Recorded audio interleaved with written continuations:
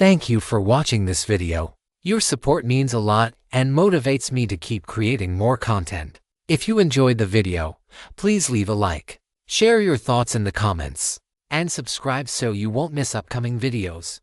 Part 16, Get Lost, Boom. The power of the flame disc surged again, its speed suddenly increasing as it fiercely pressed down toward the phantom of Zuxingchen and Sumubai. With this strike, Kai Huang intended to burn both of them, along with this patch of starry sky, into nothingness. However, facing this cataclysmic attack, the phantom of Zuxingchen merely raised his hand calmly. At the same time, within the myriad worlds, the waves in the river of time and space surged to their absolute limit. Thousands of time-space nodes flashed with light. The pillar of time-space light at the top of the Tower of Time and Space completely submerged the tower itself. An indescribable, vast divine power erupted from within the myriad worlds, following the river of time and space, the network of nodes, and the traction of the Tower of Time and Space, crossing the time-space barrier and converging upon the wheel of time and space. That was the vast power of time and space that the entire myriad worlds had accumulated over countless epochs. This was the greatest contingency plan Zuxingchen had laid for his return today when he was urgently expelled from the myriad worlds. Facing this terrifying power, even Kai Huang's attack fell into stagnation. The awe-inspiring crimson gold flame disc came to a standstill in an instant. Even the violently rising flames ceased to flicker, crack. Not only that, but the space that Kai Huang had stabilized with his own divine power was torn apart as if it were made of paper in the face of this power of time and space, which had converged the essence of the universe. A massive spatial rift, spanning across the starry sky, suddenly bloomed between Kai Huang and Sumubai. Within the rift, there was no pitch-black void turbulence, but rather a surging river of time and space. Above the river, a figure stepped forward, riding the waves. With every step he took, a lotus of time and space blossomed beneath his feet. As the lotuses bloomed, a dense, rolling power of time and space surged forth. When he fully emerged from the rift, the phantom image on the wheel of time and space instantly merged into his body. Clad in white divine space armor and wielding a blade of black flowing time light, his eyes opened and closed, holding the past and future within his gaze. After more than 9 epochs, the master of time and space Zuxingchen had finally returned. He looked at Sumubai beside him, a hint of approval flashing in his eyes as he nodded slightly. "You've worked hard. Do you still remember what I said back then?" Zuxingchen's gaze turned toward Sumubai, his deep eyes appearing to contain the rotation of 10,000 stars. His voice was calm, yet carried a sense of vicissitudes and certainty that had traversed endless years. "Now, it is time." The moment his words fell, Zuxingchen had already turned to face Kai Huang. The latter was a powerhouse at the late stage of the Rule Realm, having touched the threshold of the Dao Fruit Realm. Even with Zuxingchen borrowing the power of time and space from the entire myriad worlds, he had only managed to freeze him for a mere instant. The moment Zuxingchen turned, Kai Huang forcibly shattered the frozen time and space. A mere fellow at the late stage of the half-step Rule Realm dares to act like a mantis trying to stop a chariot. Kai Huang saw through Zuxingchen's cultivation level at a glance, and a flash of anger crossed his eyes. To think he had almost been bluffed by such a weakling just now. The momentary freeze earlier was entirely because the opponent had borrowed the power of that high-level embryonic universe. If not for that, he could have crushed a fellow of this level with a flick of his finger. Boom! The crimson gold flame wheel completely shook off the influence of the time-space freeze, rolling towards Zuxingchen and Sumubai with overwhelming might. Late stage of the half-step Rule Realm. Hearing this, Sumubai was slightly stunned, but he immediately realized the truth. The reversal rule of the myriad worlds was only born after he created the netherworld. In other words, Zuxingchen had actually only mastered the great Daos of the positive time rule and space rule, with incomplete supreme rules. How could he possibly have broken through to the true late stage of the Rule Realm? Sumubai knew exactly what Zuxingchen meant by his earlier words. When he first arrived in the undead realm, Zuxingchen had used a projection left behind by Dylan to have a conversation with him. The most important part was that before they met again, he was not to elevate anything to the level of destroying the Rule Realm. Clearly, now was the time to elevate it. In fact, After Sumyubai crossed the gap in the space-time barrier and arrived at the universe continent from the myriad worlds, he had been able to use his catastrophe talent to upgrade, but elevating an object to the level of destroying the rule realm required time. So, he simply hadn't had the chance. Now that Zhu Xingqian had returned, with him blocking Kai Huang, Sumyubai finally had the opportunity to use his talent to upgrade. The only problem was, could Zhu Xingqian really block Kai Huang, a peak powerhouse who had touched the threshold of the Dao Fruit realm? While only at the late stage of the half-step rule realm, Sumyubai knew very well how strong Kai Huang was. Just a moment ago, the opponent's casual palm strike had severely damaged his divine body, and nearly half of the divine power within him had been consumed. The crimson gold flame wheel now rushing toward them was an even more powerful secret technique. Its terrifying intensity far exceeded that of the previous giant flame hand. Hid, don't worry. On the other side of the space-time barrier gap, Huijin suddenly spoke up. You are not the only monster in the myriad worlds. Winning might be impossible, but he will certainly be able to buy you enough time. Liu Yun also nodded slightly. After Zhu Xingqian returned, the power of time and space in the myriad worlds was brought under control. The three who had been frozen immediately returned to normal. Now, the only one still frozen was Luo Fire, who stood behind Kai Huang. All right, I understand. Sumyubai's Sea of Death projection avatar took a deep breath and continued to channel the mystic heaven sealing method to lay down the seal. Meanwhile, outside the gap in the space-time barrier, facing Kai Huang's terrifying attack, Zhu Xingqian didn't say a word. He simply raised his hand and slashed out with his sword. His sword lacked the reinforcement of sword Dao rules and appeared less sharp than Huijian's blade. However, this strike traversed time and space, landing on both Kai Huang and the crimson gold flame wheel simultaneously. In an instant, the power of time and space that had accumulated in the myriad worlds for countless years erupted violently. Crack! With a flash of black and white light, the crimson gold flame wheel was instantly split into and collapsed with a roar. A sword mark deep enough to see bone appeared on Kai Huang's chest, and the power of time and space clinging to the wand began to continuously invade his body. Native, you are courting death. Kai Huang was instantly enraged. He never expected that he would be bested by a native. Although the injury was not serious, it was truly too humiliating. I want to see what you'll use to block me once the time-space power of the myriad worlds is gone. With a sharp shout, boom! A crimson gold flame wheel with a diameter of over 1,000 feet appeared once more. The wheel rotated slowly, and with every turn, the pressure it emitted surged significantly. In the center of the wheel, the phantom of a giant flame beast roaring at the sky was vaguely visible. To wash away his shame, Kai Huang had once again used his secret technique Burning Heaven Flame Meteor. The crimson gold flame wheel pressed down for the second time. But Zhu Xingqian no longer had the reinforcement of the myriad worlds time-space power. The time-space power accumulated previously had been exhausted in guiding his return and the strike he had just delivered. Yet, Zhu Xingqian remained completely unfazed, standing before Sumyubai like a needle pinning the sea. His black flowing light blade pointed directly at Kai Huang. Then you had better keep your eyes wide open and watch closely.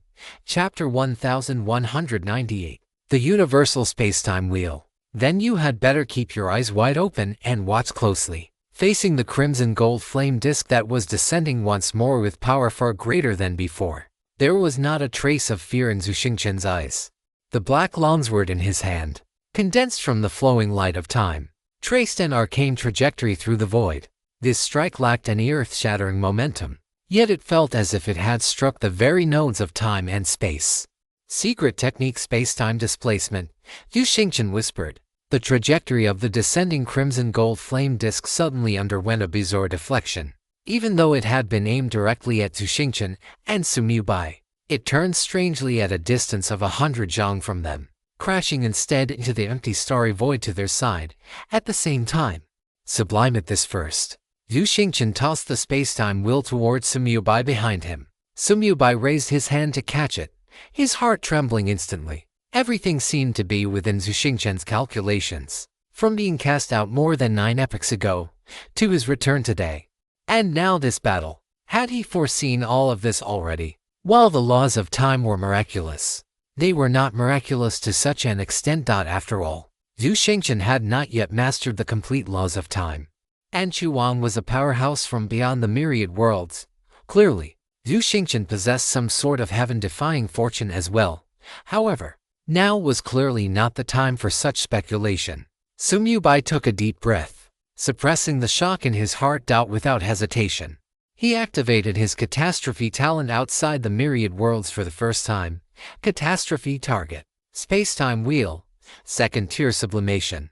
As Sun Yubai's divine sense moved, the catastrophe talent took effect immediately. Although there was no system notification sound, the consumption required for the sublimation still existed. However, a mere 20 million godheads was not even worth mentioning to the wealthy and imposing Sun Yubai. After emerging from the origin land and before crossing the rift in the space-time barrier, he had already had Fujiqianjia trade for 10 billion godheads across borders as a reserve, without the restrictions of the myriad worlds.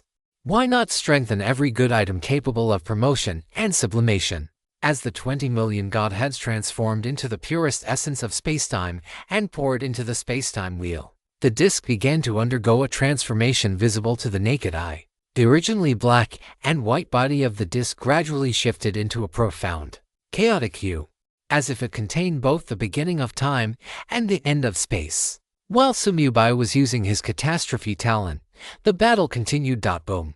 A terrifying explosion bloomed in the distance, scorching a massive hole thousands of miles in diameter into that patch of the starry sky. A clever secret technique, indeed.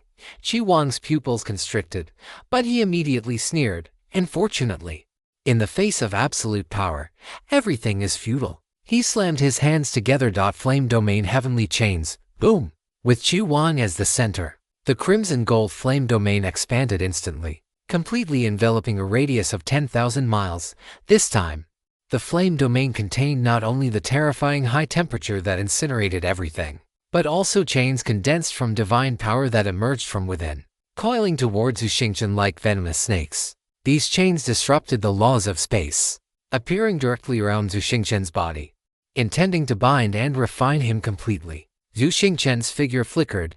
Every movement felt like he was traveling through the cracks of time, narrowly avoiding the entanglement of the chains. But the suppression of the flame domain was omnipresent. His movements became increasingly sluggish, and the application of his spacetime laws was severely restricted. Sizzle. One chain finally grazed his left shoulder. The crimson gold flame spread instantly, and his white divine armor let out a groan of overload, with charred cracks appearing on the shoulder guard. Zhu Xingchen let out a muffled grunt as the flesh on his left shoulder sizzled from the burning.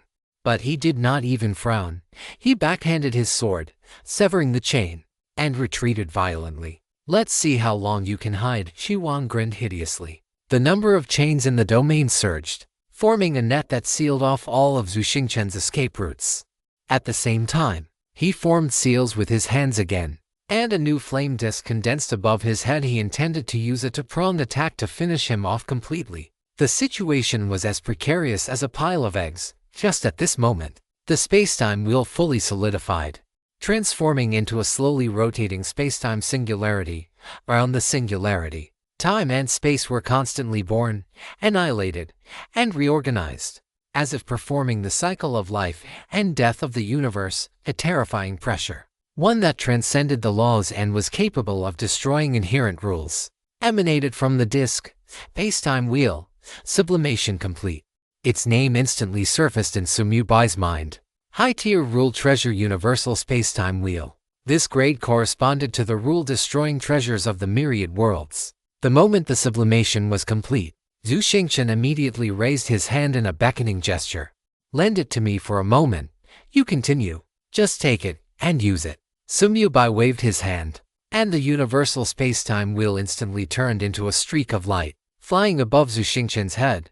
But to everyone's surprise, Zhu Xingchen did not use it for combat. Divine soul time acceleration 1 million times. The spacetime singularity at the center of the universal spacetime wheel suddenly lit up, projecting an invisible beam of light that enveloped Zhu Xingchen's divine soul. 1 million times time acceleration to the outside world. It was but an instant, but in the perception of Zhu Xingchen's divine soul, a long period of time had already passed. Fool, you are seeking your own death. Chuan was stunned for a moment, then let out a scoff. Applying time acceleration to one's divine soul alone during a battle, and at 1,000,000 times speed at that, was no different from courting death. Because while the divine soul was accelerated, the reaction of the divine body and the mobilization of divine power would become disconnected from the soul. A slight carelessness could lead to the collapse of the divine soul, or being caught by the enemy and killed in one strike. What kind of terrifying divine soul control would this require? Let alone a mere late-stage half-step rule realm cultivator. Even a powerhouse at the Dao Fruit realm would not dare to do this in a life-or-death battle. However, Zhu Xingqian managed to do it. His speed as he wove through the chains of flame did not falter due to the acceleration of his divine soul. Instead, it became increasingly swift and precise. Every dodge was executed to the peak of perfection, and every sword strike was delivered with impeccable timing. What shocked Kai Huang even more was that he could clearly sense the opponent's urgently incomplete time rules and space rules were being perfected and completed at an astonishing speed. As a treasure capable of destroying rules, the universe spacetime will contain within it the complete, dual-natured destructive time rules and destructive space rules. And Zhu Xingqian was frantically comprehending and absorbing them through a divine soul accelerated 1,000,000 times over. Not only was he not suffering from the soul acceleration, but he was also sustaining fewer injuries as his strength improved.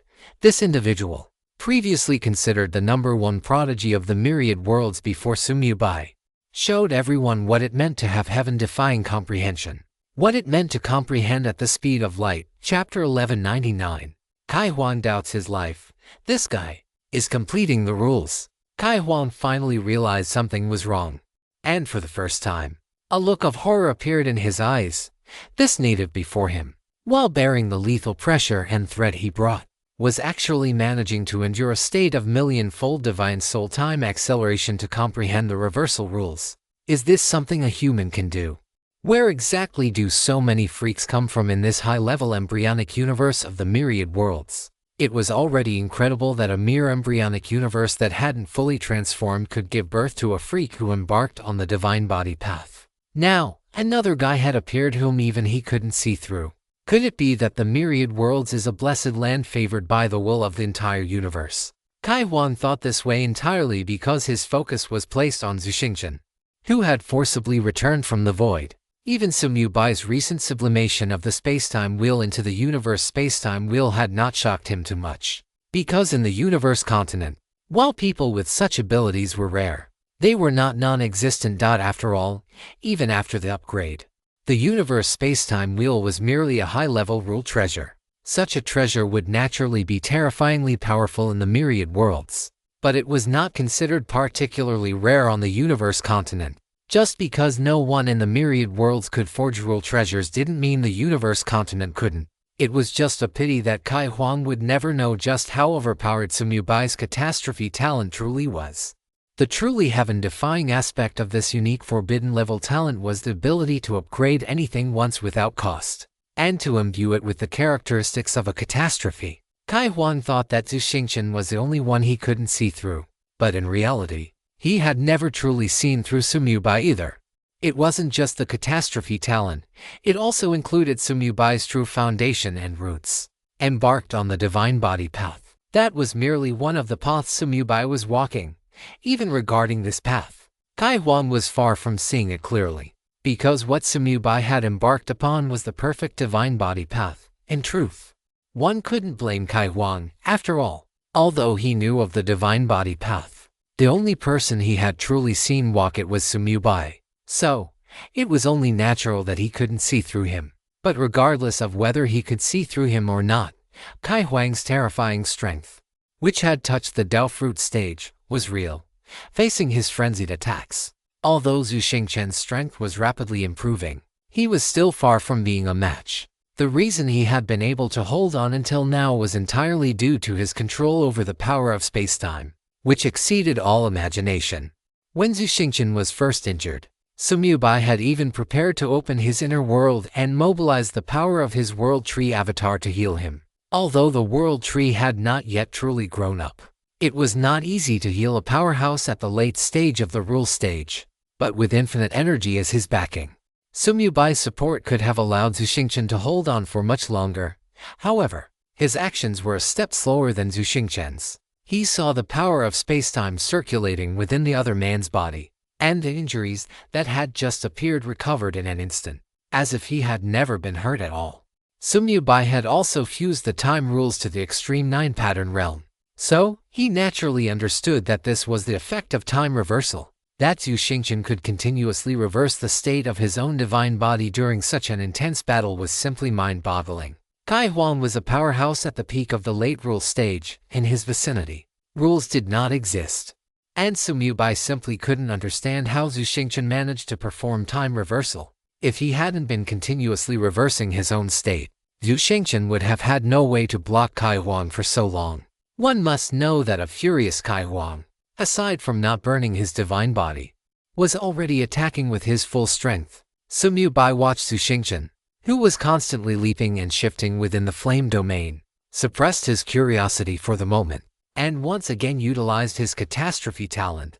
If learned skills can be upgraded, then secret techniques naturally can too. The thought flashed by, and despite the absence of the system panel, Sumyu Bai proceeded without hesitation. Catastrophe target. Secret technique burning divine body, sublime it to tier 2. With his divine soul locked onto the operational method of the intermediate secret technique burning divine body, Sumyu Bai moved his divine sense and directly chose to sublime it to tier 2. But the next moment, he shook his head helplessly and selected to promote it to tier 1 instead. He had many godheads, but to sublime it burning divine body into a top-tier secret technique, godheads were not yet qualified to be used as consumable resources. Fortunately, promoting it to tier 1 did not require Sumyu Bai to provide any resources.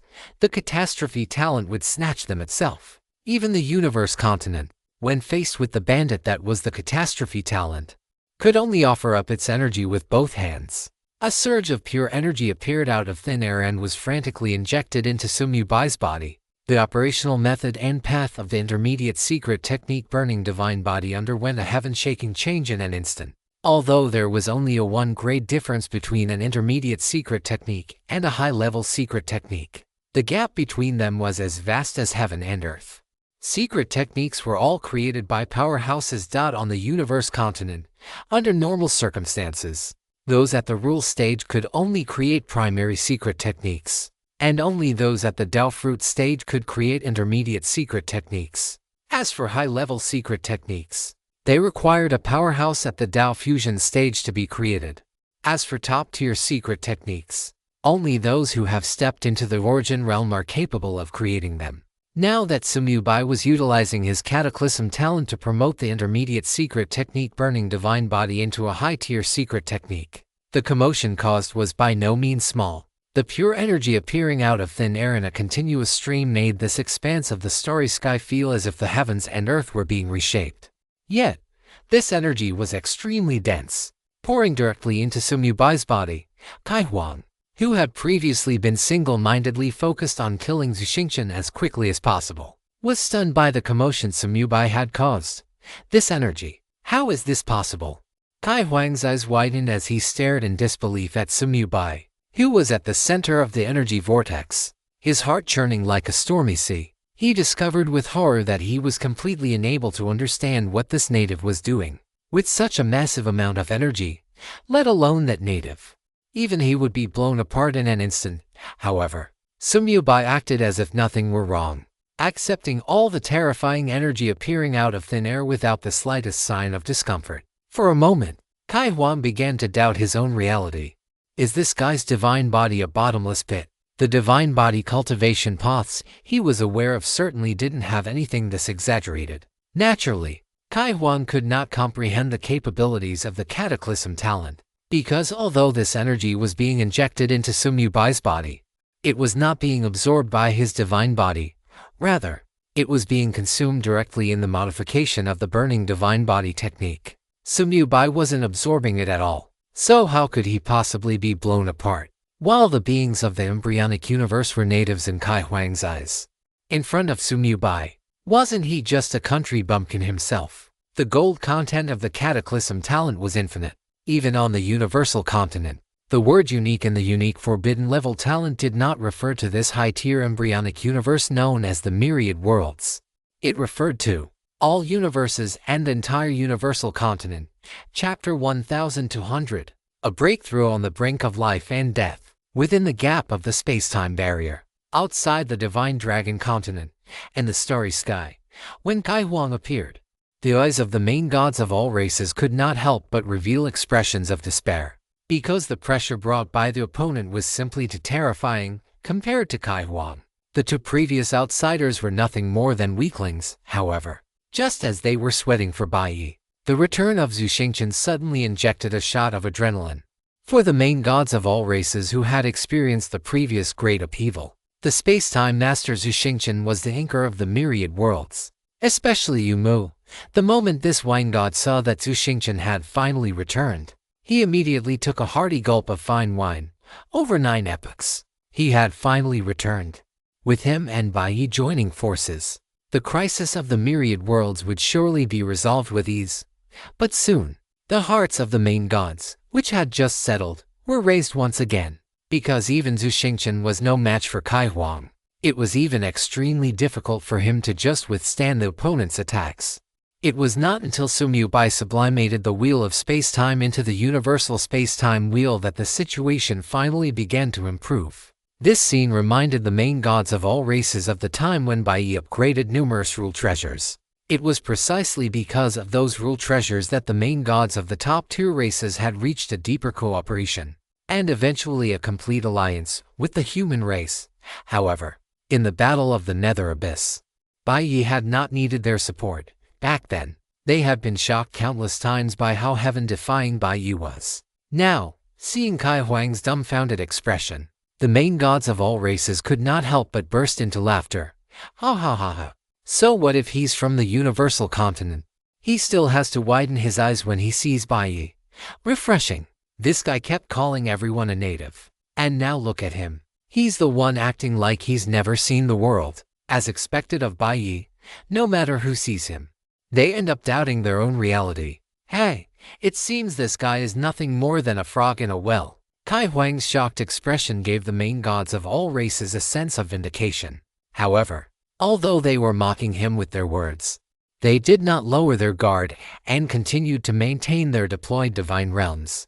Of course, if Bai Yi and Zhu Xingqian were defeated, it would be useless even if they all fought to the death. But what had to be done, must be done. Unlike the others who were still somewhat anxious, the for Yu Mu, Hui Jian, Yi Yuan, and Liu Yan had expressions that were significantly more relaxed, because they were the ones who knew best just how heaven-defying Bai Yi's talent truly was. When Bai Yi left the No. 7 Divine Forbidden Land and entered the undead realm, his strength had undergone a qualitative leap in a short period of time. Now that he had left the myriad worlds and entered the universal continent, his strength would inevitably undergo another leap. Previously, he had to deal with Kai Huang and had no chance to use his talent. Now that he had Zhu Xingqian to block the enemy, they believed that Bai Yi would soon make the opponent understand what it meant to truly cheat. Outside the gap of the space-time barrier, at the edge of the universal continent, the commotion caused by Sumu Bai made Kai Huang truly anxious. Although he could not understand what the other party was doing, he knew it was definitely not a good thing for him. Especially since the sealing process inside the gap was still ongoing, he could not afford to drag this out any longer. If he were to fall here, there would truly be no point in living. Kai Huang looked at Zhu Xingqian, who was using him as a whetstone to constantly refine his own great Tao in a life and death battle, and his anger flared. Stop that right now. Burning heaven descent of the flame god, boom. The flame domain instantly contracted and condensed, transforming behind Kai Huang into a phantom of a deity 10,000 feet tall. The deity had 3 heads and 6 arms, each hand gripping a weapon, radiating a destructive aura capable of burning the heavens to ash.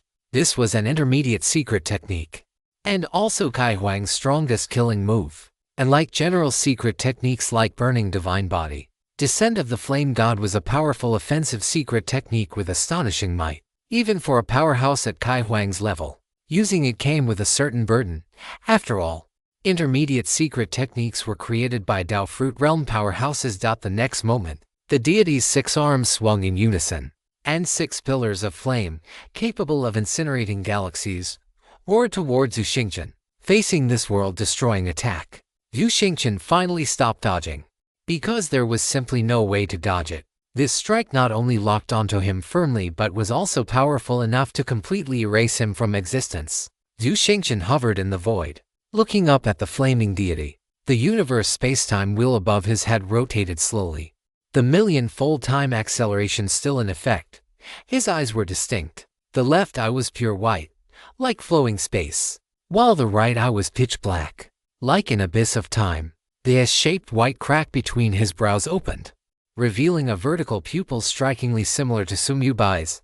However, Zhu Xingchen's vertical pupil was not the mystic heaven divine pupil, but the saint annihilation divine pupil, deep within his eyes. The laws of inverted time and inverted space were rapidly completing themselves. Time is enough. Zhu Xingchen spoke softly. The next moment, a complete, perfect, and supreme pressure of space-time laws erupted from his body. That pressure was no longer fragmented, no longer biased toward the positive.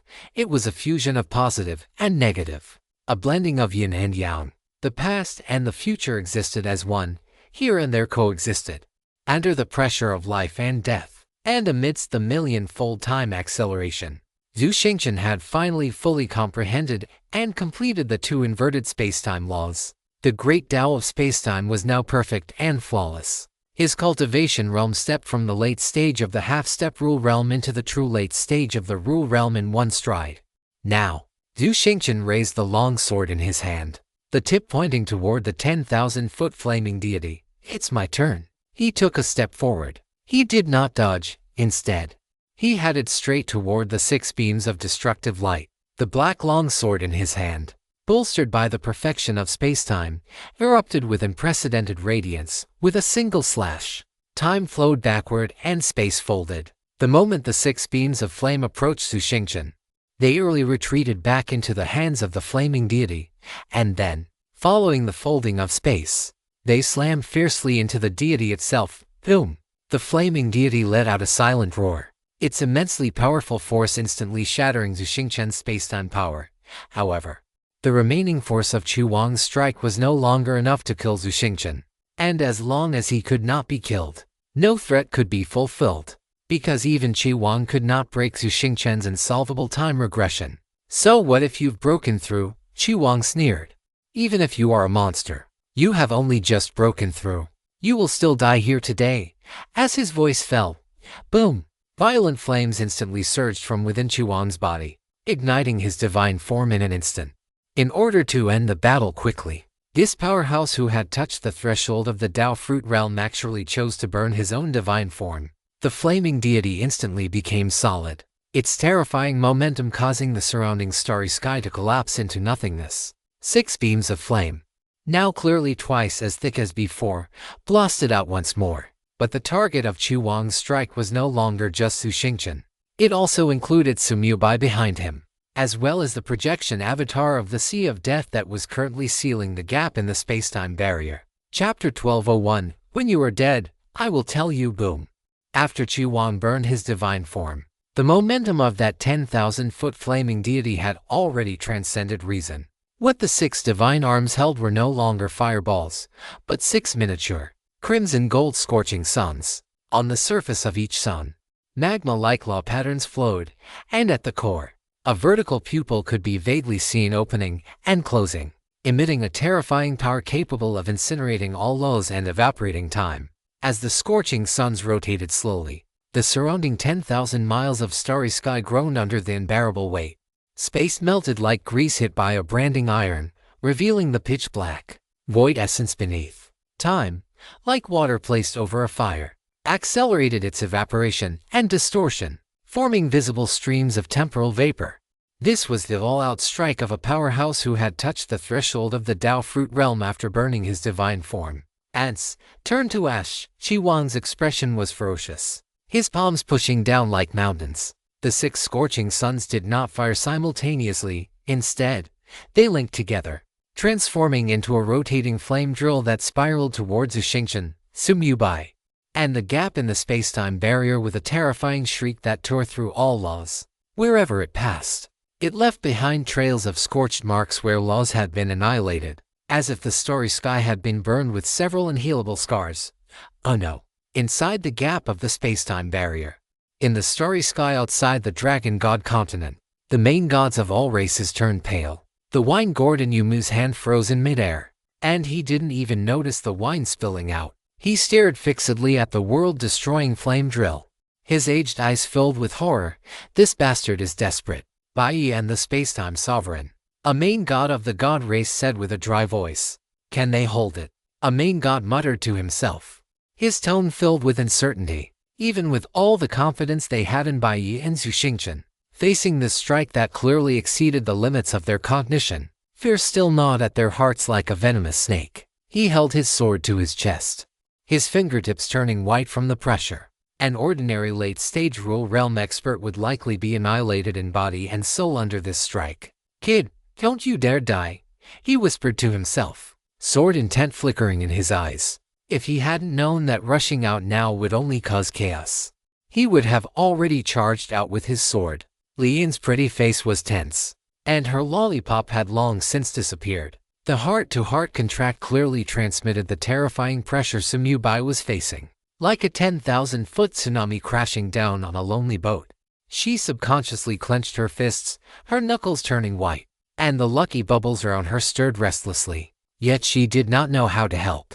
Yi Yuan stared intently at the battlefield, his brain working at high speed, trying to deduce any possible chance of victory, beads of sweat seeping from his temples. On the other side of the gap, Zhu Xingchen felt an unprecedented threat of death. The flame drill had locked onto not just his physical body and divine soul, but had also faintly locked onto the very concept of his existence in this space and time. Avoiding it was impossible, and Zhu Xingchen had never intended to avoid it, because behind him were Sumu Bai and the gap in the space-time barrier. If this strike landed, the entire myriad worlds would be destroyed. Thinking of this, a look of determination flashed across Zhu Xingchen's eyes. He prepared to burn his nascent space-time Dao foundation, sacrificing a portion of his shattered great Dao in exchange for a momentary, extreme sublimation. Intending to forcibly shift or deflect this fatal blow, however, at this critical juncture, Senior, there is no need for that. Sumu Bai's calm voice resonated deep within Zhu Xingchen's soul like an anchor in a storm. Immediately following, a torrent of information, profound and complex to the extreme, surged into the core of Zhu Xingchen's soul. It was the complete essence of the high-level secret technique Burning Divine Body, upgraded by the catastrophe talent. What kind of person was Zhu Xingchen? In the state of his soul under the million-fold time acceleration of the universe space-time wheel, a single instant in the outside world was, to him, a long period of enlightenment. Brilliant divine light erupted from Zhu Xingchen's eyes, as if he had pushed open a brand new door. In an instant, he had completely mastered this secret technique, without the slightest hesitation. As his thoughts shifted, the burning divine body was already in operation. Boom! Unlike the violent and clamorous flames of Qi, the divine flames rising around Zhu Xingchen were deeper and far more powerful. His aura, like a prehistoric beast that had broken free from all restraints, began to surge crazily. How is this possible? Qi Wang's ferocious smile froze on his face, his pupils shrinking to pinpricks. He had burned his divine body, causing his power to surge twofold. This was supposed to be his trump card, enough to crush anyone of the same rank. Yet, the native who had just broken through was increasing his power after burning his divine body by a margin that far exceeded his own. How could this be? Unless the burning divine body secret technique the opponent was using was not intermediate, but a high-level burning secret technique. Qi Wang gasped in shock, his voice filled with horror. You are merely natives. Where did you learn a high-level secret technique for burning the divine body? High-level secret techniques were things that only terrifying powerhouses at the Dao fusion stage could create. In the universe continent, the vast majority of rule stage, and even many Dao fruit stage experts, only used intermediate burning secret techniques. Those capable of mastering high-level burning secret techniques were all top-tier existences with deep backgrounds or heaven-defying opportunities. What right did this native of the myriad worlds have? Could it be that these myriad worlds were truly a blessed land favored by the will of the universe? For a moment, the way Qi Wang looked at the myriad worlds was filled with even more immense dread amidst his greed. However, No one answered his question. When you are dead, I will tell you. Yu Xingqian felt the surging, vast power within his body and slowly raised the black longsword in his hand, which had been condensed from the flow of time. The blade trembled slightly, emitting a joyful, clear chime. The divine flames swirling around it merged with the black light of the sword itself, transforming into a gray, hazy color reminiscent of the primordial chaos. He struck out with a single, gentle sword swing toward the flame drill that was now inches away, radiating an aura of extinction. Secret technique. Space-time returned to ruins. There was no earth-shattering sound, only a gray, hazy sword light, appearing both virtual and real, quietly meeting the attack. The next moment, a scene that would be etched into the memories of all onlookers forever appeared. The power boosted by the high-level secret technique burning divine body completely leveled the gap between Yu Xingqian and Qi Huang. The peerless flame drill, which seemed capable of piercing through the great thousand worlds. The moment it touched the gray sword light, began to dissolve silently, like snow meeting the morning sun. It was not an explosion, nor a confrontation, but a return to the most fundamental state of nothingness. The flame drill was burned backward within the sword light into its most basic energy, then further decomposed and dissipated. Qi Huang's attack was washed away and disintegrated by the power of space-time returned to ruins contained within the sword light, returning to the heavens and earth.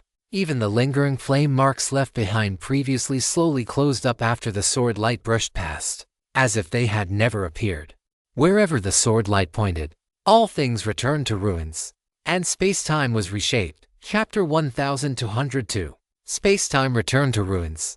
Is this the true killing power of the space-time great Tao?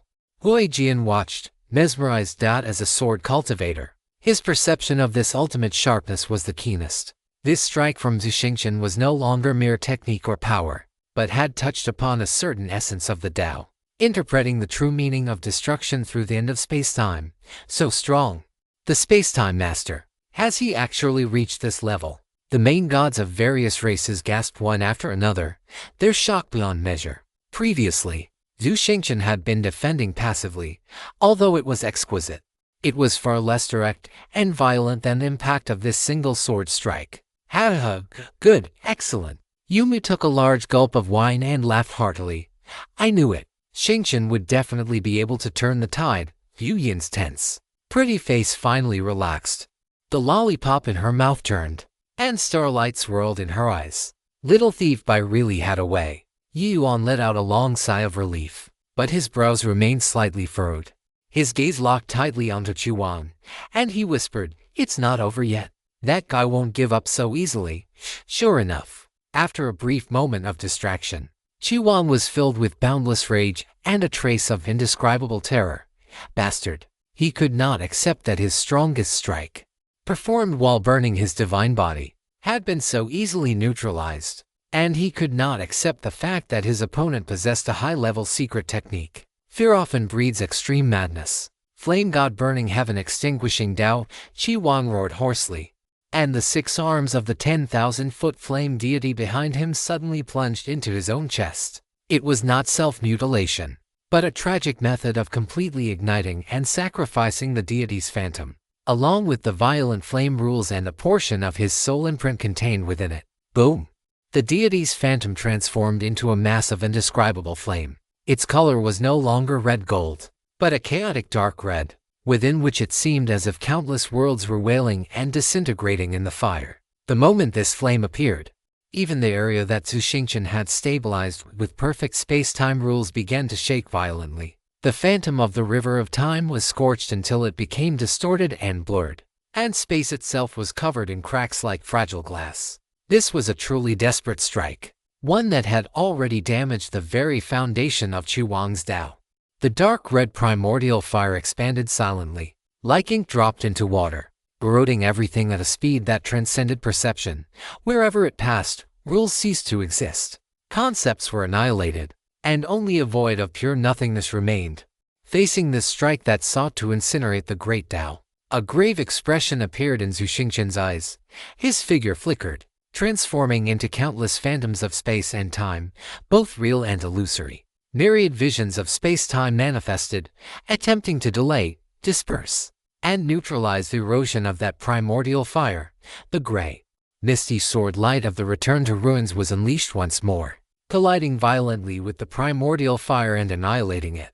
The two were locked in a fierce battle, with the silver-white space-time divine flames and the dark red fire of the burning Tao intertwining madly, turning that patch of the starry sky into a chaotic battlefield. The shockwaves were so immense that the main gods of various races, located far away on the periphery of the Shenlong continent, felt the divine realm tremble and were forced to join forces once again to stabilize their defensive lines. It's too terrifying. Is this what a battle at the rule-breaking stage looks like? One main god asked, their voice trembling. The master of space-time is actually able to contend with him head-on, and he only just broke through. Another main god exclaimed, their face full of disbelief. Huijian watched, dazzled and mesmerized, while a strong sense of urgency rose in his heart. Compared to a battle of this level, his own nascent sword path was still far too immature. Yi Yuan, who had been observing the battle closely, suddenly raised a question. The space of the universal continent. Isn't it a bit too easy to break? Having said that, he added, what I mean is, there are several major realms above the rule stage. If experts of that caliber were to fight, wouldn't it be very easy to destroy vast regions? Hearing this, Huijian was slightly taken aback. This was indeed a problem, but he had never been to the universal continent, so he didn't understand why. That is because the area outside the breach is merely the most desolate, outermost edge of the universal continent. Li Yin suddenly spoke up, resolving their confusion. She had learned this information through her dream walking. So that's how it is. Yi Yuan suddenly realized, and then continued to focus on the situation on the field, while Zhu Xingchen and Kai Huang were locked in a life and death struggle. The aura of various heart-stopping treasures flickered and vanished around Sumu Bai, as if he were making some secret and important preparations. Kai Huang grew increasingly alarmed as the fight progressed. Zhu Xingchen's combat talent was terrifyingly high, and his application of space-time power was masterful. Combined with the strength boosted by high-level burning secret techniques, he was holding Kai Huang firmly in place, even beginning to adapt to his combat rhythm and launching counterattacks. What made him even more uneasy was that fellow who hadn't really made a move yet. From that direction, the aura of high-level rule-based treasures being birthed would drift over from time to time. This left Kai Huang extremely astonished. Even the grandmasters of artifact refining on the universal continent couldn't easily produce so many high-level rule-based treasures. Could they? How on earth was that guy doing it? The more Kai Huang thought about it, the more wrong it felt. And he finally made up his mind. No matter how tempting the opportunities in the myriad worlds were, one had to be alive to enjoy them. These two natives were far too bizarre, especially the one behind who had embarked on the path of the divine body. He gave him a sinister feeling. With this thought, a desire to retreat began to grow in his heart. This was not running away, but a strategic withdrawal.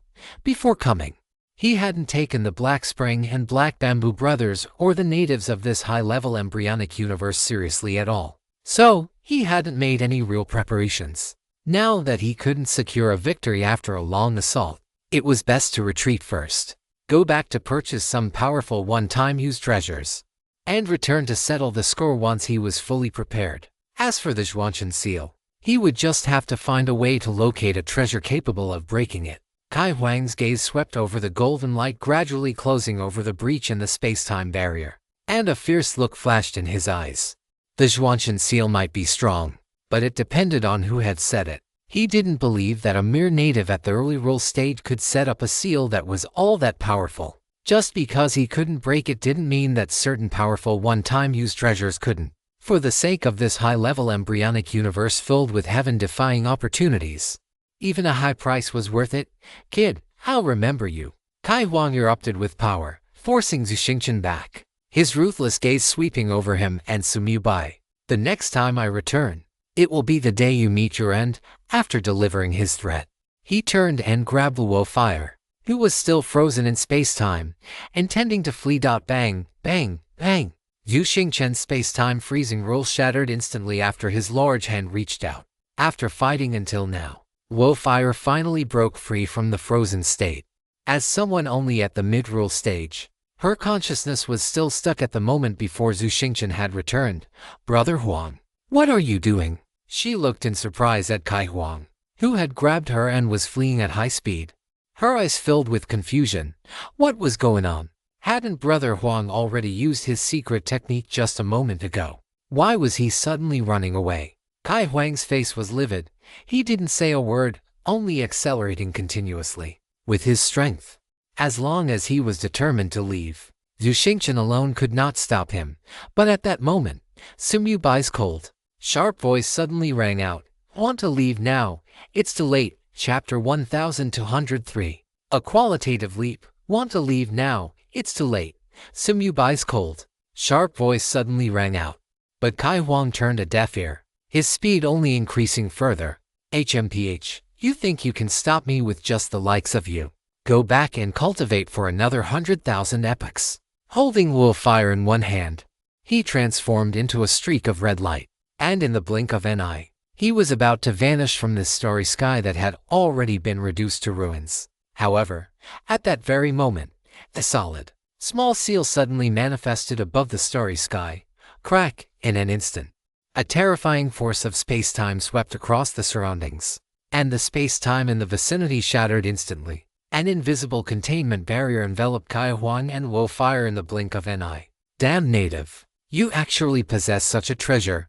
Kai Huang's expression tightened, and he instantly understood the function of this small seal, because he could already feel that the space here had suddenly become extremely rigid, no longer as easy to tear as it had been before. Even his flight speed had been reduced several times over because the space-time had become solidified. "Brother Huang, what on earth is happening?" Wo Fire remained completely bewildered. This high-level embryonic universe is strange. Kai Huang frowned and muttered, a pitch-black long needle instantly appearing in his palm. "Break from me." With a sharp shout, the black divine needle transformed into a streak of light, piercing toward the invisible ceiling barrier. This was a high-level rule treasure, also possessing a limited number of uses, specifically designed to break barriers.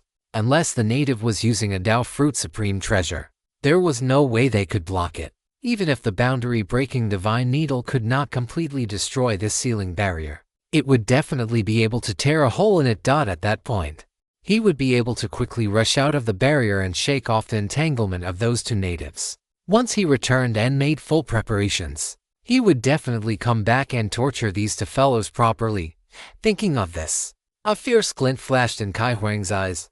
However, the next moment, his pupils suddenly constricted, and he exclaimed in disbelief, "How is this possible?" Boom!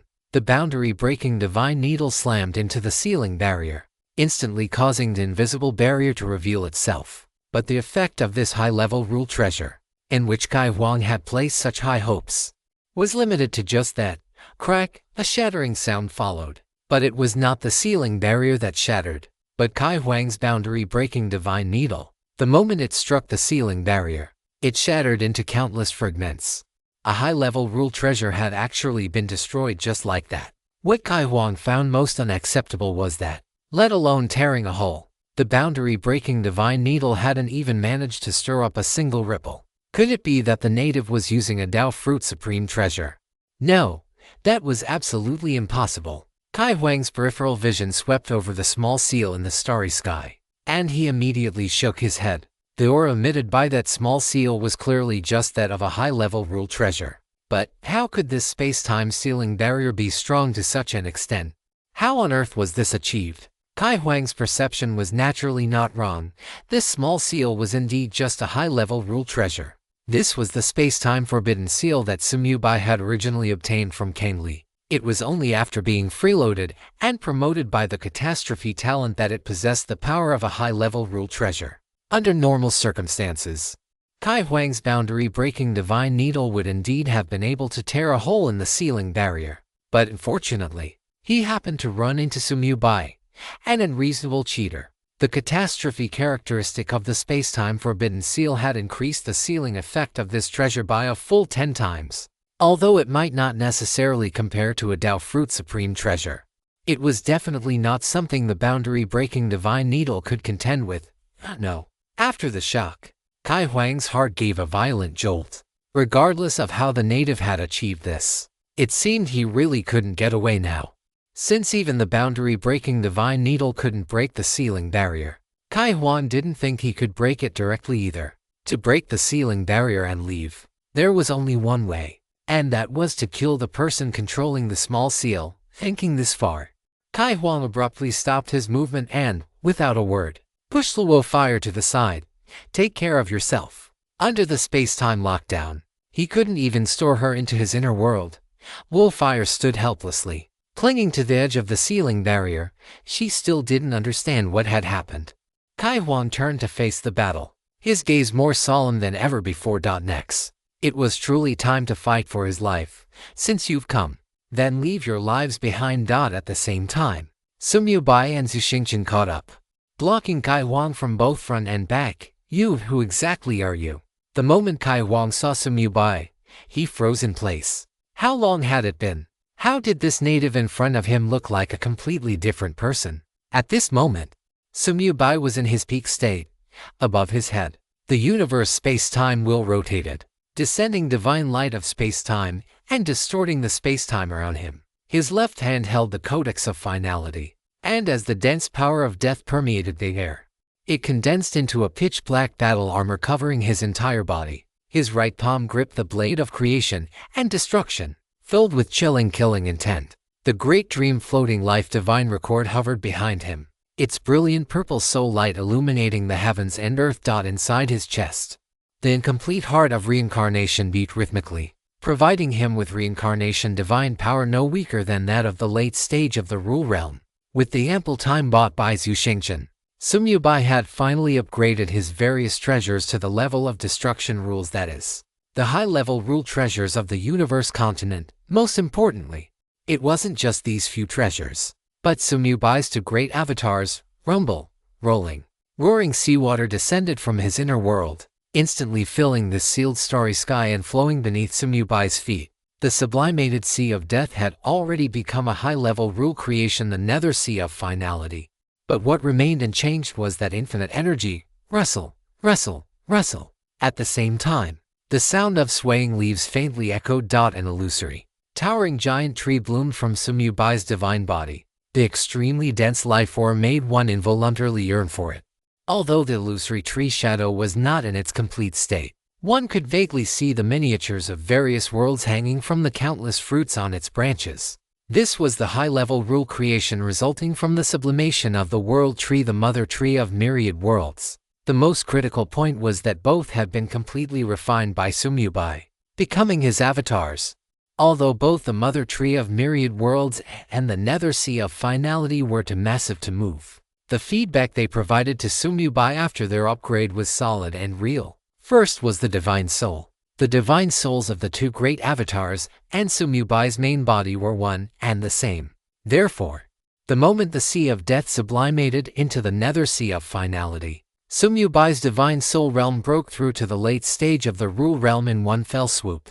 Although it was only the early entry into the late stage of the rule realm, compared to before, it was a qualitative improvement. As for his divine body, although it was not as strong as his divine soul, it had also successfully broken through to the mid-stage of the rule realm under the nourishment of the mother tree of myriad worlds. Do not underestimate him just because he is only at the mid-stage of the rule realm. One must know that Sumyu Bai follows the path of the perfect divine body. Every breakthrough his divine body achieves is a qualitative leap. It can be said that in terms of the divine body alone, Kai Huang is simply incomparable to him. The time Zhu Xingchen bought allowed Sumyu Bai's strength to achieve a leap-style improvement in a short period.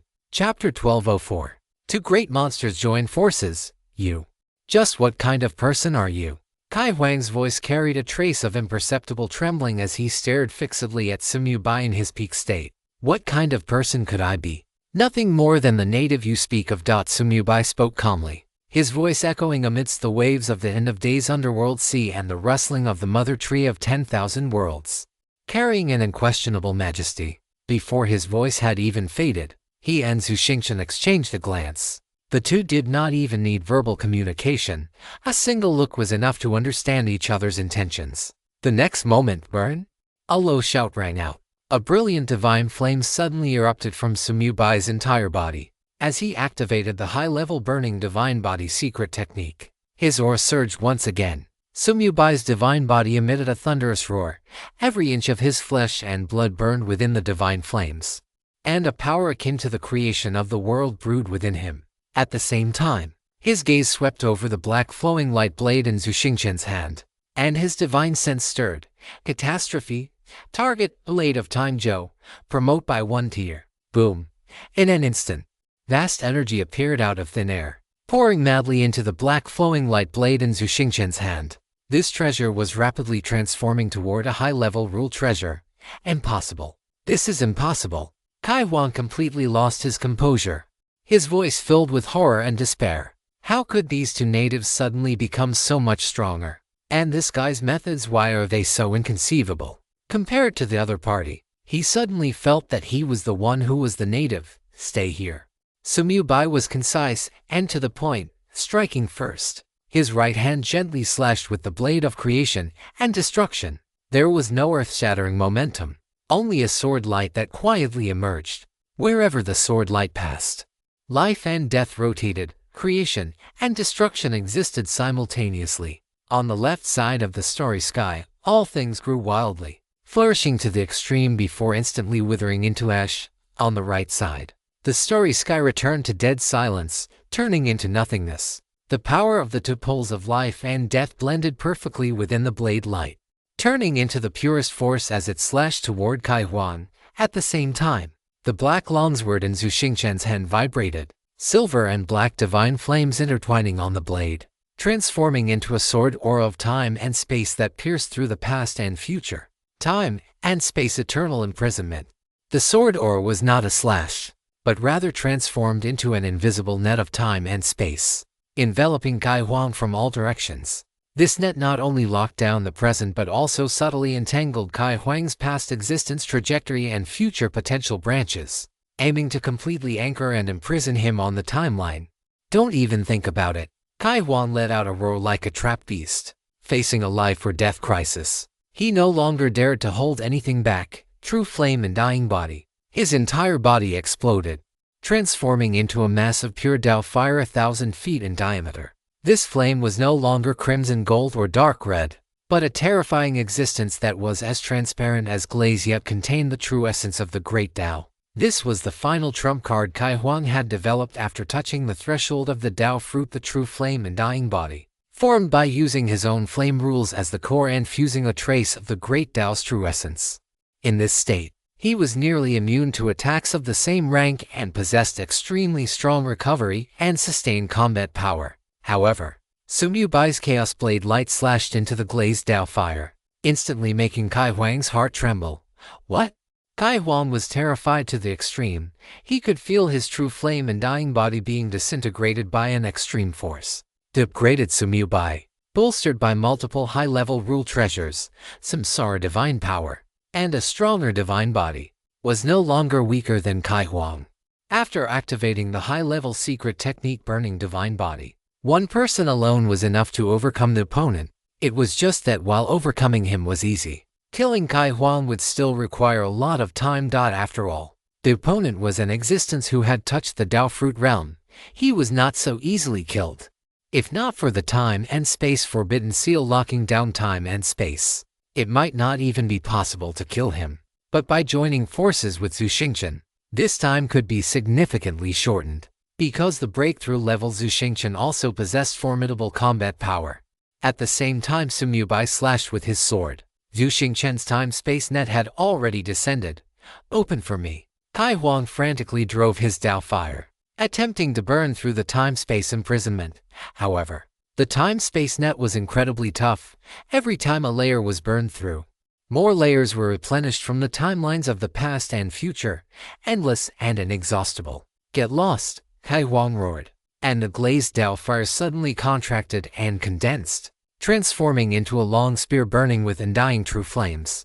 The cold glint at the tip of the spear contained the terrifying will to incinerate time and space as it fiercely stabbed towards Zhu Xingchen. This strike condensed his lifelong cultivation and undying true essence.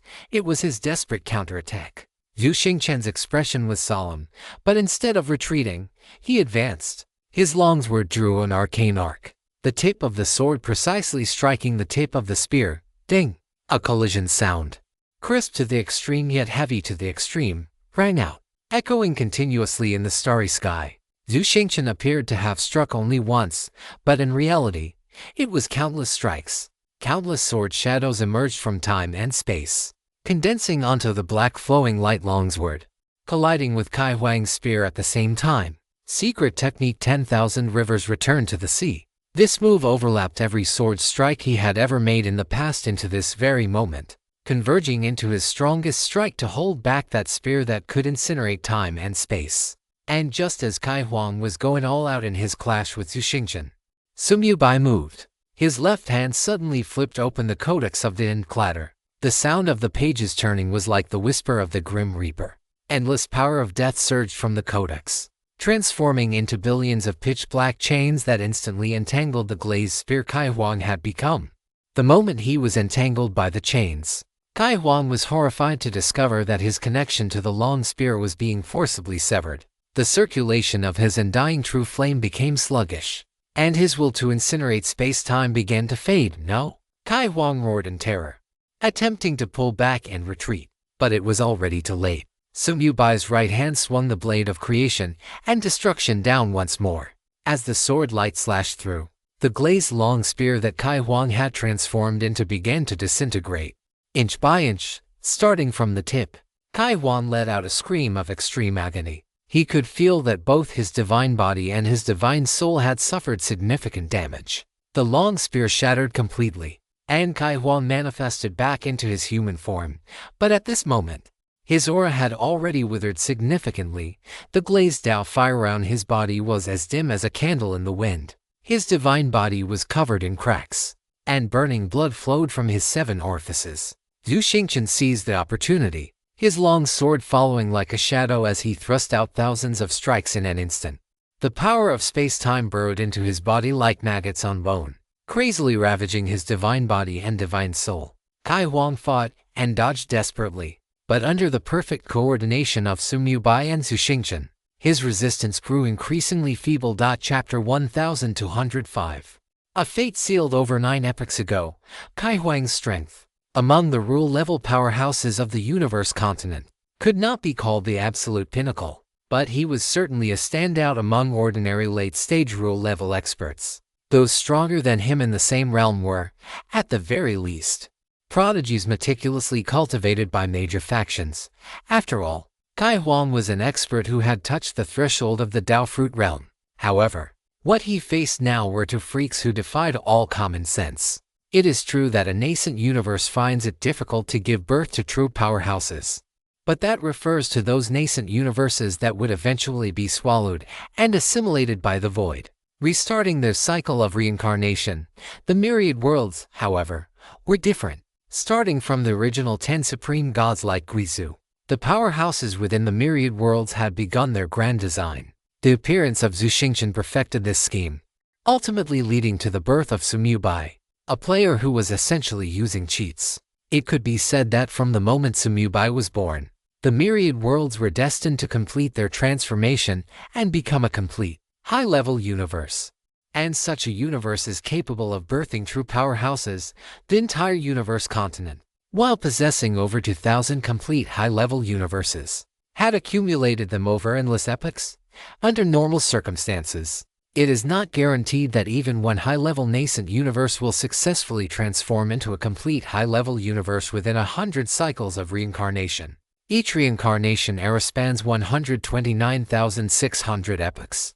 One can imagine just how difficult it is for a high-level nascent universe like the myriad worlds to complete its transformation. Therefore, Kai Huang's defeat was not unjust, because what he encountered was exactly such a high-level nascent universe. Sumyu Bai and Zhu Xingchen were the very 2 people capable of allowing the myriad worlds to successfully complete that transformation. Although their realms were far inferior to Kai Huang's, realm does not equate to true combat power, especially Sumyu Bai. His divine body had only just broken through to the mid-stage of the rule realm, yet after burning his divine body, he was already able to go head-to-head with Kai Huang. What made Kai Huang even more desperate was that these 2 freaks had been burning their divine bodies for so long. yet they showed absolutely no signs of depletion. This completely shattered his worldview. Whether in the Rule Realm or the Dao Fruit Realm, the longer one burns their divine body to fight, the more severe the damage to the divine body becomes. Once the depletion exceeds half, one's own strength drops significantly. He was currently facing such a situation, but these two guys in front of him left him feeling baffled.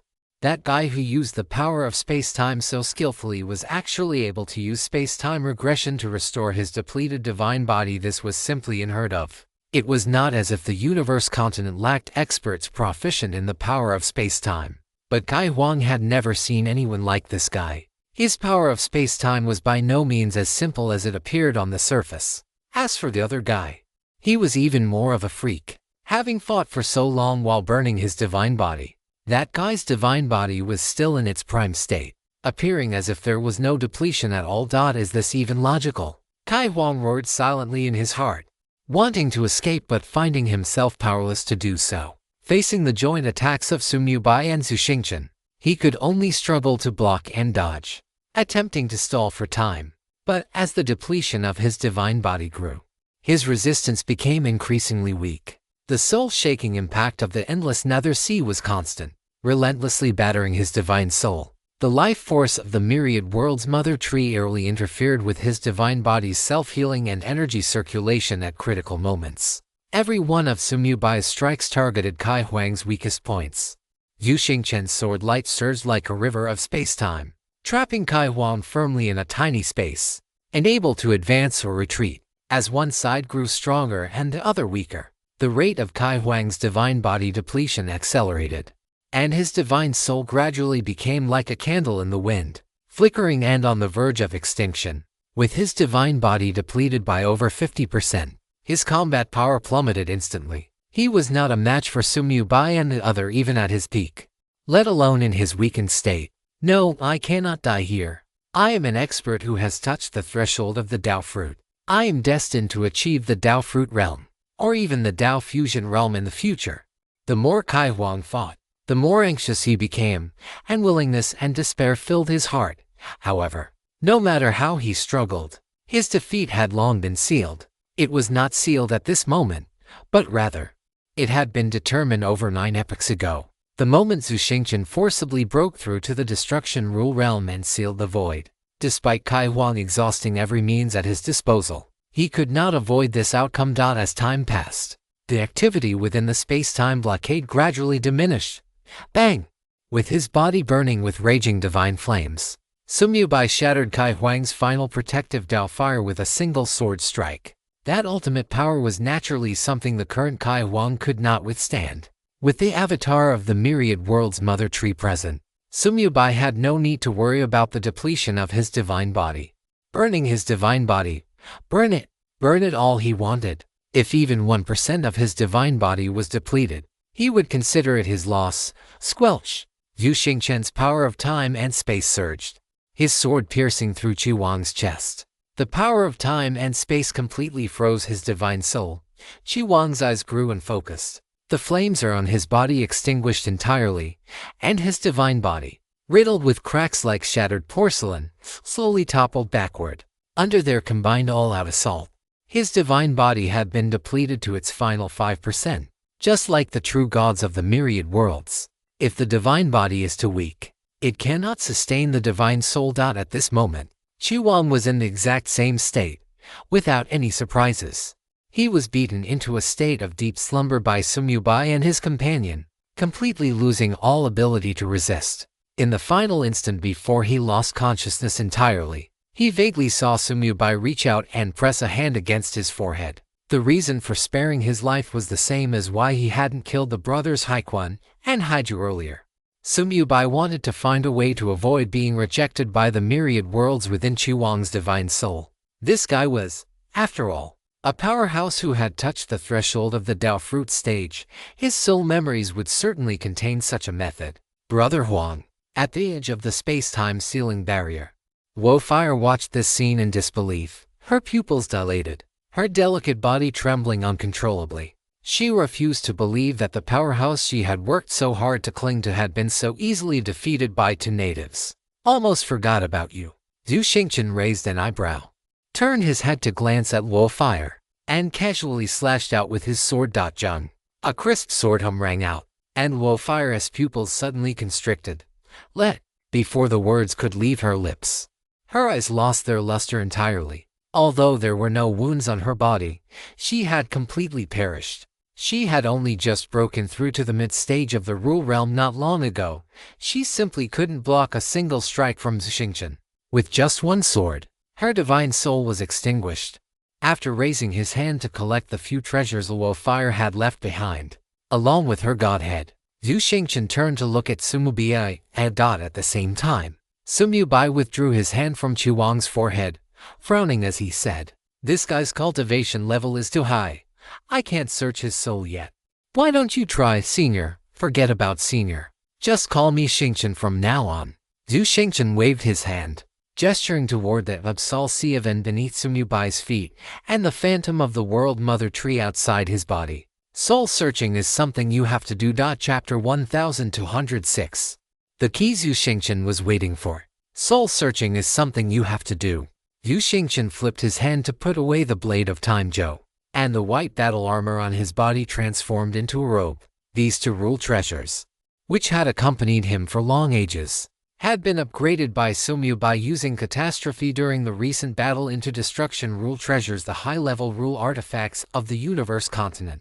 Upon hearing this, Sumubai's heart jolted. He looked up at Zhu Xingchen. "You had foreseen everything that happened today. The future is not set in stone." Zhu Xingchen shook his head. "All I did was try my best to make this specific future a reality. The seeds planted over 9 epochs ago. Today, it is time to harvest." Having said this, Zhu Xingchen glanced at the slumbering Qiwan before continuing. "Let's handle the important business first.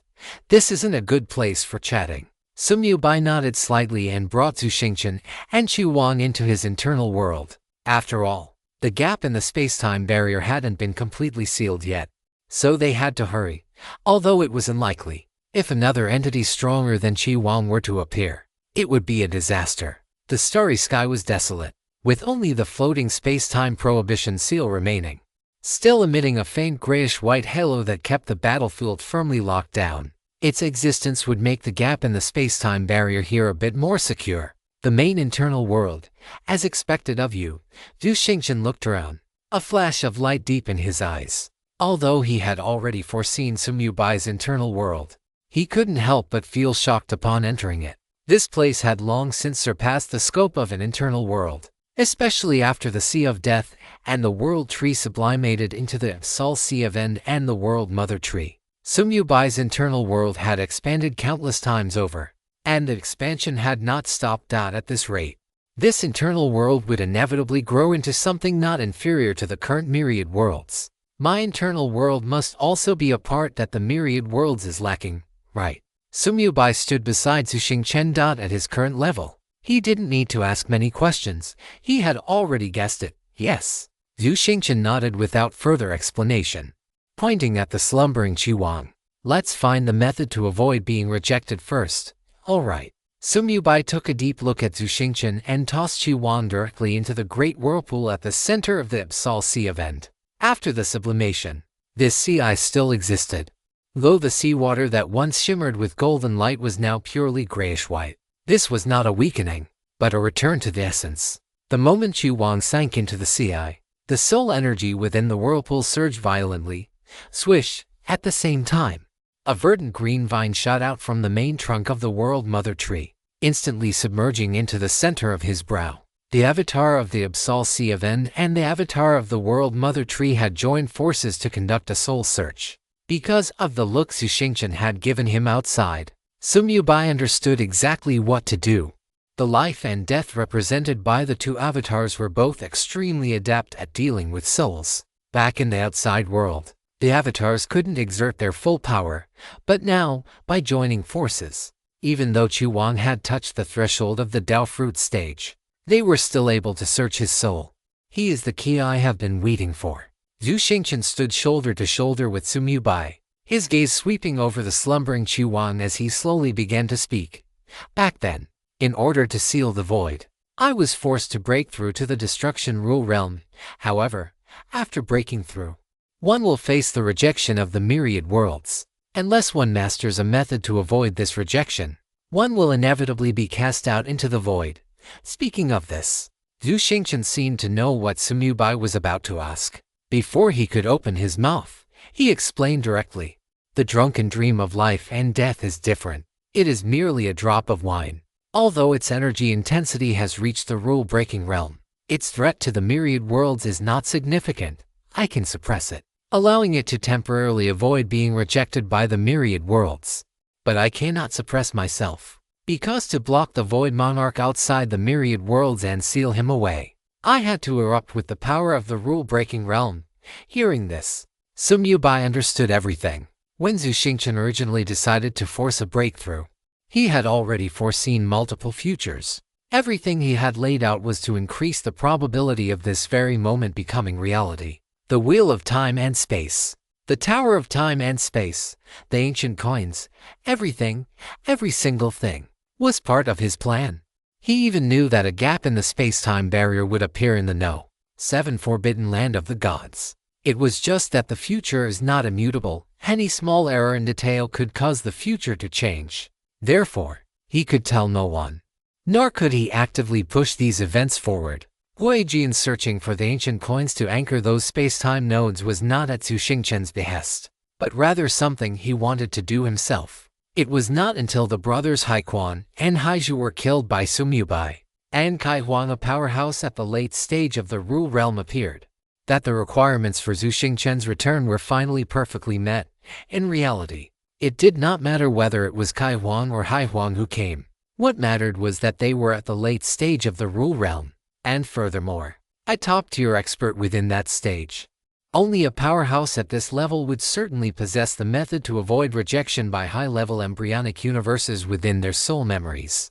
If it were someone beyond this realm, then even if Zhu Xingchen and Sumubai joined forces, it would be impossible to contend with them. Therefore, it had to be this realm. And Kai Huang was the key to Zhu Xingchen's return to the myriad worlds. Of course, he was now also the key to Sumubai's return to the myriad worlds. Precisely because of this, Kai Huang's appearance triggered the mark Zhu Xingchen had left within the Wheel of Time and Space, which in turn activated the Tower of Time and Space, carrying the power of 10,000 space-time nodes and mobilizing the space-time energy accumulated by the myriad worlds over countless epochs. This immense power brought Zhu Xingchen back directly. Looking back, all of this might seem simple, but in reality, it was extremely difficult. If there had been even the slightest error in the middle, the myriad worlds would have been destroyed in an instant, because if Zhu Xingchen had not returned, Sumubai alone would never have been able to stop Kai Huang.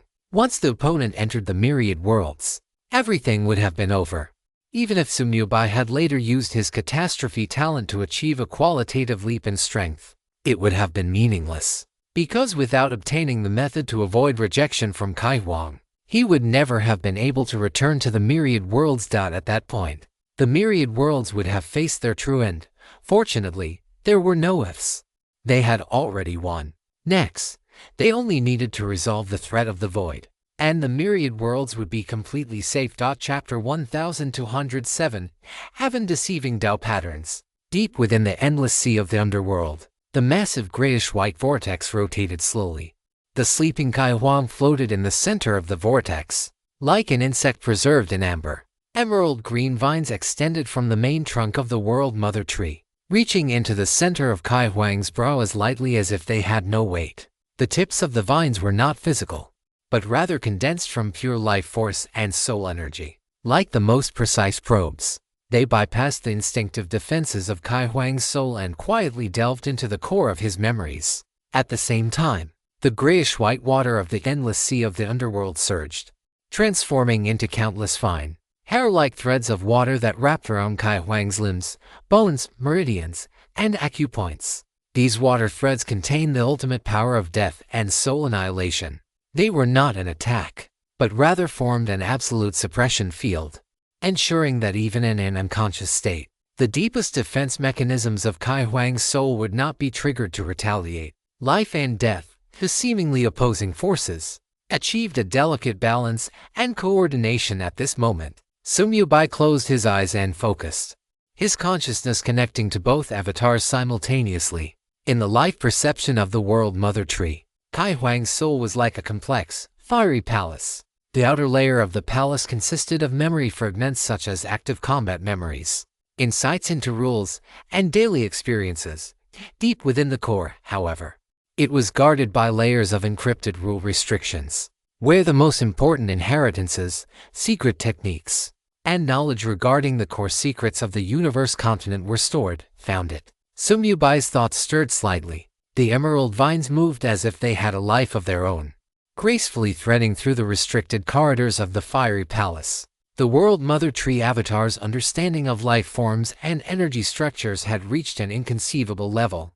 These restrictions were like intricately designed locks before it, and it held the most suitable key. The tip of the vine finally touched a crimson gold memory crystal at the deepest part of the palace, its surface flowing with Daorime patterns.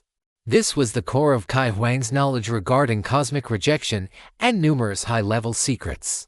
A massive stream of information flowed through the dual channels of the vines and water threads, pouring into Sumyubai's soul. He saw the vast, boundless star map of the universe continent, saw the distribution of numerous powerful races and ancient forces. He saw rough descriptions of the Dao Fruit Realm and even the Dao Fusion Realm, which lay beyond the Rule Realm, and saw records of countless rare treasures and dangerous forbidden lands. Of course, the vast majority of these rare treasures and dangerous lands had already been explored by Kai Huang and were of little significance. Kai Huang's inheritance also had nothing worth taking. Although he had already touched the threshold of the Dao Fruit Realm, he was still far from being a match for the two peerless monsters that were Sumyubai and Su Xingchen. Of course, his inheritance could still be used to trade with other races in the myriad worlds, although the human race was now far stronger than other races. What Sumyubai wanted was to make the myriad worlds truly unite as one, with the human race held in absolute esteem. However, that is a story for another time. What matters most right now is that they have finally obtained a method to deal with the rejection of high-level embryonic universes in the universe continent. This method is known as the heaven-deceiving secret runes. It does not truly deceive the will of the universe, rather, it utilizes a special type of rule-based rune to temporarily construct a filtering buffer layer between oneself and the universe's will.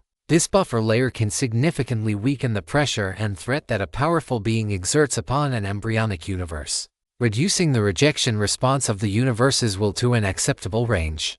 Depending on the quantity, precision, and compatibility of the runes with one's own rules, the effects are categorized into different levels. At its peak, it allows experts from the universe continent to unleash combat power at the late-stage peak of the rule realm within a high-level embryonic universe without being immediately rejected. However, if one were to utilize power exceeding the late stage of the rule realm, they would still be instantly detected and forcefully expelled. This is because it is the limit allowed by the will of the universe, unless one's strength is already capable of contending with the universe's will. There is simply no way to resist it, and such an existence would no longer have any need for something like the heaven-deceiving secret runes. The inscription of the heaven-deceiving secret runes requires one's own soul as a guide, to be inscribed upon one's divine body, soul, or high-level rule-based treasures. So that's how it is. Sumyubai slowly opened his eyes, a flash of realization crossing his gaze. Having mastered the method, all that remained was practice. With his current soul strength and his comprehension of the rules of the myriad worlds, inscribing the heaven-deceiving secret runes was not a difficult task. In fact, as long as one knows the method, the inscription process is not particularly hard. Almost all late-stage rule realm experts in the universe continent know how to inscribe the heaven-deceiving secret runes. It is an essential skill for them to explore various embryonic universes. Although embryonic universes are weak, they do contain some incomplete exotic treasures. After mastering the heaven-deceiving secret runes, Sumyubai chose to perform a catastrophe immediately. When it comes to getting something for free, there is only the first time and countless times thereafter. The next moment, a vast amount of energy condensed out of thin air, transforming into a vortex that surged into Sumyubai's soul. The inscription method, complexity, and other aspects of the heaven-deceiving secret runes underwent a drastic change. Su Xingchen, standing to the side, raised an eyebrow at the sight but did not speak to stop him. Being able to use greater power within the myriad worlds was naturally a good thing. A moment later, Sumyubai suddenly opened his eyes, the corners of his mouth curling up as he said, "It's done." After being upgraded for free, the heaven-deceiving secret runes had become the heaven-deceiving Dao runes, capable of allowing one to unleash power up to the early stage of the Dao fruit realm in a high-level embryonic universe. Of course, using such immense power requires extreme caution, because if one is not careful, they could potentially destroy the entire high-level embryonic universe. After all, an embryonic universe is incomplete, and its capacity to withstand such force is still very weak. I'll test it first. Leaving those words behind, Sumyubai vanished instantly into his internal world. Yu Xingchen nodded slightly, looking down at Kai Huang, who was still floating in the vortex of the endless nether sea, a thoughtful expression flashing in his eyes. Soon, Sumyubai returned to the internal world and, without a word, imparted the method of inscribing the heaven-deceiving Dao runes to Zhu Xingchen. Just moments ago, he had sent the great dream floating life divine talisman, inscribed with the heaven-deceiving Dao runes, into the myriad worlds, and it had not encountered the slightest bit of rejection. The two exchanged a glance and silently began to inscribe the heaven-deceiving Dao runes onto their souls, divine bodies, and various treasures. Zhu Xingchen only had 2 treasures that needed inscription, so he finished quickly. Quietly waiting for Sumyubai to finish inscribing his many treasures, Yu Xingchen finally spoke. "There is no time to lose, let us return to the myriad worlds first." The two did not delay any further. Sumyubai glanced at the sleeping Kai Huang, and together with Zhu Xingchen, they left the internal world, returning to the starry battlefield. The space-time forbidden seal was still floating quietly, its gray-white halo shrouding the ceiling barrier. With a thought from Sumyubai, the barrier was dispelled. Crack. Having lost its power source, the space-time forbidden seal let out a faint wail. Countless fine cracks instantly appeared on its surface, and it then transformed into specks of gray-white light dust, dissipating into the starry sky with the wind. This treasure had already fulfilled its mission. Chapter 1208, Yu Xingchen's Opportunity. Yu Xingchen watched the dissipating light dust, a trace of reminiscence flashing in his eyes. This little seal was a small item I refined in my early years, during the great battle against the Void Monarch. It was accidentally knocked into a space-time turbulence. I never expected it to drift back to the myriad worlds and be obtained by you. The nature of fate is truly wondrous. Upon hearing this, Sumyubai nodded slightly. Indeed, if he hadn't obtained this seal from Kang Li back then, it wouldn't have been so easy to trap Kai Huang today.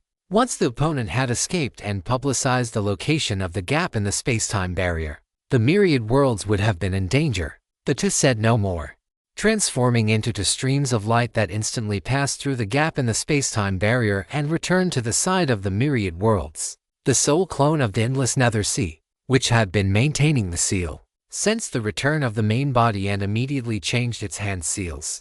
Mystic Heaven Seal solidify.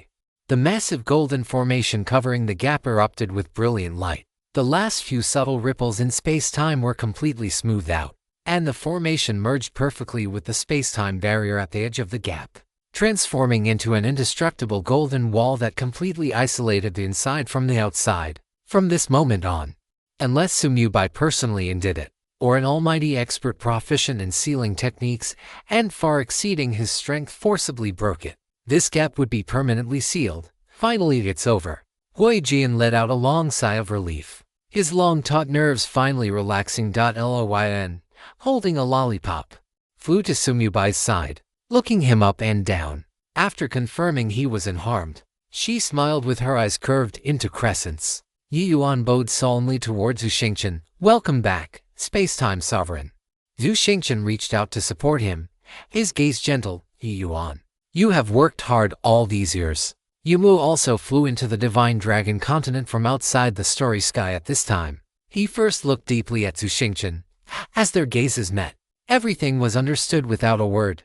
Immediately after, he let out a hearty laugh that shook the surroundings. "Ah! The crisis is averted. This calls for a grand celebration. I intend to host a banquet at the Dead Domain Bank headquarters shortly. Would you all be willing to grace me with your presence?" Sumyubai and Zhu Xingchen exchanged a glance and nodded. They did indeed need a place to discuss subsequent matters. Hui Jian's eyes lit up. There would be wine. And it was the wine of that old ghost Yumu. He wished the banquet could start right this instant. As for the main gods of the various races who had not yet left the space outside, they were filled with immense excitement upon hearing about the banquet. After the crisis was resolved, they had originally wanted to enter the Shenlong continent to curry favor, but knowing that Bai Yi and the Master of Time and Space had just finished a great battle, they had been tactful enough not to intrude.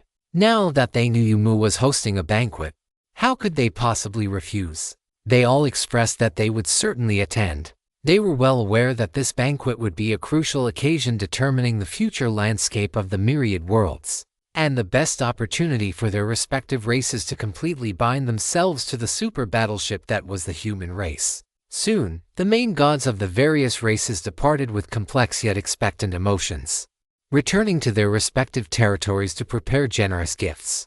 At the bottom of the deep crater in the Shenlong continent, only 6 people remained: Sumyubai, Zhu Xingchen, Lian, Huijian, Yuan, and Yumu. Zhu Xingchen waved his hand, setting up a space-time barrier to isolate them from the outside. Let's discuss the urgent matters first. Zhu Xingchen looked at Sumyubai. You must be wondering why I didn't let you directly upgrade all 10 supreme rules and the incomplete heart of reincarnation earlier, right? Sumyubai nodded. This was indeed one of the questions on his mind.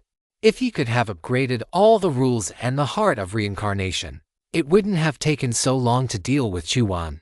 However, after Zhu Xingchen's voice had echoed in his soul earlier, Sumyubai already had some guesses. Because the transformation of the myriad worlds requires you to personally complete the final step, Zhu Xingchen explained.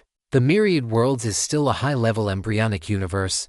Its origin rules have not yet fully solidified. The perfection of the 10 supreme rules is the key step for it to transform into a complete high-level universe. So-called perfection is not simply about fusing complete rules to 100%. That is merely the foundation. True perfection requires the wielder of the rules, on the basis of reaching 100% comprehension of the rules themselves, to resonate with the universe using their own will, triggering the origin of the rules to undergo a thorough transformation. This process will inversely nourish the origin of the myriad worlds, pushing the perfection of the universe's structure. If you were to use external force to upgrade directly, it would be equivalent to skipping this process of resonance and tempering. The rules would be stronger, but the feedback to the origin of the myriad worlds would be severed. It might even interfere with the evolution of the myriad world's own rules due to the intervention of overly powerful external forces, potentially causing it to lose the chance to transform into a complete universe forever. Zhu Xingchen paused, then continued. Refining the origin of the myriad worlds to become the master of the universe must also be carried out simultaneously with your personal completion of the 10 supreme rules. Only in this way can your connection with the myriad worlds reach the deepest level, ensuring the refining process goes smoothly without causing harm to the universe. I cannot do this alone, because I only mastered the rules of time and space. At this point, Zhu Xingchen looked at Sumyubai calmly. But you can do it by yourself. Sumyubai understood completely. So, his own growth and the transformation of the myriad worlds were 2 sides of the same coin. The stronger he became, the more complete the myriad worlds would be, and the more complete the myriad worlds were, the more they could nurture a broader path for him. As for my strength, Zhu Xingchen guessed Sumyubai's other question and spoke frankly. I was fortunate enough to obtain 2 wisps of incomplete time origin and space origin. As soon as these words were spoken, everyone's hearts trembled. They knew very well that the origin Zhu Xingchen spoke of was not the origin of the myriad world's rules. It was the origin fragments from the universe continent. Refining them allowed my control over the power of time and space to far exceed those of the same rank. And it also allowed me to see a further path. Listening to Zhu Xingchen's account, Sumyubai and the others were suddenly enlightened. No wonder his power of time and space had shocked even Chuan, having absorbed origin fragments. It would be strange if he weren't strong. Sumyubai's heart stirred, and he immediately thought of his catastrophe talent. Since Zhu Xingchen had absorbed incomplete origins, could he use his freeloading ability to complete them, or even upgrade them to a higher level? It just so happened that he could take this opportunity to test where the limits of catastrophe truly lay. The origin realm was already the highest known realm in the universe continent. Could the catastrophe talent take it a step further? Once this crazy idea emerged, it immediately took root and sprouted in Sumyubai's heart. He immediately looked up at Zuxingchen, his eyes filled with eagerness. Special thanks to Liangzhu King Fendi Senjing Jun for the Great God certification. Special thanks to Junaying Ying Taozi for the King of Gifts. Ors, the bonus chapters will be delivered within today's chapter 1209. I can only wrong you for now. Looking at Sumyubai's eager gaze, Zuxingchen couldn't help but shiver. Before the other could speak, he shook his head decisively, his expression rarely solemn. I know what you are thinking, but now is not the time. The commotion and tremors caused by upgrading origin fragments are beyond what we can imagine. The current myriad worlds simply cannot withstand that level of impact. Forcing it would only lead to the collapse of the universe. Furthermore, such a massive disturbance would certainly attract the eyes of the powerhouses from the universe continent. And that is not something we can handle. Having said this, Zuxingchen patted Sumyubai on the shoulder. Consider this matter in the future. Upon hearing this, although Sumyubai felt a bit regretful, he understood. One must eat a meal one bite at a time, even if one were cheating. It had to be done with safety as a prerequisite. Complete origins would likely be coveted even by terrifying existences in the origin realm. If he really attracted such beings, the losses would outweigh the gains. However, Sumyubai still rolled his eyes and complained. Chatting with you is really boring. It feels like you know everything. Hearing this, Zuxingchen smiled and spread his hands. What could he do? He was just that proficient in the power of time and space. Xingchen, can the problem of the void be solved now? Lion stood beside Sumyubai, her gaze fixed on Zuxingchen. The crisis of the outsiders had been resolved. Now, only one threat remained for the myriad worlds: the void. Wanting to solve the problem of the void is not as simple as you imagine. Zuxingchen shook his head again, his eyes deep, as if time and space were flowing within them. According to my investigations within the void over these epochs, the void forces that originally invaded the myriad worlds were very likely just a small fraction of the void's power. Having said this, he paused, a thoughtful look in his eyes, and continued, moreover, the void might also be a part that the myriad worlds is lacking. He had originally expected to see shock on everyone's faces after stating this conclusion, but the result was unexpected. Sumyubai and the others had no particular reaction after hearing it, as if they had known it all along. It seems there are still things you don't know. Sumyubai raised an eyebrow. The void is the opposite side that exists in all embryonic universes. The reason why a complete high-level universe might not be born even after hundreds of reincarnation eras is precisely because of the void. This is a rule of the universe's origin, just like the birth, aging, sickness, and death of a person. At the same time, the void is also an indispensable part for an embryonic universe to complete its transformation. These were all things taught by the ancestor Si Qingyu. Now it seems that even Zuxingchen had not observed the existence of Si Qingyu in the past. Otherwise, he should have known this information. So that's how it is. After hearing Sumyubai's explanation, Zuxingchen suddenly realized. No wonder he felt he couldn't see clearly when he was in the void. Because the void that the myriad worlds encountered was indeed just a very small part of the entire void. And if the myriad worlds wants to truly transform into a complete high-level universe, it must reverse devour this part of the void. However, you are quite right. Sumyubai spoke again. Solving the problem of the void cannot be rushed.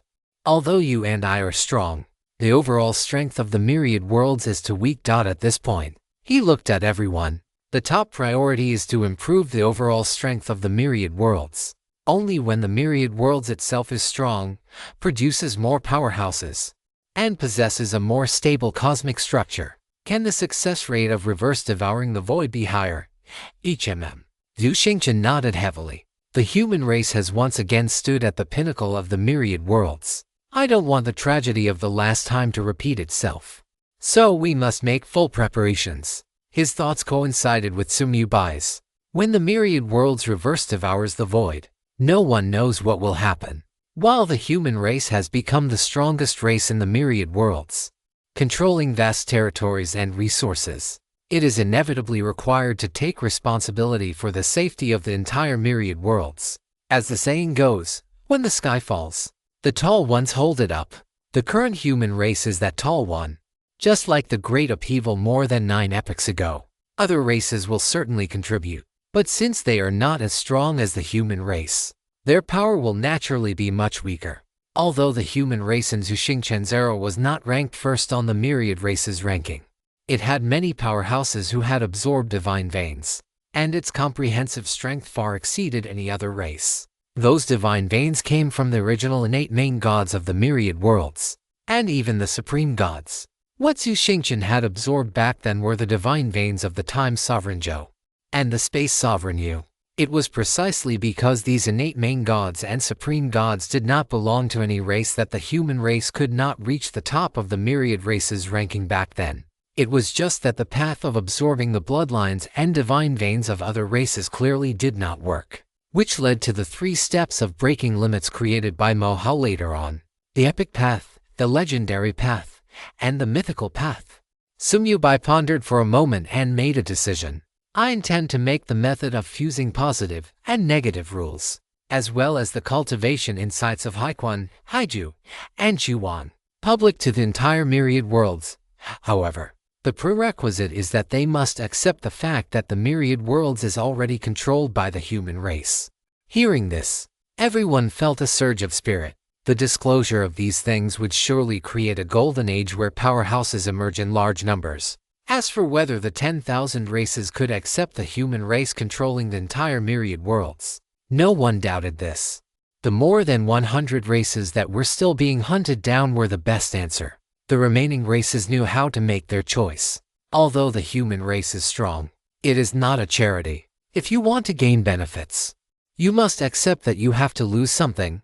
Senior Wine God, I will leave this matter to you. Sumyubai raised his hand and pointed, instantly imparting the cultivation insights of Haiquan, Haiju, and Chuwang to Yumu. The latter's eyes lit up, and he nodded, saying, "Rest assured, I will notify them at the banquet later." The most important part of these cultivation insights was the path between the top-tier world lord and the rule realm. This was what the myriad worlds lacked. Once supplemented, many powerhouses stuck at the top-tier world lord level would inevitably break through in a short time. Next, Sumyubai turned his gaze to Lion, who was licking a lollipop nearby. A hint of apology on his face. "Lion, I'm afraid I have to wrong you for a moment." Lion blinked her big eyes, somewhat puzzled. Little thief bai, what are you doing? The myriad worlds is not yet complete, so there can only be one sovereign of luck. And if I want to fuse the luck rule to the 100% perfection state, I need to challenge you. Sumyubai paused, took Lion's hand, and said apologetically, "Before the luck origin of the myriad worlds can support the existence of a second rule realm powerhouse, I can only wrong you by letting you fall back to the low realm first." Chapter 12:10, Don't make noise. I'm not here to kill you this time. Sumyubai's breakthrough must take place within the myriad worlds. Only in this way could he reverse nourish the origin of the myriad worlds and push the universe to further perfection. Therefore, this required Lion to make some sacrifices. The low realm. I have never experienced that before. Lian, however, smiled enchantingly and spoke with complete indifference. When shall we begin the challenge? From the moment she was born, she had been the sovereign of luck. Having been born with mastery over the laws of luck, she had indeed never experienced the weak realm of a law sovereign. Without further ado, let's do it now. Sumyubai took a deep breath. However, this is not a good place for a breakthrough. Having said that, he turned his head to look at Xuxingchen. Old Zhu, I leave the myriad worlds to you for this period. Hearing the address Old Zhu, the corner of Xuxingchen's mouth twitched involuntarily. Once upon a time, he had called the old man Huijian by that same name. Now that times had changed, he himself had been crowned with the prefix old, but upon second thought, after so many epochs, he was indeed quite old. Reflecting on this, Xuxingchen smiled with relief and nodded toward Sumyubai and Lian. Rest assured, I have everything under control. Upon hearing this, Sumyubai exchanged greetings with Yumu and the others, then flipped his hand to retrieve the Death Realm Domain Master token. preparing to take Li into the origin land. The process of his breakthrough was also the process of merging with the cosmic origin of the myriad worlds. Naturally, it was most appropriate to conduct this in the origin land. Wait, however. Li Yin suddenly spoke up to stop Sumyubai's movements. Looking at Zhu Xingchen with some trepidation. Is sister still alive? The sister she referred to was none other than the sovereign of fate, Yaoshu. Back then, she had signed the heart-to-heart contract with Sumyubai by a twist of fate. Originally just to ensure she would be the first to know when Zhu Xingchen reappeared. Just now, while Zhu Xingchen and Sumyubai were discussing serious matters, she hadn't interrupted. But she had been dying to ask in her heart. Among the 10 supreme gods, Li Yin was the youngest and had always been well cared for by the others. The sovereign of fate, in particular, had been the kindest to her. Now that the other supreme gods had been confirmed fallen, only the sovereign of fate, Yaoshu, remained missing. Therefore, she had always wanted to know if her sister was still alive. Looking at Li Yin's expectant yet anxious gaze, Zhu Xingchen, though he couldn't bear it, sighed and shook his head. I do not know either of you, however. Upon hearing this answer, Li Yin let out a long sigh of relief, as if comforting herself. If even you cannot be certain whether sister is dead or alive, it means there is a high probability she is still alive. Yet, as she said this, her grip on Sumyubai's hand tightened involuntarily. Little thief Bai. Li Yin looked up at Sumyubai. You owe me so many favors. You will definitely help me find my sister in the future, right? Sumyubai looked at Li Yin, who was feigning strength, and felt a pang of heartache. Even if I have to scour the entire universe continent, I will help you find her. He nodded heavily, giving a promise with unprecedented solemnity. Then let's go. Li Yin quickly adjusted her emotions. Without waiting for Sumyubai to activate the Death Realm Domain Master token, she raised her hand and summoned a beam of white light. This is... Sumyubai was slightly stunned. Don't you know that the sovereign authority of a supreme god can directly enter the origin land? Li Yin rolled her eyes at Sumyubai. Sumyubai's mouth twitched slightly. He hadn't possessed this item for long. Where would he have found the time to study it? Soon, their figures vanished within the white light, entering the origin land. Xingchen, are you coming to the banquet? Yumu looked at Zhu Xingchen and patted the wine gourd at his waist. That goes without saying. Zhu Xingchen smiled and nodded. For these past 9+ epochs, what I have missed most is the fine wine you brew, senior. Ha ha ha ha. Hearing this, Yumu stroked his beard and laughed heartily. Rest assured, I have brewed plenty of fine wine over these years. There will definitely be enough. Kid, it's a deal this time. No one is allowed to use divine power to neutralize the alcohol. I want to get dead drunk with you. Hui Jian stared fixedly at the wine gourd at Yumu's waist, his throat bobbing a few times. Agreed. Zhu Xingchen nodded. However, before I attend the banquet, I still have some business to attend to. As he spoke, he looked up at the firmament, his gaze seemingly piercing through time and space to look at a certain place in the myriad worlds. Then you'd better hurry.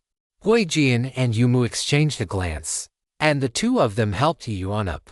Yi Yuan's injuries had already been healed by Sumyubai, but his overexhausted mental energy would still require some time to recover. They did not ask what Zhu Xingchen was going to do, for there was no need. I definitely won't be late. Zhu Xingchen smiled. I'll send you over first. As his voice fell, he pointed a finger, and a portal instantly opened in front of the three. Behind the door was none other than a crystal building. That was the headquarters of the Death Realm Bank. With his strength, opening a portal from the Divine Dragon's secret realm, located far away in the Divine Spirit realm, to the Death Continent was a simple task. Stay safe. After Hui Jian and the others offered a reminder, they stepped through the portal and vanished from the bottom of the deep pit. Xiao, sorry to keep you waiting, Zhu Xingchen murmured, a trace of unresolvable longing flashing deep in his eyes, and with one step, he vanished from the spot. The realm of void. This place did not belong to any domain, nor did it have any stars. All that existed was a vast void. Not only was there nothing, but even the space-time here had no fluctuations whatsoever. The moment Zhu Xingchen appeared at the edge of the realm of void, a roar that struck directly at the soul resounded in his mind. Impossible. How could you possibly return to the myriad worlds? The roar naturally came from the Void Monarch. It was evident that he was extremely shocked by Zhu Xingchen's appearance. Hadn't this guy already been rejected by the myriad worlds and cast into the void? Although the Void Monarch was powerful, he was currently frozen at the boundary between the void and the myriad worlds. It was already no small feat that he could remain conscious. Therefore, he was unaware that the various space-time nodes of the myriad worlds had been activated previously. Zhu Xingchen's gaze pierced through time and space, meeting the Void Monarch's eyes calmly as he spoke indifferently quiet. "I'm not here to kill you this time, arrogant." Upon hearing this, the Void Monarch was shocked to the extreme. But he had barely uttered a single word before he fell completely silent. With just a flicker of his divine sense, Zhu Xingchen had directly severed the Void Monarch's soul transmission. Coming to the Void Realm this time was indeed not to kill the Void Monarch, because it was not yet the time to fully break the seal. What he wanted to do was simply to pull some people out from the seal. Those who had charged at the forefront, those who were sealed together at the junction of the void and the myriad worlds because they had no time to retreat. Chapter 12:11 Conferred God. The land of origin was filled with swirling mist of light, and the origin of rules surged like a tide. This was the source of all rules in the myriad worlds, the core mystery of this embryonic universe. Within the boundless chaotic mist of light, countless threads of rules flickered like stars, intertwining into a giant web that covered everything. And in the center of this giant web, a chaotic ball of light, rotating slowly and seemingly containing endless cycles of life and death, hung silently. That was the core manifestation of the myriad world's origin. The figures of Sumyu-bai and Lian slowly coalesced within the white light. Lian knew exactly how to utilize the authority of a supreme god-level sovereign. Therefore, she had brought Sumyu-bai directly to the true central core area of the land of origin, the place where the myriad world's origin resided. Here, rules were no longer abstract concepts. They were as tangible as flowing water. There was no need to fight for them. Every breath inhaled pure origin power. Notification. You have entered the land of origin of the myriad worlds. Notification. The land of origin is the root from which the myriad worlds and all races were born. Notification. Your current status is origin traveler, and you will not be expelled or suppressed by the origin of rules. The familiar system notification sound rang out, and for a moment, Sumyu-bai felt a sense of nostalgia. The changes brought to the myriad worlds by the myriad worlds game were truly immense. If not for the myriad worlds game, painstakingly crafted by Lian and other supreme gods and innate sovereigns, he certainly could not have grown so quickly. Are you ready? Sumyu-bai looked at Lian beside him, his expression solemn. Lian took the lollipop out of her mouth, put it away casually, and revealed a rare, serious expression. She took a deep breath, and soft, dreamy seven-colored radiance began to flow around her body. "Come on, little thief bai." A playful arc curled at the corners of Lian's mouth. "Let big sister see how far you can go with the luck you stole from me." Sumyu-bai chuckled. Then his mind stirred. Notification.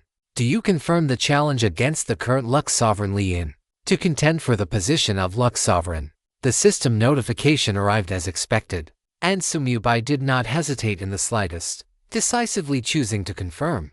At the same time, the same system notification rang in the ears of Lian, who stood beside him. Notification. Player Bai Yi has initiated a rule challenge against you. As the current luck sovereign, Lian could not refuse the challenge. Of course, not every realm master who had fused the luck rule Great Tao to the 9-pattern ultimate realm had the qualifications to challenge a rule sovereign. Qualifications and courage stopped the vast majority of people, but Sumyu-bai clearly met all the conditions. The two, already in the core area of the land of origin, were not pulled into a separate challenge space. The chaotic ball of light that manifested the myriad world's origin suddenly accelerated its rotation. Ripples spread across the surface of the light ball, and a faint consciousness was transmitted out. Rule challenge. Begin. In the dark, a grand and indifferent voice echoed within their souls. This was not the system notification of the myriad worlds game, but the voice of the myriad world's origin. Lian looked at Sumyu-bai, blinked, and suddenly performed an action that Sumyu-bai had not expected. She raised her hands in a gesture of surrender, her clear voice resounding through the land of origin. "I, luck sovereign Lian, voluntarily concede and abandon the rule competition with Bai, and I actively sever the bond with the myriad world's luck rule origin, yielding the position of sovereign. The moment her words fell, the brilliant seven-colored radiance around Lian's body faded and retracted like a receding tide. She had actively severed the deep connection she had maintained with the luck rule origin for countless epochs. Crack! It was as if some invisible shackle had been completely shattered. Lian's orb began to plummet rapidly. Rule realm mid-stage. Rule realm early stage finally. It stabilized steadily at the half-step sovereign realm. Although this realm was called the half-step sovereign realm, it actually still belonged to the category of Law Lord. The luck rule Great Tao, which had originally been fused to a 100% perfect degree, had fallen to the 9-pattern ultimate realm of 99. Lian's face turned slightly pale, and her figure swayed. But her eyes were exceptionally bright, as if she had cast off a heavy burden, and her whole person exuded an unprecedented sense of ease and freedom. Myriad Worlds announcement. The Luck Sovereign has been defeated in a rule challenge. A new Luck Sovereign is about to be born, hereby announced. The Myriad Worlds announcement rang out, but Sumyubai turned a deaf ear. He looked at the pale-faced Lian with some worry, his heart tightening involuntarily. Lian, you dummy. I already said this isn't a sacrifice. Lian steadied herself and beamed at him, her smile as bright as ever. This is the path I had planned long ago. She looked at the stream of seven-colored origin light extending toward them and said softly, Little Thief Bai, do you know how those major powers in the universe continent cultivate juniors who lack aptitude and talent? Without waiting for Sumyubai to answer, she continued to explain through dreams. I once saw them use special means to forcibly bind the souls of their juniors to a certain supreme rule origin of the embryonic universe. In this way, those juniors who lack talent can skip the long and arduous process of comprehending the rules and directly borrow the power of the universe's origin to forcibly push their cultivation to the mid-stage of the rule realm, which is what we call a supreme god. Lian's tone carried a faint trace of mockery. This method is known as God sealing, and I, in a certain sense, am actually a product of God sealing. I am an innate supreme god nurtured by the myriad worlds. I was born bound to the origin of the luck rule. I had no need for cultivation. I was born at the mid-stage of the rule realm, but this also locked my upper limit. She looked at Sumyubai, her eyes shimmering with a burning brilliance. As long as the myriad worlds remains a nascent universe, the origin of the luck rule can only support one mid-stage rule realm entity. I will never be able to complete the rule, never be able to comprehend the reversal of luck, and never be able to break through to a higher realm, unless someone can replace my bond with the origin using a more complete and powerful luck rule, and push me down. Then, as the origin of the myriad worlds grows and the luck rule becomes capable of supporting more powerhouses, I will be able to walk a path that truly belongs to me as a free being. Lian's smile became incomparably bright. So, you are not taking my position away, you are giving me freedom, giving me a future. Sumyubai looked at her in a daze, indescribable emotions surging in his heart. So, she had been waiting for so long, not just for the myriad worlds to transform into a complete universe, but for an opportunity that would allow her to cast off her innate shackles and truly move toward infinite possibilities. I understand. Sumyubai nodded heavily, his gaze becoming incomparably firm. Then, I will accept this gift. In the future, I will surely return to you a much broader world. As his voice fell, Sumyubai no longer hesitated. He opened his arms, calmly welcoming the stream of seven-colored origin light extending toward him. Chapter 1212, Breakthrough. The moment the stream of light merged into his brow, boom, the vast, ocean-like origin of the luck rule poured into Sumyubai's soul and divine body like a bursting galaxy. This was not a simple infusion of power, but a deep, fundamental fusion of origins. Every inch of Sumyubai's flesh and blood, every cell, and every strand of his soul was frantically absorbing, analyzing, and merging with the ultimate mysteries of the luck rule. His past 99% comprehension of the luck rule, that final 0.01% bottleneck, melted away rapidly like snow in spring under the impact of this torrent of origin. This was a gift from the origin of the myriad worlds, on the incomplete heart of reincarnation. The 10th luck rule Tao pattern silently completed itself. its length now identical to the other 9. Fusion level. The Great Tao of the Luck Rule. Perfected. The core of Sumyubai's soul. The rule Tao seed nourished by the Great Tao of the Luck Rule suddenly erupted with brilliant 7-colored patterns. The patterns were profound and complex. As if the entire Great Tao of the Luck Rule had been inscribed upon them, it was the supreme imprint of the perfected Great Tao of Luck. Following that, this rule Tao seed burst forth with dazzling 7-colored light, and within that light, a brilliant flower of the Great Tao bloomed. The phantom of the flower of the Great Tao emerged above Sumyubai's head, causing the entire land of origin to tremble. This thief Bai's flower of the Great Tao. Seeing this, Lian gently covered her red lips, her beautiful eyes filled with astonishment. It wasn't as if she hadn't seen a flower of the Great Tao before, she had possessed one herself. But compared to the flower of the Great Tao appearing above Thief Bai's head at this moment, there was simply no comparison whatsoever. This thing is a flower of the Great Tao. Are you kidding me? This is a tree of the Great Tao, right? Although she had long known how strong Thief Bai was, she was still shocked beyond measure by this flower of the Great Tao. At the same time, the phenomenon of a new supreme god being born, along with the Myriad Worlds announcement, swept across the entire Myriad Worlds. At this moment, the firmaments of all realms, great worlds, small worlds, and secret realms within the Myriad Worlds were simultaneously shrouded in a strange spectacle. Endless rain of 7-colored light fell heavily, and in every drop of light, the myriad states of all living beings were clearly reflected. Some experienced a flash of inspiration and achieved a breakthrough. Others found a way out of a desperate situation and reversed their plight. And deep within the auspicious 7-colored brilliance filling the sky, faint, lusterless phenomena symbolizing the interplay of fortune and misfortune quietly flowed. This was the phenomenon brought about by the Great Tao of reversing luck. Even more mysteriously, all living beings in the myriad worlds, regardless of race, strength, or cultivation level, felt a strong intuition rise in their hearts for no reason. It was as if some possibility concerning their own future had been gently nudged. Countless cultivators stuck at bottlenecks felt a sudden clarity, and their stagnant cultivation levels quietly loosened. Many mortals in dire straits suddenly saw a path they had never imagined before appearing before their eyes. This was not a gift of power, but the most essential ripple of goodwill released by the supreme Great Tao of luck to all existences in the myriad worlds after reaching perfection. This sudden phenomenon caused all creatures in the myriad worlds to look up, gazing at this scene in shock. Compared to this phenomenon, the one caused by the fall of the previous main god was simply incomparable, because this was the phenomenon of the birth of a new supreme god, the Master of Luck. Just as players of all races were shocked, the system announcement resounded throughout the myriad worlds. Myriad Worlds announcement. Congratulations to player Bai for winning the rule challenge and successfully merging the Great Tao of the Luck Rule to the state of perfection, becoming the new Master of Luck. This is hereby announced.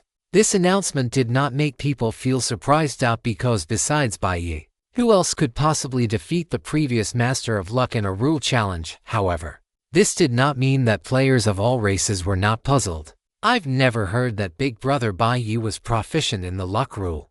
How did he suddenly become the new Master of Luck? Who knows? But Big Brother Bai is definitely the undisputed strongest in the myriad worlds now. Hiss.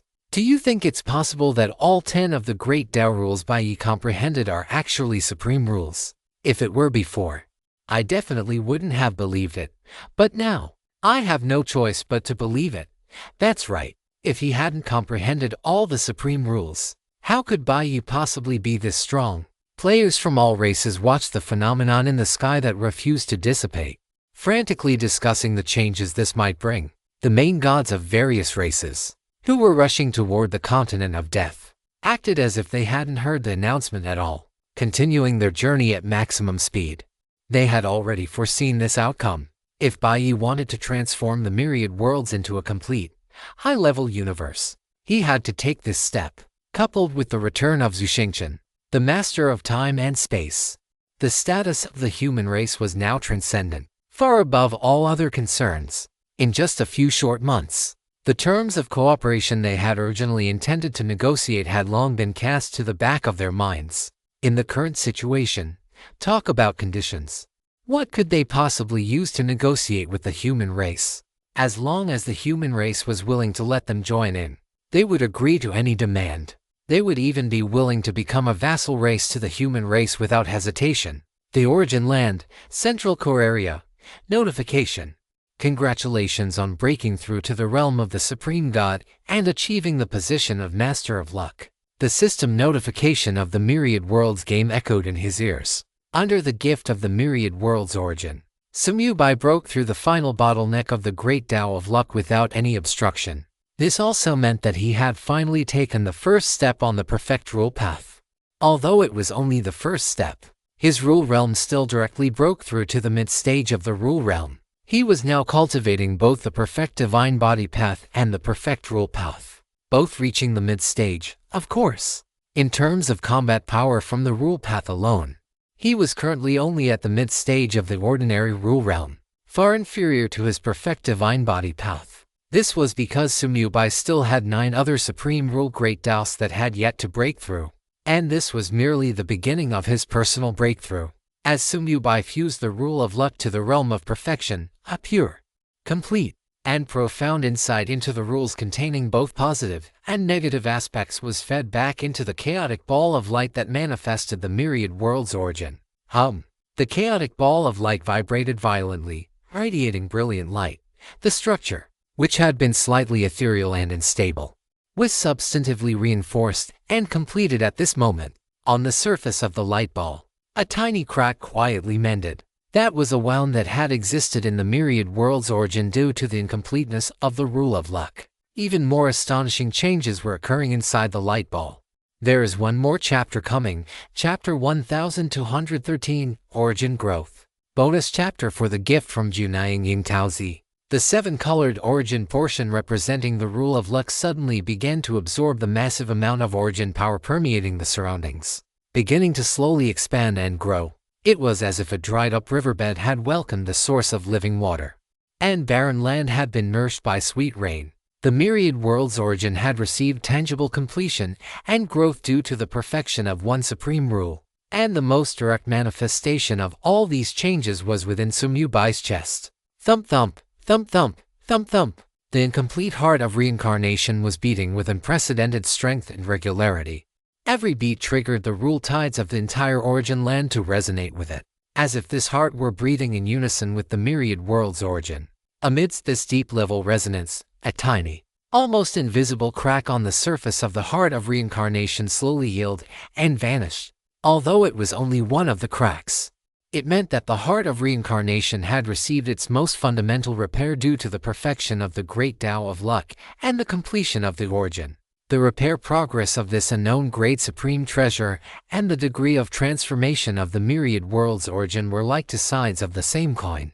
The breakthrough of the Great Tao of Luck to the realm of perfection had allowed the incomplete heart of reincarnation to be further repaired. Thump thump, thump thump, thump thump. The powerful, vigorous heartbeat continued endlessly. Sumyubai could clearly feel that the power fed back to him by the heart of reincarnation had increased once again.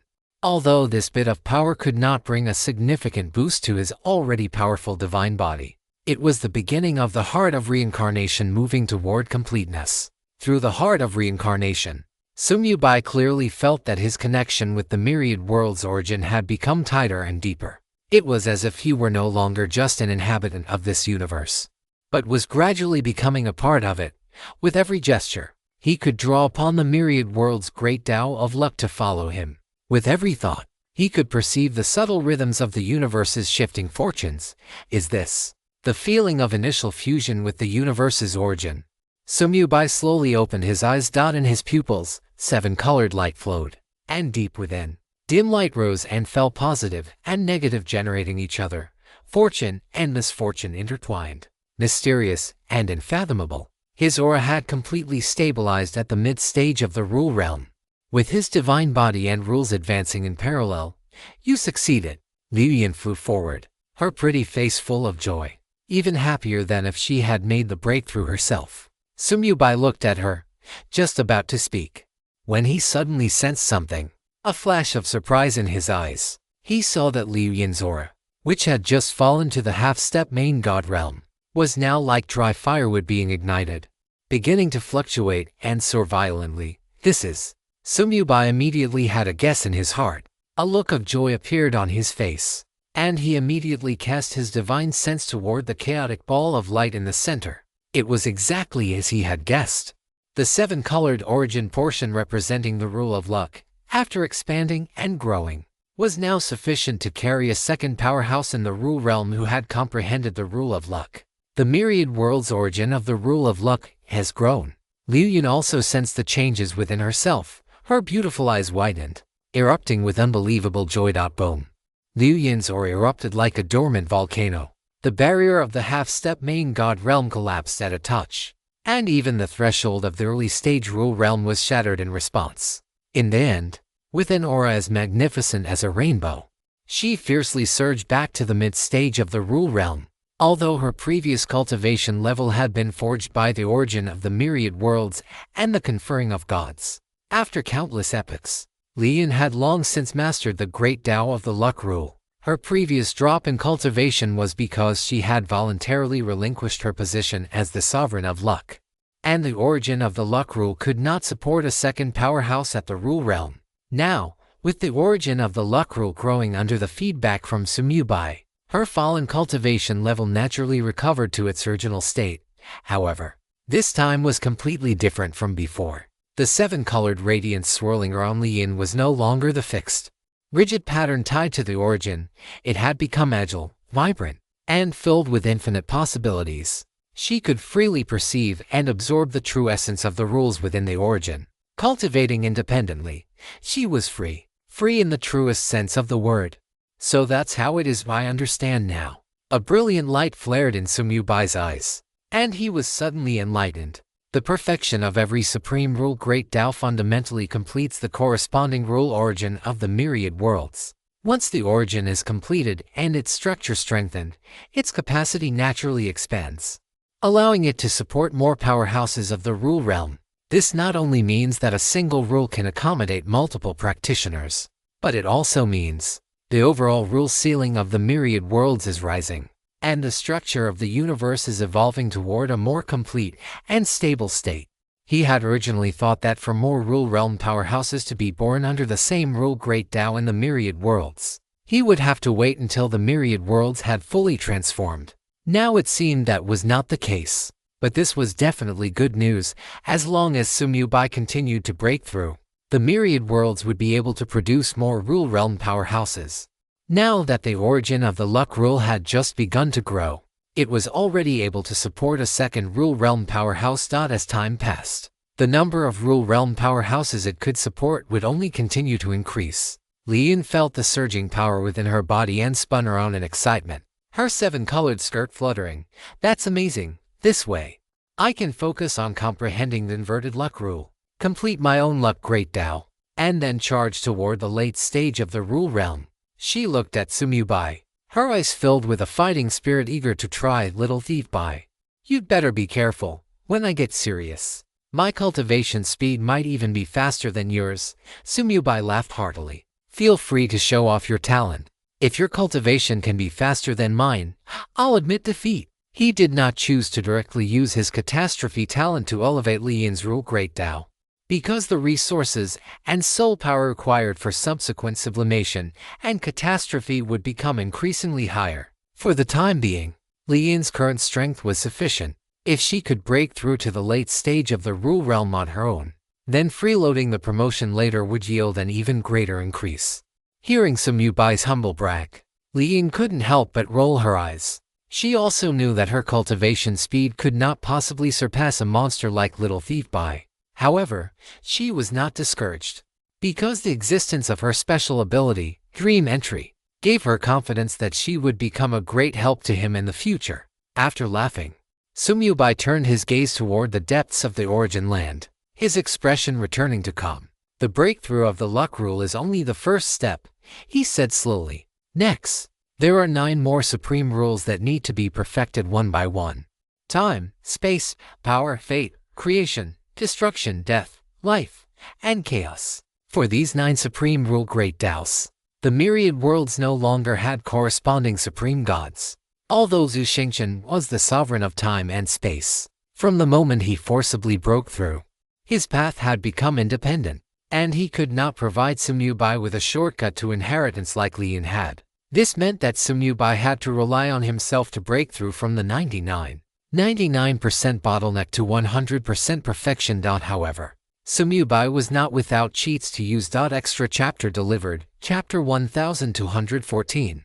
Continuing to charge the bottleneck. In order to simultaneously provide feedback to the origin of the myriad worlds during the process of comprehension.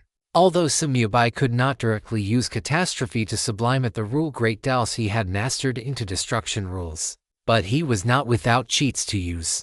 The massive amount of origin power in the core area of the origin land, as well as the origins of the 9 supreme rules, were his greatest aids in breaking through the final step. Moreover, he had already fused with a portion of the myriad world's origin, so the difficulty of comprehending the remaining 9 supreme rules would also be significantly reduced.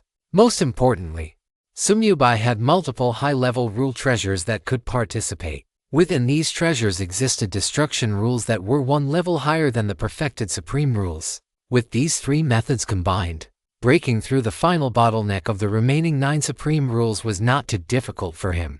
Sumyubai's thoughts stirred, and several high-level rule treasures emitting heart-palpitating fluctuations emerged from his body. Hovering around him, the universe space-time wheel hung high above his head, rotating slowly, casting down clear light of time and space. Inside, it seemed as if countless worlds were being born and destroyed in time. Folding within space, the Codex of Finality hovered on his left, its pitch-black cover opening automatically. On the pages, the ultimate runes of the destruction and death rules flickered like stars, each one telling the true meaning of the silence where all things return to nothingness. The blade of creation and destruction lay horizontally on his right. One side of the blade flowed with infinite vitality, where grass and trees grew wildly and all things flourished. The other side was permeated with ultimate destruction, where stars crumbled and worlds met their end. The meaning of creation circulated endlessly.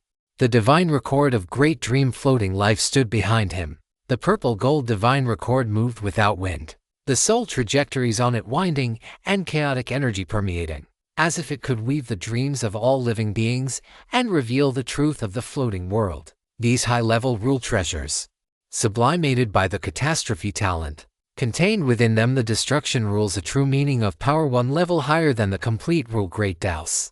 They could not directly allow Sumyubai to break through, but they were the perfect beacons and lighthouses. Standing on a higher mountain peak and looking back at the path he had traveled, he could naturally see the path beneath his feet more clearly and thoroughly, understanding the true essence of the silence of the destruction rules, and in turn deducing the path to the perfection of the complete rules, would surely yield twice the result with half the effort. Let's start with the law of death, the one I am most familiar with. Sumyubai raised his hand, and the Codex of Finality flew into his palm as if it possessed a soul of its own. The moment it touched his skin, a cold yet incredibly intimate aura of death spread outward, resonating intensely with the law of death within him, which had already reached a 99.99% level of comprehension. Sumyubai sat cross-legged, the Codex resting flat on his knees. He closed his eyes and focused, his soul power flowing like a gentle stream, slowly probing into the depths of the Codex of Finality, beginning to touch and perceive the profound mysteries of death that transcended perfection. For a time, the land of origin fell into silence. Only the tides of the laws surged silently, and the central orb of light rotated slowly, radiating a vibrant vitality after being restored. A vast amount of origin power was drawn in by Sumyubai, becoming the most effective catalyst to help him accelerate his breakthrough past the final bottleneck of the law of death. The origin of the law of death even descended in a grayish-white divine light, carrying a portion of Sumyubai's soul to ripple through the ocean of origin. Having merged with a portion of the myriad world's origin, Sumyubai was now, to the myriad worlds, absolutely one of their own. This was what the ancestor Siqingyu had once spoken of, a natural mastery from within, rather than the forced refinement of an outsider. This was also the merit of the incomplete heart of reincarnation. Otherwise, it would never have been so easy for Sumyubai to initially merge with a portion of the myriad world's origin. The myriad world's origin would not oppose him as it did outsiders. The only thing to worry about was ensuring he did not completely lose his mind during the process of merging with it. If one were to become lost within the myriad world's origin, their soul would scatter and be absorbed, becoming a part of the origin itself. Only by guarding one's original heart could one master the myriad world's origin. However, for the time being, Sumyubai did not have to worry about this. At least until he merged with the vast majority of the myriad world's origin. He did not need to concern himself with this problem. Seeing this, Lian also sat down not far from Sumyubai. She did not disturb him, but instead closed her eyes as well, beginning to comprehend the law of reverse luck. She wanted to seize this golden opportunity where the myriad world's origin was being restored, and the laws were unprecedentedly active to fully comprehend the law of reverse luck in one go and completely perfect her own great Tao. As the former sovereign of luck of the myriad worlds, her mastery of the law of luck was deservedly number one. Although she had never comprehended the law of reverse luck before, it was not a difficult task for her. At least, it was much simpler than Sumyubai breaking through the final bottleneck of the great Tao of the law of death. I do not know how much time passed, but Lian's delicate body suddenly shuddered as she sat in meditation. The soft, seven-colored radiance around her suddenly began to flicker between bright and dim, a peculiar fluctuation of the law, carrying the essence of fortune following misfortune, and the transformation of luck, began to permeate from her body. Under her tireless guidance and perception, those patterns finally took root and grew, beginning to slowly and firmly merge with her original positive law of luck. During this process of fusion, Lian's aura began to steadily advance toward the true mid-stage of the low realm. On the other side, the Codex of Finality on Sumyubai's knees suddenly began to flip through its pages without any wind. On the pages, those runes representing the end of death seemed to come alive, transforming into streams of pitch-black liquid that flowed along Sumyubai's arms, into his body, and merged with his soul. Sumyubai frowned slightly, fine beads of sweat seeping from his temples. Using the true meaning of the law of destruction to reverse engineer the perfection of the basic law, while capable of lowering the difficulty, was still no easy feat. It was a subversion and reconstruction of cognition. It was like seeing the vast ocean first and then looking back to understand all the mysteries of a single drop of water, requiring extreme patience and comprehension. But his will was as firm as a rock. His soul was incredibly powerful under the nourishment of the nether sea of finality. And he had the mother tree of myriad worlds to stabilize his vitality, which was enough to support such high-intensity deduction.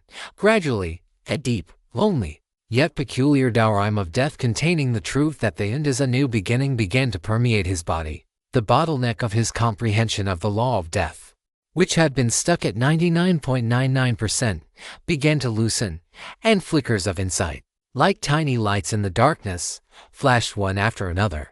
In the land of origin, it was a scene of cultivation that was both tranquil and full of vitality. Sumyubai and Lian sat side by side, each forging ahead on their own great Tao of the laws. Chapter 1215. The secret technique created by Zhu Xingchen. In the realm of nothingness, all was silent. Time and space were completely frozen here. Zhu Xingchen hovered at the boundary between the void and the myriad worlds, with a blurred zone shrouded in space-time turbulence and chaotic mist ahead of him. That was the scar left behind by the final decisive battle more than 9 epochs ago. The void had begun its invasion from here, devouring the myriad worlds, only to be directly frozen after Zhu Xingchen forcibly broke through, forming this sealed land and pushing back the time of the void's invasion by a full 10 epochs. The power of time and space flickered in Zhu Xingchen's eyes, and the divine eye of Saint Annihilation at the center of his brow opened, staring at this boundary between the myriad worlds and the void. In his vision, the figures of his comrades, who had been sealed here because they could not retreat in time, were incredibly clear. There was the woman wearing silver-white armor, holding a starlight longbow, frozen in the moment of drawing the string. There was the burly man roaring as he swung a heavy sword, his body wreathed in crimson battle aura. And there were many more powerhouses of various races, all maintaining their postures of charging, defending, or casting spells, like sculptures. They were frozen in the glory and determination of the final moment of battle. When Zhu Xingchen had forcibly broken through, There was simply no time for them to escape this area, because the will of the universe was frantically repelling him. If he had hesitated even slightly, the sealing could not have been completed. "Sorry to have kept you waiting, everyone," Zhu Xingchen whispered to himself, the black and white light in his eyes suddenly igniting like two inextinguishable fires of time and space. He did not directly strike to break the seal that would immediately release the Void Monarchs. What he had to do was to precisely pull specific people out of this frozen zone. Secret technique space-time clones. Zhu Xingchen's divine sense stirred, centered on his true body. More than a dozen illusory figures appeared in an instant.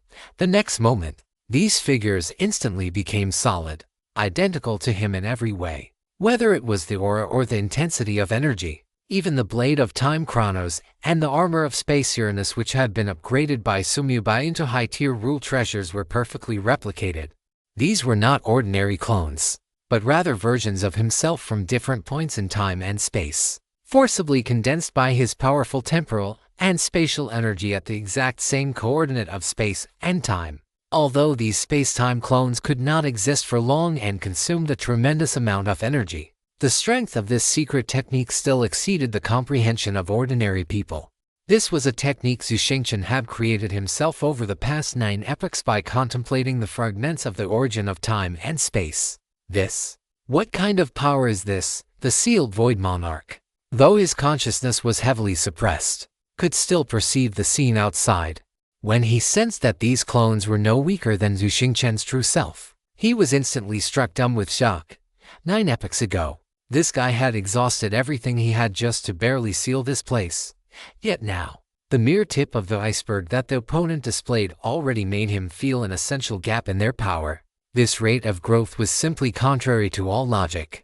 Zhu Xingchen ignored the Void Monarch's terror. His true body and the space-time clones simultaneously raised their right hands, their index fingers gently pointing toward different figures within the seal. Power of time and space traction. More than a dozen voices overlapped and echoed, transforming into the most ancient law of time and space. With every point of the finger, a black and white thread, as thin as a hair yet incomparably tough, extended from the fingertips of Zhu Xingchen and his clones. These threads ignored the obstruction of the seal, precisely coiling around the figures trapped within. The black and white threads pulled taut. Zhu Xingchen's true body and all his space-time clones exerted force simultaneously. This was not a pull outward, but a journey upstream along the river of time, stripping those figures frozen at the moment of the decisive battle from that specific point in time, and then guiding them along the space-time channel constructed by the silver-black threads to the present moment. Inside the seal, the chosen figures began to glow faintly, and the frozen space-time around them rippled like water. The first to be successfully retrieved was an elf main god with slightly pointed ears and a beautiful appearance. She appeared in a posture of arms outstretched, chanting a hymn of nature, with a desperate will to fight still lingering in her eyes. But when she saw the scene before her and felt herself break free from that state of eternal freezing, especially upon seeing the figure of Zhu Xingchen ahead, shock and bewilderment instantly replaced her fighting spirit. Master of time and space, Idwi. The elf main god's voice was dry. "Welcome back, Catherine." Zhu Xingchen nodded slightly. "I will explain the details later. I must send you out first." The reason Catherine could speak in this frozen zone was entirely due to the black and white thread. Once the thread was retracted by Zhu Xingchen, she would be instantly frozen again. Zhu Xingchen waved his hand gently, and the black and white thread tossed Catherine out, finally landing her outside the realm of nothingness. Following that, the second, the third. One by one, the main gods of various races who had fought on the front lines back then were retrieved, each person rescued. After a brief moment of confusion and shock, cast the most complex gazes towards Zhu Xingchen. There was the relief of surviving a disaster, the trance of the long passage of time, and even deeper gratitude. But Zhu Xingchen's movements did not slow down. His gaze remained focused on a few figures deep within the seal. Those were the companions who had grown alongside him. They had charged at the very front, so they were frozen the deepest. Now, it was finally their turn. The black and white thread gently but firmly coiled around the slender woman holding a staff. "Shuyao, long time no see." Zhu Xingchen couldn't help but murmur. his true body personally retrieving his beloved. When that graceful figure completely broke free from the seal and appeared in the realm of nothingness, time seemed to stand still once more. She still maintained her combat posture, her body surging with majestic rule power, as if she were about to unleash a destructive blow at any moment. But the next second, all that power receded like a tide, and she stared blankly ahead, looking at the figure whose eyes held endless tenderness. Xingqian. Liu Shiyu's voice was very soft, trembling with disbelief. The 9 epochs of spacetime freezing had left no traces of age on her. Yet it made the impact of this reunion reach its peak. Xiao, I'm back. Zhu Xingqian's true body dissipated the spacetime phenomena around him, stepped forward, and reached his wife, pulling her gently into his embrace. Without too many words, all the longing, guilt, waiting, and persistence melted into this embrace that spanned 1,000,000 years of time. Immediately after, the figures of Baozi, Suhai, and Wang Quan were also retrieved one by one. Big brother, is it really you? As soon as Baozi broke free from the seal, his signature loud voice roared out. He looked at the Zhu Xingqian before him, then at the bizarre scene around them and the unsettling dark silhouette in the distance, his brain clearly struggling to process it all. What is going on? Is the war over? Did we win? That's not right. I remember at the end it seemed we didn't die. Zuhai was more direct. His fiery temper seemed to have become even more flammable from being frozen in time. Where is that monster? Was it taken out? The more composed Wang Quan, though equally shocked, immediately scanned his surroundings before taking a deep breath to suppress his churning emotions. Speaking to Zhu Xingqian, Commander, a simple title, as if it said everything. Chapter 1216. A return spanning 1,000,000 years, Commander. Wang Quan's words caused everyone's gaze to fall upon Zhu Xingqian. Back then, when they had all stepped out of the land of origin together as the Galaxy Mercenary Group, they only learned that Spirit Realm was actually just an experimental version of the Myriad Worlds game. The greatest enemy of the land of origin, the Void, was also an experiment specifically conducted in the land of origin by the Master of Luck Lian, after she learned of their existence through a dream. Later, upon entering the Myriad Worlds, Zhu Xingqian led them to grow rapidly, eventually stabilizing the human race at the pinnacle of the Myriad Worlds. Although they had all fused with the bloodlines of alien races, primordial main gods, or even supreme gods, and were no longer recognized as human by the Myriad Worlds game, as long as they knew in their hearts that they were still human. That was enough. At that time, the human race, while not ranked first on the Myriad Worlds list, was the true and crowned king. All of this was because of the existence of Zhu Xingqian, the master of time and space. Of course, the core members of their Galaxy Mercenary Group were all top-tier powerhouses to begin with. There were over a dozen powerhouses at the main god realm, and the others who had not reached the main god realm were all individuals like Hui Jian, who had comprehended rule Daos not recognized by the Myriad Worlds. But the peaceful years did not last long. The Void invasion brought a massive crisis to the Myriad Worlds. It was only then that they understood. The true Void invasion was countless times more cruel than the experiments in the Land of Origins. For the sake of the Myriad Worlds and the human race, Zhu Xingqian led the powerhouses of the Galaxy Mercenary Group to engage in fierce combat with the Void here. Of course, the Rule Masters and top-tier powerhouses of other races also participated in this battle. Otherwise, the Myriad Worlds would not have so few Rule Masters today. It was a pity that the strength of the Void far exceeded everyone's expectations. One powerhouse after another fell on the battlefield, not even leaving behind a corpse, completely devoured by the Void. This included many core members of the Galaxy Mercenary Group. If not for the fact that at the final moment, Zhu Xingqian forcibly broke through to the Destruction Rule Realm and, disregarding the rejection of the universe's will, froze the time and space of this battlefield, the Myriad Worlds would never have been able to hold back the Void at that time. Zhu Xingqian released Liu Xiao and looked at these brothers who had shared life and death with him. A sincere smile appeared on his face. Though this smile carried an indescribable weight, everyone welcome back. We indeed haven't lost yet, but since that battle, more than 9 epochs have passed. As he spoke, his divine sense stirred, and the black and white threads wrapped around them pulled them toward the edge of the Void realm. The sealed Void Monarch could only watch all of this helplessly, unable to do anything. Even his impotent, furious soul roars were directly blocked by Zhu Xingchen, unable to affect anyone at all. 9 epochs, Haozi was stunned, his eyes widening. 1 epoch is 129,600 years, more than 9. Oh my goodness, over 1,000,000 years. Zhu Hai was also dumbfounded, his mouth agape, unable to speak. Wang Quan's body trembled slightly. After a moment of silence, he smiled bitterly. No wonder. It felt like I had just taken a nap. Yet it also felt like I had missed too much. The galaxy veterans who were rescued one after another, along with the powerhouses of various races, gathered around at this moment, hearing the time scale of over 9 epochs. All of them wore dazed expressions. 1,000,000 years of time is enough for the seas to change into mulberry fields, for civilizations to rise and fall, and for people to change.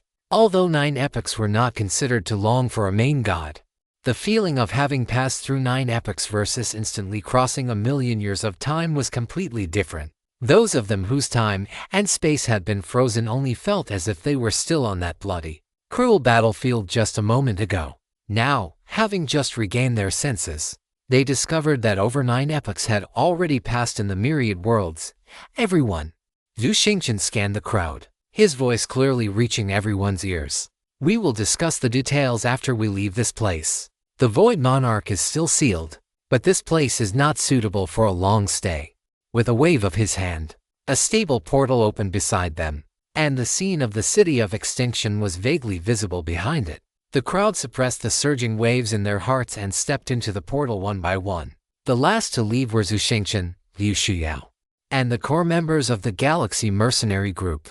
Before stepping into the light gate, Zhu Xingchen and the others looked back once more, taking a deep look at the Void Realm. They were indeed still alive. But to many people who could never return had been left on this battlefield. Big brother, Sion, is she still?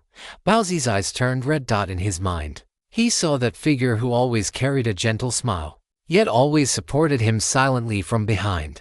But his words stopped abruptly halfway through. Because he already knew the answer to this question. Brother-in-law. Zhu Hai patted Baozi on the shoulder and let out a heavy sigh. Xian was Baozi's lover, and also his own biological sister. But both of them knew clearly that she had completely perished. Commander, this time, can we win? A fierce glint flashed in Wang Quan's eyes.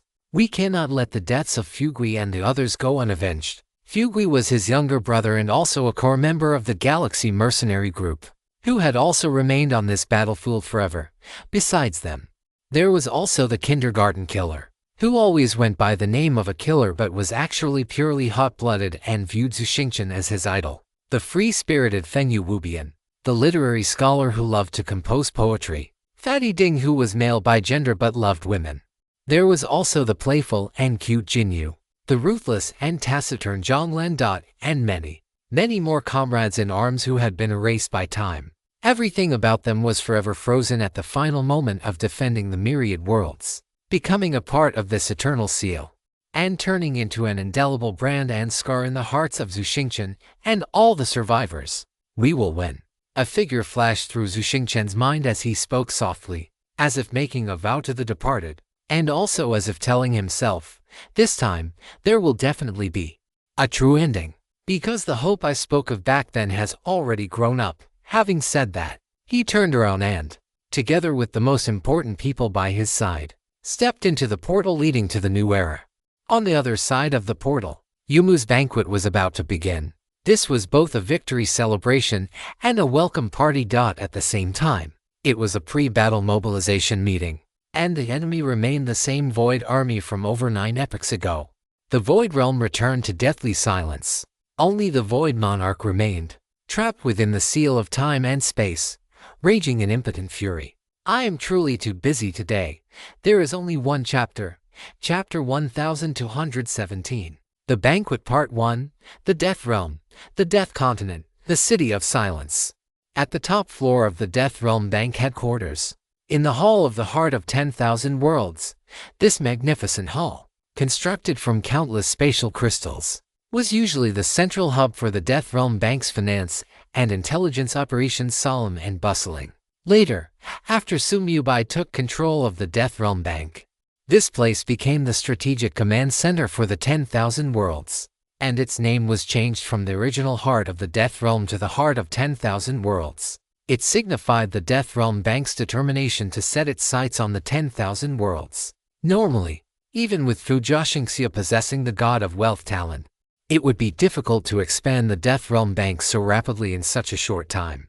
This was because every realm was the territory of a different race, each with its own sphere of influence. But the speed of Sumyubai's rise was simply too fast. From being ambushed at the entrance of the River of Time and Space, to the Nether Abyss proactively setting traps, to the clean and efficient resolution of the crisis involving the invasion of outsiders, one event after another directly propelled Sumyubai to the pinnacle of the 10,000 Worlds.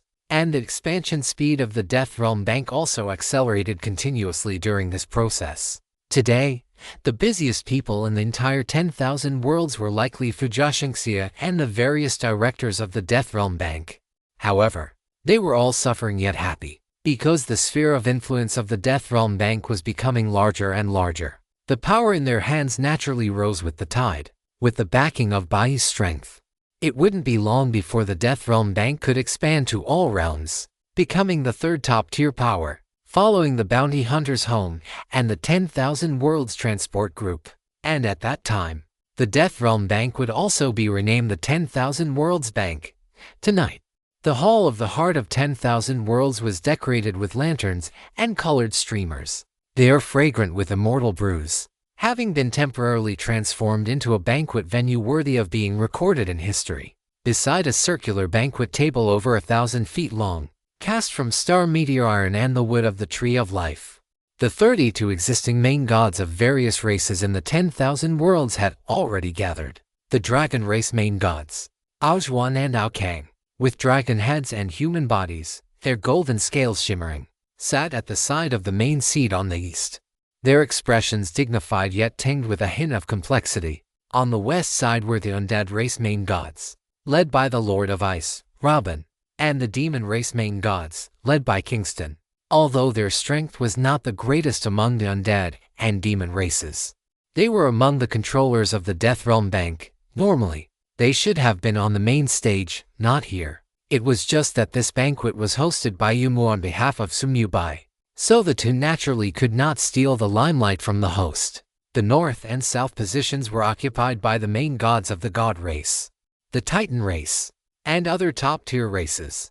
As for the human race, besides Yumu, who was hosting the banquet, Huijian, who stood holding his sword, seemingly closing his eyes to rest but actually struggling with an unbearable craving for alcohol, and Yuan, whose face was still somewhat pale but whose eyes were bright. There was also Fujoshingxia, the actual manager of the Death Realm Bank. He was also the only person at this banquet whose strength had not reached the Rule Realm.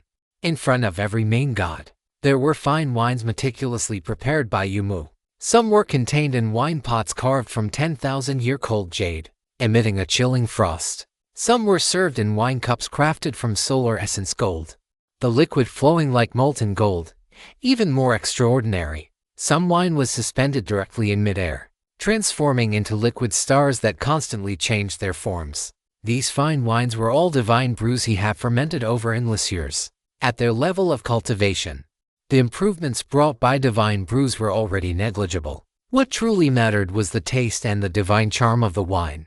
Only Yumu, the god of wine, could bring out so much at once that could make them feel intoxicated. Yet at this moment, no one moved their cups. The gazes of all the main gods were cast toward the main seats at the very front of the banquet hall. Those were to side-by-side chairs, carved with patterns of flowing time and space. One chair presented a chaotic color, with the phantoms of the 10 supreme rules faintly floating on its surface. This was the seat belonging to the Master of Time and Space, Yu Xingchen, and the human emperor, Bai Yi, Lord God of Wine.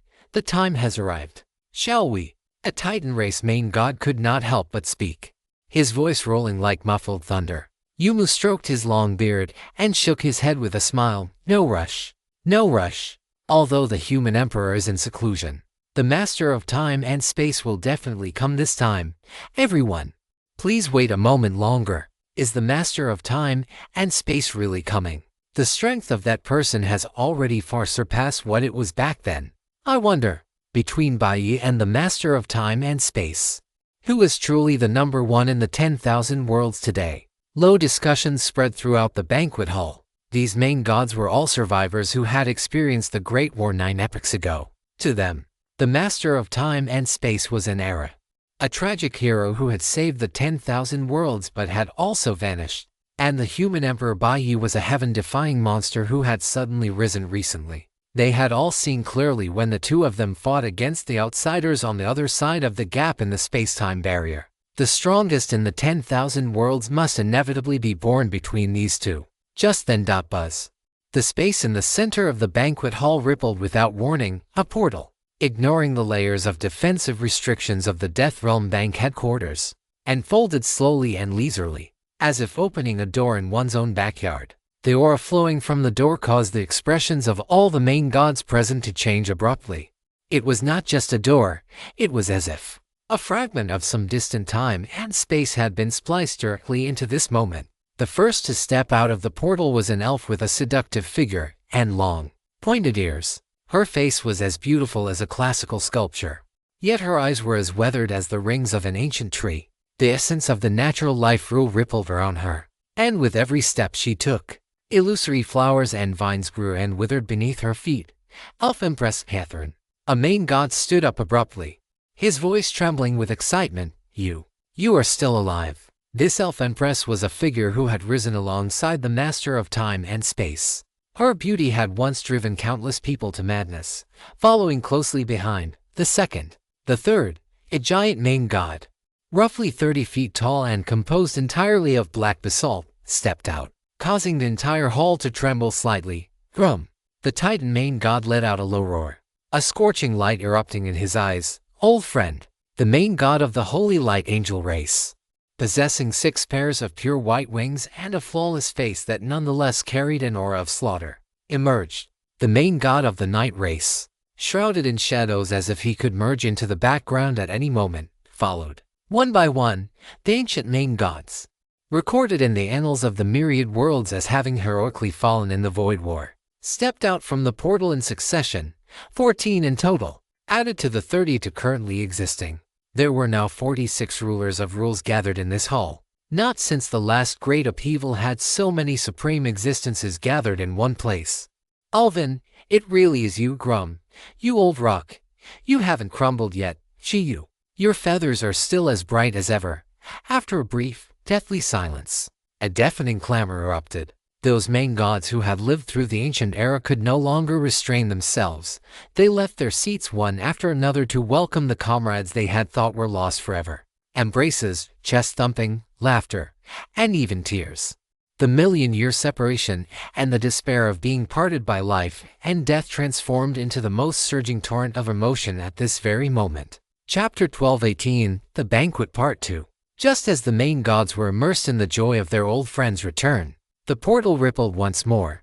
The movement was subtle, yet it clearly drowned out all the noise.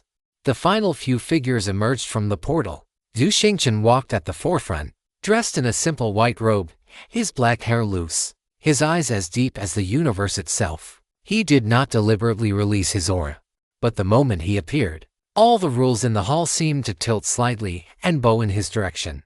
Beside him was Liu Xiao, holding his arm. Her silver armor had been replaced by a moon-white dress. Her appearance remained the same, but her temperament had become increasingly calm and profound.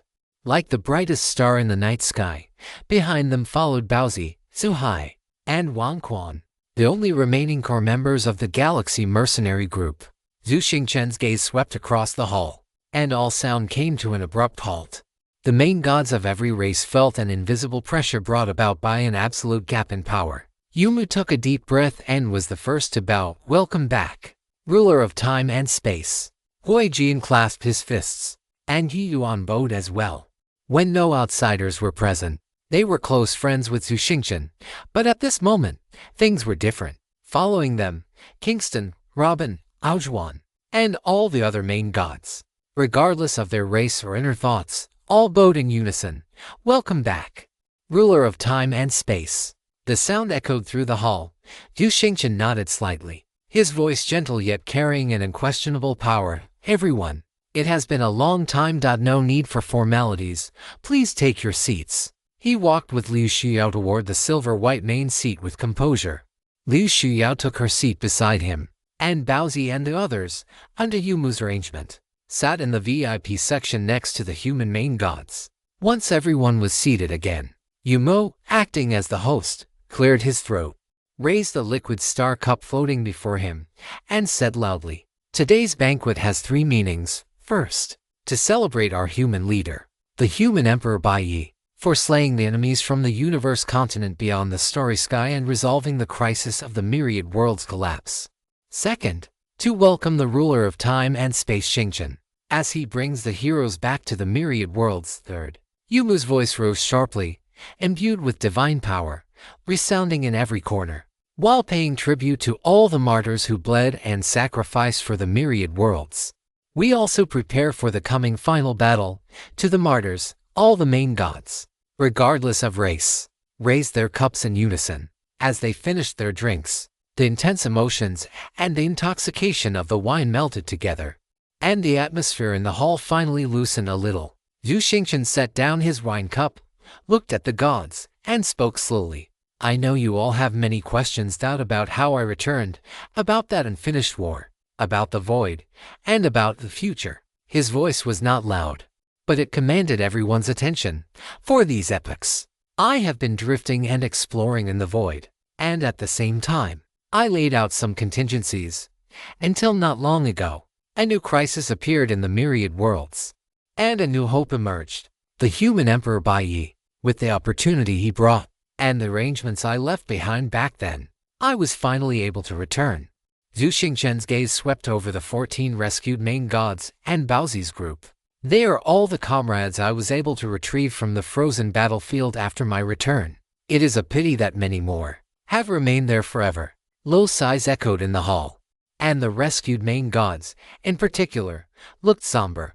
But Zhu Xingqian changed his tone, his eyes becoming sharp as blades. "The myriad worlds of today are no longer what they were. With me and Bai Yi here, we will surely achieve a total victory in this war against the void." He looked at Yumu.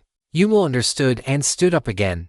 This time, he held a memory crystal shimmering with 7-colored light. "This was entrusted to me by the human emperor before he went into seclusion," Yumu said solemnly. "It contains some cultivation insights obtained from searching the souls of the powerful universe experts who invaded this time, as well as the key realizations for top-tier world lords to break through the bottleneck to become rulers of rules. Furthermore, it contains the direction for merging positive and negative rules to complete the great Tao." Whoosh! As soon as these words were spoken, the entire hall was shaken. A method to break through the bottleneck, a direction to complete the rules. These were treasures worth 10,000 times more than any heavenly material or earthly treasure. The human race is actually willing to make such secret techniques public. The main god of the god race couldn't help but speak, his voice filled with disbelief. "If one were to talk about the number of top-tier world lords, aside from the netherworld created by Sumyubai, no race dared to claim first place if the god race claimed second. If they obtained these legacies, the overall strength of the god race would surely skyrocket in a short period." The other main gods also had faces full of excitement and disbelief. Could the human race truly be willing to make such a legacy public? "It is not an unconditional disclosure." Yumu shook his head, his tone resolute and decisive. "It is a bestowal and an exchange." Upon hearing this, the main gods of the various races nodded immediately. Indeed, how could such a legacy be made public without any conditions? The group of main gods exchanged silent glances, harboring faint guesses in their hearts regarding the conditions Yumu was about to propose. Yet, faced with such temptation, no matter what the conditions were, they had no choice but to accept. Yumu scanned the gods, his gaze sharp as lightning. "The human emperor has spoken. At this critical juncture of survival for the myriad worlds, we must unite as one to resist external enemies and the void calamity. However, to obtain this legacy, a covenant must first be established. From this day forth, the myriad worlds shall honor the human race as supreme and obey the commands of the human emperor. Each race shall retain autonomy over their own territories and legacies. But in the event of external enemies or matters concerning the void, they must submit to unified coordination between all races. Hostilities shall cease forever. Resources shall be shared, and talents shall be cultivated together. This is the covenant of the myriad worlds. The hall fell into a deep silence. Honor the human race as supreme. This was equivalent to completely acknowledging the absolute leadership position of the human race over the myriad worlds. It was tantamount to all other races becoming vassal states of the human race. The main gods of some powerful races frowned, subconsciously wanting to object. But when their gazes swept over the space-time sovereign sitting in the main seat, whose aura was unfathomable, when they remembered that heaven-defying prodigy currently in seclusion, the human emperor, Bai, and when they thought of the memory crystal that might contain the key to reaching a higher realm, the words of opposition became stuck in their throats. What if we are unwilling to sign the covenant? A main god asked tentatively, his voice hoarse. Before Yumu could answer, Du Xingchen spoke calmly, then please, feel free to do as you wish. The matter of the covenant is never forced. It is just that the contents of this memory crystal, and the many more cultivation secrets that the human race will gradually disclose in the future, will have nothing to do with those who are unwilling to sign. Furthermore, he paused, adding, when the void calamity descends again, the human race and its allies will prioritize the protection of those who have signed the covenant. As for those who have not, they shall be responsible for their own survival. Chapter 1219, The Banquet Part 2. As for those who have not, they shall be responsible for their own survival. Yu Xingchen's voice was not loud, and his tone was very flat, yet it struck like a heavy hammer against the heart of every main god. Soft and hard tactics. The carrot and the stick, used simultaneously. There was another brief silence. My dragon race is willing to sign this covenant. Aojuan was the first to stand up, his voice rumbling. 9 epochs ago, the space-time sovereign and the martyrs of the human race bled for the myriad worlds. My dragon race keeps this in our hearts. Today, as a new heroic master has emerged from the human race, my dragon race is willing to follow in your footsteps. The dragon race and the human race were already allies to begin with. Coupled with the relationship between Bingshuan and Sumu Bai, Aojuan believed that the human race would certainly not fail the dragon race. Therefore, he stood out without hesitation, becoming the first race willing to swear the oath. My elf race is willing to follow the human race. Catherine followed closely behind, her gaze firm. Back in the initial land, the high elf race and the human race were allies, fighting against the void together. It was only later that they learned that initial land was merely a testing ground for the myriad worlds game, used to simulate the war against the void. Thus, she and many other powerhouses from the initial land followed Xingchen into the myriad worlds and quickly became true powerhouses themselves. The shadow race is willing to sign the covenant, Oscar said. Being brief and to the point, he was desperate to cling tightly to the human race's thigh, so naturally, he did not hesitate and quickly expressed his stance. The angel race is willing to become a vassal of the human race. As the representative of the angel race, the guardian sovereign, Nina, went even further, stating their willingness to become a vassal race of the human race. Although this was not her own intention, it was the decision of the new leader of the angel race, the Chaos Empress. Lan Yu had not attended this banquet, and Nino was the plenipotentiary representative. Their successive declarations caused the remaining main gods to exchange glances involuntarily. The human race governing the myriad worlds was naturally the trend of the times. In the face of this surging momentum, if they made the wrong decision, they were destined to decline. Therefore, the main gods of the remaining races quickly made their final decisions. But just as they were about to speak and express their stance, a strange phenomenon suddenly occurred. Although the hall of the heart of the myriad worlds was not open air, the phenomenon in the firmament appeared before the eyes of every main god nonetheless. The sky suddenly shed all its colors, turning into a deep, dark cyan. It was not just here, but swept across the entire myriad worlds. There was no loud noise, no tremor, only an absolute silence that washed over all worlds like a tide. At this moment, billions of living beings felt their heartbeats skip a beat, and a distant sigh echoed from the depths of their souls. It was not fear, but as if they were listening to the final destination that all things must eventually reach. Above the firmament, Countless flowing gray-white frost marks emerged. These frost marks were not cold, but the embodiment of death. They brushed gently over the stars, and the stars grew old and withered. They brushed over the mountains and rivers, and the mountains and rivers were carved with the marks of weathering. And where the frost marks intertwined, black lotuses of finality bloomed silently. The hearts of the lotuses swayed with pale flames.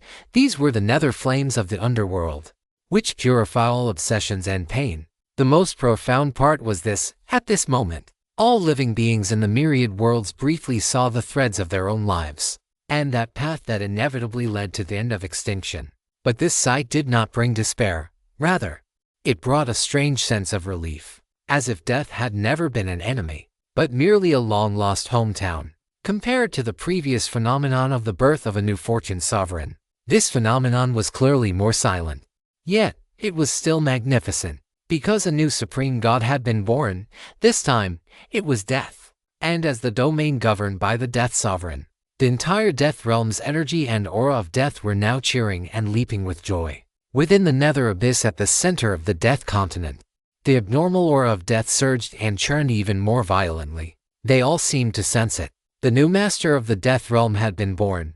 Previously, when Sumubai became the Lord of Fortune, it led players of all races across the myriad worlds to speculate that he had comprehended one of the 10 supreme rules. Now, the ringing of the system announcement once again confirmed their suspicions.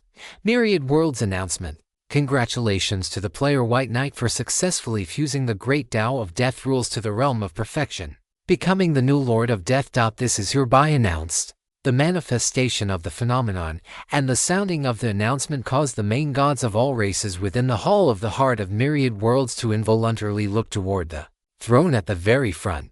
One person occupying the positions of 2 supreme gods. Since the birth of the myriad worlds, such an achievement had only been accomplished by the one before them, the Lord of Time and Space, Xingchen. And now, there was finally one more, the Lord of Fortune, the Lord of Death, the human Emperor White Knight. Most importantly, every main god present knew clearly that these 2 supreme god positions were merely the beginning. Given the monstrous nature of the other party, it would not take long for him to complete an achievement truly unprecedented and never to be repeated. Occupying all 10 supreme god positions alone, at that time, White Knight would also become the only supreme existence in the myriad worlds. If they didn't declare their stance now, what were they waiting for? They were all well aware of just how intense White Knight's monstrous bloodlust was. Ever since the battle of the underworld, the monster race, the insect race, and the machine race had not enjoyed a single day of peace. Beyond the 2 great armies of the netherworld and the Golden Calamity, even more races were hunting them down. In the past, these 3 races were at the height of their power, and naturally, no race dared to make enemies of them. But now that they had fallen, things were different. Any race that held a grudge against them would not pass up the opportunity to beat a dog that had fallen into the water. Furthermore, a large number of people who wanted to plunder resources and treasures from the members of these 3 races were also hunting them down all over the myriad worlds. White Knight had single-handedly driven these 3 formerly top-tier races toward total decline. Their current plight was even more miserable than that of the human race after that great upheaval. As for those 100+ races that weren't even top tier, they were not even worth mentioning. Of course, the reason these races ended up in such a state was entirely of their own making. The myriad worlds had always been a place where the weak were prey to the strong. No one would pity them, just as no one had pitied the human race back then. With these thoughts in mind, the main gods of the other top-tier races stood up one after another, their gazes fixed on Zhu Xingchen and the empty throne beside him. The undead race is willing to enter the covenant. Robin was the first to speak, his gaze exceptionally firm. The undead race had been created by the previous Lord of Death. Now that White Knight had become the new Lord of Death and the domain Lord of the Death Realm, it was only right for the undead race to bow down and submit to him. Being able to obtain inheritance and methods for breakthroughs after swearing the oath was, for them, an absolute bargain. The demon race is willing to enter the covenant. Kingston also hurriedly spoke to declare his stance. He could be considered the most familiar with White Knight among all the alien main gods present. For the demon race to submit to such a peerless monster was no disgrace. The Titan race, the Crystal race, the Misty race. I drove back to my hometown yesterday and couldn't update. My apologies. Here is the first update for today. Enjoy. My patrons, there is more to come later. Chapter 1220, The Banquet End. The Titan race is willing to swear the oath. The Crystal race is willing to swear the oath. The Misty race is willing to swear the oath, one after another. The main gods of all races finally stood up to express their stance. It was the trend of the times, and it concerned their own paths and the survival of their races.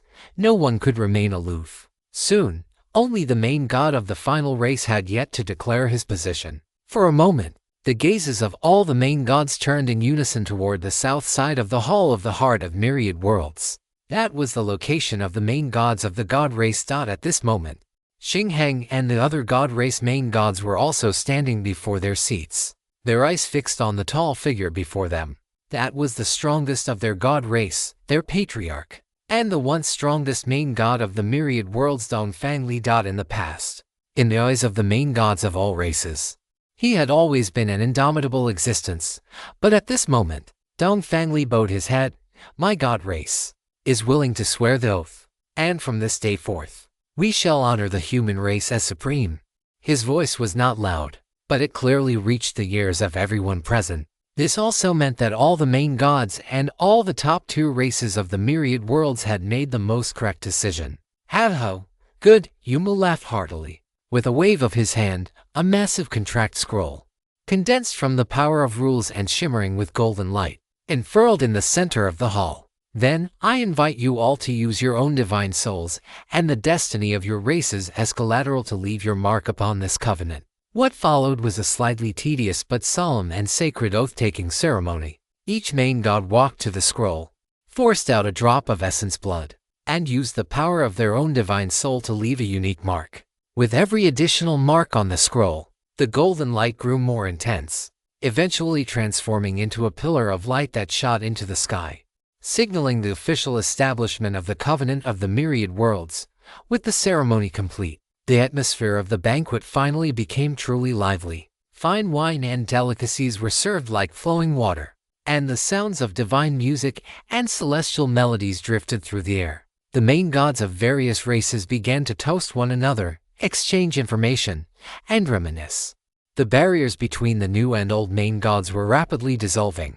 Zhu Xingchen and Liu Xiao also left the main seats, holding wine glasses as they gathered with some familiar ancient main gods and the old subordinates of the Star River. Commander, you mentioned a new hope earlier. What kind of person is this human Emperor White Knight, really? Wang Quan drained a cup of strong liquor and asked in a low voice. Baozi, Suhai, and the others also pricked up their ears. A hint of admiration and anticipation appeared in Zhu Xingchen's eyes. A monster who broke all conventional logic and carved out a path never seen before. He briefly recounted some of Sun Yubai's deeds, from his birth on Blue Star, his rise from the No.07 God-forbidden land, his sweeping of all enemies across the myriad worlds, his creation of the Netherworld, and his refining of the Sea of Death and the World Tree into his avatars. From being a non-rule-bound entity who defied the odds to slay a main god, to not long ago, beyond the starry sky, joining forces with himself to kill a powerhouse from the universe continent who had touched the threshold of the Tao fruit. Every single event left the members of the Star River stunned and yearning. Good heavens! Is he even more monstrous than you were back in the day? Big brother! Baozi clicked his tongue in amazement. Zuhai, meanwhile, noticed some peculiar details. The situation in Blue Star sounds quite similar to our Blue Star Federation back then, just a bit more backward. The myriad worlds are vast and boundless. It is normal for there to be similar worlds. Wang Quan said slowly. I just can't believe that since the human emperor's rise, it has taken such a short amount of time. He has his own opportunities and path. Yu Xingchen smiled. He is currently in seclusion, striving to reach the realm of perfection in all supreme rule Daos. Once he emerges, the overall strength of the myriad worlds will experience a true leap forward. And our goal is not just to defend the myriad worlds. Yu Xingchen's gaze deepened, with time and space swirling within his eyes. Soon, we will launch a counterattack into the void and completely resolve this hidden threat. Hearing these words, the eyes of the group lit up. and a surge of fighting spirit and killing intent rose within them. Since its founding, the Star River mercenary group had only suffered such a crushing defeat once in the Void War. Moreover, the losses were truly too heavy, with the vast majority of their comrades falling in battle. Even among the core members, only the few of them remained. Now that they knew a counterattack into the void was imminent, they could hardly wait. Even in Liu Shuyo's beautiful eyes, there was an icy, murderous intent. Dragging that battle out until now was a matter of absolute necessity. Zhu Xingqian sighed, but this time, we will surely achieve final victory. After the war, I will take you all to see the universe continent. The universe continent, the group murmured, new light igniting in their eyes. At this moment, they felt just as they had when they first learned they were about to enter the true myriad worlds. Zhu Xingqian held his wine glass, looking at his comrades, a strange glint flashing deep in his eyes. There was one more thing he had not mentioned, because he could not yet be certain if it could truly be done. Baozi and the others did not notice, but only Liu Shuyo glanced at him calmly. Though she did not say anything further, the banquet lasted for a long time. The fine wine that Yumu had treasured for countless epochs was opened jar by jar, causing more than one main god to fall into a drunken stupor. Even Zhu Xingqian kept his promise, refraining from using divine power to neutralize the alcohol. Drinking heartily with Huaijian, Yumu, Baozi, and the others, it was as if everyone had returned to the days when the Star River was first established. Back in their reckless, youthful years, laughter, songs, and reminiscences intertwined in the hall. They paid tribute to the departed souls, celebrated their hard-won reunion, and forged the courage and determination to face the future. As the banquet neared its end and all the main gods were either tipsy or dead drunk, Zhu Xingqian stood up once again. The hall quickly fell silent. Everyone, he raised his glass, the liquid within reflecting the brilliant radiance of the laws. After tonight, the myriad worlds will turn a new page. The road ahead remains treacherous. The void is still watching like a tiger, and there may be even stronger enemies beyond the universe. But his voice suddenly rose, like the beating of war drums. The human emperor has ignited hope. This time, we fight side by side. We will not retreat. We will not yield.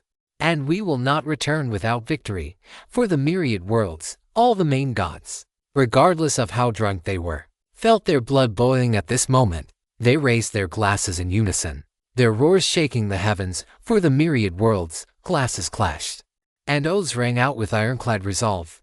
This banquet, which gathered almost all the top powerhouses of the myriad worlds, drew to a close amidst fervent fighting spirit and firm conviction. And a new journey had already quietly begun in the deepest darkness before the dawn. The horn for the counterattack into the void would be sounded the moment Samurai emerged from seclusion. With the new year approaching, things have been quite busy. I will try my best to find time to write more over the next few days to ensure there are no interruptions during the new year. Chapter 12:21. The opportunity for a breakthrough. Myriad Demon Realm, Blood Moon Wasteland. The scorched earth was permeated with the lingering scent of blood and gunpowder. In the sky, 3 broken demon moons cast a bleak light, illuminating the mountains of demon corpses piled up across the battlefield. This was a super-large secret realm, with a territory 1/3 the size of a great world. In the past, such a super-large domain would naturally have been controlled by the demon race. However, today, it had been reduced to a slaughterhouse. Run quickly. The exit has been sealed. We have nowhere to go. The demon race is finished. We are no match for these nether beings at all. I hate this. Why is a monster like Bai Yi a member of the human race? No, don't kill me. I am willing to sign a master-servant contract.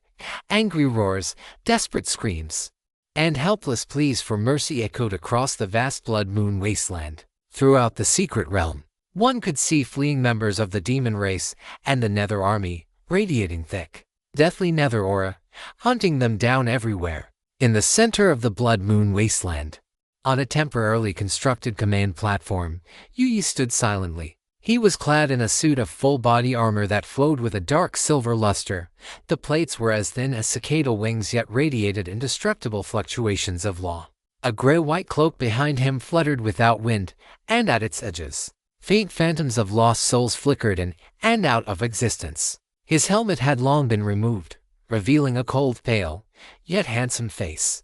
Beneath his silver-gray short hair, a pair of deep eyes were quietly observing everything happening in the secret realm. The Nether Legion was operating like a precision machine. The exit to the secret realm had long been sealed. Not a single demon here would be able to escape. As the first god-level Nether being personally created by Sumyubai, Yui's status within the Nether was second to none. He was an extension and manifestation of the Creator's will and the rule of death. At this moment, Yui was executing the liquidation order issued by Sumyubai before his seclusion, leading his elite Nether forces to wipe out the demon race's living strength. As long as the demon race has not fallen from the myriad race's ranking, this slaughter will not cease. At this moment, the battle on the Blood Moon Wasteland was nearing its end. The remaining resistance of the demon race crumbled rapidly under the cold and efficient offensive of the Nether Legion. Yui raised his hand, palm facing downward. On the battlefield below, countless fine, grayish-white threads instantly extended from the bodies of the Nether warriors, piercing precisely into every single demon corpse. Some even delved deep into the ground, capturing the lingering souls that attempted to escape into the earth's veins or hide within artifacts. This was the soul-devouring ability of the Nether. It was not only to replenish the Legion's consumption but also to eradicate the enemy completely, leaving no future troubles behind. Everything was orderly, as precise, and ruthless as death itself. However, at the very moment Yui was about to issue the final purification command, the phenomenon of Sumyubai breaking through to become the master of death suddenly swept across the entire myriad worlds. Yui looked up abruptly, and in those eyes that were always calm and ripple-free, a brilliant light of excitement suddenly erupted deep within his soul, an indescribable, vast power, like the first heartbeat at the dawn of the universe, exploded with a roar. Yui could feel that the moment the Creator broke through, the origin of the death rule of the myriad worlds had undergone a fundamental transformation.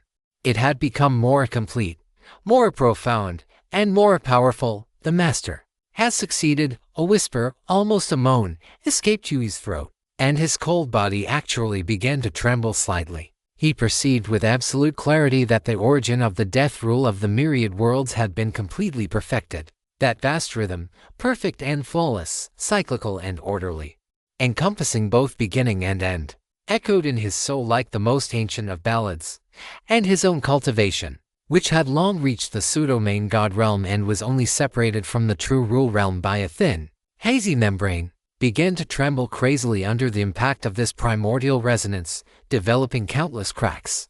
A flash of inspiration. There was no need for any hesitation, nor even time to give any instructions to his legion.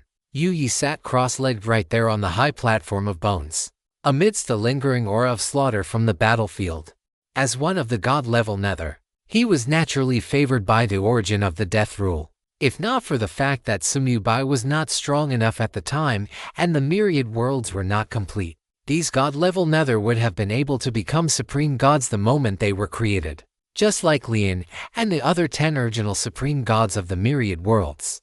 Now that Sumyubai had achieved a breakthrough in the great Tao of the death rule, causing the origin of the death rule to transform and become complete, he finally felt the opportunity for his own breakthrough. Originally, the first god-level Nether capable of breaking through to the rule realm should have been Calamity, because the first great Tao Sumyubai broke through was the luck rule.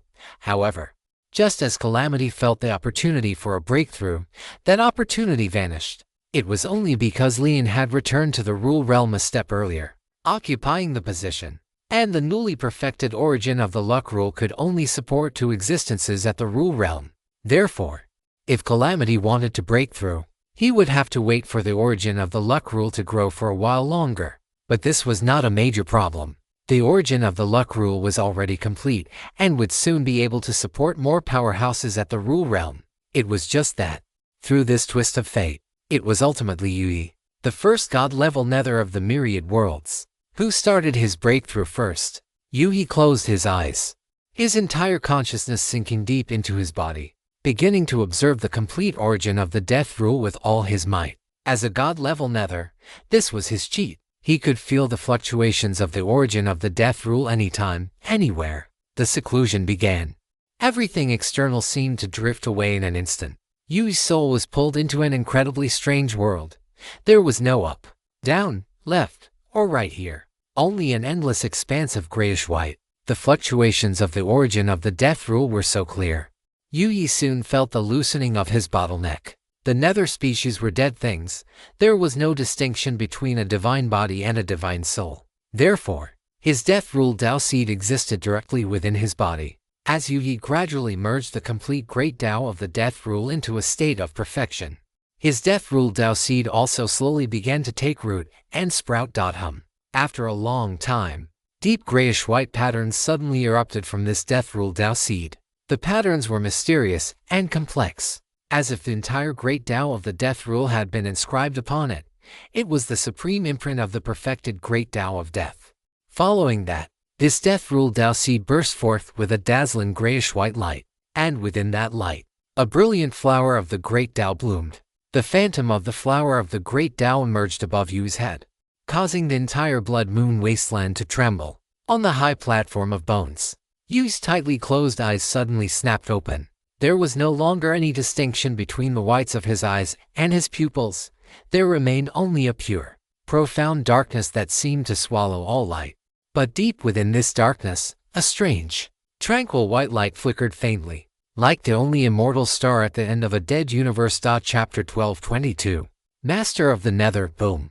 A terrifying aura erupted from Yu's body. This aura was cold and deathly silent. It carried the majesty of the end of all things, yet it contained a strange rhythm. The aura soared into the sky, churning the blood-colored demon clouds and even forming a grayish-white vortex with a diameter of 10,000 miles above the wasteland. In the center of the vortex, a phantom of the materialized death rule flashed and vanished. Rule realm mid-stage. Achieved. Yu stood up slowly. With his movement, the powerful aura on him quickly retracted and internalized, finally settling into an unfathomable calm. Only those dark eyes signaled that he had stepped into a brand new level. He lowered his head and looked at his palm. With a slight movement of his mind, a cluster of grayish-white flames appeared in his palm. The flames burned silently, without temperature, yet they caused the surrounding space to twist and age slightly, as if even space itself was being led by these flames toward its destined end. This is the power of the perfected death rule, Yu muttered to himself, his voice calm yet carrying a majesty that caused all things to fall silent. He swept his gaze across the battlefield below. All the netherworld beings had long since turned toward him, kneeling on one knee with heads bowed, welcoming the transformation of this god-level netherworld being with an unprecedented sense of awe. Yu could feel that the connection between himself and all other netherworld beings had become tighter and more profound. He could even vaguely perceive the existence of other netherworld beings in the more distant reaches of the myriad demon realm. He could even faintly sense the netherworld beings across the entire myriad worlds. This was not an ability that could be possessed at the mid-stage of the rule realm. It was the authority possessed by a god-level netherworld being after breaking through to the rule realm. At this moment, Yu was like the former Death Sovereign Mingtu, in terms of what he represented to all living things. The system notification ringing in his ears told him that he was now the master of all netherworld beings. Of course, there were 10 god-level netherworld beings, so in the future, Yu would only be one of the masters of the netherworld. Only Sumubai was the sole creator of the netherworld. Even so, Yu's strength after his breakthrough had already surpassed that of the former Death Sovereign Mingtu. This was because what he had mastered was the complete Death Rule Great Dao, fused from both its positive and negative aspects. This was the true mid-stage of the rule realm in the universe continent. If he were to master a few more secret techniques and gain more combat experience, Yu's strength would be in no way inferior to the brothers Haikuan and Haiju. Notification. Congratulations to the Netherworld player Yu for successfully igniting the fire of faith. The faith interface is now officially open. The system notification sounded once again. Within Yu's godhood, a tiny, yet incredibly dazzling and pure spark of fire suddenly burst forth. Boom. That spark was like a drop falling into an endless sea of oil. It exploded instantly. Golden flames, ignited by the purest power of faith, erupted and swept through the interior of his godhood in an instant. It was not a mortal fire. It did not burn physical matter. It was not an elemental fire. It did not rely on laws. It was closer to a conceptual fire, a fire of will, a fire of the spirit, a fire of the soul, and like Sumyubai, Yu's fire of faith was not forcibly ignited.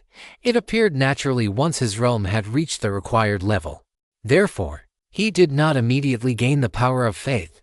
Yu looked up, his gaze seemingly piercing through the endless void, toward the direction of the origin land. That was the origin of his entire existence, and the destination of his eternal faith, Creator. Yu placed his right hand over his chest and bowed, his voice as firm as ancient nether stone.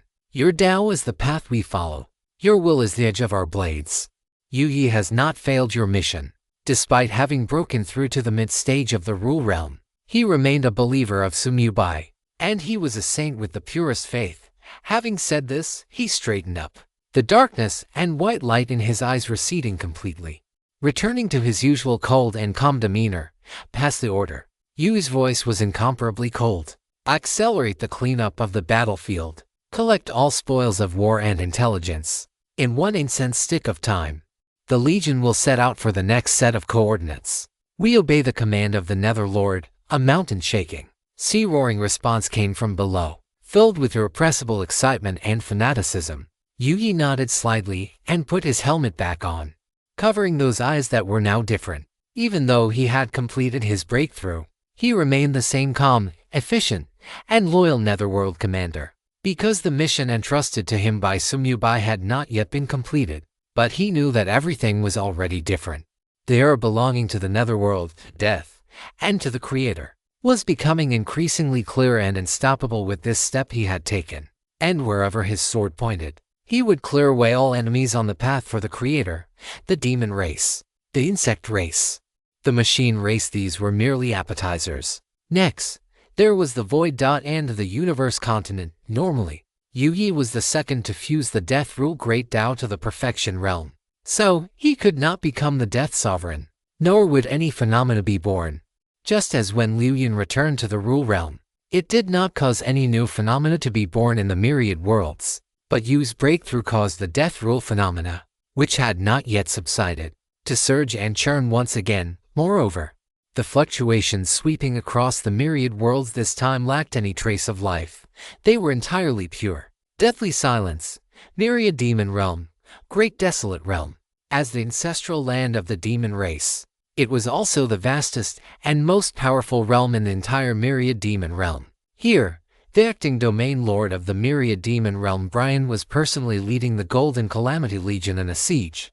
Although he was only at the pseudo-main god realm, with the support of various means, Brian could hold his own against a main god for a period of time, and the current demon race no longer had any beings at the main god realm. Therefore, Brian was invincible. None of the remaining powerhouses of the demon race were a match for him in a single exchange. After the Golden Calamity Legion transformed, each member could summon massive amounts of undead creatures wherever the Legion passed. The undead army spread like a natural disaster. There was rarely a need for Brian to take action himself. The most he did was help the Golden Calamity Legion open portals to various worlds. At this moment, Brian was also imitating Sumyubai's style, sitting atop a throne of death on the head of a skeleton dragon emperor. This war of genocide was so simple that it even made him feel a bit bored. The moment Yu broke through, Brian, who was idly playing with the skull of heaven burial, felt his pupils constrict, and he suddenly looked up at the firmament.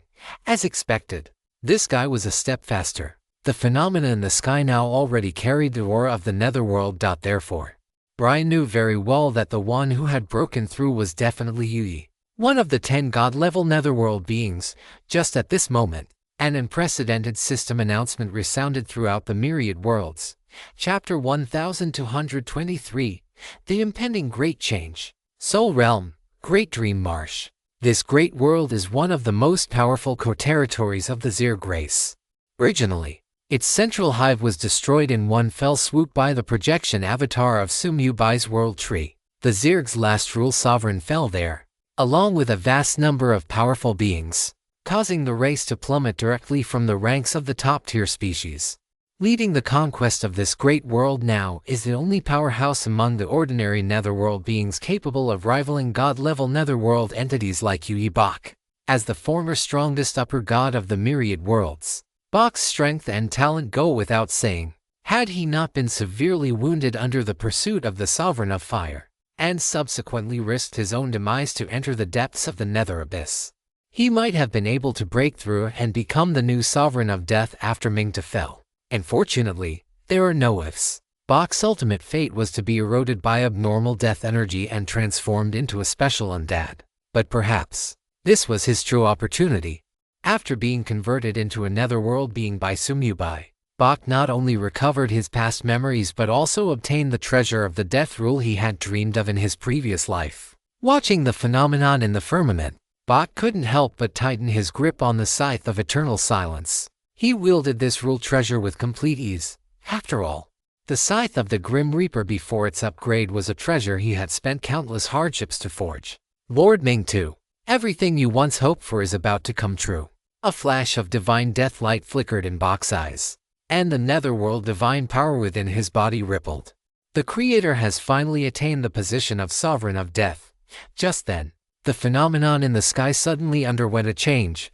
Bach's pupils constricted, and his hand gripping the scythe of eternal silence tightened once more. It seems you were the one to take that step first after all. Feeling the aura of the netherworld emerging from the phenomenon, Bach sighed softly. However, his fighting spirit was quickly reignited. The fact that Yuyi could break through after the Creator meant that the origin of the death rule in the myriad worlds could now support more powerful beings. In that case, he would surely be able to break through to that long-desired realm as well. Thinking of this, Bach took a step forward and vanished from where he stood. The matter of breaking through required a step-by-step approach, but the Creator's orders had to be completed with both quality and quantity. The Zerg race was about to be removed from the myriad races ranking. The change in the phenomenon brought about by Yu's breakthrough shocked the powerhouses of every race in the myriad worlds. Such a situation had never occurred before. Just as the powerhouses of various races were engaged in heated discussion, an unprecedented system announcement suddenly resounded throughout the entire myriad worlds. Myriad Worlds announcement. Congratulations to the Netherworld player Yuyi for successfully fusing the Death Rule Great Tao to the realm of perfection and attaining the position of Death Underworld Lord. Hereby announced. As soon as this announcement was made, the myriad worlds erupted in an uproar. Isn't the Sovereign of Death the big shot by Yi? How could Yuyi break through too? Did you hear clearly? Yuyi attained the position of Death Underworld Lord, not Sovereign of Death. Regardless, he successfully fused the Death Rule Great Tao to the realm of perfection. His strength must be in the same tier as a supreme god. The netherworld beings were all created by the big shot by Yi. Even his creations have become supreme gods. It's hard to imagine just how strong the big shot by Yi is now. Give it a rest. The strength of the human emperor is not something you or I can speculate on. Just as players of various races were discussing this, another unprecedented announcement rang out. Myriad Worlds announcement. The Underworld Lord is the sovereign of the Netherworld. Once the 10 supreme Underworld Lords appear, the landscape of the Myriad Worlds will undergo a massive change, hereby announced. This announcement was more like a piece of information and a warning. An Underworld Lord is also a rule sovereign, but not a sovereign of living beings, rather a sovereign of dead things like the Netherworld. The 10 supreme Underworld Lords were clearly the 10 supreme gods belonging to the Netherworld. But the last half of the announcement sent waves through the hearts of players from all races.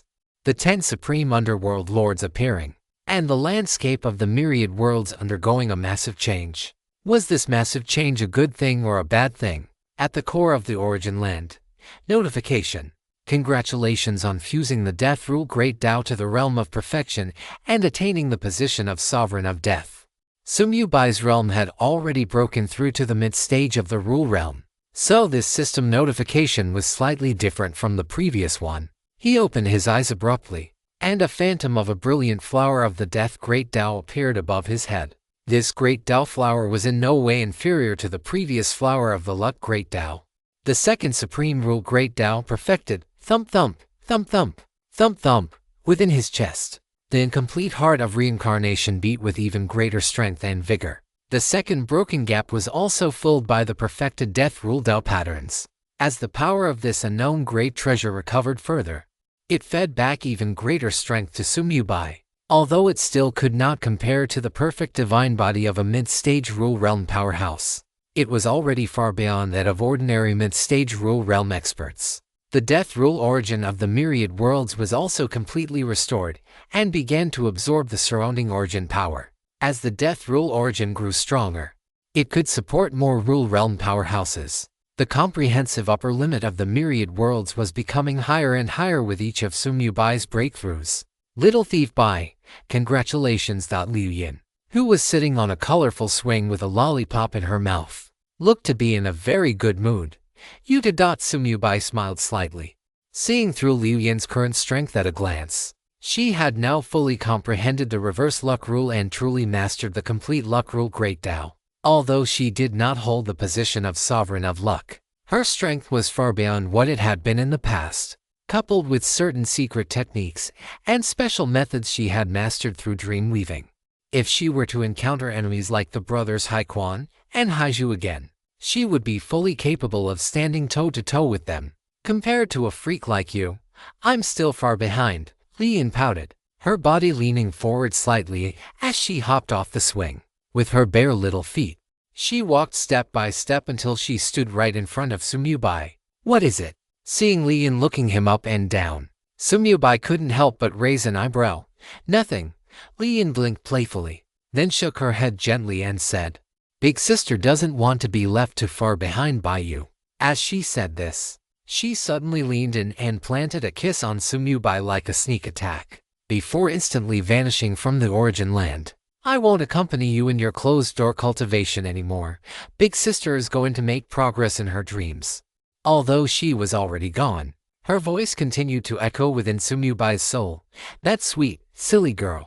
Sumyubai couldn't help but touch his own face, the corners of his mouth curling upward slightly. He could feel that ever since Li Yin had voluntarily relinquished her position as the sovereign of luck, she seemed to have become somewhat different. It was as if she had finally allowed herself to relax. Chapter 1224, The Connecting Bridge. From now on, leave it to me. Sumyubai watched as the swing slowly dissolved into bubbles and vanished, whispering the words softly to himself. Although Li Yin had been a supreme god, her temperament had never truly been mature.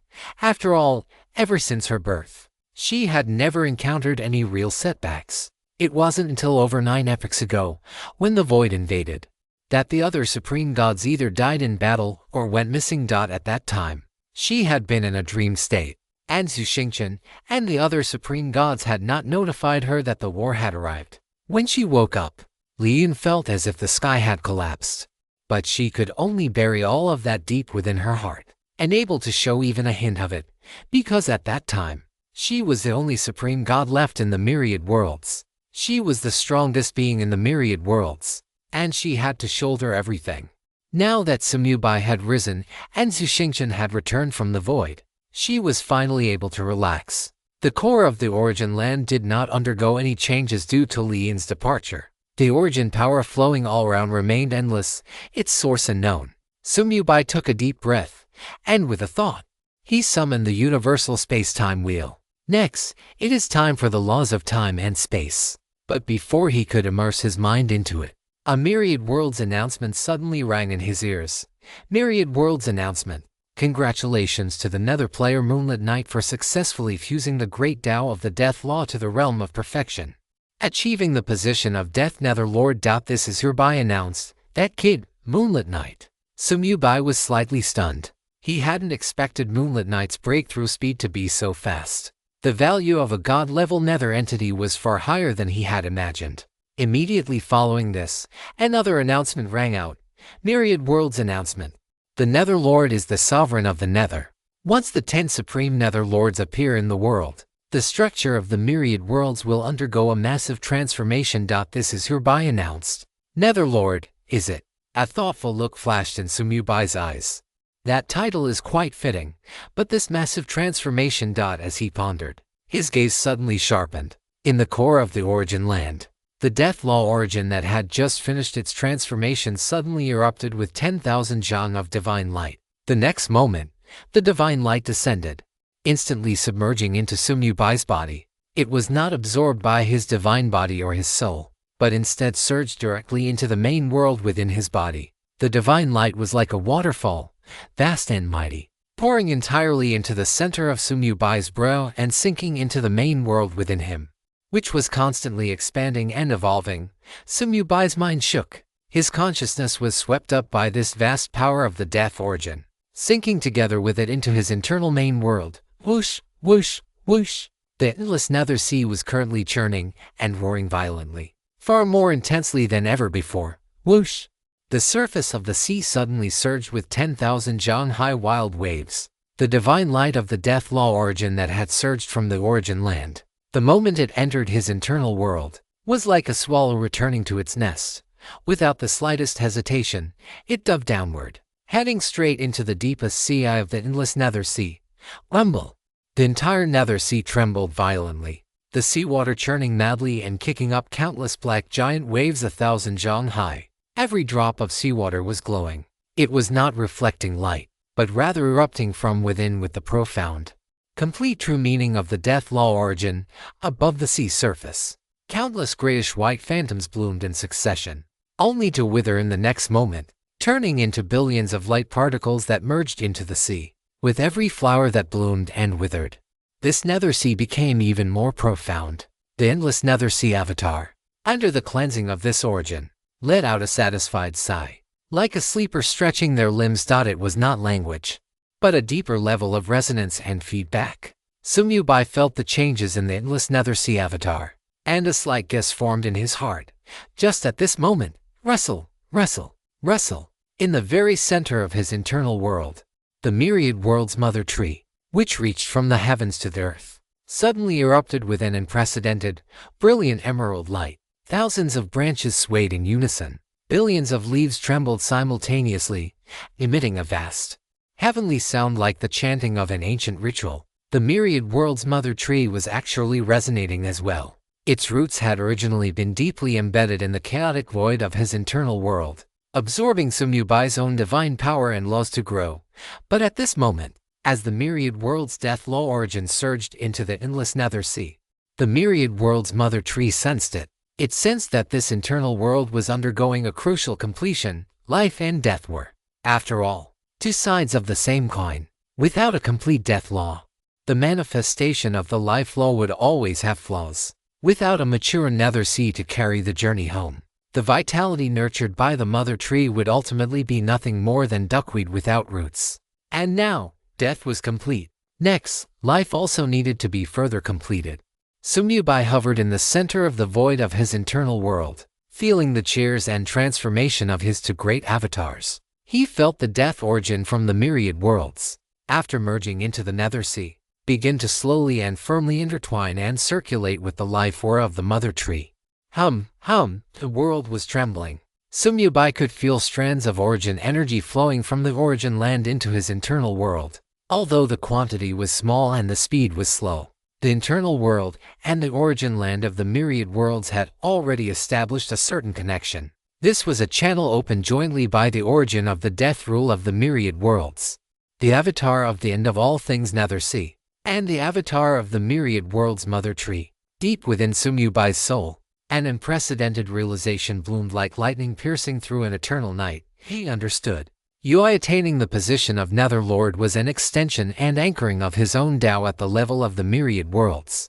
The god-level Nether beings were not merely his creations, they were anchors between himself and the myriad worlds. Every time a Nether Lord was achieved, it represented that the origin of the myriad worlds had reached complete perfection and independence in a certain dimension. And this perfection would be fed back into his internal world through the inseparable connection between himself and the Nether realm. Every instance of feedback was a reinforcement and an expansion. What was reinforced was the invisible, vague channel between his internal world and the origin of the myriad worlds. What was expanded was the rule system and origin capacity of his internal world itself. At this moment, under the infusion of the death rule origin, this connection channel had transformed from a faint, almost non-existent crack into a path that, while slender, was truly real. Sumyubai closed his eyes to perceive it. He could see it. At the chaotic boundary in the deepest part of his internal world, a gray-white bridge of light was spanning the endless void, connecting from afar to the distant origin land of the myriad worlds. The bridge of light was as thin as a strand of hair, flickering on and off, extremely unstable, but it truly existed. As long as this connection existed, the power of the origin could continuously flow into his internal world, nourishing the growth of this newborn heaven and earth. And conversely, his insights into the rules, every breakthrough he made in the Great Tao, every upgrade of his avatars, would also pass through this bridge of light, feeding back into the myriad worlds, pushing this embryonic universe to evolve toward a more complete and powerful state. This was a symbiotic cycle of mutual advancement. Chapter 1225. The Ring of Life Tao Sovereignty. In the core area of the origin land, Sumyu slowly opened his eyes, his pupils reflecting the vast waves of the end of all things Nether Sea and the swaying shadows of the myriad world's mother tree. The changes in his internal world made him recall what he had said to Zhu Xingchen before. My internal world should also be a part that the myriad worlds is lacking, right? At that time, it was only a guess, and Zhu Xingchen had only nodded without saying much. At this moment, Sumyu had already attained enlightenment. His internal world would eventually become the other side of the myriad worlds. Like the two sides of a mirror, the cycle of life and death, the beginning and end of cause and effect, the myriad worlds was, after all, a world of living beings, and his internal world would become a world belonging to the dead. Now, Yui had broken through, attaining the position of Death Nether Lord, laying the first foundation stone for this bridge. Once the 10 god-level nether beings, Sumyu whispered to himself, a profound smile curling at the corners of his mouth. The day they all break through to become nether lords will be the day this bridge is completely opened. By then, his internal world would transform into a true world with complete rules, capable of carrying the endless nether realm, a universe, not at all inferior to the current myriad worlds. But which part does the void belong to? A flash of contemplation crossed Sumyu eyes. As long as all 10 god-level nether beings attain the position of nether lord, the origin land would be completely connected to his internal world. By then, both the living and the dead would have their own worlds, and the nether realm would no longer be rejected by the myriad worlds. But what about the void world? What role could this world play in the process of the myriad worlds transforming into a complete universe? Sumyu did not yet understand what changes would occur after the myriad worlds inversely devoured the void. However, that was a matter for later. The most important thing now was to first fuse and perfect the remaining 8 supreme rule Daos. Only then could the other rule origins also transform and become complete, capable of carrying more powerhouses at the rule realm. Only then could the 9 god-level nether beings after Yui complete their breakthroughs and attain the position of nether lord. Not only that, but Sumyu could also further merge with the origin of the myriad worlds in this process, eventually becoming the universe lord of the myriad worlds. Thinking of this, Sumyu immediately withdrew his thoughts, preparing to continue breaking through the next supreme rule Tao. Before him, the universal space-time wheel was still floating quietly, waiting to shine and exert its power. But Sumyu plan had changed slightly. Originally, he had intended to comprehend the time and space rules he was more familiar with first, but the changes in his internal world made him decide to change the order. Sumyu could feel that after the death rule origin connected with his internal world, the growth speed of the end of all things Nether Sea avatar had clearly accelerated significantly. Therefore, he decided to make a breakthrough in the life rule Tao first. With a movement of his divine sense, the universal space-time wheel was immediately retracted. Following that, an emerald ring appeared in Sumyu palm. This was one of the spoils of war from the battle at the Nether Abyss. He vaguely remembered it coming from a top-tier world lord of the Zir Grace. Although this item was only a high-level low-grade treasure, it was a different story in Sumyu hands. Previously, he hadn't had much need for it, and he had armed his subordinates like Yui. Now, it was finally time to properly craft a luxurious set for himself. Sumyu gaze fell on the emerald ring, and he moved his divine sense directly. Catastrophe, target, life god ring. Hint: please select the promotion grade, 1st tier, 2nd tier, or 3rd tier, or add a catastrophe trait to it. Click to view details. Sublime it to 2nd tier. Sumyu did not hesitate in the slightest, decisively choosing to sublime it. The materials used to refine high-level low-grade treasures were actually not much inferior to those of rule-grade treasures. Therefore, the energy required for sublimation was not something he couldn't bear. With the heaven-deceiving Dao patterns mastered, one would not be rejected by the myriad worlds even at the third stage of Cataclysm. However, beyond the third stage of Cataclysm lies the realm of Dao Fruit Supreme Treasures. And the Life God Ring could hardly withstand the energy infusion of such a level. Therefore, the second stage of sublimation was the optimal choice for now. Prompt: do you confirm the consumption of 10 million Godheads to sublime at the high-level low-grade treasure Life God Ring to a higher grade? Confirm. 10 million Godheads were, for the current Sumubai, merely a drop in the ocean. As his divine sense stirred, the mountain of Godheads piled up within his internal world vanished slightly, instantly converted by the Cataclysm talent into the purest energy and frantically injected into the Life God Ring. The Life God Ring hovered in the air, erupting with a dazzling emerald divine light. Prompt: congratulations on obtaining the rule-breaking Great Supreme Item Life Dao Imperial Ring. Wumble. Before he could even feel joy, the moment the Life Dao Imperial Ring successfully sublimated, the spacer on it began to tremble violently. The will of the universe descended, and a powerful force of repulsion instantly acted upon this rule-breaking Great Supreme Treasure. Behave, don't make a fuss. Sumubai was not flustered in the slightest. He raised a finger and tapped it against the Life Dao Imperial Ring. Having initially merged with the origin of the myriad worlds, he felt a hint of intimacy with the will of the universe. The next moment, countless intricate patterns lit up on the ring. Miraculously, the instant these patterns covered the ring, the repulsive force of the universe's will vanished without a trace. Heaven-deceiving Dao patterns.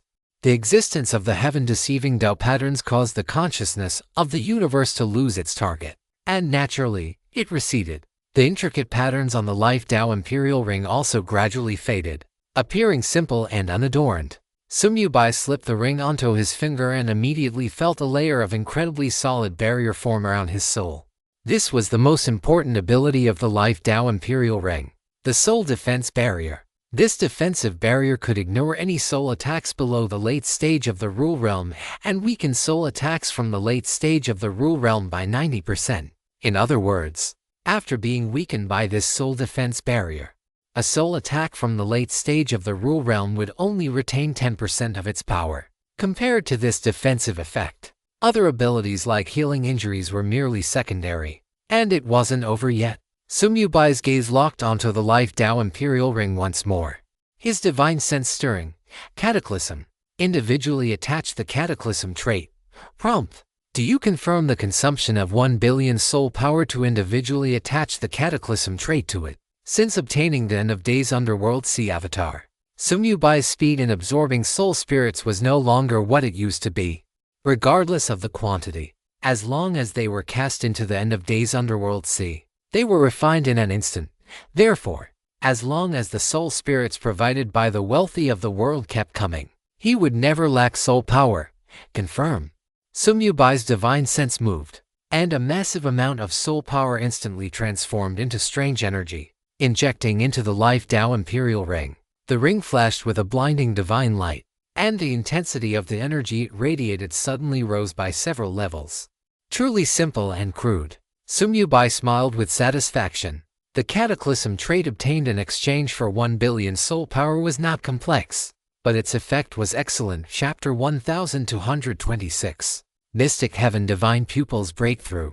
The Life Dao Imperial Ring was a rule-breaking Great Supreme Treasure. Although the Myriad Worlds game database contained this grade, it lacked detailed information. Therefore, after the sublimation of this supreme treasure, its panel had also turned into a series of question marks. Sumubai could only experience the effects of the Life Dao Imperial Ring for himself. However, the Cataclysm trait was different. For some reason, the Myriad Worlds game could still display it. The Cataclysm trait added to the Life Dao Imperial Ring by the Cataclysm talent was not complex, but its effect did not disappoint Sumubai. Cataclysm trait. Soul defense effect increased tenfold. A tenfold increase meant that soul attacks from the late stage of the Rule Realm would be weakened by 99% by the soul defense barrier, leaving only a pathetic 1% of their power. For Sumubai, who possessed the End of Days Underworld Sea Avatar, this level of soul attack was basically equivalent to no damage at all. Moreover, this was not the full extent of the Cataclysm trait. The tenfold increase in defensive effect did not just refer to the weakening effect of the soul defense barrier.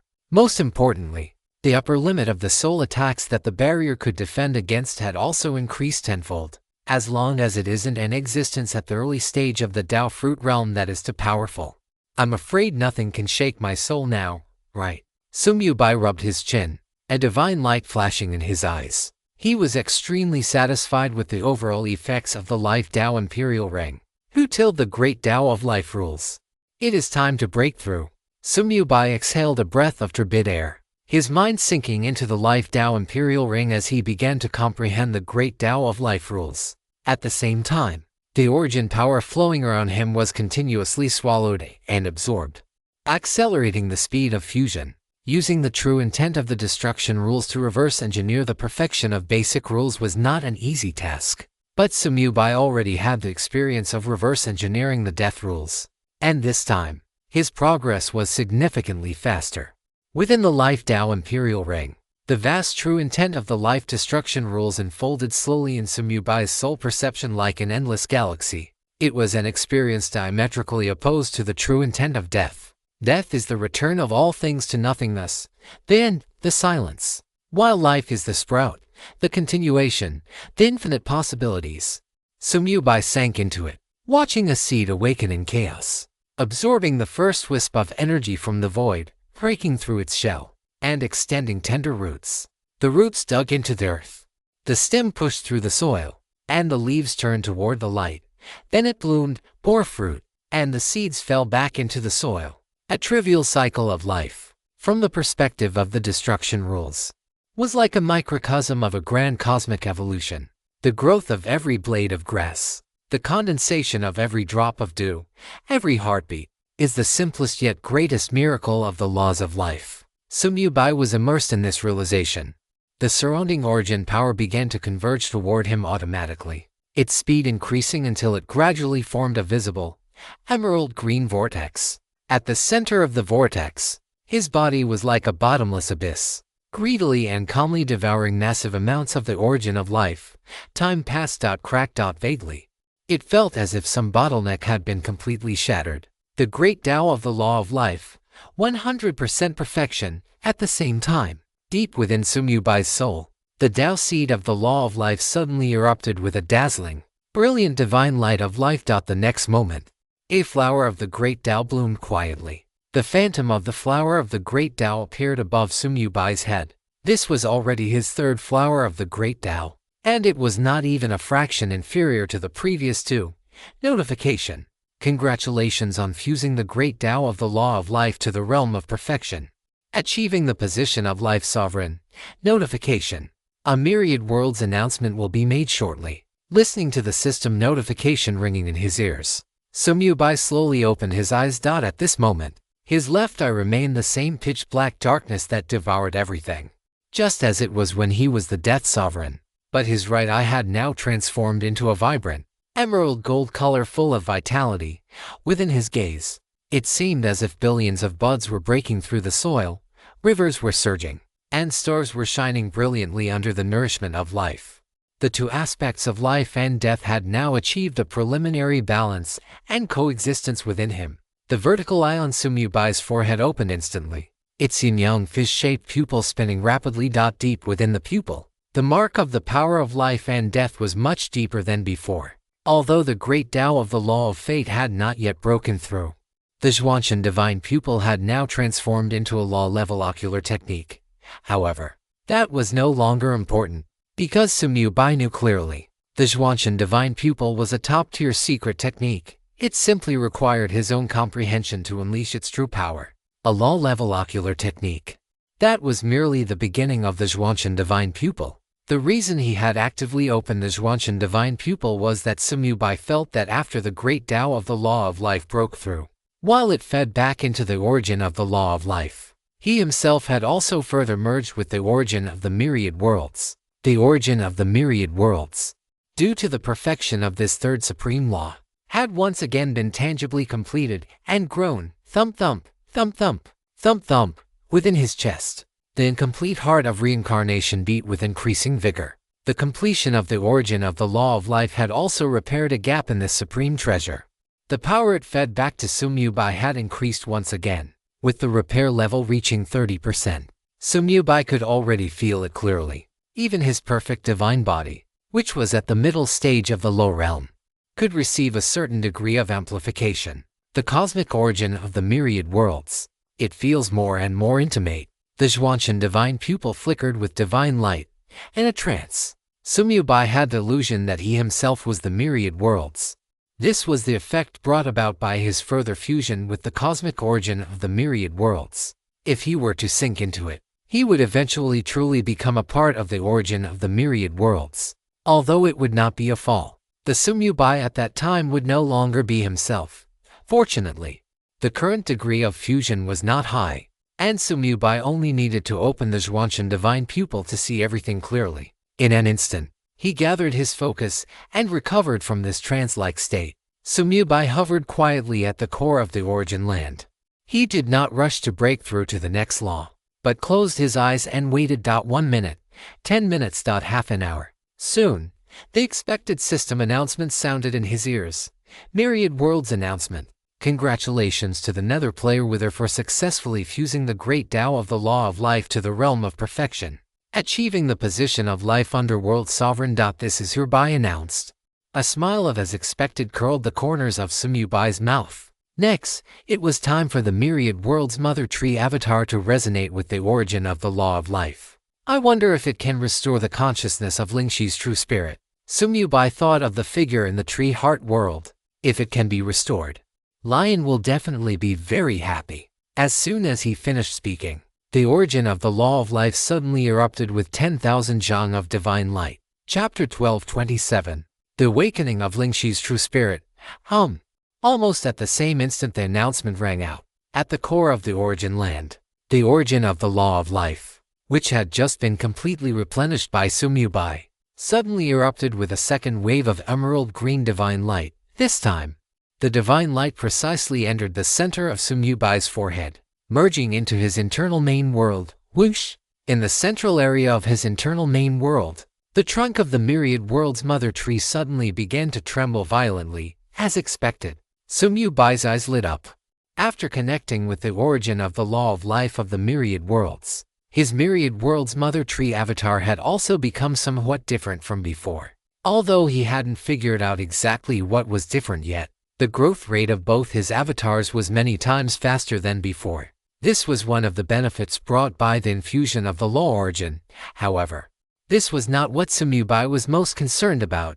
With a thought, his consciousness instantly sank into the tree heart world, condensing a projection of his soul. The heart of the world had already been completely absorbed and refined by him when he broke through his second vitality limit. But in the central area of the tree heart world, that curled-up figure was still there, having not dissipated. That was the last true spirit left behind by the previous life's sovereign Lingxi. At this moment, Lingxi's true spirit still had no consciousness, but it was still frantically devouring and absorbing the rich life energy within the tree heart world.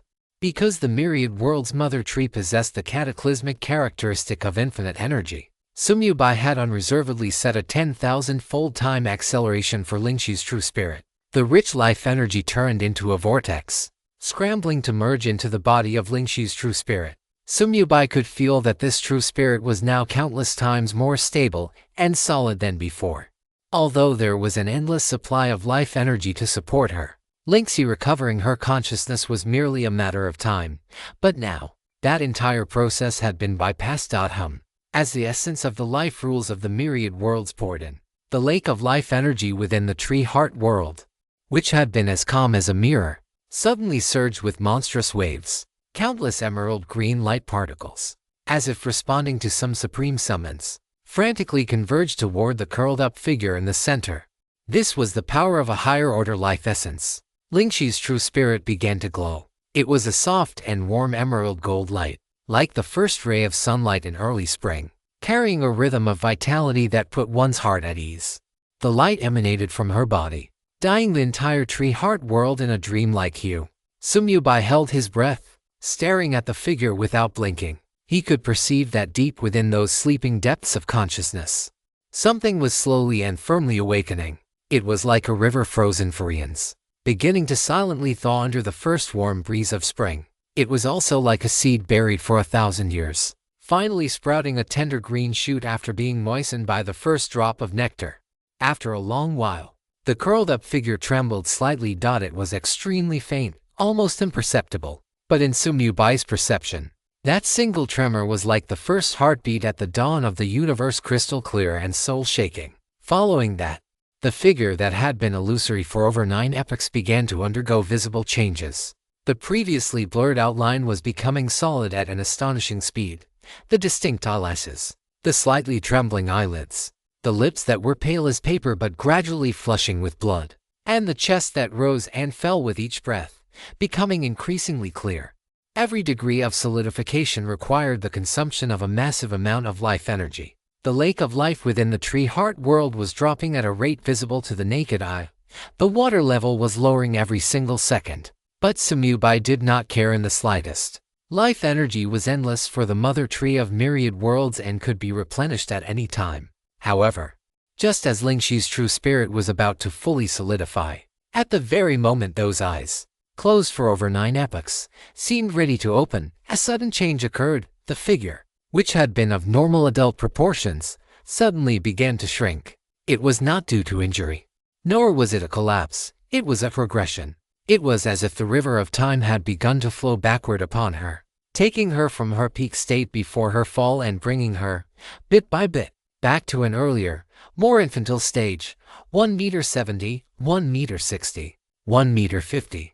The originally curvaceous figure became slender and thin, the long, elegant limbs shortened into the delicate appearance of a child. That exquisite and beautiful face also gradually shed its mature charm, returning to the innocent contours of a young girl, or even a small child. Sumyubai's pupils contracted slightly. He could perceive that this was no accident. This was a choice made instinctively by Lingxi's true spirit at the final moment before her consciousness awakened. Perhaps the 9+ epochs of slumber had caused her consciousness to regress to its most primitive state.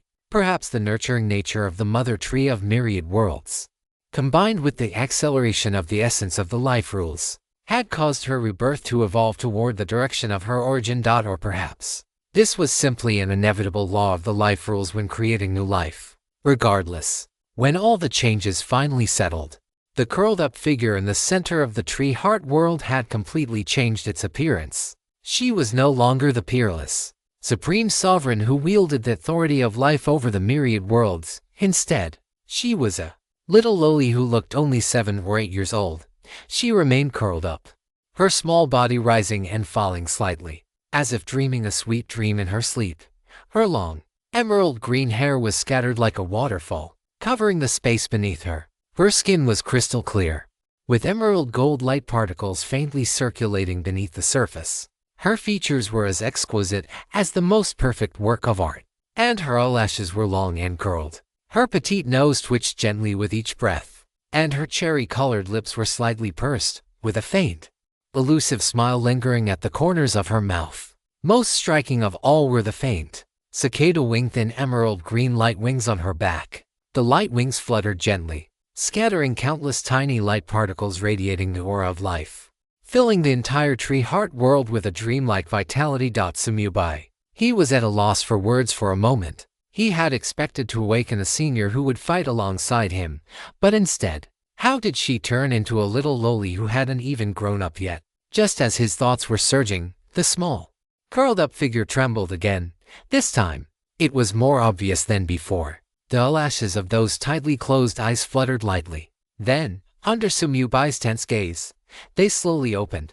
What eyes they were! Clear as water, pure as fresh snow, unstained by a single speck of dust. Deep within those eyes, the phantom of a towering giant tree flashed and vanished. Her pupils were a deep and mysterious emerald gold, like the most ancient crystal of life. The owner of the eyes seemed not yet fully awake, her gaze somewhat dazed and ignorant. She blinked, her little head tilted slightly, as if struggling to understand the world she was seeing. Then, her gaze met Sumyubai's soul projection. Time seemed to stand still in that moment. Chapter 1228. What did you just call me? Sumyubai opened his mouth, wanting to say something. But before he could utter a sound, the little Loli's clear eyes suddenly lit up the moment she saw him. It was a pure joy and attachment, as if she had seen the most precious existence in the world. She opened her small arms, reaching out toward Sumiyubai, making a gesture asking to be held. In a milky, yet incredibly clear voice, she called out the first sentence after her awakening, "Mommy." Sumiyubai was petrified on the spot. "What? Did you just call me?" He pointed at himself, doubting whether he was suffering from auditory hallucinations. But the little Loli clearly gave him no chance to doubt. Her tiny body uncurled from its hunched state, and the pair of emerald light wings on her back gave a gentle flutter. She moved like a cheerful little bird, flying straight toward Sumiyubai. Sumiyubai reached out to catch her by reflex. What he felt in his arms was a warm, soft, and tiny body. She hung around Sumiyubai's neck, rubbing her small head against his chest, while muttering incessantly, "Mama, Mama. Linksy missed you so much." Linksy slept for a very, very long time. Mama has finally come to see Linksy. That milky, childish voice. Those actions filled with extreme dependence. That unreserved intimacy and trust. Sumiyubai froze in place, his mind going completely blank. What is this situation? The former life sovereign of the 10,000 worlds, Lian's sister Linksy, is actually calling him Mama? Are you kidding me? Even if she had to call him something, it should be Papa, right? As soon as this thought crossed his mind, Sumiyubai shook his head violently. What is he thinking about? Wouldn't that mess up the generations? Linksy. Sumiyubai pulled back his thoughts and spoke softly, afraid of upsetting the little Loli in his arms. The little Loli looked up from his embrace, blinking those large, emerald gold eyes, looking at him with an expression of pure innocence. Does Mama need something from Linksy? That Mama was said so naturally, as if she had been calling him that for countless eons. Veins throbbed on Sumiyubai's forehead. He took a deep breath, trying his best to keep his voice calm. "I am not your mother." The little Loli tilted her head, looking confused. Linksy came out of Mama's tummy, didn't I? What tummy? It's just. The little Loli thought for a moment, then reached out to gesture. The surrounding life energy gathered instantly, condensing into a miniature mother tree of the 10,000 worlds. Linksy was sleeping inside Mama's body, sleeping for a long, long time. Then Mama gave Linksy lots and lots of green energy, and Linksy woke up once she was full. As she spoke, she rubbed against Sumiyubai's chest again, murmuring happily, "So Mama is Mama." Linksy was born by Mama. Sumiyubai. He seemed to understand a little now.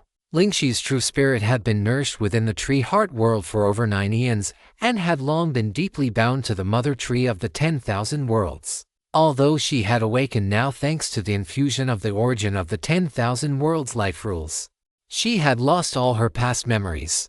Her consciousness instinctively regarded the mother tree of the 10,000 worlds that nurtured her as her mother.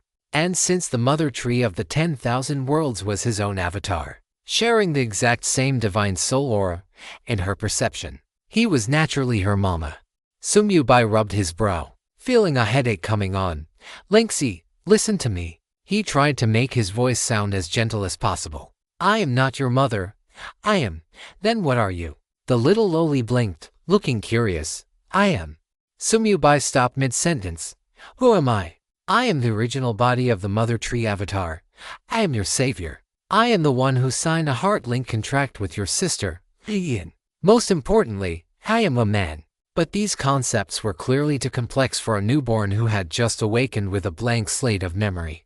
The little Loli waited for a while, and when no answer came, she rubbed against his chest again, whispering, "I don't care. I don't care. Linksy just knows that Mama is Mama. Mama smells so good. Linksy likes it so much." Sumiyubai's mouth twitched. He looked up at the void of the tree heart world and sighed deeply. "Forget it. Why argue with a little one who knows nothing?" He spoke again, attempting one last struggle. "Linksy, look at me. Where do I look like a mother?"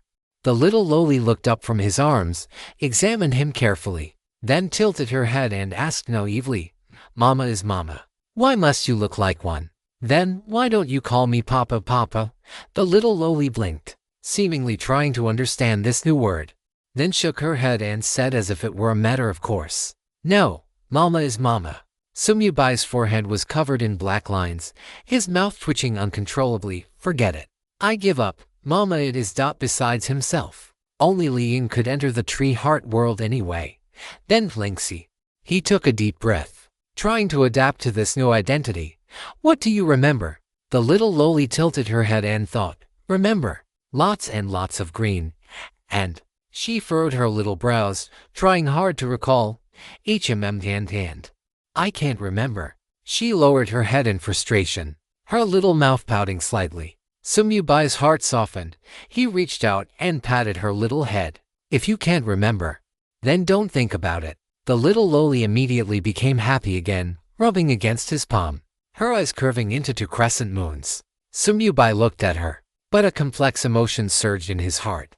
He activated the Zhuanshan divine pupils. The S-shaped white crack at the center of his brow slowly opened, and a profound gaze fell upon Lingxi through that small body, which had condensed to the point of being almost indistinguishable from a real person. He saw that it was still just a true spirit.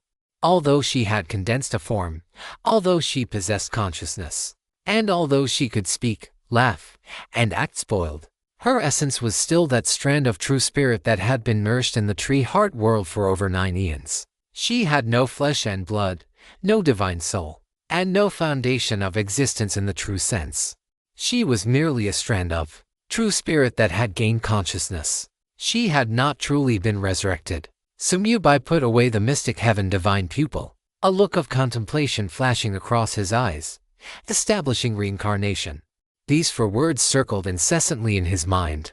Only by establishing a complete system of reincarnation, allowing life and death, soul and flesh to circulate in an orderly manner and truly transform, could he succeed. Only then could an existence like Lingxi, who was left with only a wisp of true spirit, be truly resurrected. Instead of being like she was now, merely a conscious energy entity existing in dependence upon the mother tree of 10,000 worlds. Chapter 1229.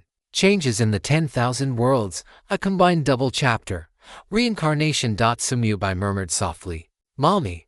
The little loli in his arms heard his voice and looked up curiously. What is a reincarnation? It's nothing.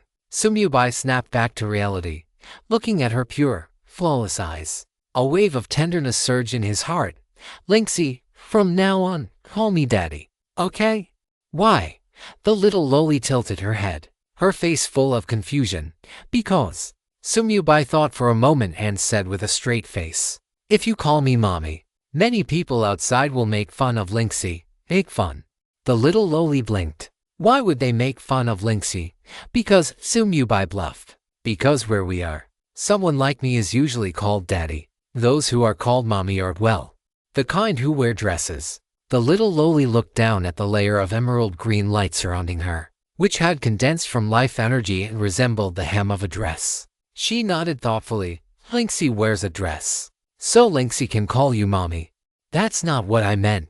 Then what did you mean, Sumyubai? He realized he was completely unable to use logic to persuade a little one who understood nothing. Forget it. Then Lingxi can call me whatever she wants from now on. He gave up the struggle and smiled helplessly. Okay, the little loli chirped happily, then burrowed further into his arms, saying in a milky voice, Mommy is the best. Sumyubai, so be it. No one would know anyway. He held this small, soft, and warm existence in his arms. His gaze pierced through the heart of the tree world, looking out at the thriving mother tree of 10,000 worlds, and toward the inner world that was constantly expanding and evolving. Life and death had been established. The foundation of reincarnation had already begun to sprout quietly. A long time later, Sumyubai gently placed the little loli, who had fallen asleep in his arms, onto the soft cluster of light condensed from life energy in the center of the tree heart world. Watching her peaceful sleeping face, the slightly upturned corners of her mouth, and her light wings that occasionally fluttered, a tenderness he hadn't even noticed himself flashed in his eyes. Sleep well, he whispered softly, then turned and vanished from the tree heart world. The moment his consciousness returned to his physical body, the white-robed figure sitting cross-legged at the core of the origin land slowly opened his eyes. Within his pupils, the radiance of time and space, interwoven with silver white and pitch black, was flowing rapidly. The path to the perfection of time and space was still waiting for him. The heart world of the mother tree of 10,000 worlds was currently emitting a soft and profound glow. Where the lights intertwined, a small, curled-up figure floated quietly. That was a bond belonging to him, one that could not be put into words. Having inexplicably gained a daughter, the deep, soft part of Sumyubai's heart, a man who had always been decisive in killing, grew a little larger, and the prologue of reincarnation had already quietly turned its first page. At the same time, the gray-white light bridge connecting the origin land of the 10,000 worlds to Sumyubai's main inner world solidified to twice its thickness the moment it was infused with the origin of life. If it had previously been a thin, swaying spider silk that could snap at any moment, it was now a rope as thick as a thumb, still immature, yet capable of carrying a stable transmission. Sumyubai sensed the increasingly clear and resilient channel between his inner world and the origin of the 10,000 worlds. His heart feeling clear and bright. Yi, the Lord of Death, the first pillar of the bridge. Taoleng, the Lord of Life, the second pillar of the bridge. Life and death were established. Reincarnation had begun. 8 more were needed. 8 more pillars were needed. When that time came, this channel would no longer be a rope, but a grand thoroughfare capable of carrying the surging, endless origins between 2 worlds. Sumyubai opened his eyes, in his pupils, gray-white and emerald green intertwined, the 2 phases of life and death flowing ceaselessly. He did not wait any longer. Time waits for no one. The void waits for no one. The potential covetous ones on the universe continent wait for no one even more. He raised his hand. The universe time-space wheel responded to his call, hovering before him, silver and black radiance, like fragments of the river of time and space, reflected and flowed in his eyes. Next, Sumyubai's voice was very soft, yet it stirred layers of ripples in the rules at the core of the origin land, time and space. He pointed his fingers like a sword, tapping lightly on the eternal time-space singularity at the center of the wheel. In an instant, the black divine light representing time and the white divine light representing space erupted simultaneously, like the first ray of dawn and the first trace of twilight at the beginning of creation. Completely swallowing his figure, the origin of the rules returned to normal, and the origin land fell back into silence. Only the cluster of chaotic light that continued to rotate slowly remained, along with the white-robed figure sitting cross-legged before it, surrounded by the radiance of time and space. Sumyubai's mind was completely immersed in the comprehension of the great Tao of time and the great Tao of space. This time, he would break through the final bottlenecks of these 2 supreme rules in one go. Deep within his soul, 3 brilliant flowers of the great Tao swayed gently, and the Tao seed of time and Tao seed of space were also flickering with brilliance, as if they could take root and sprout at any moment. When that happened, Sumyubai's path of breakthrough would be considered half-finished. However, this was only half-finished on the surface. In reality, the more supreme rules one fuses to the realm of perfection, the more the difficulty of mastering the next one increases significantly. Moreover, as his degree of integration with the origin of the myriad worlds continued to deepen, the possibility of losing himself would also increase accordingly. The further he progressed, the more cautious and difficult Sumyubai's breakthroughs would become. Integrating to rule Daos at once this time was also intended as a stress test. Sumyubai wanted to adapt himself as much as possible to that sensation of merging with the origin of the myriad worlds. The more thorough the preparation, the lower the probability of losing himself during the final integration. Liyun had already entered a dream, leaving Sumyubai alone at the core of the origin land. Excluding the effects of time acceleration, he had begun the longest period of seclusion since entering the myriad worlds. Time passed like a fleeting horse, and the years flowed by like a shuttle. In the blink of an eye, several months had passed. During this period, Sumyubai successively integrated the rule Tao of time and the rule Tao of space to the realm of perfection. Yang and Yangwu also broke through their final bottlenecks one after another, attaining the status of underworld lords. Myriad Worlds announcement. Congratulations to player Baiyi for successfully integrating the rule Tao of space to the realm of perfection and becoming the new space sovereign. This is your Bai announced. Myriad Worlds announcement. Congratulations to player Baiyi for successfully integrating the rule Tao of time to the realm of perfection and becoming the new time sovereign. This is your announced, Myriad Worlds announcement. Congratulations to Underworld player Youngwoo for successfully integrating the rule Tao of space to the realm of perfection and attaining the status of Space Underworld Lord. This is your announced, Myriad Worlds announcement.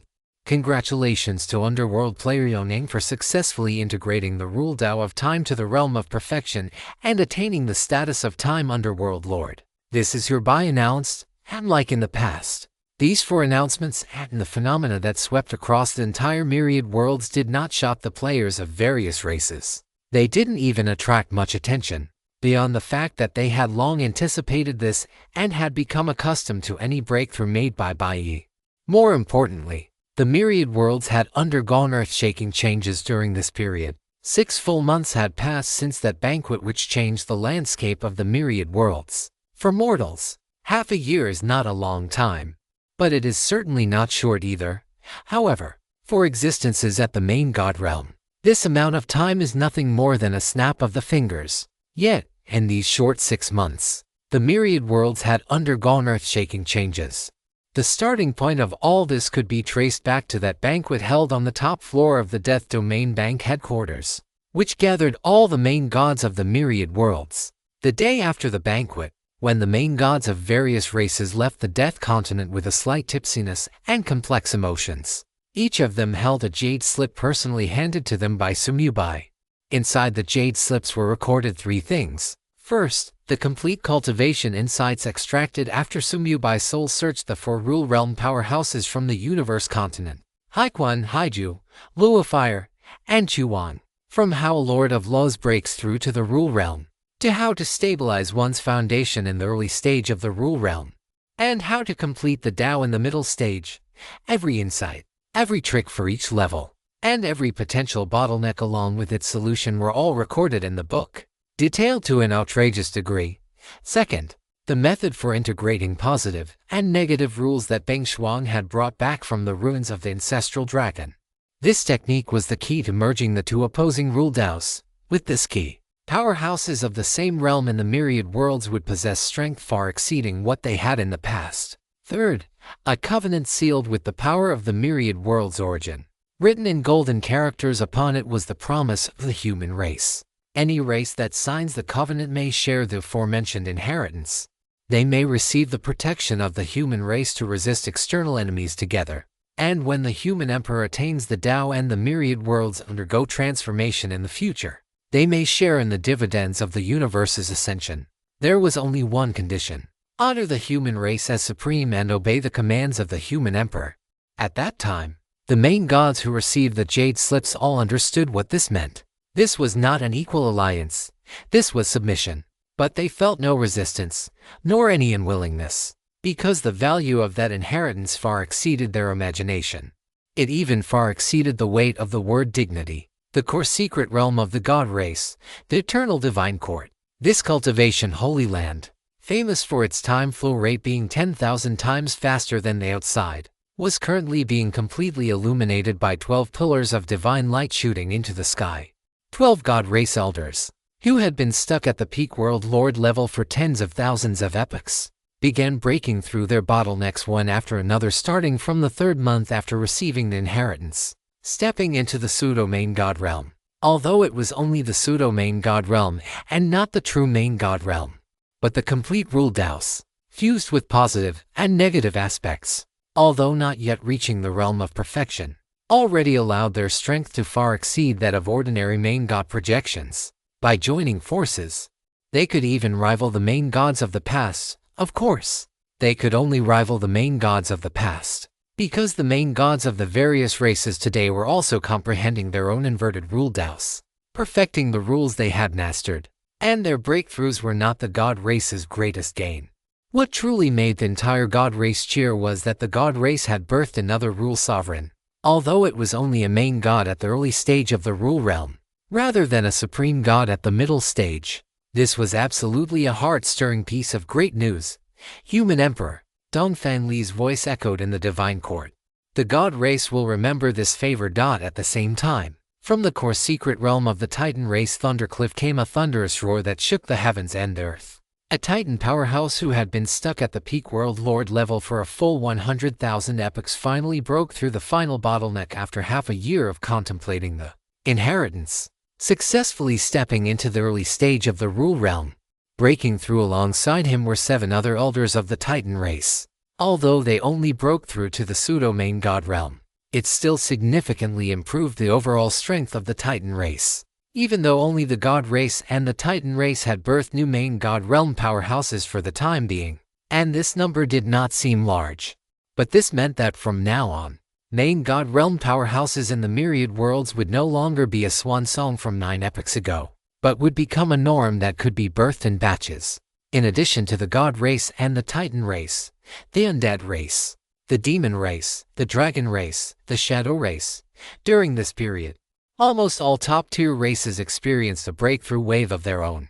The number of pseudo-main God realm powerhouses across the myriad worlds surged from a mere handful before the banquet to nearly 100. Those who broke through to the World Lord level numbered in the thousands, if not tens of thousands. In just this short half-year, the peak combat power of the entire myriad world saw leap-like improvement. And this was merely the beginning. As the inheritances are comprehended and digested by the powerhouses of more races, even more experts will be born in the myriad worlds. World lords and pseudo-main gods are nothing to speak of. Once the power of the inheritances is fully unleashed, there will be an increasing number of main god realm and even supreme god realm existences in the myriad worlds. If the breakthroughs of other races were tied, then the breakthroughs of the human race were at tsunami. This is because the human race not only possesses inheritances but also the clan-protecting supreme treasure, the universal spacetime tower, which was upgraded by Sumyu by using his catastrophe talent. This rule-level supreme treasure has now been upgraded by Sumyu Bai's freeloading into a destruction rule-level supreme treasure. Not only that, but Sumyu Bai also added a catastrophe trait to it that would make powerhouses across the entire universal continent green with envy. Infinite energy. What does this mean? It means the operation of the spacetime tower no longer needs to worry about energy consumption. It means the human race can, without any reservations, run the universal spacetime tower at maximum power, day and night, without stopping. It means the universal spacetime tower is no longer a forbidden zone that only a few top geniuses can occasionally enter, but has become a sacred cultivation ground where all geniuses of the human race can take turns residing. Most importantly, after the free-loading upgrade, the internal time dilation in the areas with the highest flow rate within the universal spacetime tower has reached a staggering 1 million times. Furthermore, the connection between this supreme treasure and the origin land has become much more stable. A massive amount of origin chi has poured into the universal spacetime tower, and some core secret realms even contain small amounts of origin power. Sumyu Bai has the most authority to speak on the importance of origin power. The reason he was able to improve so rapidly along his journey, aside from his cheats, was largely due to the multiple infusions of origin power and his later direct entry into the origin land. As long as these human geniuses can absorb even a little bit of origin power, their strength will inevitably advance by leaps and bounds. Chapter 1230. The explosive improvement of the human race. Friendly reminder. The debt from yesterday has been added to the previous chapter. Dear readers, you can check the previous chapter first. It is a combined 4-0 long chapter. Main text below. During the half year that Sumyu Bai was in seclusion, batch after batch of human geniuses entered the universal spacetime tower, spent tens of thousands or even hundreds of thousands of years within it, and then walked out. The moment they stepped out of the tower gates, the improvement in their cultivation realm was the most insignificant change. More importantly, the universal spacetime tower contains its own world, simulating almost all known cultivation environments, combat scenarios, and rule suppressions of the myriad worlds. The long years those geniuses spent in the tower were not just for cultivation, but for experiencing countless life and death battles, countless insights into rules, and countless times of polishing and reshaping their own paths. This is a miniature version of the myriad worlds game, and the human geniuses are the only players in this game. What was the result? The result was that in the past half year, the number of newly added pseudo-main god realm powerhouses in the human race reached 67. This number is almost comparable to the total number of pseudo-main god realm powerhouses of all other races combined. And peak upper god and world lord level human powerhouses emerge like bamboo shoots after a spring rain. The Universal Spacetime Tower. This clan-protecting supreme treasure has greatly shortened the time the human race needed to make up for its lack of foundation. Now, even without the support of the Nether Legion, human powerhouses can hold their own as a top-tier race. This is without even counting Sumubai, Zhuxingchen, and the Galaxy Mercenary Group, because during this period, the human race also gave birth to two main god realm existences. The first to break through was the Crimson Enchantress Yuchu. She has now broken through to the early stage of the Rule Realm and has directly ascended to the position of the sole sovereign of the myriad worlds. The second was the invincible war god Sakalnyu. After receiving the inheritance, he entered the Universal Spacetime Tower and began fighting crazily. When he emerged from seclusion, he broke through the final bottleneck of the metal rule in one go, achieving the position of a main god. However, since there is already a metal sovereign in the myriad worlds, he did not obtain a sovereign position. But the sovereign position does not have much impact on strength.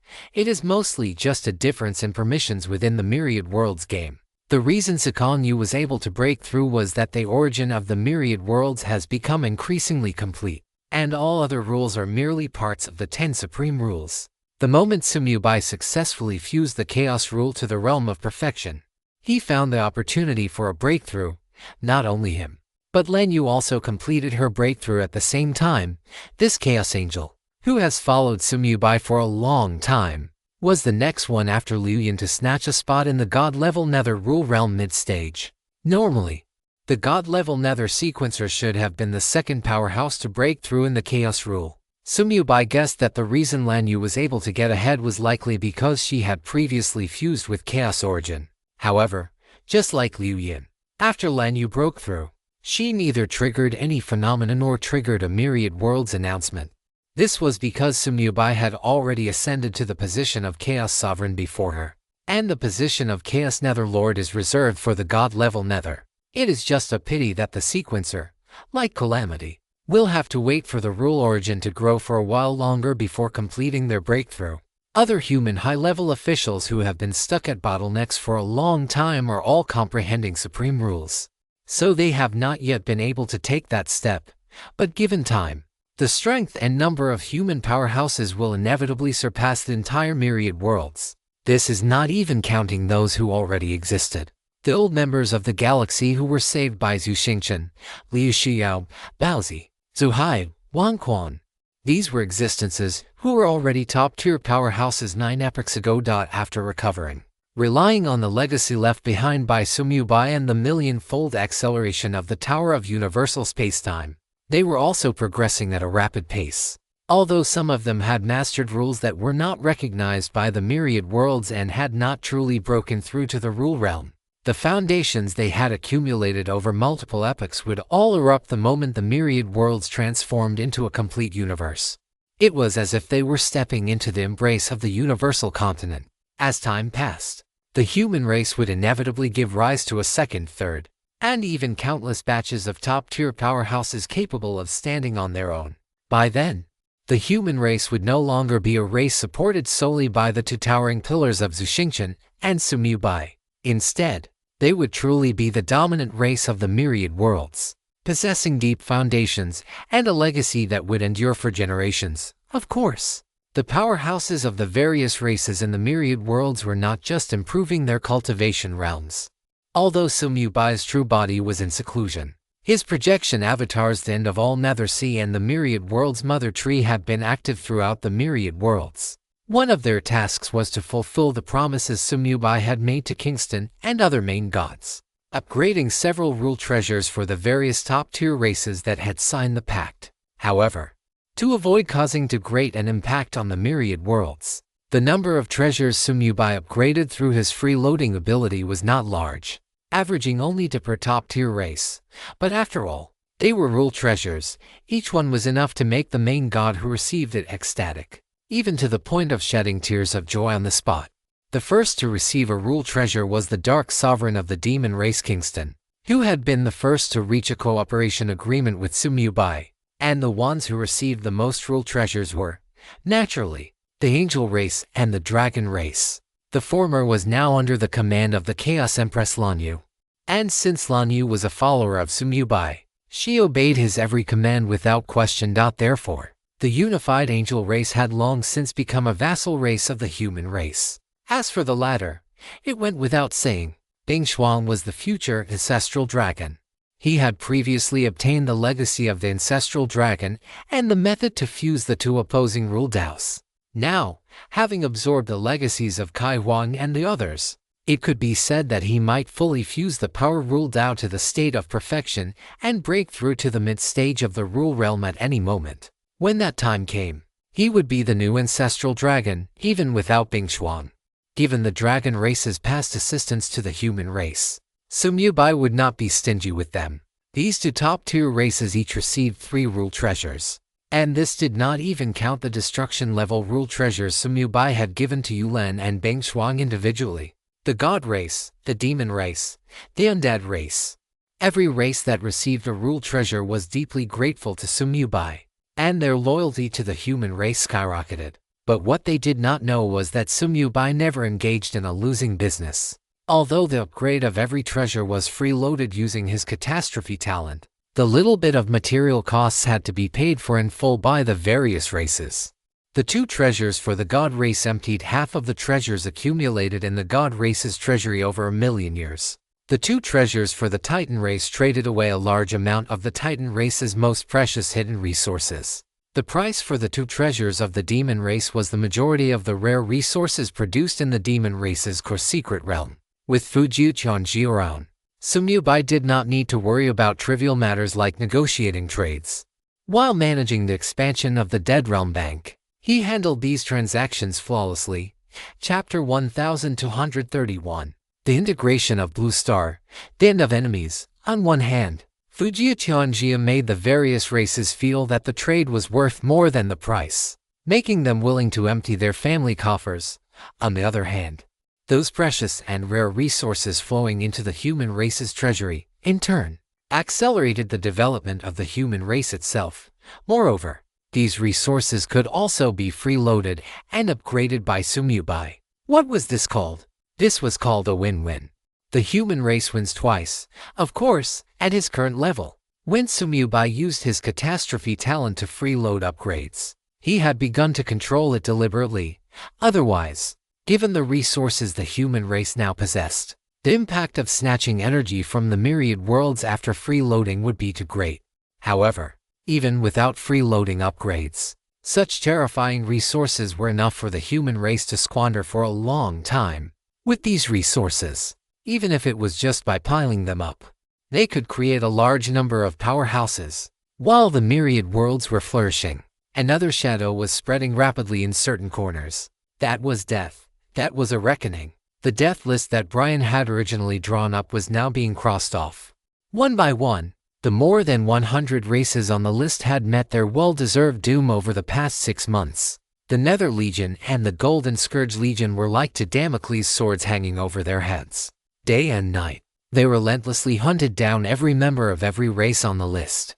In a war between races, there is no good or evil, no right or wrong. There is only an eye for an eye, a tooth for a tooth. Blood debts must be paid in blood. These races had to pay the price for what they had done in the past, and that price was to be erased from the myriad races ranking.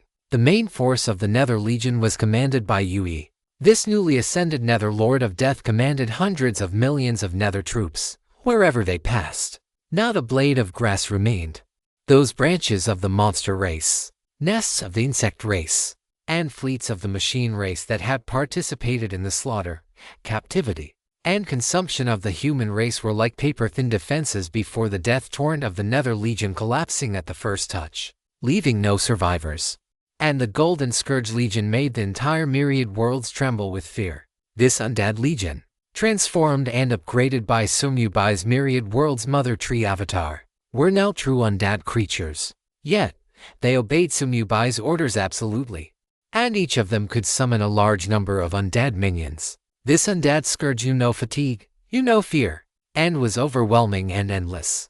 Over the past 6 months, The Golden Scourge Legion had swept through hundreds of worlds, wherever they passed. Life was devastated, and all things returned to silence. In the world swept by the undead scourge, the sky was shrouded in gray-white death mist all day long, and everywhere were dense, ceaseless armies of the undead. Living beings were either transformed into new undead or torn to shreds in despair, becoming nutrients to nourish the growth of the legions. The most tragic were the three formerly top-tier races: the spirit race, the insectoid race, and the mechanical race. They had once been powerful groups ranked at the forefront of the myriad worlds list.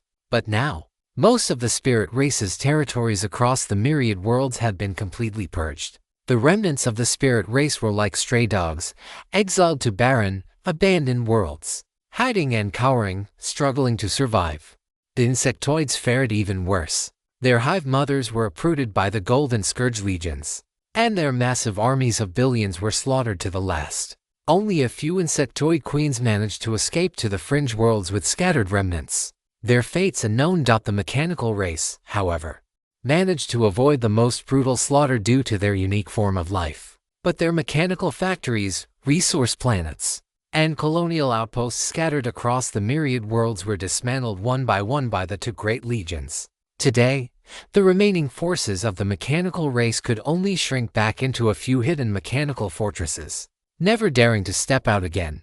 Of the more than 100 races on the death list, 13 had already completely fallen off the myriad worlds list. This meant that the powerhouses of their races had been almost entirely slaughtered, and their bloodline powers had been completely eradicated. Dozens more races were struggling on the brink of falling every day. Powerhouses within these races were found and subsequently perished every day. Despair spread in the hearts of the creatures of these races. The remaining races lived in constant fear, not knowing when the Grim Reaper would descend. This was not word. This was extinction. But no one sympathized with them, because every race in the myriad worlds knew how these listed races had treated the human race back then. It was a slaughter and oppression that lasted for over 9 epochs. It was a blood debt of countless trillions of human lives.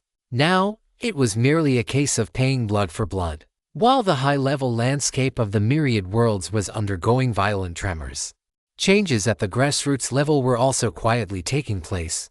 Blue Star, the home planet of Sumyubai, had completely integrated into the myriad worlds over the past 6 months. The Hegemony Guild, as the de facto ruler of Blue Star, began to methodically arrange for Blue Star residents to relocate to more suitable planets, secret realms, and small worlds. Those Blue Star players who had once fought side by side with Sumyubi Sanchiking, Hantabe, Fengyexiaxio, and others were now all overlords in their own right. They led their respective families and followers on a journey to new worlds. Sumyubai was not the least bit stingy with these old subordinates. He had Yumu allocate vast territories for the Hegemony Guild within several top-tier secret realms. Those secret realms were rich in energy, abundant in resources, and possessed high time dilation factors. They were absolute paradises for cultivation. Sanchi Kingfeng chose a secret realm called Qingyun Realm, as it was said that the beautiful sea of clouds there had captivated him at first sight. Hantabe took the main force of his Hegemony Guild to a world called Iron Blood Continent, preparing to establish the headquarters of his hegemony there. Fengyexiaxio and Mayanhuating ended up together and went to the 100 Flowers Valley secret realm. It was said that the scenery there was as beautiful as a painting and the most nourishing for one's health. However, these were merely their permanent residences. While the two great legions were hunting down those races, human geniuses like Sanchi Kingfeng were not idle either. They were also hunting in various worlds. As for the teleportation costs, it was nothing to them. But for the vast majority of ordinary Blue Star players, let alone the costs of cross-world teleportation arrays, even the teleportation costs between divine kingdoms were astronomical prices they could not afford. The cost of just a few cross-divine kingdom teleports was enough to drain a tier 10 Saint Extermination level player dry. Yumu had originally wanted to waive these fees, as Blue Star was, after all, Sumyubai's home planet, but Sumyubai refused. Although the human race had many resources, providing excessive resources would cause people to lose their fighting spirit.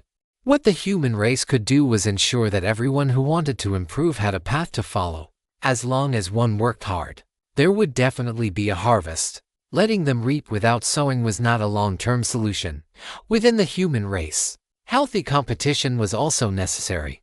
Only in this way could they continuously cultivate true powerhouses capable of standing on their own. Chapter 1232, To Superpowers. Although ordinary players from Blue Star and the Divine Dragon continent could not afford the costs of cross-world teleportation, their wealth was still far greater than that of ordinary players in small worlds. This was the benefit of being from the same world as Sumyubai.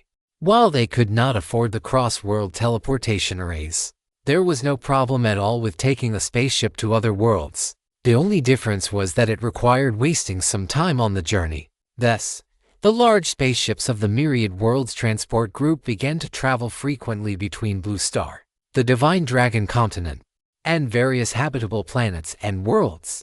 The speed of large spaceships was much slower than teleportation arrays and far inferior to private small spaceships. Even with dark space and teleportation channels, a single voyage often took several months or even years. The specific time depended on the distance of the journey, but the price of taking a large spaceship was far cheaper than a teleportation array. The cost of crossing one or two divine kingdoms on a large spaceship was not even comparable to the cost of crossing a planet using a teleportation array. After reuniting with their families, many ordinary players would board the ships with all their belongings, sail through the vast sea of stars for months, and finally arrive at their new homes. Being able to leave Blue Star and the Divine Dragon continent to head toward a broader world was an extravagant hope they had never dared to imagine in the past. And in this process, Sumyubai finally learned a piece of information that seemed unexpected, but was actually within his expectations.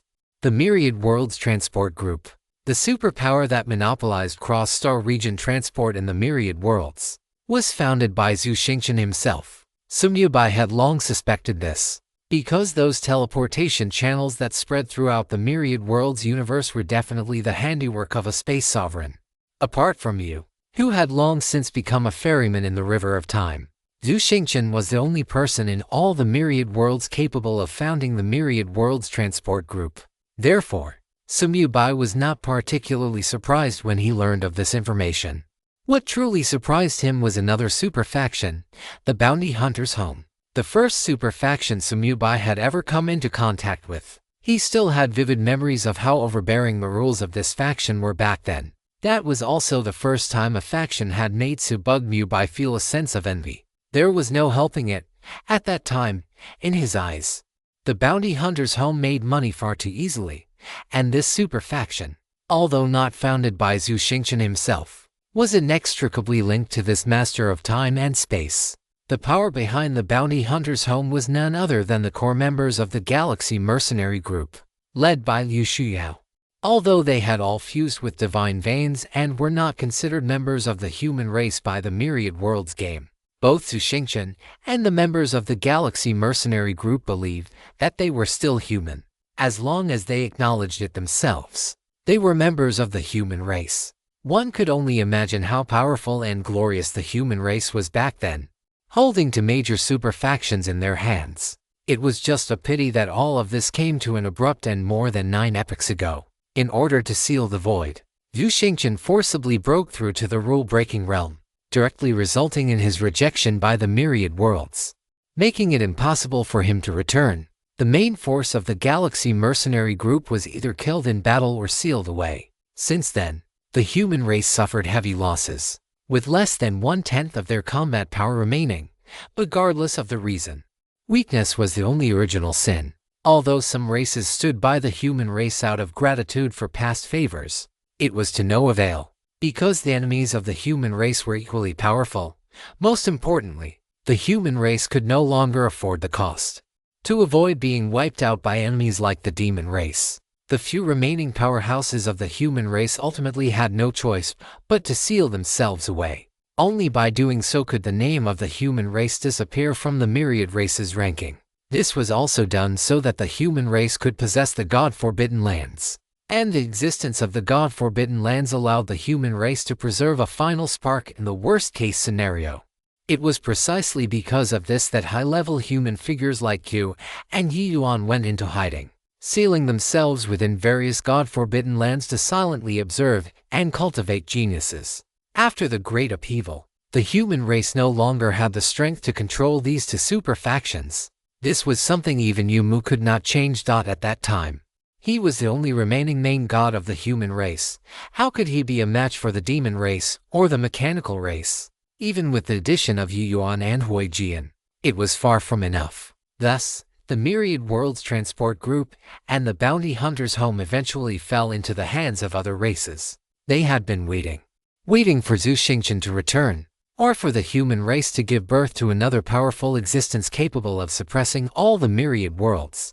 Now, the human race had waited for it. Baiyu rose with incredible speed, forcefully leading the human race back to the pinnacle of the myriad worlds. At the same time, the once strongest being in the myriad worlds, the master of time and space Zhu Xingchen, also returned. The surviving core members of the Galaxy Mercenary Group returned as well. Although the current human race's low, mid, and high-level combat power still could not compare to their peak period, their overall strength was even greater than before. Because Sumu Bai alone was enough to allow the human race to stabilize the entire myriad worlds. Not to mention, Zhu Xingchen's strength also far exceeded what it had been in the past. As long as the two of them remained, the human race was the undisputed #1 race in the myriad worlds. And those things that once belonged to the human race naturally returned to their hands. There was no need for human main gods like Yumu to even speak. The high-level officials of the Myriad Worlds Transport Group very tactfully surrendered all power. The Bounty Hunters Home was even more straightforward. Several main gods took the initiative to bring gifts and apologize in person, returning all core permissions and expressing their willingness to serve the human race forever. Just like that, the two super factions returned to the hands of the human race. For Sumu Bai's Death Domain Bank, especially for his agent Fujia Changxia, this was simply the best news imaginable. Originally, although the Death Domain Bank was expanding rapidly, it was limited by many factors, and its speed was far below expectations. In particular, the severe lack of transport capacity and information networks caused the cost of the Death Domain Bank's expansion to increase infinitely. Even with Fujia Changxia's god of wealth talent, money was just a number, but doing business was about the rate of return. Excessive costs had always been the biggest problem for the Death Domain Bank. Now, with the full support of the two super factions, everything was completely different. The fleet of the Myriad Worlds Transport Group could transport any supplies for the Death Domain Bank to every corner of the Myriad Worlds, with costs so low they could be ignored. The intelligence network of the Bounty Hunters Home could allow the Death Domain Bank to grasp market trends, resource distribution, and power shifts in every world of the myriad worlds in real time, thereby making the most precise decisions. With the support of these two super factions, the development speed of the Death Domain Bank could only be described as soaring. Chapter 1233. The Troubles of Fujia Changxia.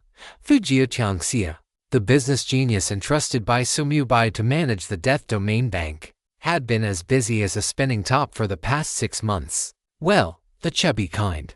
The documents he had to process every day, if converted to paper, would pile up to be much heavier than his own body weight. The people who wanted to see him every day could form a line that would wrap around the Soulcoin Bone Forest outside the headquarters several times. Every decision he made concerned the flow of billions of god crystals and the rise and fall of countless factions. But this fatty was in pain and enjoying it, because the scale of the Death Domain Bank was expanding at a speed visible to the naked eye.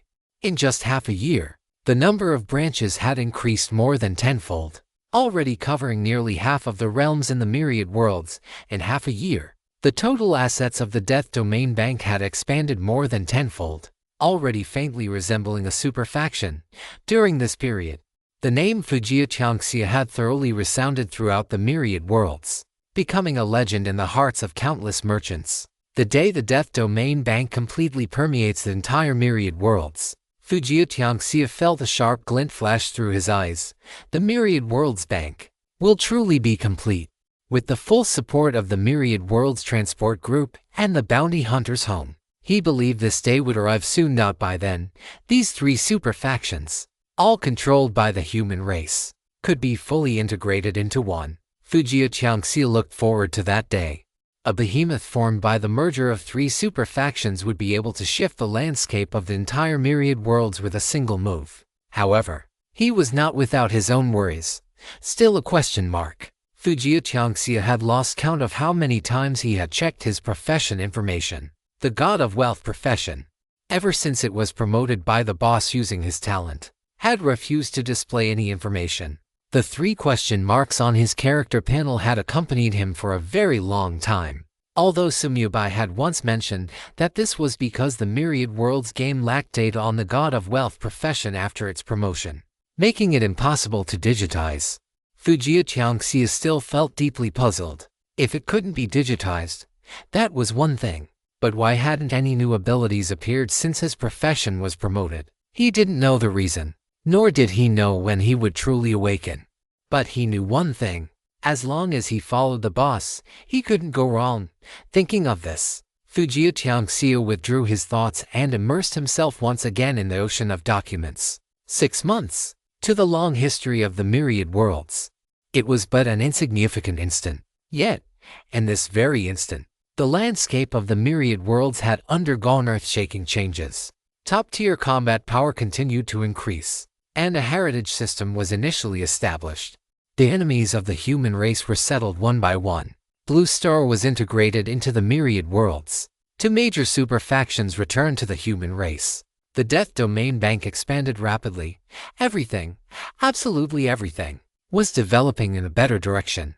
And the source of all this was the figure sitting cross-legged at the core of the origin land.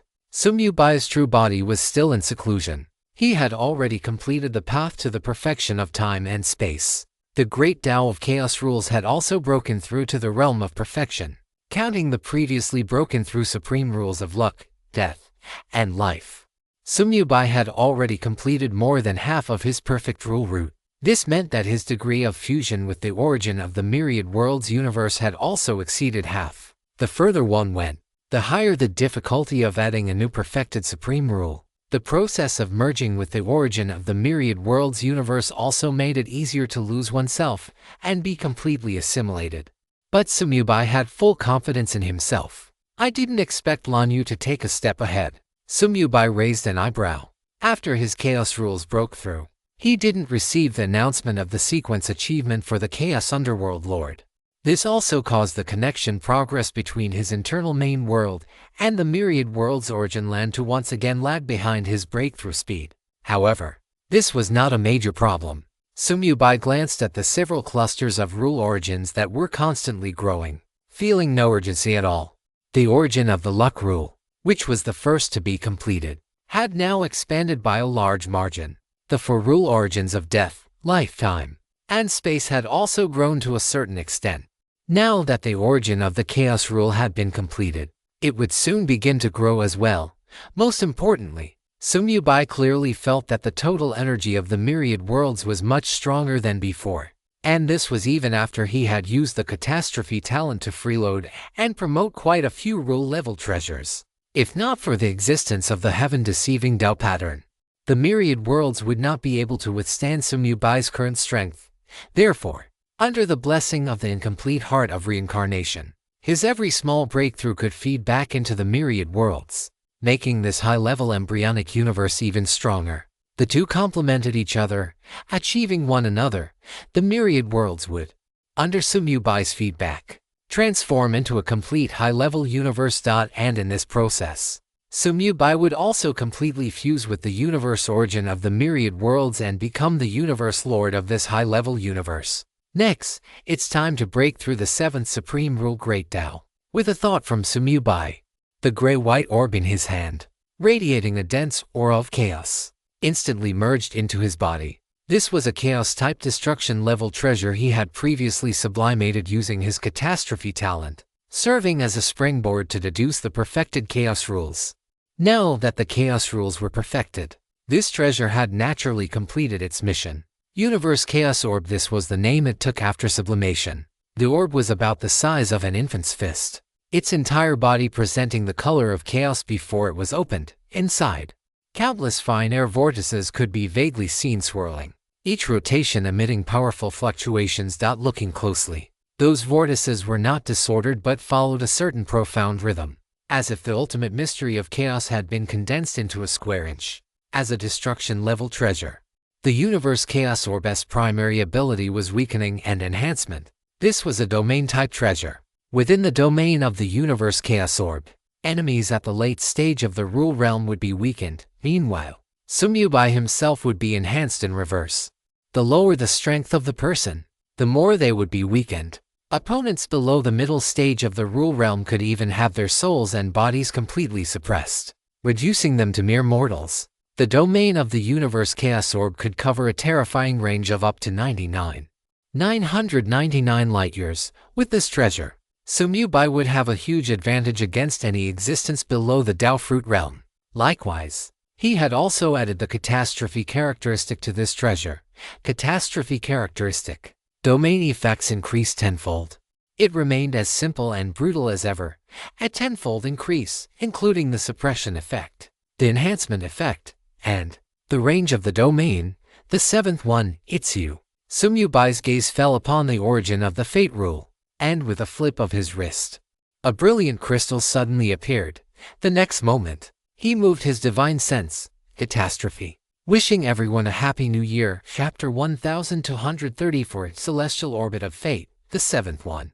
Itsu. Sumyubai put away the universal chaos bead and fixed his gaze upon the origin of the laws of fate. With a flick of his wrist, a brilliant crystal suddenly appeared. The next moment, he stirred his divine sense, catastrophe. Target, Fate God Crystal. Prompt. Please select the promotion tier, Tier 1, Tier 2, Tier 3. Or attach a catastrophe trait to it.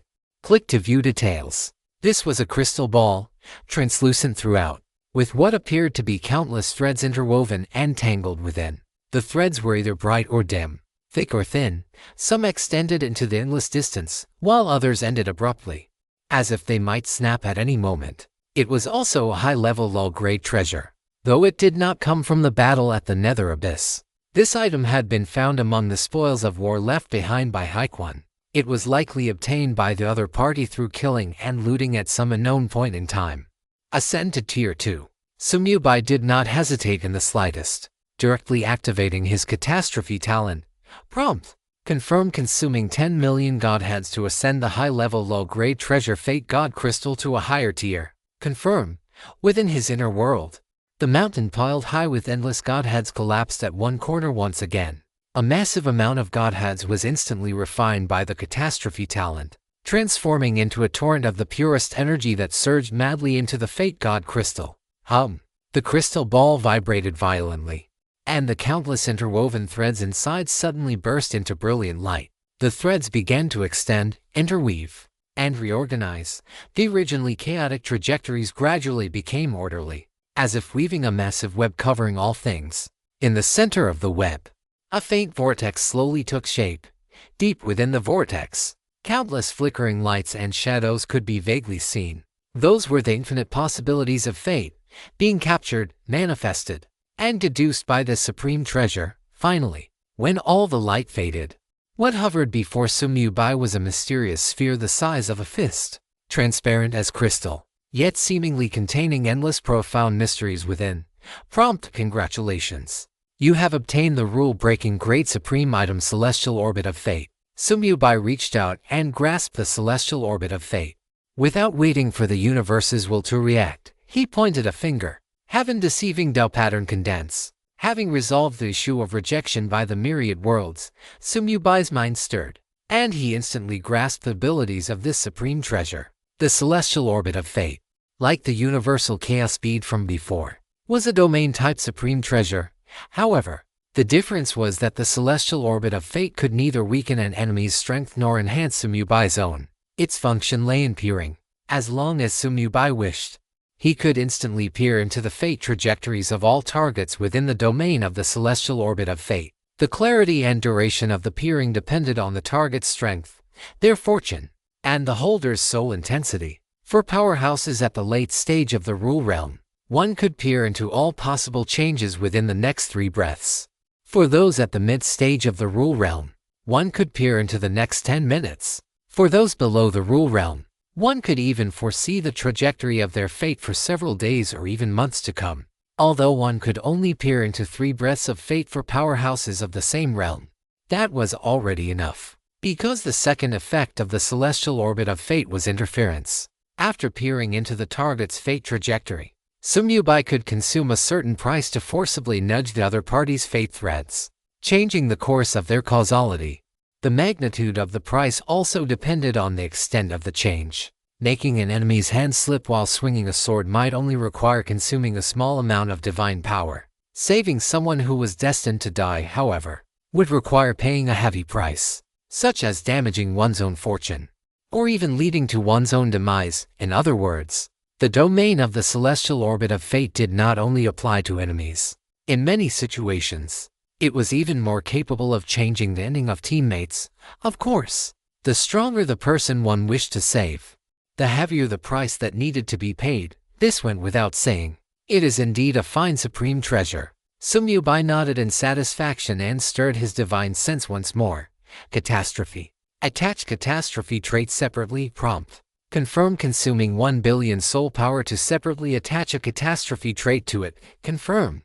Sumyubai moved his divine sense, and a massive amount of soul power instantly transformed into strange energy, injecting itself into the celestial orbit of fate, and divine light flashed. And this supreme treasure not only failed to emit a more powerful energy fluctuation, but instead became much more restrained. Oh, it seems this catastrophe trait is a bit different this time. Sumyubai raised an eyebrow. It had been a long time since he had seen a new catastrophe trait effect. For a very long time, the effects brought by catastrophe traits had either been the ultimate cheat of infinite energy or a simple, brutal tenfold increase in the treasure's effect. Of course, it wasn't that Sumyubai felt these two types of catastrophe traits weren't strong enough. It was just that he was more interested in new effects.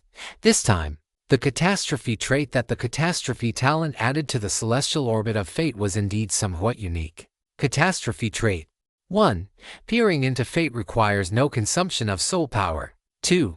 The cost required to interfere with fate is reduced by 100-fold.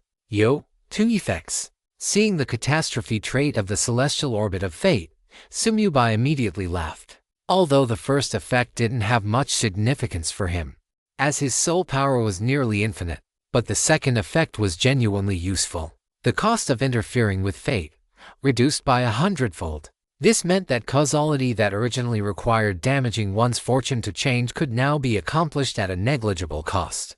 Although the cost has been reduced by 100-fold, I still hope there won't be a time when I need to use it. Sumyubai whispered softly. He then took a deep breath, held the celestial orbit of fate in his palm, and sank his mind into it. The difficulty of breaking through the laws of fate was far beyond his expectations. The more supreme laws he perfected, the more the difficulty of breaking through the next one would increase exponentially. After the 6 rules of luck, death, lifetime, space, and chaos reached perfection, Sumyubai's understanding of the rules had reached an unprecedented depth. However, different rules are inherently repulsive to one another. Before this, he had never encountered such a situation. Now, he had finally met it. It is precisely because of this repulsion between different rules that the peerless prodigies capable of embarking on the path of perfect rules are even rarer in the universal continent than those on the divine body path. The more rules one masters, the stronger this repulsion becomes. Ordinary rule stage powerhouses find it difficult to even master a second perfect rule.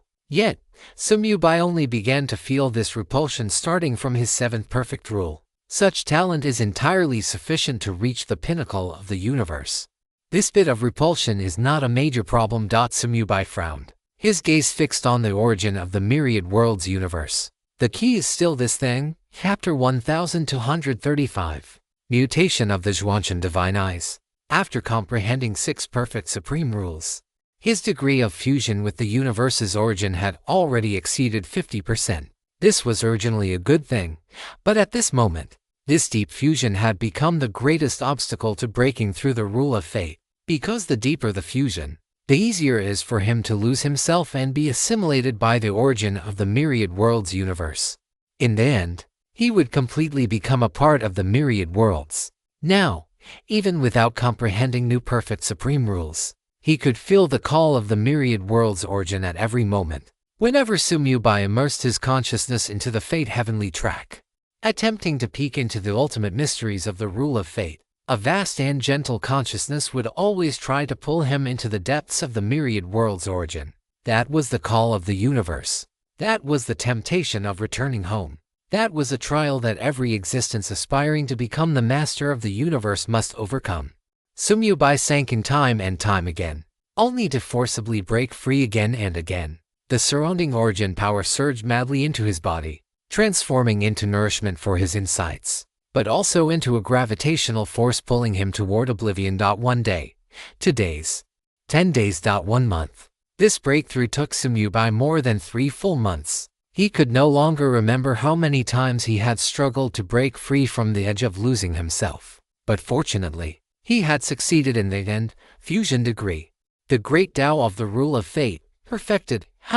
Sumyubai's soul core. That rule Tao seed irrigated by the great Tao of the rule of fate, suddenly erupted with brilliant golden patterns. The patterns were profound and complex, as if the entire great Tao of the rule of fate had been inscribed upon it.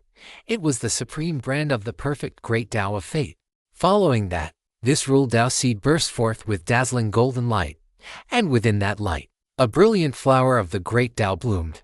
The phantom of the 7th flower of the great Tao emerged above Sumyubai's head. Notification. Congratulations on fusing the great Tao of the rule of fate to the realm of perfection, achieving the position of fate sovereign. Notification. A myriad worlds announcement is about to be made. The system notification sounded. The phenomenon born from Sumyubai's breakthrough of his 7th supreme rule once again swept across the entire myriad worlds. Myriad worlds announcement. Congratulations to the player Baiyi for successfully fusing the great Tao of the rule of fate to the realm of perfection, becoming the new fate sovereign, hereby announced. But Sumyubai did not care about the announcement, as he fused the rule of fate to the realm of perfection. A pure, complete, and dual-natured insight into the rule was injected back into that chaotic ball of light, the manifestation of the myriad world's origin like a feedback loop. The chaotic ball of light trembled violently, shining with intense brilliance. Thump thump, thump thump, thump thump, within his chest. The incomplete heart of reincarnation had already been repaired by 70%. The power brought by this unknown great supreme treasure now surpassed Sumyubai's perfect divine body at the mid-stage of the rule realm. If it were fully repaired, it was hard to imagine just how strong it could be. By then, perhaps even the Tao fruit realm won't be impossible to challenge. Sumyubai narrowed his eyes slightly, a curve forming at the corner of his mouth. Most importantly, after 70% repair, the power fed back by the heart of reincarnation could finally have a significant tempering effect on his divine body again. When the transformation of the myriad world's origin and the incomplete heart of reincarnation concluded, the expected myriad world's announcement also sounded in Sumyubai's ears.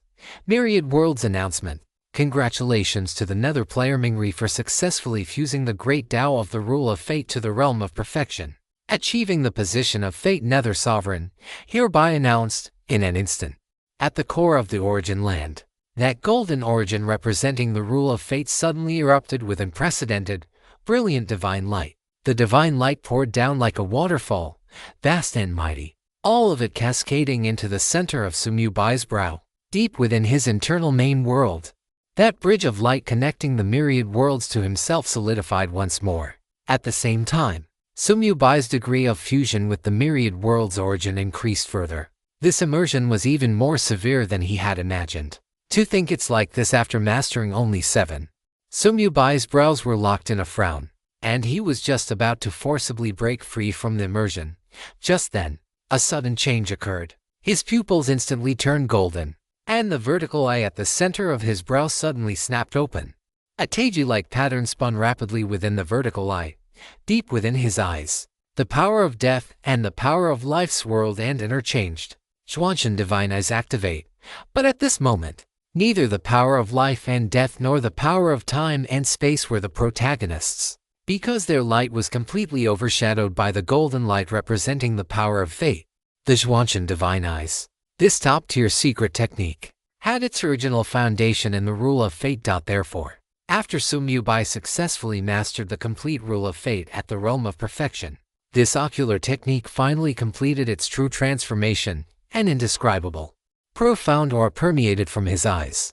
Sumyubai felt his consciousness drift for a moment, and the scene before him changed abruptly. He saw a vast, boundless starry sky. It was not the starry sky of the myriad worlds, but the starry sky of the universe continent. That was not a starry sky at all. Sumyubai's pupils shrank abruptly, and a stormy sea surged in his heart, because the objects suspended in what he had originally thought to be a starry sky were not ordinary stars. Instead, they were Dao fruits, each as brilliant as a scorching sun and as massive as a galaxy. Although Sumyubai had never seen a Dao fruit before, the moment he laid eyes on these stars, he had an epiphany. Each Dao fruit rotated slowly, emitting a terrifying pressure capable of easily crushing the entire myriad worlds. On the surface of the Dao fruits, countless Dao patterns could be vaguely seen flowing, manifesting the profound truths of their respective great Daos. As his consciousness delved deeper, Sumyubai's pupils dilated uncontrollably, because the deeper he went, the more powerful the Dao fruit stars suspended in the sky became.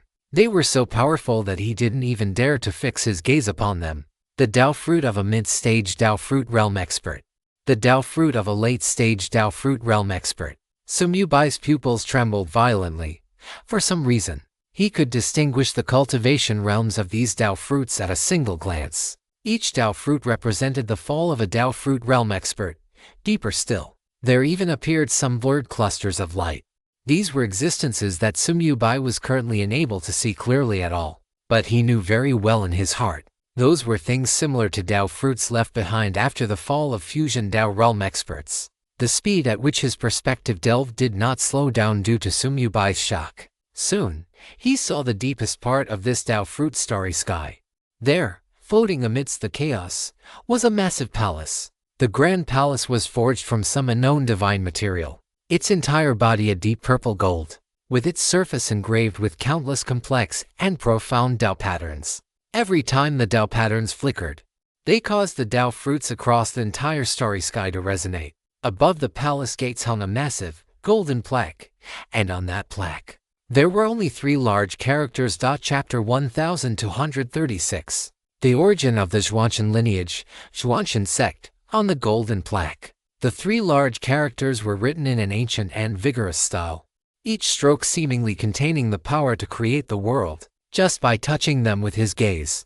Sumyubai felt an indescribable palpitation surge from the depths of his soul. It was a kind of resonance originating from the deepest part of his soul. Sumyubai's spirit trembled, and he couldn't help but murmur in confusion, Zhuanshan sect. The Zhuanshan lineage. Could such a magnificent and domineering sect actually exist? But why had neither Grandmaster Si Qingyu nor Grandmaster Luo Wen ever mentioned this? Just as Sumyubai was filled with doubt, the 3 characters Zhuanshan sect on the plaque suddenly flashed with golden light. In an instant, a massive amount of information flooded into his soul. The vastness of that information far exceeded any inheritance he had ever received in the past. If his soul had not already broken through to the late stage of the Rule Realm and become incredibly resilient under the nourishment of the endless underworld sea, he would likely have fallen into a coma the moment this information poured in. The information surged like a tide, gradually piecing together a magnificent scroll in the depths of his soul. It was about an ancient power named Zhuanshan sect. The Zhuanshan sect was one of the top-tier powers of the universe continent countless reincarnation eras ago. In that era, so distant that it could not be measured by any scale of time, heroes rose together on the universe continent, and billions of races vied for supremacy. And the Zhuanshan sect was one of the supreme powers of that era. At the peak of the Zhuanshan sect, experts at the early stage of the Dao fruit realm had only just reached the threshold to join the sect. Those at the mid and late stages of the Dao fruit realm were still merely disciples. These disciples practiced top-tier cultivation methods provided by the sect and contemplated the truths of the rules passed down by their elders. The outstanding ones among them would be selected to enter the inner sect, gaining better resources and inheritances. As for those with lesser aptitude, they would remain at that level for the rest of their lives, becoming the foundational force for the sect's operation. Among the inner sect disciples, there were countless existences at the fusion Dao realm. Only by breaking through to the late stage of the fusion Dao realm could one become a sect elder. These elders were the backbone of the sect, responsible for teaching disciples, guarding various territories, and executing the sect's important missions. Even experts at the origin realm, the P16 sect, had more than one. The sect master, Tianjuan, was at the peak of the origin realm and was recognized as one of the supreme powerhouses of the universe continent. His Zhuanshan divine eyes were said to be able to see through the past and future and peer into the origin. His Zhuanshan great array could not be broken unless for people of the same realm joined forces. His Zhuanshan sealing technique had sealed more than one enemy of the same rank. The Zhuanshan treasure mirror he personally forged was hailed as one of the most powerful inheritance treasures on the universe continent. Besides Tianjuan, the Zhuanshan sect also had 3 other supreme elders at the origin realm. Although they were not as powerful as Tianjuan, they were still existences standing at the pinnacle of the universe, each possessing the terrifying strength to suppress the cosmos. In that era, the name of the Zhuanshan sect was enough to strike fear into the hearts of countless powers. When disciples of the Zhuanshan sect walked the universe, no one dared to provoke them lightly. The Zhuanshan sect's arena floated above the universe continent, with 10,000 sects coming to pay homage. The inheritance of the Zhuanshan sect was regarded as a smooth path to the supreme, and countless geniuses would break their heads just to join the sect. However, even such a behemoth still met its demise. The information did not mention the specific reason for the Zhuanshan sect's destruction. All Sumubai could perceive was a blurred blank space, deliberately erased by some great power. It was as if some existence did not want that history to be known by future generations. The information was fully digested. Sumubai floated blankly in that Dao fruit starry sky, unable to recover for a long time. His heart was filled with indescribable shock. The era in which the Zhuanshan sect existed was so distant that it exceeded the scope of any concept of time.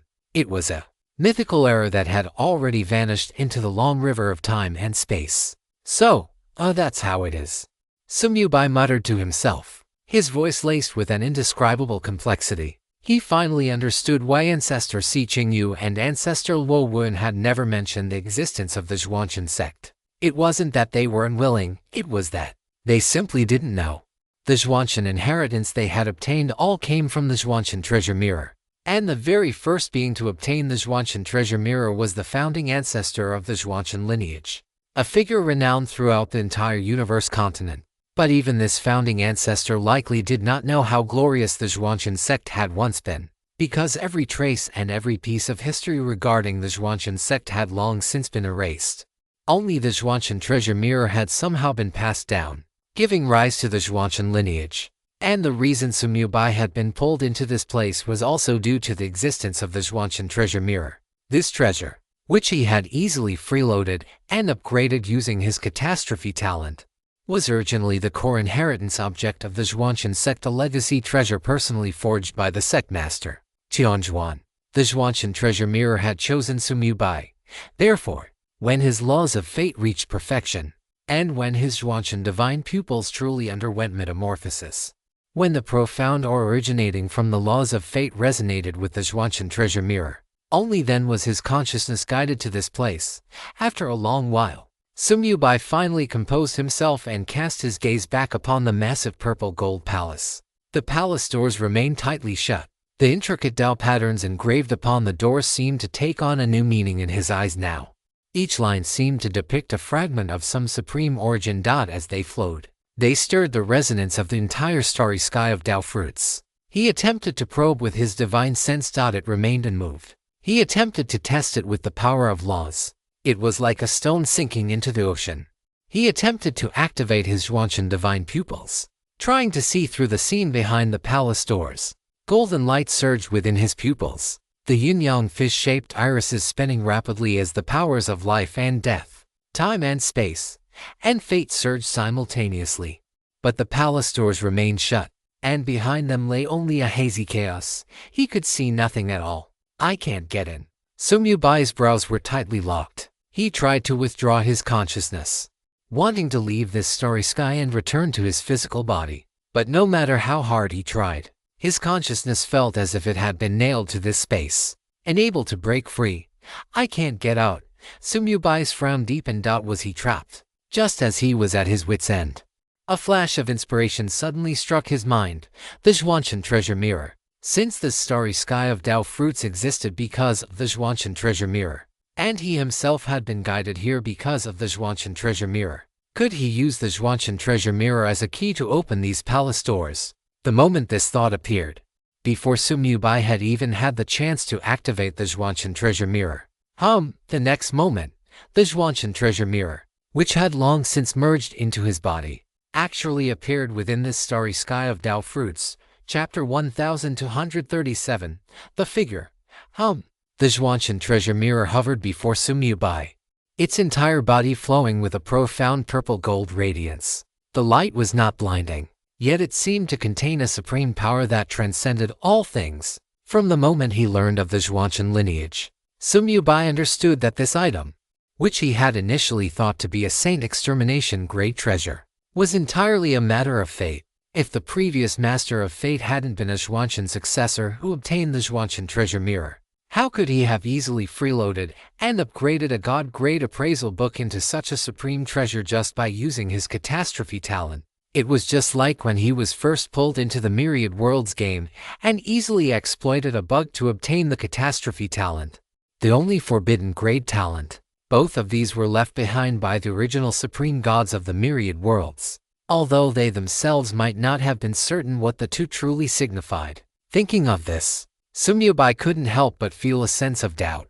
How did a legacy treasure like the Zhuanshan treasure mirror end up in a high-level embryonic universe like the Myriad Worlds? And the catastrophe talent? That was an even greater unsolved mystery. Neither Lion nor Zhu Xingqian could provide him with the answers to these two questions. There will come a day when I know. Sumyu-bai frowned and pulled back his thoughts. After the Zhuanshan treasure mirror appeared, the entire starry sky of Dao fruits suddenly boiled. Blue stars and light orbs, representing the fallen Dao fruits of experts in the Dao fruit realm and Dao fusion realm, trembled in unison, erupting with brilliant light. The light wove together into a vast web covering the entire starry sky, and at the center of this web was the massive purple gold palace. 10,000 stars bowed in homage, 10,000 Daos resonated. This was the commotion caused when the Zhuanshan sect's legacy treasure reappeared in this starry sky after billions of reincarnation eras. The Zhuanshan treasure mirror shone with intense golden light, and a golden beam as thick as a mountain shot out from the book, striking the palace doors with precision. Rumble. The entire starry sky of Dao fruits trembled violently. Those Dao fruit stars shook more and more intensely, as if they might fall at any moment. The light patterns woven into a web grew increasingly brilliant, as if cheering for the arrival of this moment, and the massive purple gold palace began to undergo visible changes under the bombardment of the golden light. On the palace doors, those complex and profound Dao patterns lit up one after another. With each pattern that lit up, the doors opened a fraction more. With each fraction they opened, the light of origin pouring out from behind the doors grew more intense. When the final Dao pattern lit up, boom, the palace doors swung wide open. Endless light of origin poured out from behind the doors, instantly submerging the entire starry sky of Dao fruits. The light was so brilliant, so vast, that Sumyu-bai could not see any scene behind the doors at all. He only saw an infinite, boundless light, which seemed to contain the ultimate mysteries of the universe.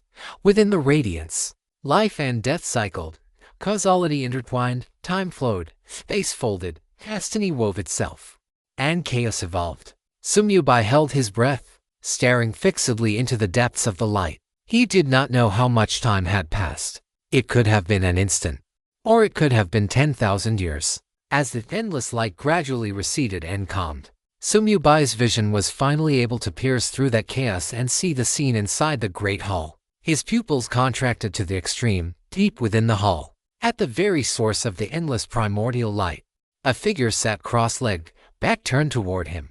The figure was not tall. One might even say it appeared somewhat slender. He sat there quietly, as if he were a statue that had remained unchanged since the dawn of time. But the moment that figure appeared in his sight, Sumyu-bai felt as if the entire world were tilting toward him. Those stars of Dao fruit, which had originally been suspended in the void, each radiating its own brilliance, were now different. At this moment, the light of every star was bending toward that figure, as if the Dao itself were bowing before him.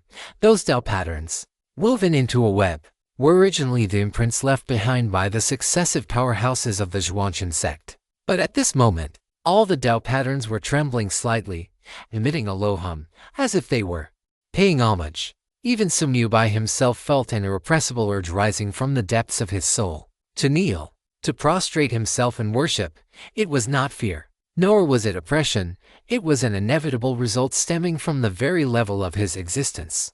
It was just like a mortal seeing a deity, just like a Mayfly seeing the vast blue sky. It was an irresistible sense of awe, born when the gap in the level of life reached its absolute limit. Sumyu gritted his teeth, forcibly suppressing that urge. He stood there, staring straight at that back, although he could not see the face. And although he clearly knew the other party was only facing away from him, he had a distinct feeling. The other party was looking at him. That gaze pierced through the endless primordial light, pierced through the barriers of time and space, pierced through all his disguises and defenses, and landed straight into the deepest part of his soul. Just then, that back moved. He saw him slowly turn around. With his movement, the entire starry sky of Dao fruits seemed to rotate along with him, and the endless power of rules flowed around his body, submitting and bowing. The moment he fully turned around, and his gaze truly crossed the endless cycles of eras to meet Sumyu eyes directly. Boom! Sumyu felt his consciousness go into a trance for an instant. This feeling was completely different from the time he had peered into causality using the power of the Eye of Zhuanshan in the ruined star domain and locked eyes with the Void Monarch. Back then, the Void Monarch had crossed the river of time and space to strike at him, but had been blocked by Zhu Xingchen. Sumyu could now do the same, but this moment was entirely different. He felt as if his entire being had been suddenly pulled by an invisible giant hand into an indescribable vortex of time and space. Everything around him was rapidly retreating. The starry sky of Dao fruits was retreating. The endless primordial light was retreating. The Zhuanshan sect's great hall was retreating. And even time and space themselves were retreating. He saw the stars of Dao fruit flying back to their original positions from their falling trajectories. He saw the star map of the universe continent spinning rapidly before his eyes, with billions of years of time flowing backward in the blink of an eye. He saw one cycle of eras after another being born and dying before his eyes, and civilization after civilization rising and falling. Time and space seemed to have lost all meaning. Perhaps it was billions of years, or perhaps it was just an instant. When Sumyu finally broke free from that vortex of time and space and was able to perceive his surroundings once more, he was shocked to find that he was standing firmly on solid ground in a completely unfamiliar place. This was the most glorious era of the Zhuanshan sect. Endless stars of Dao fruit rotated overhead, and brilliant primordial light flowed beneath his feet. Magnificent buildings were suspended in the void, emitting heart-stopping fluctuations of rules. Countless disciples shuttled between the buildings, and even the weakest among them was at the Dao fruit stage, and before him, that figure was still standing there. Chapter 1238, Xiangshuan. Before Sumyu, that figure was still standing there, only this time, it was no longer an illusory projection, no longer a distant gaze across time. He existed truly in this era, existing billions of cycles of eras ago.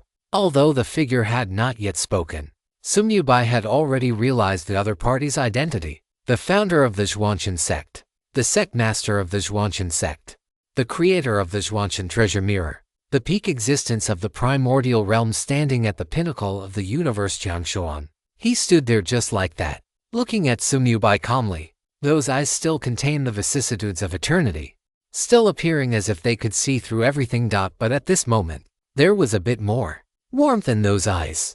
Billions of cycles of eras, Jiangshuan spoke slowly, his voice calm and aged.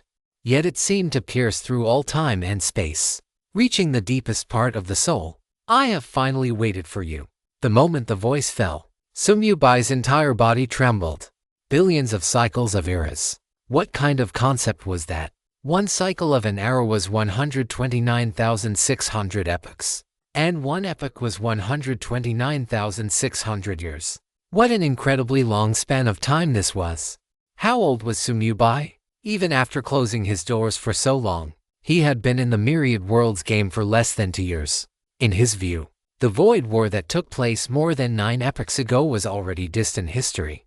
The layout of the original 10 supreme gods of the myriad worlds was an even more distant and untraceable era. But compared to the ancestor before him, 9 epochs, or even a million epochs, were nothing more than a speck of dust in the billions of cycles of eras. Such a time span was long enough for the universe to be born and perish countless times. Long enough for civilizations to rise and fall billions of times. And long enough for the traces of all existence to be washed away completely by time. And this ancestor before him had actually waited for so long. The one waiting was actually me. Sumyubai's heart surged with endless confusion and shock. But at this moment, he knew, regardless of why the other party was waiting, or why he had been chosen, the first thing to do upon meeting should be to pay his respects. Thinking of this, Sumyubai took a deep breath, suppressed all his emotions, and bowed respectfully. His voice steady and firm. Zhuanshan's successor, Sumyubai, pays respects to the founder. He did not use his gaming ID, Baiyi, but used his real name instead, because he knew very well that in front of such an existence, all disguises were meaningless. The Zhuanshan divine pupil could see through all illusions. And this founder was the very creator of that top-tier secret technique. His real name, his origins, everything about him in the eyes of this person. It must be as clear as the lines on one's palm. Good, good, good. Tiangshuan looked at the bowing Sumyubai, a flash of gratification crossing his eyes as he laughed aloud. The laughter was not thunderous, yet it seemed to resonate with the entire world. The endless stars of Dao fruits trembled slightly with the laughter. The flowing light of the origin rippled in response to the sound. Countless disciples seemed to sense something as well, casting gazes of awe in this direction. However, they could see nothing. It was as if the space occupied by Sumyubai and Tiangshuan had completely detached from the river of time. The river of time here, naturally, was the river of time of the universal continent. Tiangshuan raised his hand in a gesture of support. A gentle yet irresistible force lifted Sumyubai up. No need for such formalities. Tiangshuan restrained his smile, his gaze falling upon Sumyubai as if he were examining a treasure that had been awaited for billions of years. Do you know why you were able to come here? Although Sumyubai had his guesses, he shook his head. This disciple does not know. Because of the Zhuanshan treasure mirror, Tiangshuan said slowly, this object, although forged by my own hands, is not entirely so. When I was refining it, some accidents occurred. It has its own spirituality, its own choices. Throughout billions of reincarnation eras, it has drifted through countless universes and changed hands among countless masters. But no one has ever truly gained its recognition until your appearance. Tiangshuan's gaze was as deep as an abyss. It chose you. Sumyubai's heart jolted. So from the very beginning, he had been chosen. From the moment he first entered the myriad worlds. From the moment the Zhuanshan treasure mirror merged into his body, founder. Sumyubai took a deep breath and asked the question that troubled him most. Why were you waiting? Billions of reincarnation eras. That is too long. So long that this disciple cannot even imagine it. Upon hearing this, a complex look flashed in Tiangshuan's eyes. It was a mixture of vicissitudes, reminiscence, and a hint of indescribable heaviness, because, he spoke slowly, I have long since fallen. Sumyubai's pupils shrank. The me you see is merely a wisp of lingering obsession, sealed at the final moment before the destruction of the Zhuanshan sect, waiting for a successor capable of carrying the future of the Zhuanshan sect. Tiangshuan's voice was calm, as if he were speaking of something unrelated to himself. The true me perished together with the enemy in that great war long ago. The destruction of the Zhuanshan sect was no accident, but a conspiracy planned over countless ages. The enemy's strength far exceeds your imagination. Even at my peak, I could only trade my life to leave a glimmer of hope for the Zhuanshan sect. That glimmer of hope is the Zhuanshan treasure mirror, and it is you. Sumyubai fell silent. He could not imagine what kind of enemy that was. Tiangshuan, at the peak of the origin realm, combined with the immensely powerful Zhuanshan sect, actually, could only perish together with the opponent. Tiangshuan saw Sumyubai's confusion and shook his head gently. Your current cultivation level is too weak. Knowing too much would do more harm than good. The enemy hadn't already perished together with him. Could there be some hidden truth? Sumyubai felt a sense of urgency and immediately wanted to open his mouth to ask. But the next moment, he found that he could not speak. It was as if an invisible hand had sealed his throat, preventing him from uttering a single word. Jiang Xuan looked at him, a gentle smile in his eyes. It is not yet the time. Remember, you are the only one in the past, present, and future to have gained the recognition of the Zhuanshan treasure mirror. Past, present, and future. Sumyu Bai's eyes widened. What was this? Could it be? It is exactly as you think. Jiang Xuan nodded slightly. As he finished speaking, he raised his hand and tapped Sumyu Bai on the forehead. That touch was as light as nothing, yet it seemed to contain endless mysteries. Sumyu Bai felt everything around him begin to flow backward at high speed. Jiang Xuan's figure was receding. The most glorious era of the Zhuanshan sect was receding. The endless stars of Dao fruits were receding, and the brilliant light of the origin was receding. Everything around him blurred, twisted, and dissipated. Only Jiang Xuan's final voice echoed in the depths of his soul. When you truly master all the mysteries of the Zhuanshan treasure mirror, you will naturally know everything. Chapter 1239. Meeting the forbidden level again, myriad worlds. The core of the origin land. Sumyu Bai opened his eyes abruptly. Before him, the slowly rotating chaotic ball of light still emitted a soft glow. The 7 supreme rule origins that had been completed were still growing steadily. From the direction of the main body world connected by the bridge of light, the waves of the endless nether sea and the rustling of the myriad world's mother tree could still be heard. Everything was exactly as it had been before he had voluntarily opened the Zhuanshan divine pupil. It was as if all that had just happened. The starry sky of Dao fruits, the great hall of the Zhuanshan sect, founder Jiang Xuan, the gaze across billions of reincarnation eras, were all just a hallucination. But Sumyu Bai knew that it was definitely not a hallucination. Because in the depths of his soul, there was an indelible memory. Because between his brows, the Zhuanshan divine pupil still retained a trace of unusual warmth. Zhuanshan sect, ancestor Jiang Xuan. Sumyu Bai could not help but murmur softly. The meaning behind what ancestor Jiang Xuan had just said was clear. It meant that whether it was in the trillions of reincarnation eras or the even more distant future, he was the only one who could truly gain the recognition of the Zhuanshan treasure mirror. Time, to an existence at the peak of the origin realm like ancestor Jiang Xuan, was completely meaningless. No matter how much time passed in the universe continent, he could pull whoever obtained the Zhuanshan treasure mirror into that starry sky of Dao fruits he had just visited. But the only one who could ever enter that place was Sumyu Bai. Perhaps there is another layer of meaning. Sumyu Bai narrowed his eyes slightly, a stormy sea already churning in his heart. Ancestor Jiang Xuan said he was the only one in history to be recognized by the Zhuanshan treasure mirror. Could it mean that even the ancestor himself, the creator of the Zhuanshan treasure mirror, had not been fully recognized by it? Of course, this was merely Sumyu Bai's speculation. He quickly gathered his thoughts. Just then, a golden light emerged automatically from within his body. The Zhuanshan treasure mirror, this legacy treasure, which had been silent for so long, had now opened of its own accord and was hovering before him. The pages flipped with a rustling sound, and as the golden light flowed, profound runes drifted out from the book and merged into the space between Sumyu Bai's brows.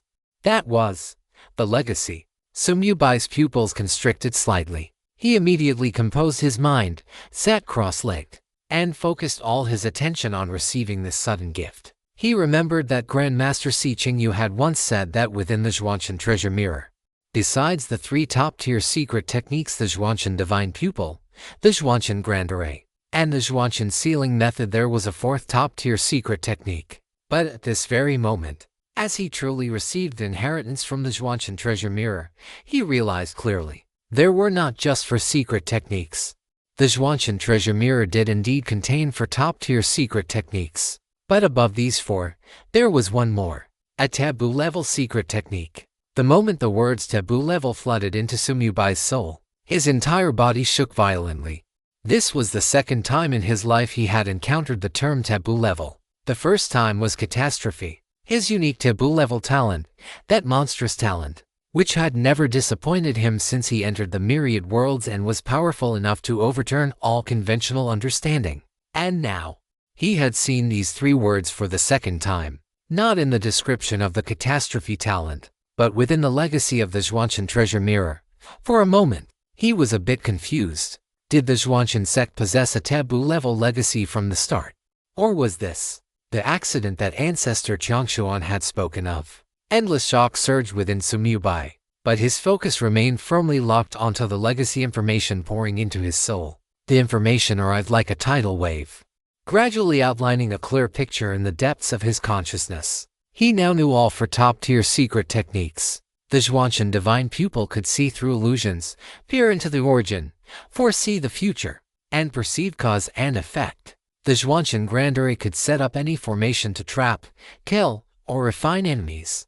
The Zhuanshan sealing method could seal all things, from the physical body to the soul, from the laws to the origin. And this fourth top-tier secret technique was named Zhuanshan Indestructible Body. This was an ultimate secret technique for cultivating a divine body.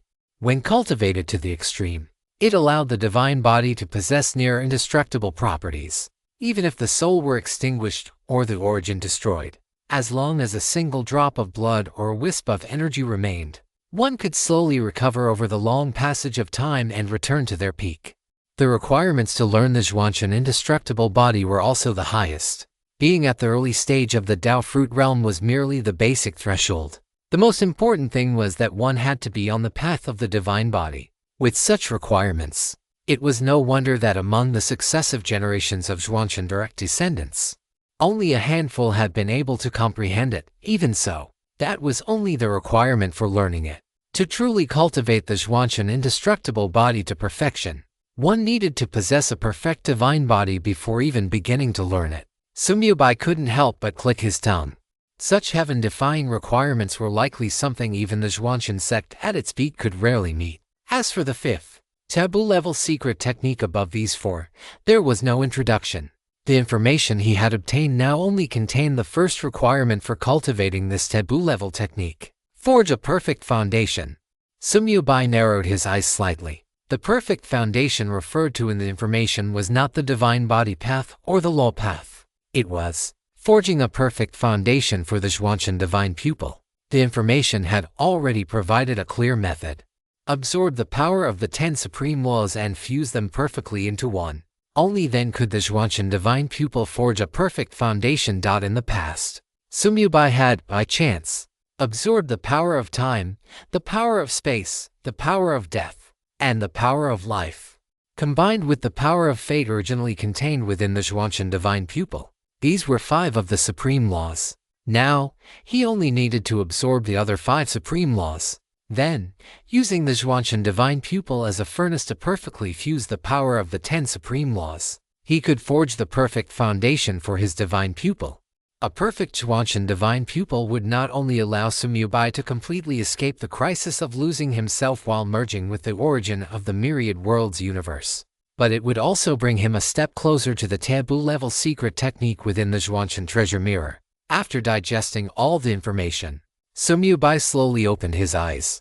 There was no more confusion in them, only unprecedented clarity and determination. The Zhuanshan treasure mirror had already given him the method to absorb the power of the supreme laws. The most important thing was to make contact with the origin of the laws. And for Sumyu, this was not difficult at all. He could perfectly well continue his breakthroughs while simultaneously forging a perfect foundation for the Zhuanshan divine pupil. Thinking of this, Sumyu could not help but look toward the core of the origin land, at the 7 clusters of rule origins that were already complete and continuously growing. Luck, death, life, time, space, chaos, destiny. 7 in total. 3 more were still needed. Power, creation, destruction. Sumyu whispered softly, his gaze sweeping over the cluster of origin that represented the rule of power, radiating a brilliant golden light. This was his next target, but before that, the Zhuanshan divine eye at the center of his brow suddenly opened. Chapter 1240. Forging a perfect foundation. The Zhuanshan divine eye at the center of Sumyu brow suddenly opened. Golden light erupted from his eyes.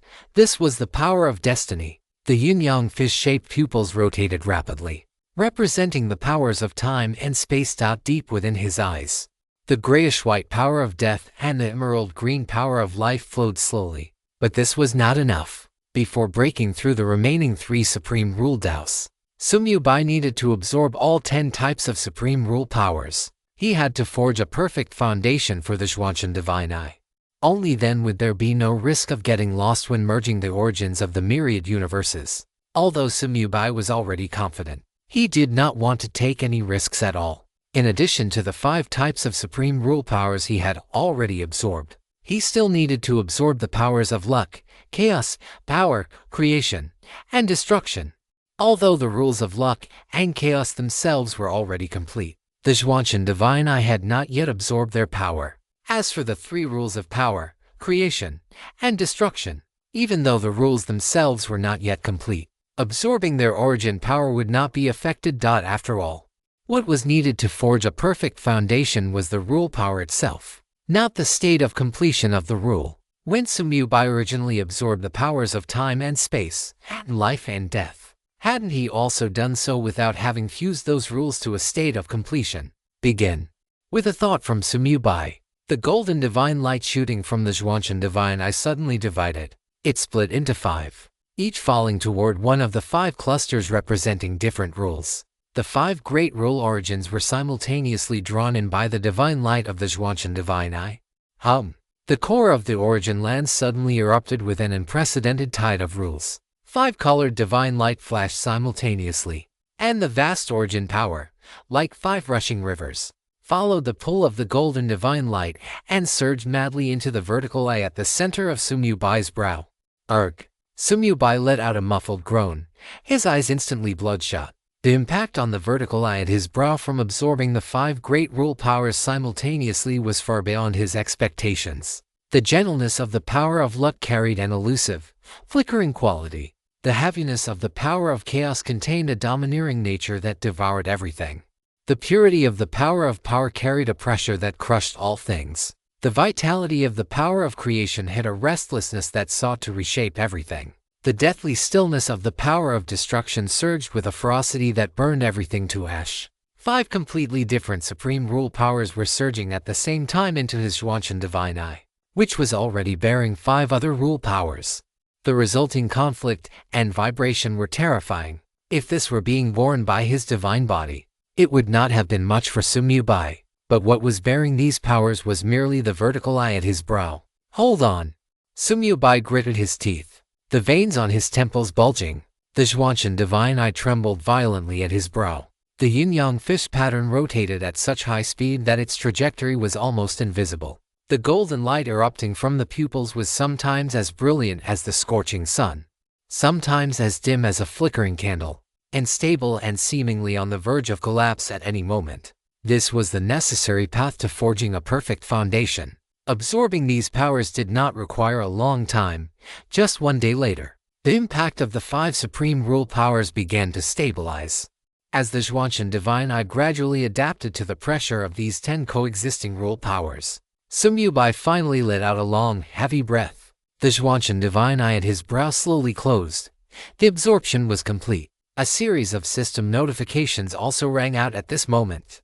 Notification: your Xuanchen Divine Eye has absorbed a large amount of luck origin energy, and its power has increased.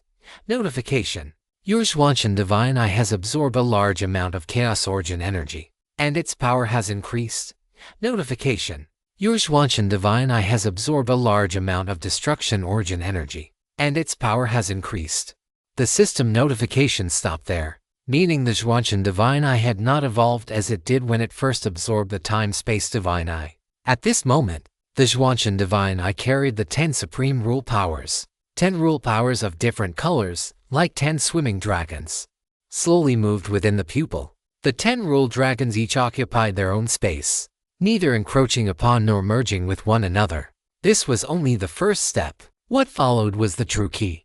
Using the Xuanchen Divine Eye as a furnace, he had to perfectly fuse the 10 supreme rule powers into one. This was by no means an easy task.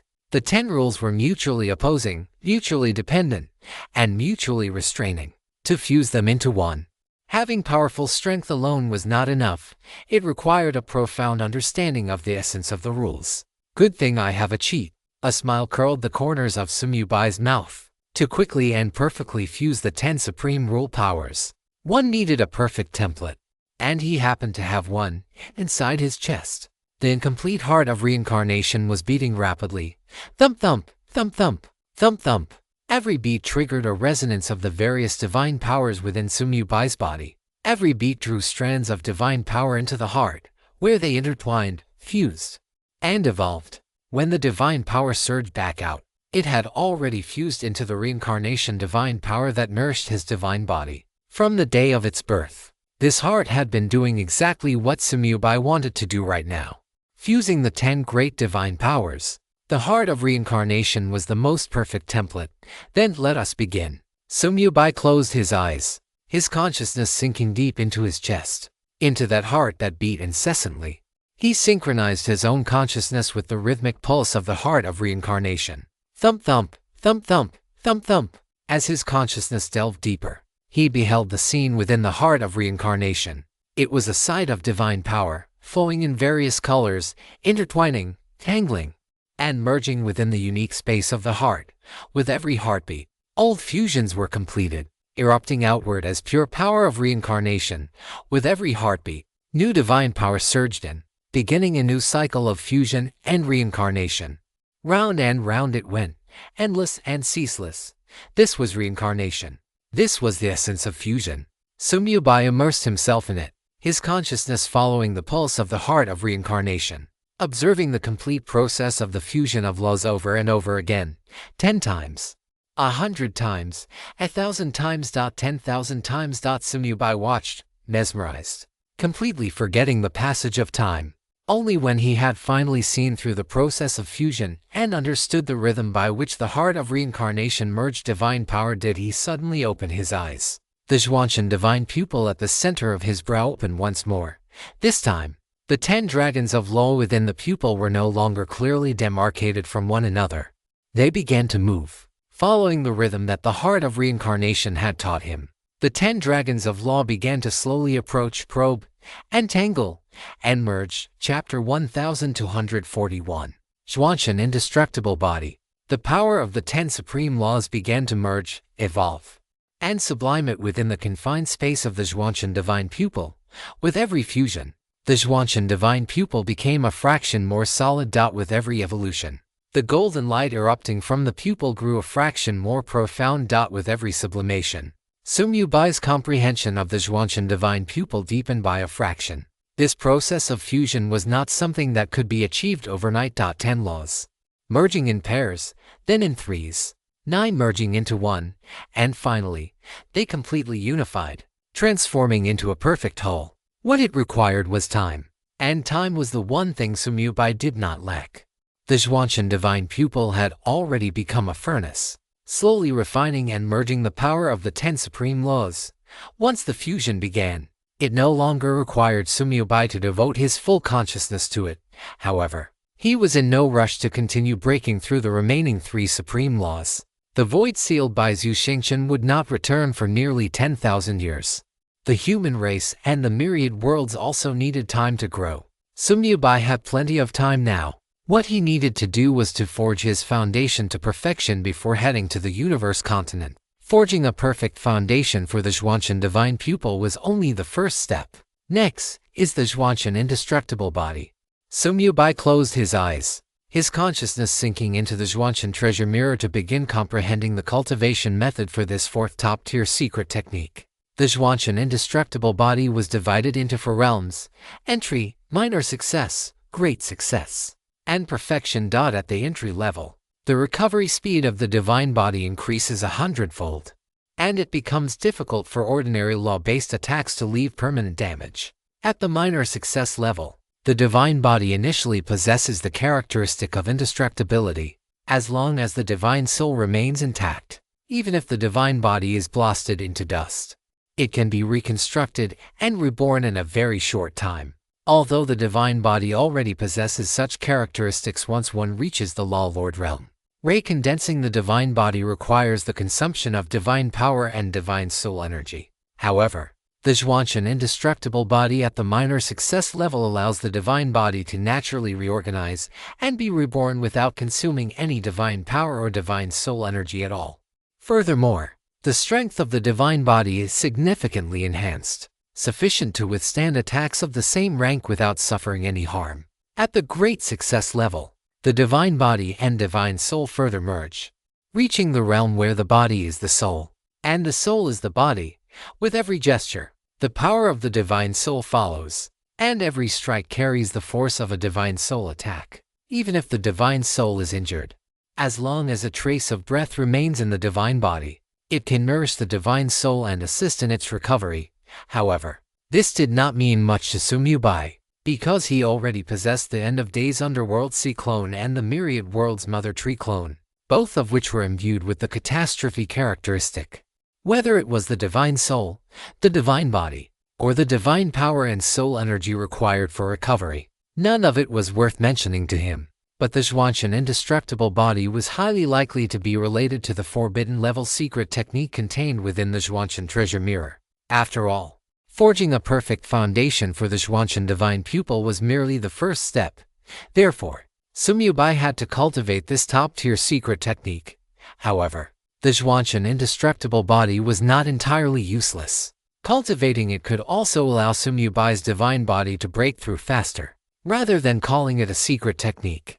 It was more accurate to call it the most suitable cultivation method for the divine body path. If one were to cultivate it to the realm of perfection, that would be the true indestructible body. At that point, even if both the divine soul and divine body were completely destroyed, as long as a trace of existence remained in the world, one could return after long ages and reclaim the peak.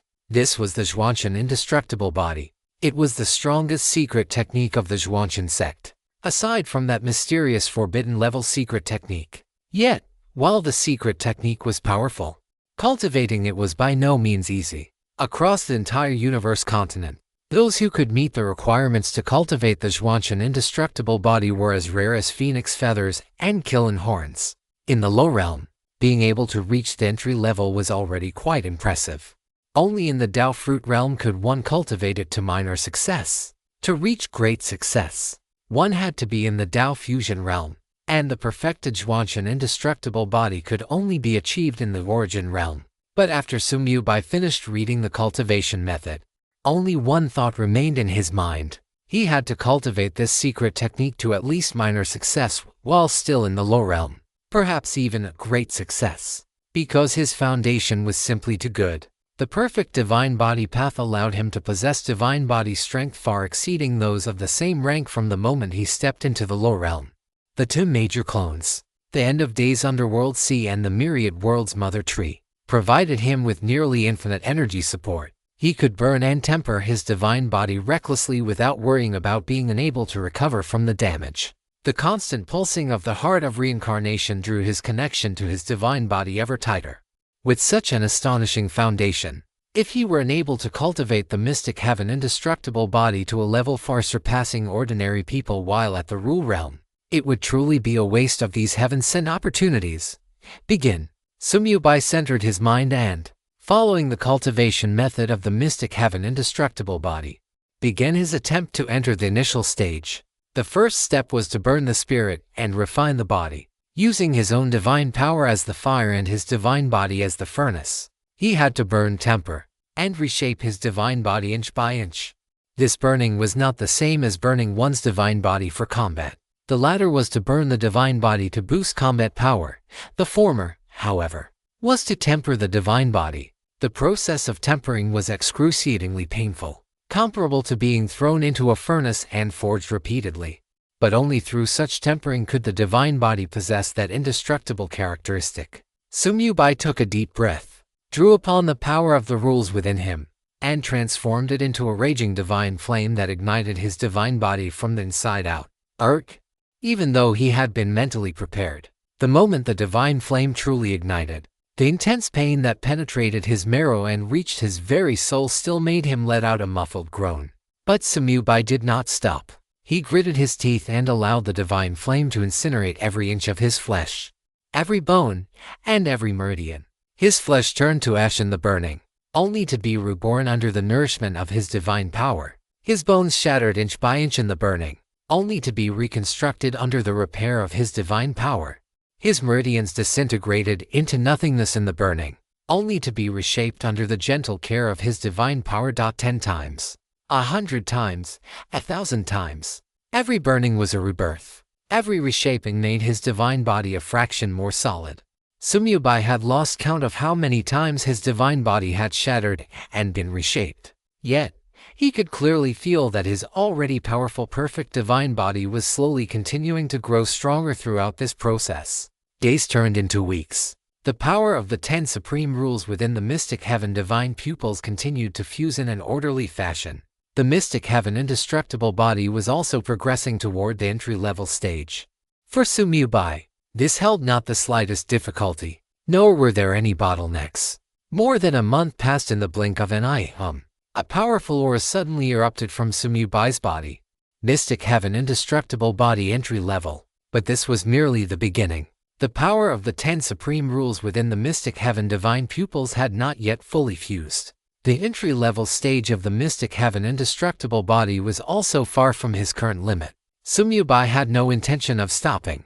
He continued to draw upon the divine flame, continued to burn his divine body, and continued to temper and reshape it. He wanted to see exactly where his limit lay. Chapter 1242, Minor Success. Reincarnation divine pupils. The Mystic Heaven divine pupils had not yet fully fused the power of the 10 supreme rules. So Sumiyubai had no intention of stopping. He continued to draw upon the divine flame, continued to burn his divine body, and continued to temper and reshape it. He wanted to see exactly where his limit lay. 10,000 times, 100,000 times, 1,000,000 times. Every burning was a polishing of his divine body. Every reshaping increased the indestructible nature of his divine body. When Sumiyubai opened his eyes again, half a year had quietly slipped away. Boom! The aura on his body underwent another transformation. He raised his hand. With a slight movement of his divine sense, his palm instantly shattered into countless specks of light, dissipating into the void. But the next moment, those specks of light, as if summoned by something, flew back and reassembled, restoring his palm to its original state in the blink of an eye. The entire process occurred in an instant. Most importantly, restoring this palm he had shattered himself consumed absolutely no divine power or divine soul energy. Mystic Heaven indestructible body minor success. In half a year, Sumiyubai had successfully cultivated the Mystic Heaven indestructible body to the stage of minor success without encountering any bottlenecks at all. Another half a year has passed. Sumiyubai couldn't help but sigh. Time really loses its meaning when cultivating. If any direct descendant of the Mystic Heaven sect who had previously cultivated this top-tier secret technique were to see his speed of breakthrough, they would surely be shocked beyond measure. In a mere half a year, he had actually cultivated the Mystic Heaven indestructible body to the stage of minor success. Normally, to reach the stage of minor success in the Mystic Heaven indestructible body, one would need to reach the Tao Fruit realm. Furthermore, it would require an extremely long time to temper and reshape the divine body. Sumiyubai was only at the mid-stage of the Rule realm, yet he was able to break through to the stage of minor success in such a short time. This could no longer be described as genius, it was simply monstrous.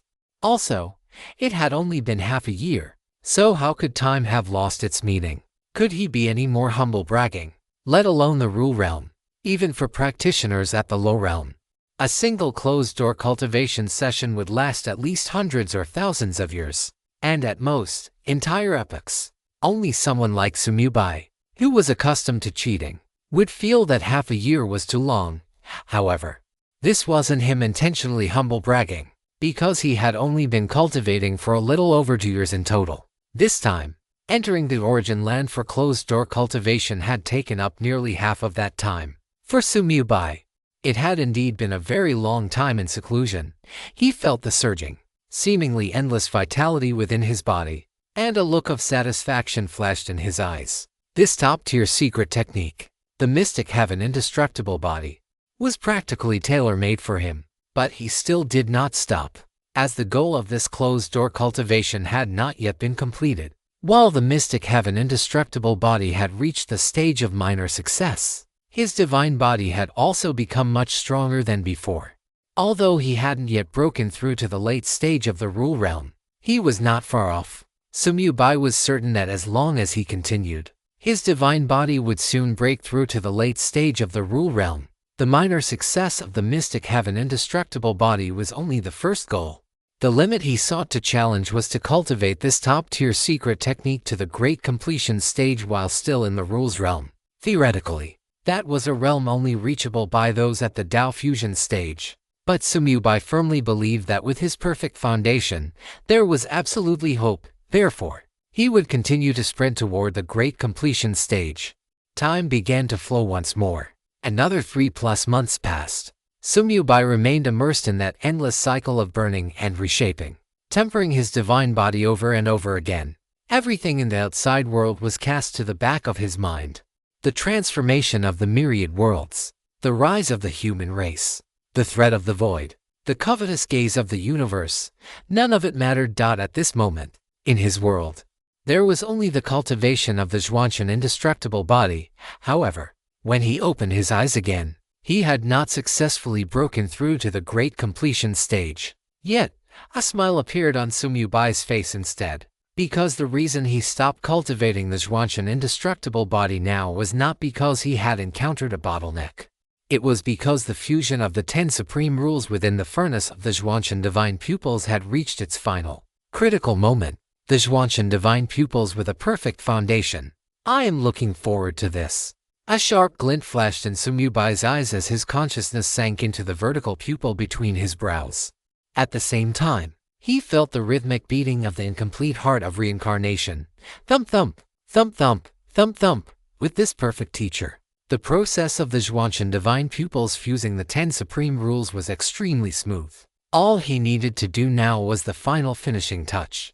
Just like the very beginning, as Sumyubai's consciousness actively began to guide it, the final strand of supreme rule power finally merged completely into that perfect whole. The 10 supreme rules fused into one at this very moment. An indescribable golden light erupted from between Sumyubai's brows. The golden light was no longer scorching or blinding. Instead, it possessed a texture as warm and lustrous as jade, yet contained endless profound mysteries. Wherever the golden light passed, the rule origins at the core of the origin land trembled slightly, as if bowing and submitting to this radiance. Zhuanshan divine pupils, perfect foundation complete. Within the vertical pupil between his brows, there were no longer any traces of the 10 rule dragons, only a deep, cosmic, and star-studded gold remained. The yin-yang fish that once existed had long since vanished. Deep within the golden eye, a slowly rotating vortex could be vaguely seen. It was a strange vortex that had fused the 10 rule powers, appearing in a state of constant flow. Ordinary beings in the rules realm would likely lose themselves completely if they even dared to meet its gaze. With the perfect foundation of the Zhuanshan divine pupils successfully forged, the system notification sounded. Notification. Your Zhuanshan divine pupils have undergone an unknown transformation. Power has increased significantly, and they have advanced to, as expected. The myriad worlds game can no longer quantify them. Sumyubai narrowed his eyes slightly, then moved his divine sense. Notification. Do you confirm the use of Supreme God-level sovereign authority to add new data to the Void Rift? Confirm. As Sumyubai made his decision with his divine sense, the Myriad Worlds game database immediately added a wealth of information regarding the advanced Zhuanshan divine pupils. If not for the heart of reincarnation, it wouldn't have been so easy to forge a perfect foundation.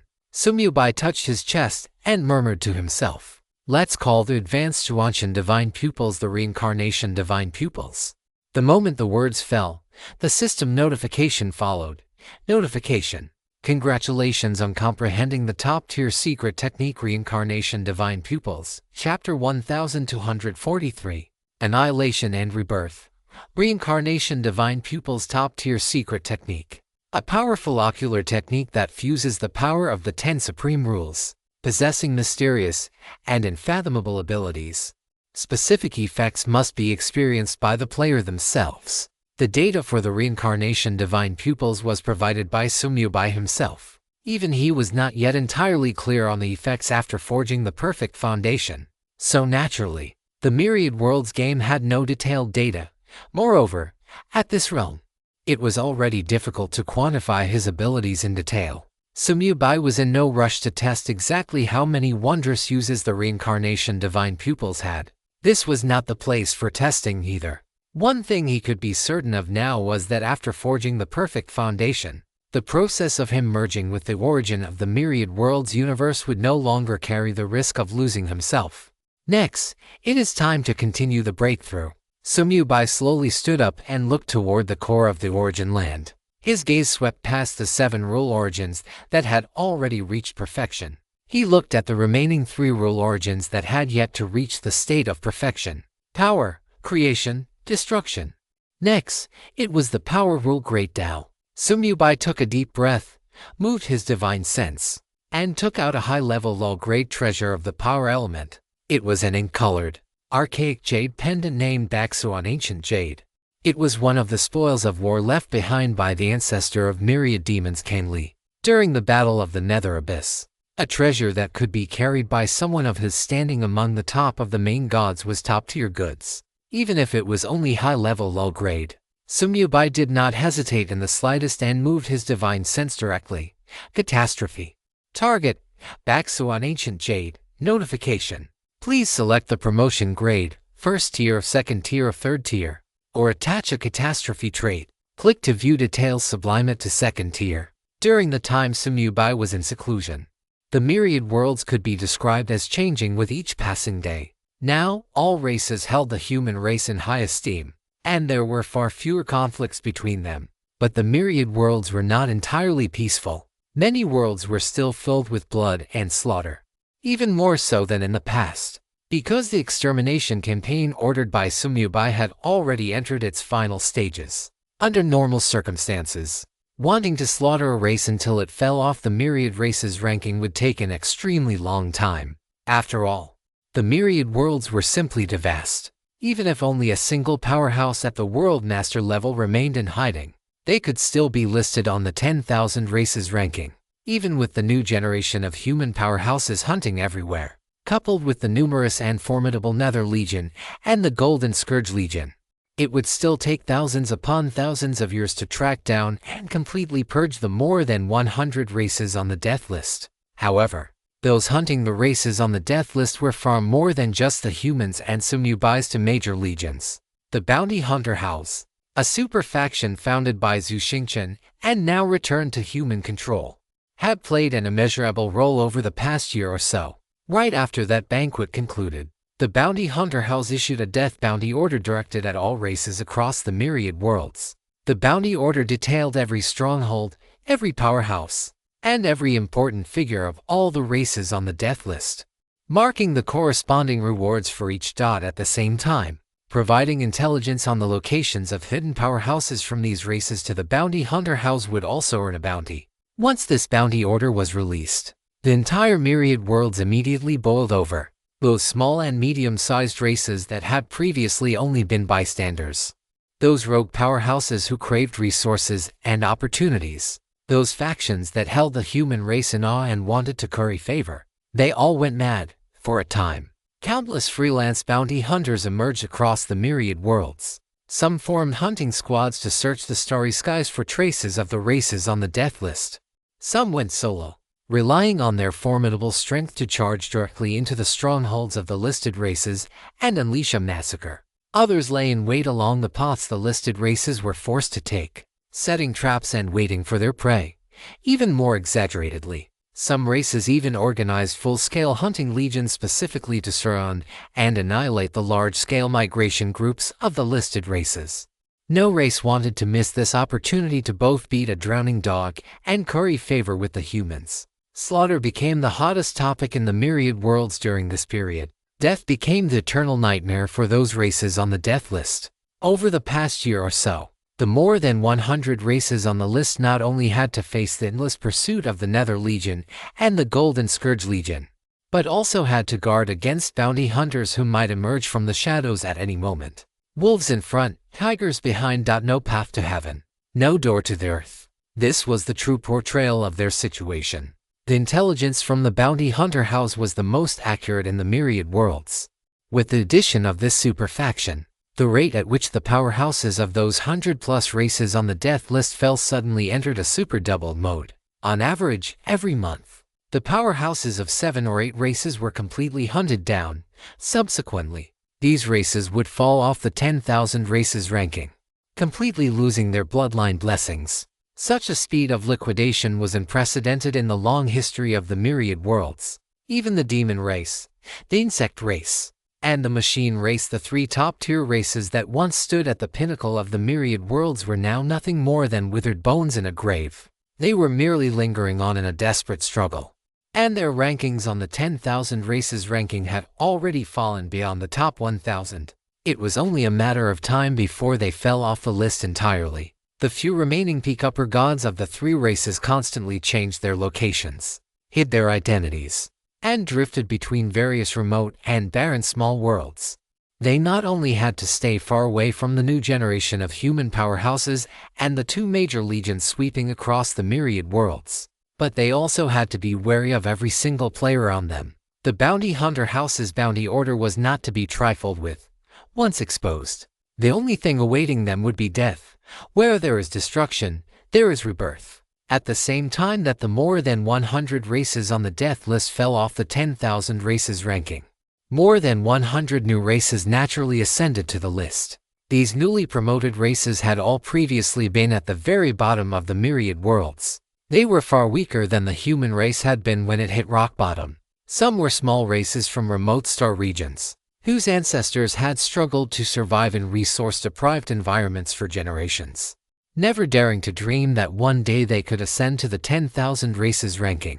Some were vassal races attached to certain races on the 10,000 races ranking, surviving in the cracks and carefully maintaining the continuation of their tribes. Some had never stepped out of the forbidden lands of the gods and did not even understand what the 10,000 races ranking was. But now, the names of these races had all ascended to that list, which symbolized the glory and status of the races of the myriad worlds. And while the reason they were able to ascend was that the races originally occupying those spots had been wiped out, leaving the positions vacant, these races all understood that what truly allowed them to ascend to the 10,000 races ranking was the human race. It was the human Emperor Bai Yi. Therefore, these newly promoted races held an indescribable sense of gratitude toward the human race and the human Emperor Bai Yi, because they knew very well that with their original strength and foundation, even after another 10,000 epochs, it would have been impossible for them to ascend to the 10,000 races ranking. They kept this debt of gratitude deep in their hearts. Thus, over the past year or so, a peculiar phenomenon began to appear in every corner of the myriad worlds. Statues began to rise one after another in the worlds of various races. The face of the statue was handsome and majestic, the eyes as deep as an abyss, and a faint S-shaped crack marked the center of the forehead. It was the human Emperor Bai Yi. Chapter 1244. The mainstream of the River of Time. Some of these statues were built spontaneously by the newly promoted races to express their gratitude and awe toward the human emperor. Some were built by factions that wanted to attach themselves to the human race to show their stance and loyalty. Others were built spontaneously by ordinary human citizens to pray for the protection and blessings of the human emperor. Initially, these statues were only sporadically distributed across a few worlds, but as time passed, as the prestige of the human emperor grew, and as the influence of the human race expanded, the statues began to spring up like bamboo shoots after a rain all across the myriad worlds, especially among the human members who had walked out from one of the small worlds within Sumyu Bai's body. They were all the most devout believers. To them, the human emperor was not only the new leader who had led the human race to rise again, but also the true deity who had granted them a new life. While the new generation of human powerhouses, the Nether Legion, the Golden Calamity Legion, and the various experts from all races who had accepted the bounty orders were hunting down the races on the death list, the members of the human race who had emerged from Sumyu Bai's inner world were traveling through various worlds and secret realms, rescuing their kin who had been kept in captivity for years. Saving the lives of these kin was merely the beginning. What they truly needed to do was to help these kin, just like themselves, re-establish a correct understanding of the world. Remember, the one who saved us and bestowed upon us a new life is our eternal leader, the human Emperor Bai Yi. It is the human emperor who brought us the life we have today. It is the human emperor who allowed us to escape the fate of being kept in captivity. It is the human emperor who ensures our descendants no longer need to live in fear, no longer serving as blood food for alien races. These same impassioned words echoed throughout the liberated secret realms, small worlds. and even great worlds. In the minds of countless human members who had re-established their understanding, a towering figure gradually coalesced. It was none other than the human Emperor Bai Yi. The fact that they could re-establish their understanding of the myriad worlds so quickly was, naturally, inseparable from the help of treasures. Before Sumyu Bai went into seclusion this time, he had already decided to refine a set of Supreme Destruction Rule treasures for himself. Therefore, he had handed the Great Dream Floating Life Divine Talisman to the human members within his inner world, making it another one of their race's guardian treasures. Now, just over a year later, statues of Bai Yi had already spread across more than 30% of the realms in the myriad worlds. Every day, countless living beings burned incense, prayed, and knelt piously before these statues. And with these prayers and kodos, an invisible force began to circulate, gather, and grow among these statues. In the end, it surged toward a certain mysterious direction. That direction was the core of the origin land. It was the place where Sumyu Bai was in seclusion. Their faith was becoming a powerful force, slowly and firmly surging into the body of the human emperor they held in their hearts. The rise of a new race, the liquidation of the death list, the bounties of the bounty hunter house. Behind all of this, one race was indispensable: the human race. Over the past year or so, the strength of the human race had also been leaping forward at an astonishing speed. Inside the Universal Space-Time Tower, the area with 1,000,000-fold time acceleration was always operating at full capacity. Batch after batch of human geniuses entered, spent hundreds of thousands or even millions of years within, and then emerged. Upon emerging, they were already reborn, Upper God Realm, Peak Upper God Realm, World Lord level, Top Tier World Lord, and even the Pseudo-Main God Realm. These realms, which were once unreachable, were no longer rare within the human race. As of now, the number of newly emerged Pseudo-Main God Realm powerhouses in the human race had already exceeded 200. The number of Peak Upper God and World Lord level powerhouses was even more countless. Among these powerhouses, the human members who had emerged from Sumyu Bai's inner world accounted for a large portion. Their original foundations were naturally not exceptional. However, staying in Sumyu Bai's inner world was equivalent to living in an area with time accelerated by thousands or even millions of times. By now, they had already produced generation after generation of new descendants, and these later-born generations possessed aptitude and talent that far exceeded the average of the humans in the myriad worlds. This was all because every time Sumyu Bai entered the origin land, he would open his inner world to absorb vast amounts of origin energy. Now, as the god-level nether beings each achieved the position of nether lord, his inner main world had directly established a connection with the origin land of the myriad worlds. The new generations in the inner world, who had been nourished by origin energy for years, naturally possessed talent and aptitude that could not be mentioned in the same breath as before. After entering the Universal Space-Time Tower, their progress could be described as advancing by leaps and bounds. This point completely exceeded the expectations of Q and other high-level human leaders. The River of Time and Space. This was a slowly flowing river, although it had no visible beginning or end. It appeared unremarkable, however. It was the main stream of the myriad worlds river of time and space. As long as one mastered the rules of time and space, one could glimpse the past, present, and future of the myriad worlds from this river. Of course, just as Zhu Xingchen had said back then, the future is not immutable. The appearance of any variable would create a tributary, giving birth to a new future, and these futures would all have varying degrees of influence on the true future of the myriad worlds. On the river of time and space, two small boats faced each other across the water. Standing on the boats were none other than Zhou and Yu, the two ferrymen of the river of time and space. At this moment, the two were not speaking, merely locking their gazes firmly on the center of the river.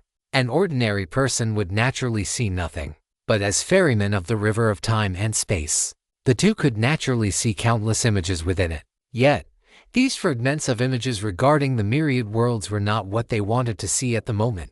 From the slightly tense expressions on their faces, it was clear that there was someone or something within the river of time and space that was currently stirring their hearts. Just then, gurgle, gurgle, at the intersection of their gazes, a long string of bubbles suddenly surged up, surfacing and then rapidly bursting. It looked as if something was breaking through the water from the river of time and space. "He's back!" A flash of joy appeared on the faces of both Joe and Yu simultaneously, their eyes fixed unblinkingly on the center of the river. Immediately after, I had slowly emerged from the river of time and space. Then came the upper body, and the lower body, the entire process. Although it took only the blink of an eye, felt to the two as if several epochs had passed. "Xingqian, how was it?" Joe and Yu asked impatiently. The figure breaking through the water from the river of time and space was none other than Xingqian.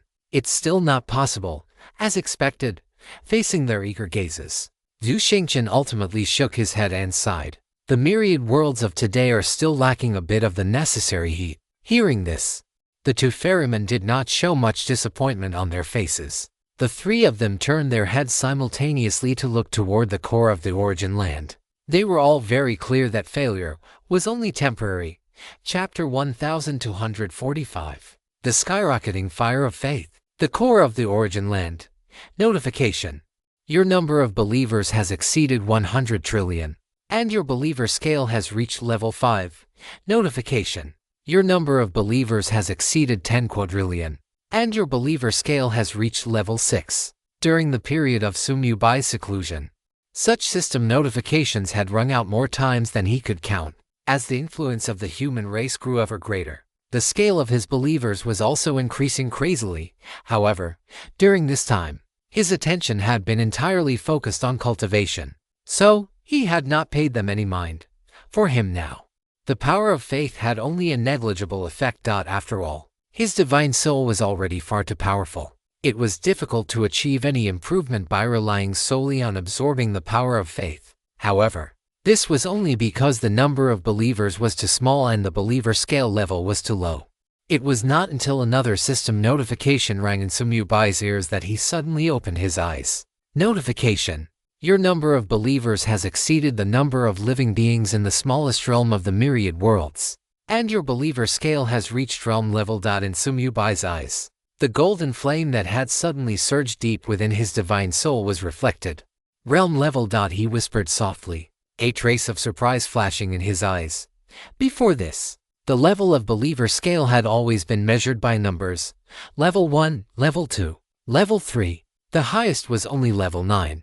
He had originally thought that this was the entirety of the believer system. He had not expected that above Level 9, there would actually be a concept called realm level. Now that it had suddenly upgraded to realm level, there must certainly be something different. Just as he expected, a system notification followed immediately. Notification. Congratulations to Human Emperor Bai for reaching the realm level in believer scale. The overall intensity of the fire of faith has increased to 5,000%. In an instant, Sumyubai felt the golden flame within his divine soul surge significantly. Ever since he had fused his godhead into his divine body, the fire of faith that had originally been hidden within the godhead had transferred into his divine soul. Boom!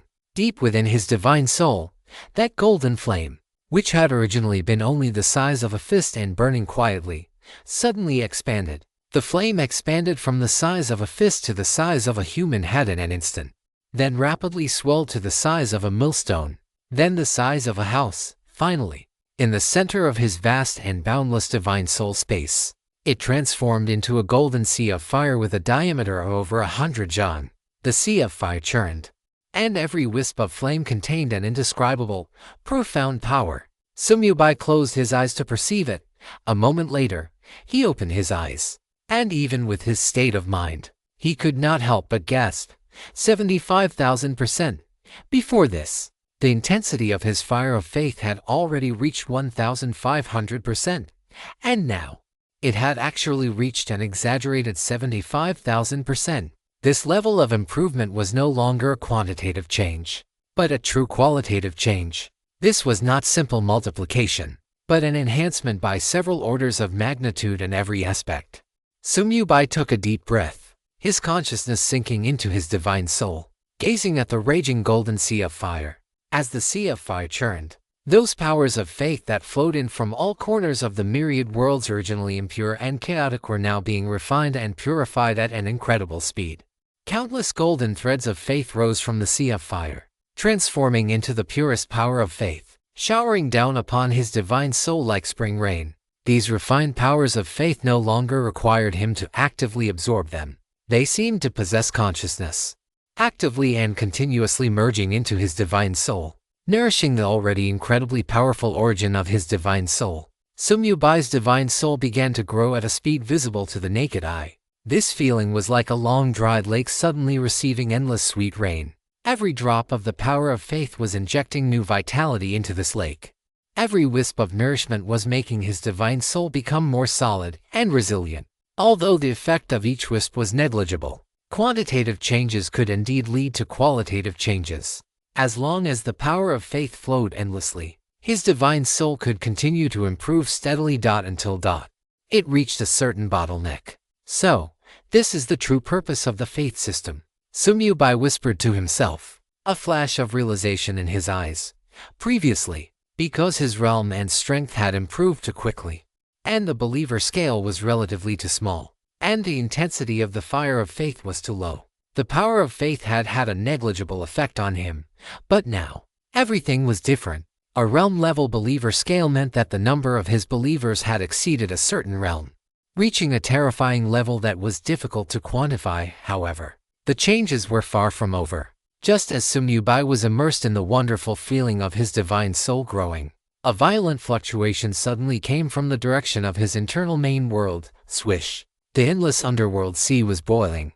The originally calm gray-white sea surface suddenly surged with 10,000-foot waves. Countless phantoms of dead souls emerged from the sea, sending out silent worship and cheers toward the direction of Sumyubai's divine soul. As the seawater churned, waves of soul-shocking energy shot out from the eye of the sea, weaving into a net in the void that covered the entire underworld sea. And in the center of this net, wisps of pale golden flames were quietly sprouting. That was the power of the fire of faith. Sumyubai's pupils constricted slightly.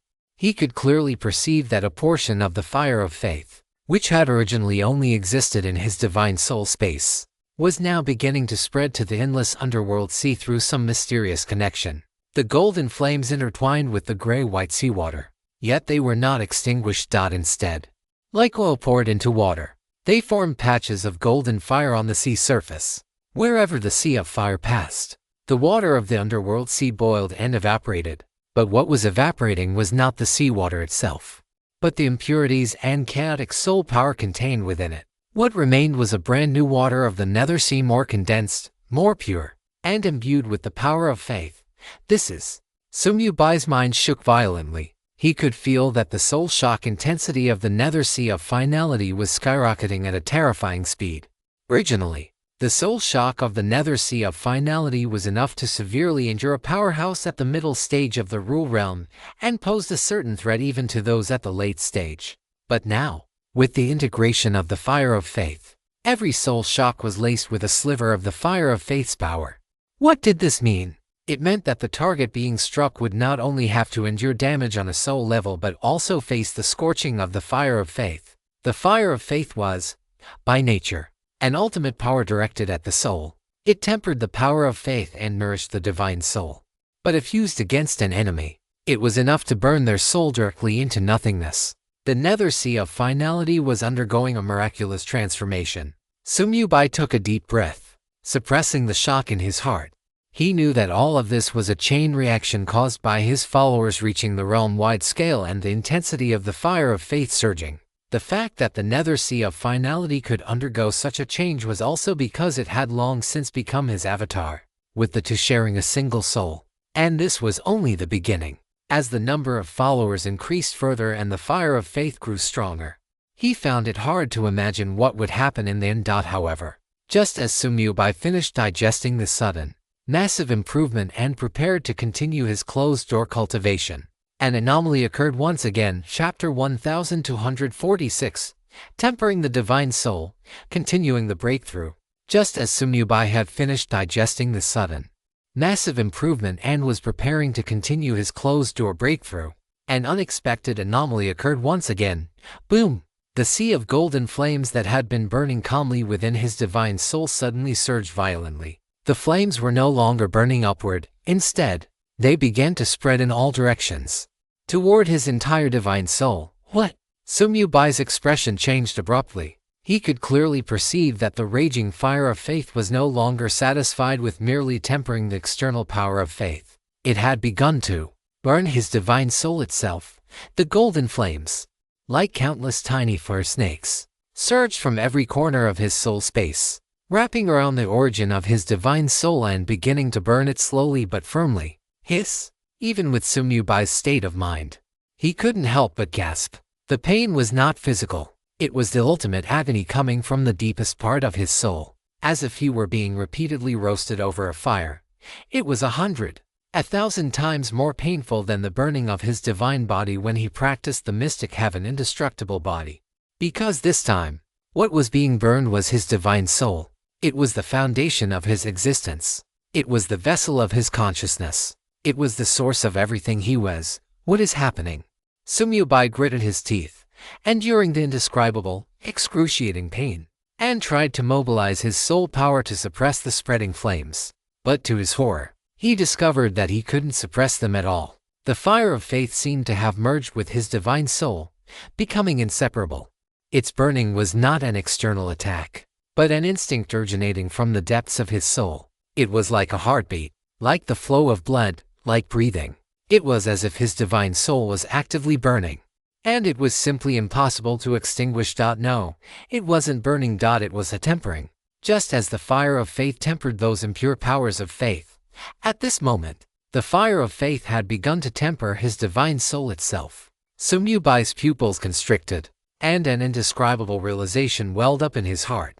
So, this was the ultimate secret of the faith system. The faith of believers could not only nourish the divine soul and strengthen its origin, when the scale of believers reached a certain level, and when the fire of faith became strong enough to reach a certain critical point, it would begin to temper the divine soul itself. It would burn away the impurities within the soul, stimulate the soul's potential to the extreme, and push the essence of the soul to an unprecedented, higher level. This process was bound to be painful, but once completed, Sumyubai's divine soul would undergo a rebirth. It would be a renewal more thorough than any perfection of rules, more profound than any breakthrough in cultivation realm.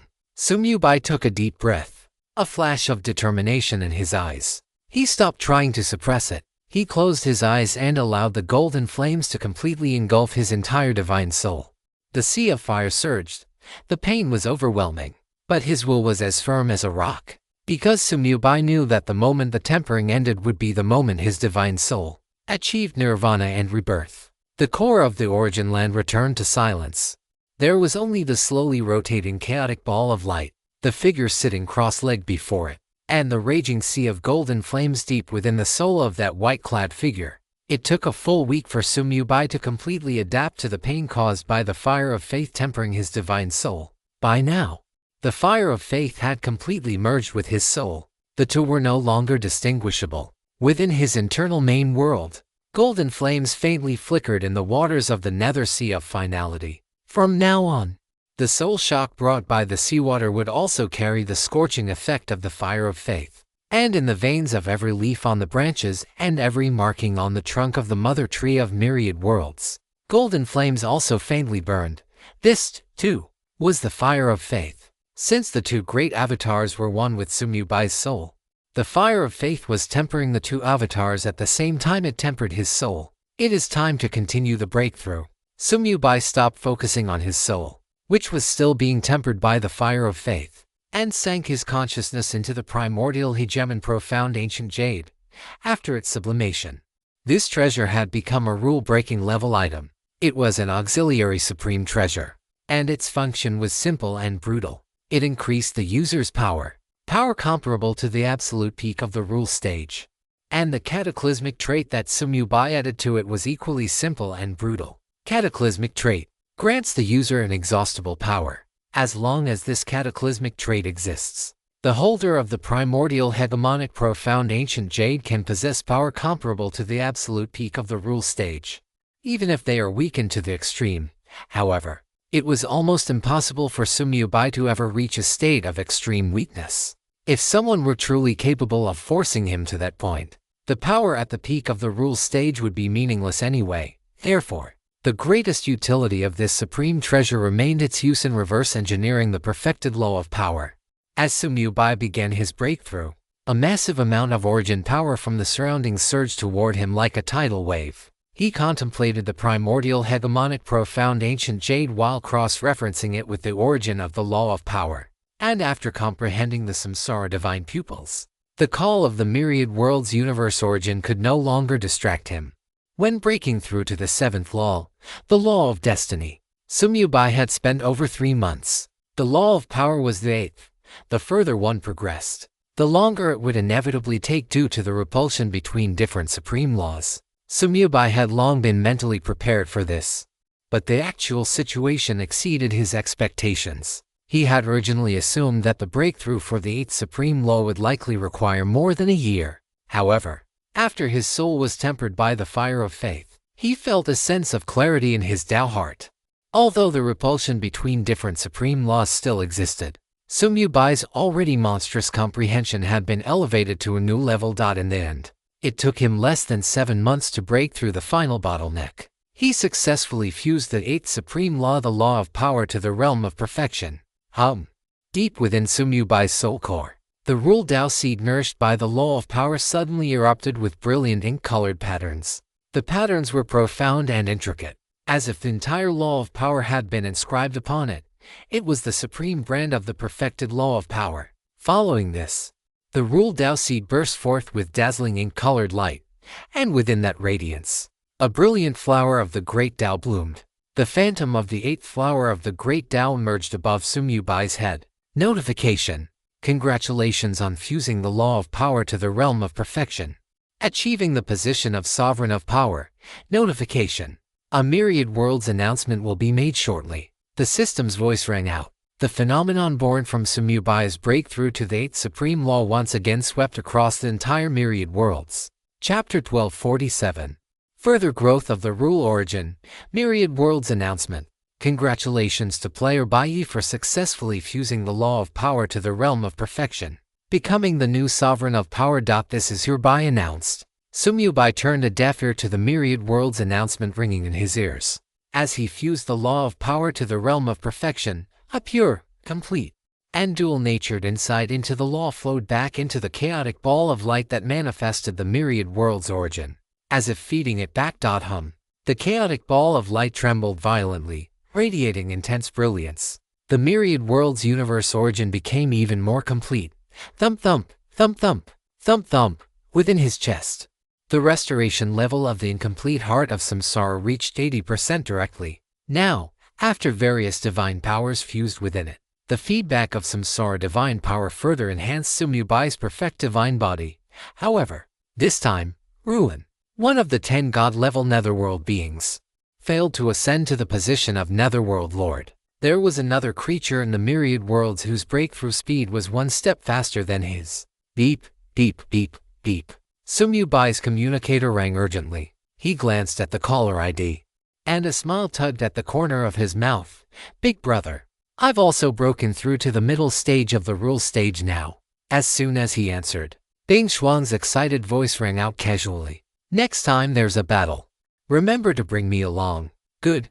I didn't expect you kid to break through even faster than Ruin. Sumyu-bai smiled slightly. That's for sure. Bing Shuang held his head high proudly. I am the new ancestral dragon. Yes, yes, yes, worthy of being the ancestral dragon. Big brother, let's discuss something. Bing Shuang sounded a bit hesitant. Why have you become so long-winded? Sumyu-bai frowned. Just say what you have to say.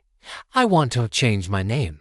As he finished, Bing Shuang's voice grew lower. In his view, this name had been given to him by his master. Although his master had always treated him like a brother and the contract had long been dissolved, and they now addressed each other as brothers, the matter of changing his name was something that absolutely required his big brother's approval. Sumyu-bai rolled his eyes. I thought you had taken a liking to that little female dragon. As he spoke, he waved his hand. I need to continue my closed-door cultivation. You can decide the matter of changing your name yourself. With those words, Sumyu-bai decisively hung up the communication. The name Bing Shuang indeed no longer suited this kid's current status. He was the new ancestral dragon. Thinking of this little guy he had watched grow up becoming the ancestral dragon, The corners of Sumyubai's mouth couldn't help but lift slightly, just as he prepared to continue breaking through to the next supreme law. Another announcement sounded. Myriad Worlds announcement.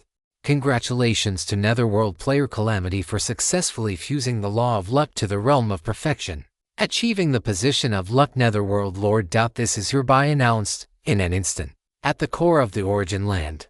The seven-colored origin representing the law of luck suddenly erupted with unprecedented, brilliant divine light. The divine light poured down like a waterfall, vast and mighty, pouring entirely into the center of Sumyubai's brow. Deep within his internal main world, the bridge of light connecting the myriad worlds to himself solidified once more. At the same time, the degree of fusion between Sumyubai and the myriad worlds universe origin further increased. The samsara divine pupil at the center of his brow rotated slowly, emitting a light of reincarnation from within its vortex. Sumyubai held firm to his original intent, showing not the slightest sign of sinking into oblivion. With the samsara divine pupil, which had forged a perfect foundation, the current level of integration was no longer enough to cause him even the slightest bit of confusion. Nearly 2 years. Sumyubai whispered softly. This was the time that had passed since he first broke through the great Tao of the luck rule. Back then, Lian had broken through first, and the origin of the luck rule could not yet support 3 existences at the rule realm. Therefore, Calamity had been delayed in achieving the position of Underworld Lord.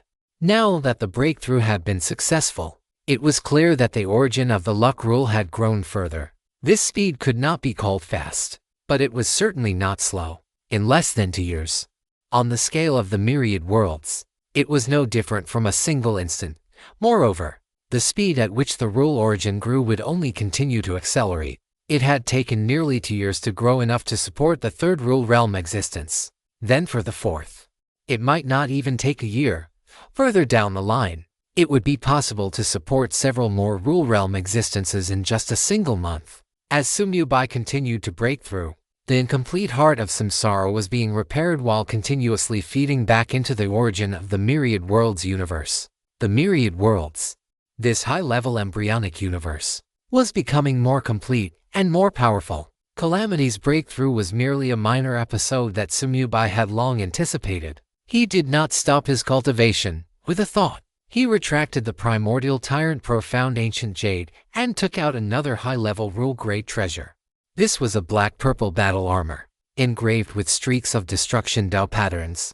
This was the last treasure Sumyubai needed to upgrade before his own breakthrough. Without the slightest hesitation, he decisively moved his divine sense.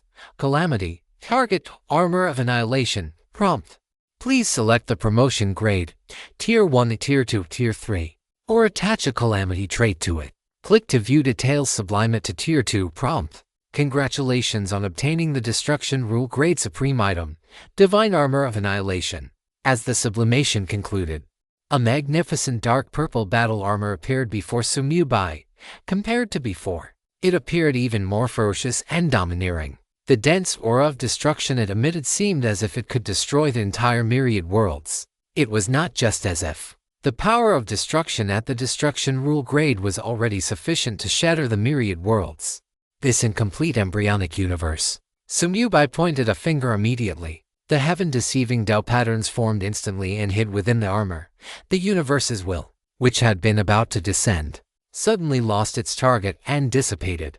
Sumyubai's divine sense merged into the divine armor of annihilation, and the armor instantly transformed into a stream of light, appearing on his body. The style of the armor could change at any time according to his divine sense. Beyond being able to weaken divine power attacks from any late-stage rule realm expert by 90%, the divine armor of annihilation could also automatically counterattack the enemy with an intensity not exceeding the late-stage rule realm while being attacked. It could be called a 100% rebound thorns armor. In addition to this, Sumyubai had also uniquely attached a Calamity trait to it. Calamity trait, divine power defense effect, and counterattack effect increased tenfold. It remained as simple and unadorned, yet overbearing, weakening 99% of divine power attacks and rebounding up to 10 times the strength of a late-stage rule realm attack.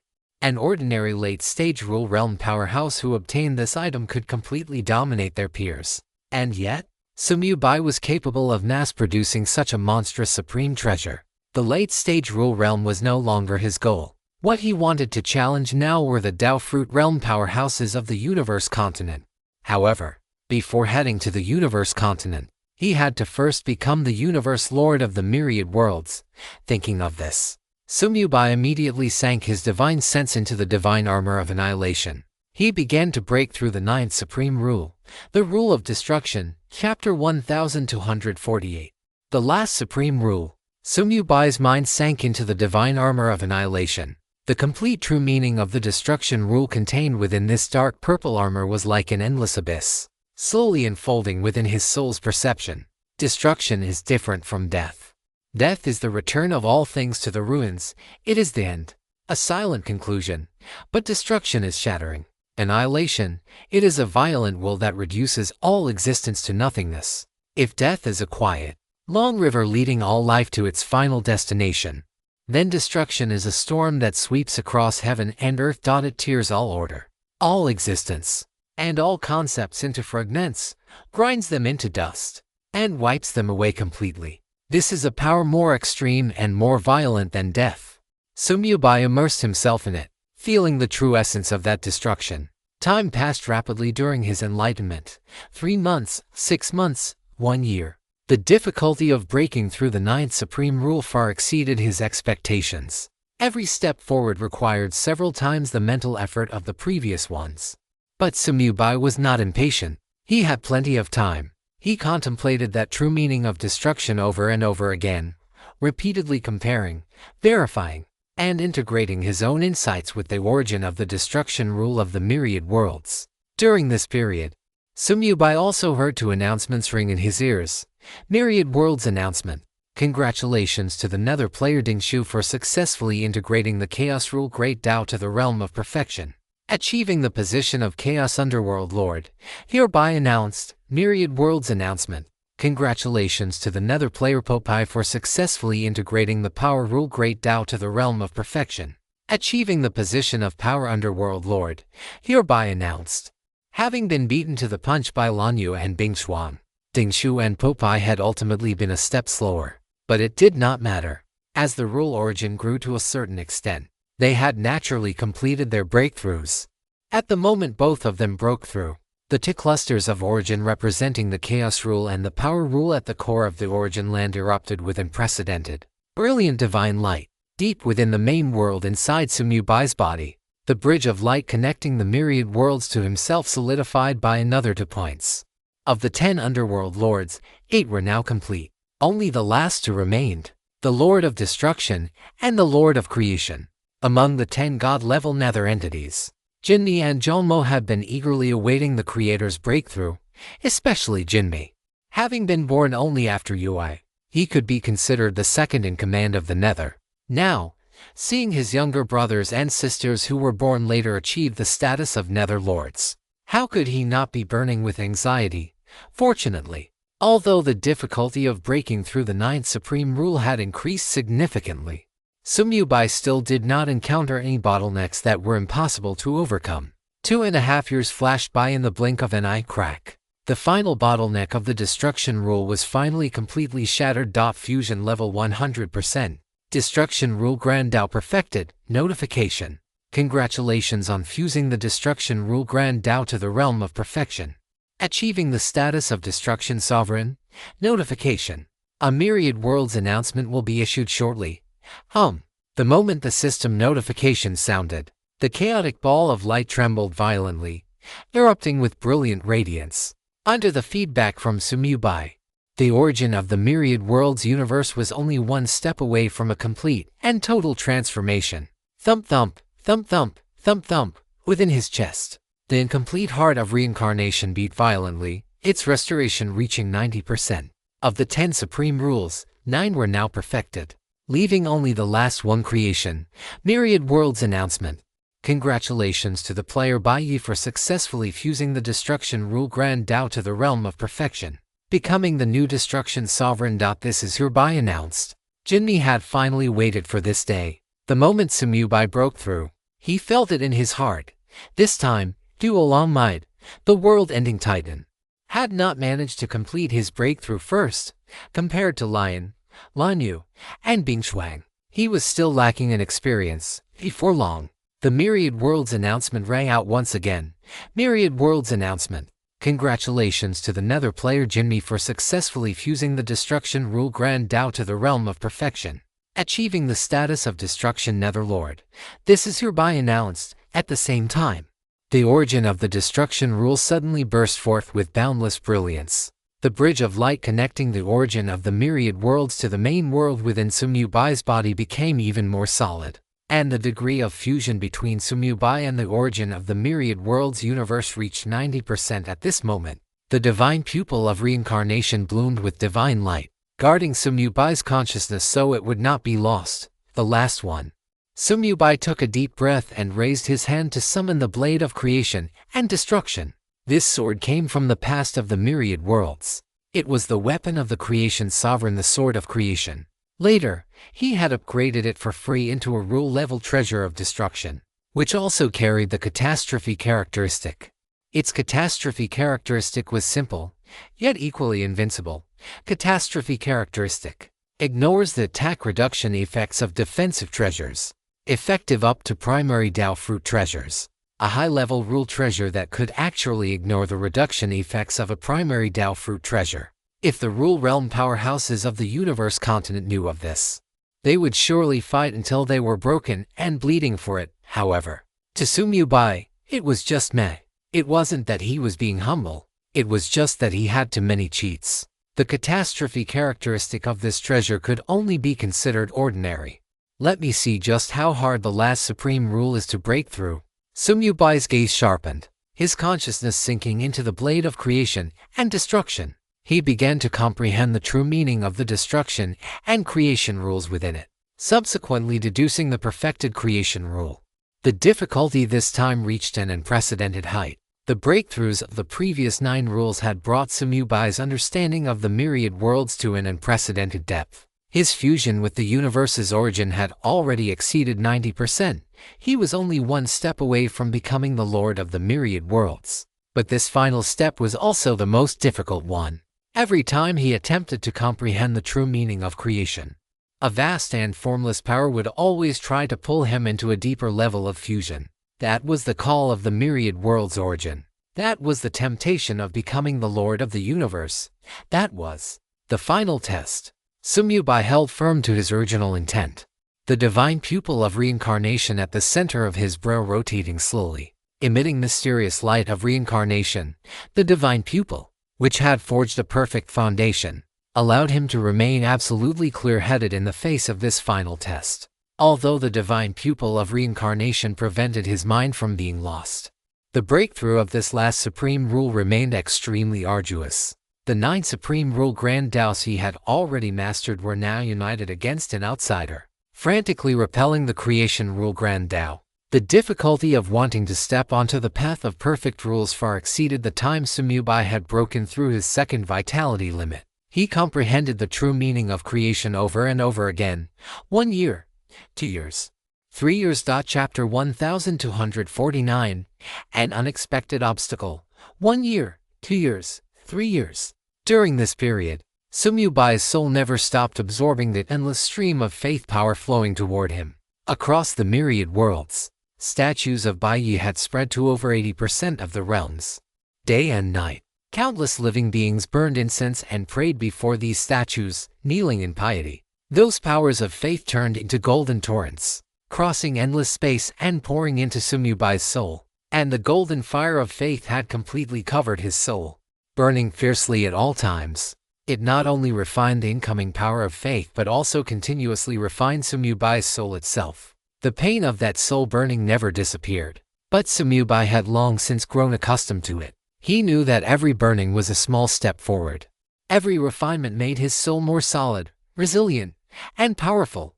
4 years, 5 years, 6 years. When Sumyubai faintly touched that final membrane, he thought victory was in sight. That membrane was as thin as a cicada's wing, yet as solid as a rock. It was the final chasm. Except for the cheating fortune rule grand Dao, he had encountered this chasm every time he reached a bottleneck in breaking through other supreme rules. Every time before, He had been able to rely on his profound accumulation and deep understanding of the essence of the laws to break through in one fell swoop.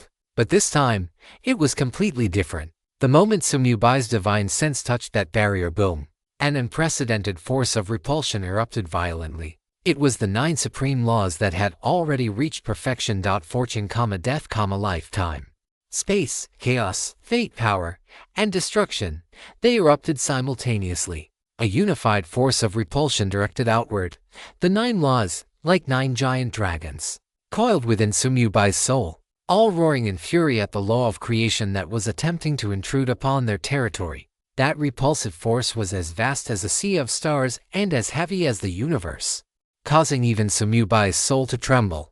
If it were only this, while he would find it troublesome, it would not be impossible to break through. But the most terrifying thing was, Sumyubai felt that his own divine body was also resisting the breakthrough. A power even stronger than the 9 great laws surged forth, echoing the 9 laws from afar. It joined in suppressing the law of creation that was attempting to reach the state of perfection. What? Sumyubai's expression changed drastically. He had never imagined that the perfect divine body he took such pride in would become the final obstacle to his breakthrough. While the divine body and the laws were to different paths, they complemented each other. Sumyubai had embarked on the path of the perfect divine body. It was his strongest foundation and the source of his power. But at this moment, this very foundation had become a stumbling block to his path of perfect laws. This was because the perfect divine body was, in itself, a complete system. It had its own laws of operation, its own balance of power, and its own state of perfection. When Sumyubai comprehended the 9 supreme laws, the perfect divine body could turn a blind eye, because they posed no threat to it. But now, with the 10th law trying to force its way in, things were different. The perfect divine body was instinctively resisting. This was a deeper level of resistance than the repulsion of the laws, a resistance stemming from the very instinct of life. Every cell in his body, every drop of blood, every bone, and even every wisp of divine power was sending out strong signals of rejection. Sumyubai gritted his teeth, forcibly driving the law of creation in an attempt to break through that barrier. But every impact was met with the combined suppression of the 9 laws and his divine body.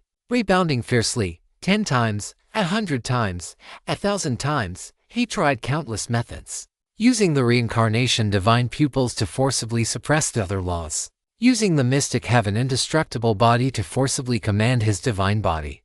Tempering his will with the fire of faith. Drawing infinite energy support from his 2 avatars. But no matter how he tried, that barrier remained unmoved. It was as if an insurmountable chasm lay between him and the final perfection. Time slipped away through repeated failures. 7 years, 8 years, 9 years. When Sumyubai had been trying for 2.5 years, only to end in failure every time, he finally stopped. It's not working. Sumyubai opened his eyes. His brows furrowed tightly. He had exhausted every possible method. Yet he could not cross that final chasm. The difficulty of cultivating both the perfect divine body and the perfect laws simultaneously far exceeded his imagination. The difficulty increased geometrically. It was not 1 + 1 = 2, but 1 + 1 = infinity. In a certain internal small world, the phantom of Si Qingyu slowly condensed. It was Sumyubai's projection avatar of the end of the underworld sea that had summoned him. You've come out of seclusion. A flash of surprise crossed Si Qingyu's eyes. How much time had even passed, Grandmaster? Sumyubai's projection avatar bowed respectfully and went straight to the point. This disciple has encountered a bottleneck and would like to ask for your guidance. Si Qingyu raised an eyebrow. Can a mere perfection of law stump you? Sumyubai sighed and recounted the predicament he was facing. After listening, Si Qingyu remained silent for a long time before murmuring to himself, his brows furrowing deeper and deeper. Perfect divine body, perfect laws, dual cultivation. In the end, he shook his head. Yubai, it is not that Grandmaster does not want to help you. Si Qingyu's phantom radiated helplessness. It is just that I have never seen such a situation before. The path of the perfect divine body and the path of perfect laws to achieve even one is already as rare as phoenix feathers and unicorn horns. And to cultivate both, he sighed, at least within the scope of my knowledge, no one has ever done it. Therefore, Regarding your predicament, I am also powerless. Sumyubai fell silent. He had long anticipated this result, but he did not give up. At the same time, in another internal small world, Sumyubai's projection avatar of the myriad world's mother tree bowed to Wolwuin. Wolwuin opened his eyes, his gaze like lightning. Little one, shouldn't you be in seclusion right now? Sumyubai once again recounted his predicament. After listening, Wolwuin's brows also furrowed. He pondered for a long time, and in the end, he just shook his head. Yubai, although I am proficient in the mystic heaven divine pupils, this problem of yours has exceeded the scope of my understanding. Dual cultivation of the perfect divine body and perfect laws. The key to this is something that perhaps few in the endless history of the universe continent would know. Hearing this, Sumyubai's heart sank slightly. Even his two grandmasters were powerless. This was truly difficult. He felt a sense of unwillingness. But just as Sumyubai was about to leave to find other ways, wait, Wolwuin suddenly spoke.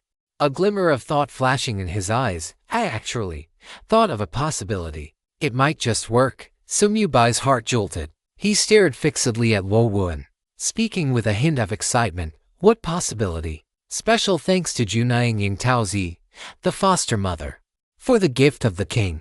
Ors, my toothache is unbearable today, but I will provide the bonus chapters within today's chapter 1250. The soul is a bridge. What possibility? Sumyubai stared fixedly at Wolwuin, a flash of excitement crossing his eyes. 9 years. He had been stuck on this final supreme rule for 9 whole years.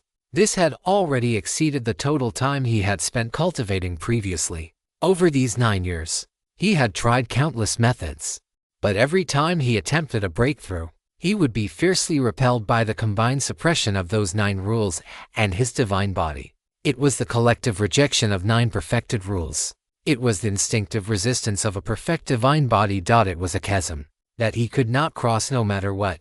Don't be impatient. Let me sort this out.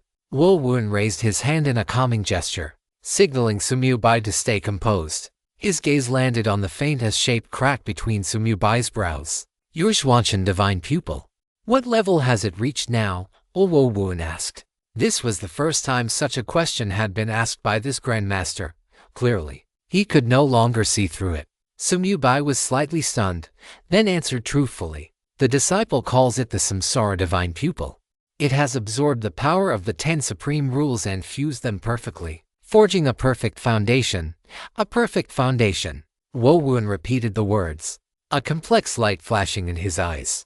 As a direct descendant of the Zhuanshan lineage, which specialized in the Zhuanshan divine pupil, he knew exactly what this meant. The Zhuanshan divine pupil was inherently one of the core secret techniques of the Zhuanshan lineage.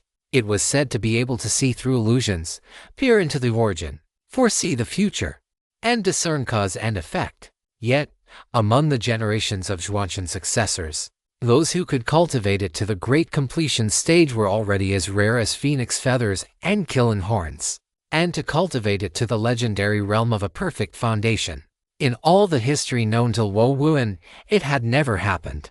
It wasn't that no one had embarked on the path of perfect rules, but no one had been able to perfectly fuse the power of the 10 supreme rules within the divine pupil. No wonder, Wolwuin whispered to himself. No wonder I could sense that your divine pupil had already exceeded the scope of my understanding. So, the path you have taken is one that has never been walked before. He looked up at Sumyubai, his eyes burning with an indescribable light. It was a form of fanaticism, a fanaticism belonging to a scholar, an explorer, and one who witnesses history. Little one, have you ever thought about this? Wolwuin's voice trembled slightly. The rejection between the perfect divine body and the perfect rules. Perhaps it is not irreconcilable. Sumyubai frowned slightly. The disciple has tried countless methods of reconciliation, and they all ended in failure. That is because you were looking in the wrong direction. Wolwuin shook his head. You were thinking of suppressing the rejection between the divine body and the rules. But their rejection is instinctive. It is an existence at a deeper level than your own will. It cannot be forcibly suppressed.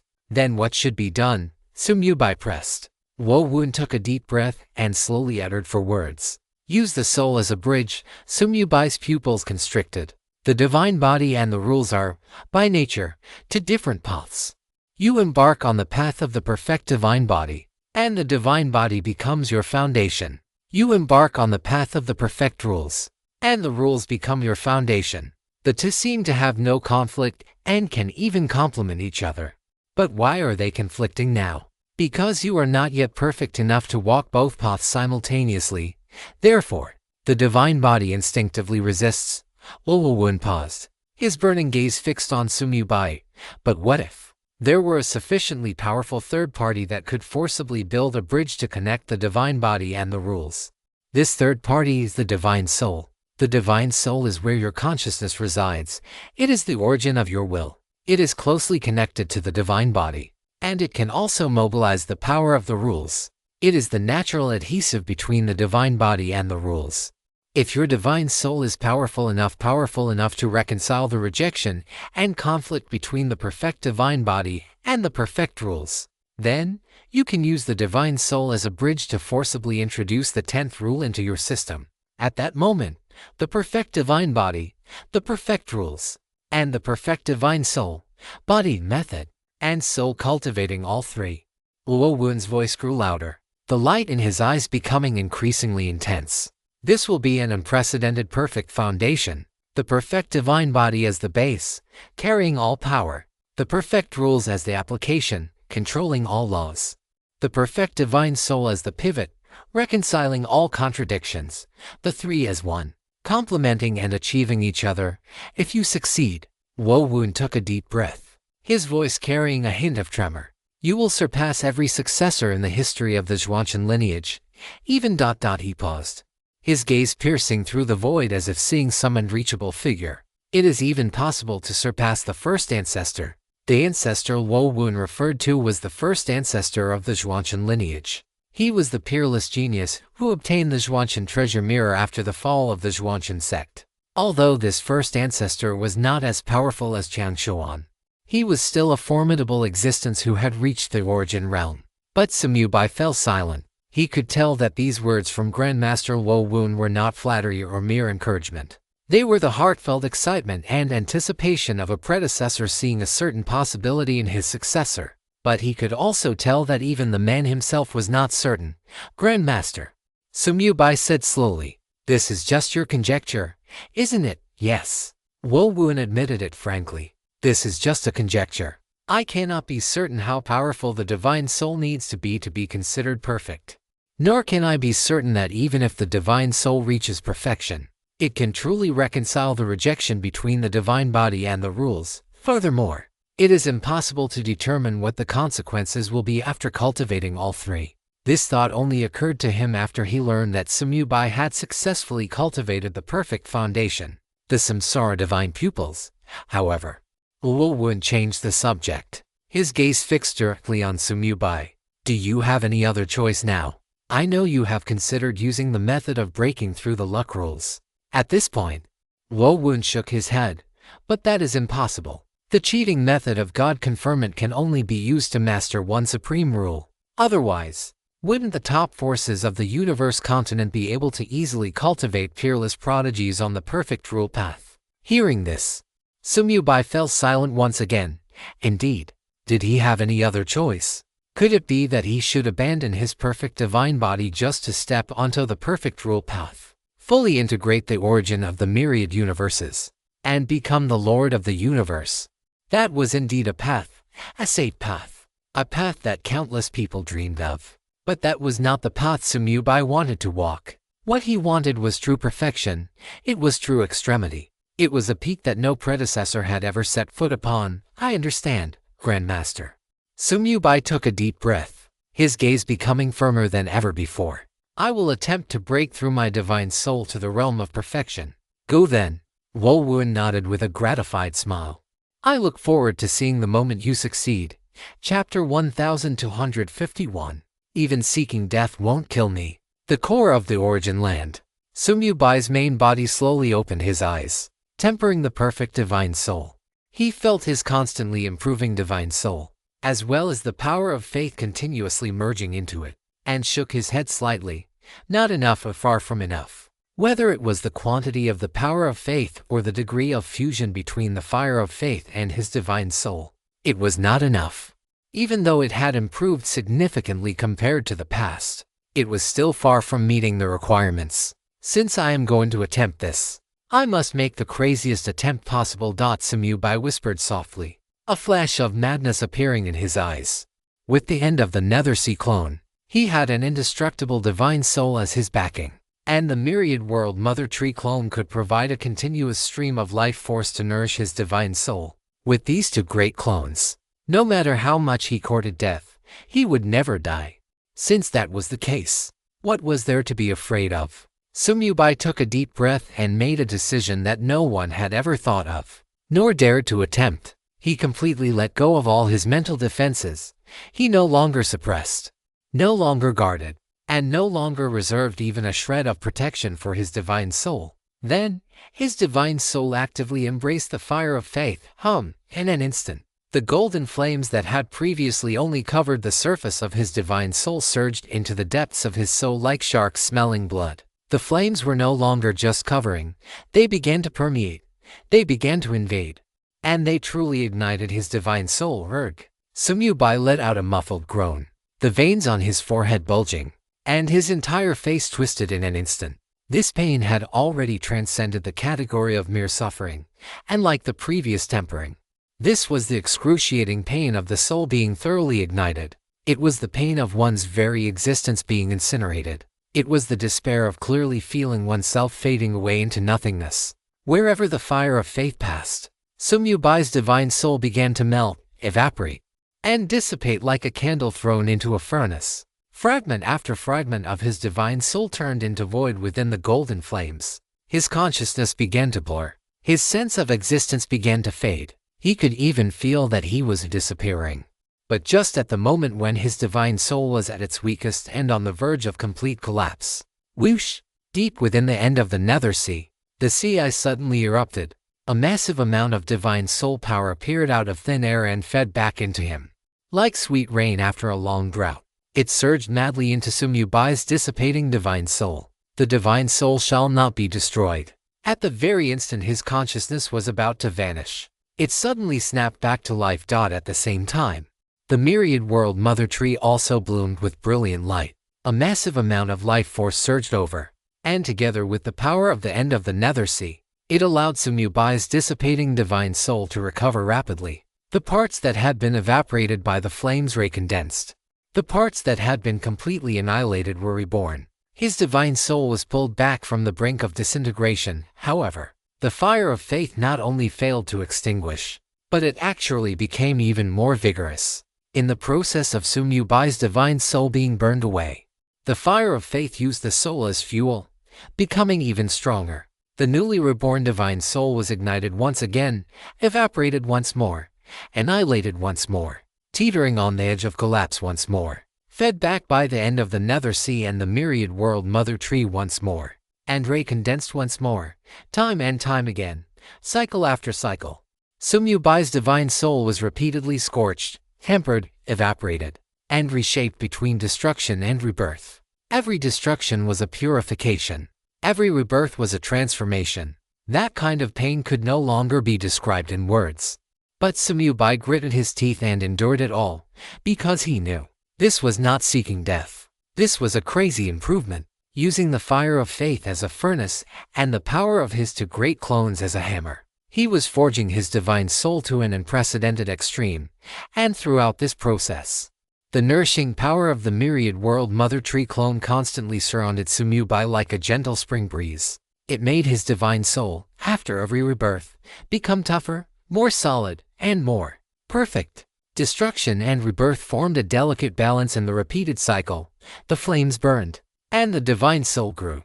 After Sumyubai completely let go of his mind, the speed at which the fire of faith ignited his divine soul was extremely fast. Initially, it only took 1 minute to burn his divine soul away. However, with each annihilation and rebirth, Sumyubai's divine soul grew increasingly resilient and powerful. To minutes, 3 minutes, 5 minutes, after each rebirth. Although the fire of faith burned more vigorously, the time it took to consume his divine soul continued to grow longer. This was not only because Sumyubai's divine soul was becoming stronger, but also because the two were gradually merging on a deeper level, until 3 days later. A golden light, brilliant to the extreme, erupted from the depths of Sumyubai's divine soul. The light was so dazzling that even the chaotic light cluster at the core of the origin land dimmed slightly at this moment. Amidst the radiance, the golden flame that had been burning frantically suddenly paused. Then, it stopped consuming the divine soul. Instead, it became the divine soul. Sumyubai's divine soul had completely transformed into the golden flame itself. The fire of faith was the divine soul, and the divine soul was the fire of faith. The two had merged into one, inseparable. From this moment on, Sumyubai's divine soul would remain in a state of perpetual combustion. The excruciating pain of having his soul ignited no longer existed, because burning had become an instinct, just like a heartbeat, like the flow of blood, like breathing. Burning was now the form in which Sumyubai's divine soul existed. The golden soul fire would burn eternally and unceasingly. Every moment of burning was a form of self-refinement. His divine soul would rapidly ascend toward the realm of perfection within this eternal fire. Sumyubai slowly opened his eyes. His pupils had now turned a pure gold. Deep within the gold, flames danced silently. The flames were warm, bright, and eternal. Although this seclusion had lasted only 3 short days, he had hovered on the brink of death countless times. No one else could have managed to fuse their divine soul with the fire of faith so completely, because no one else's soul could withstand such torment without collapsing.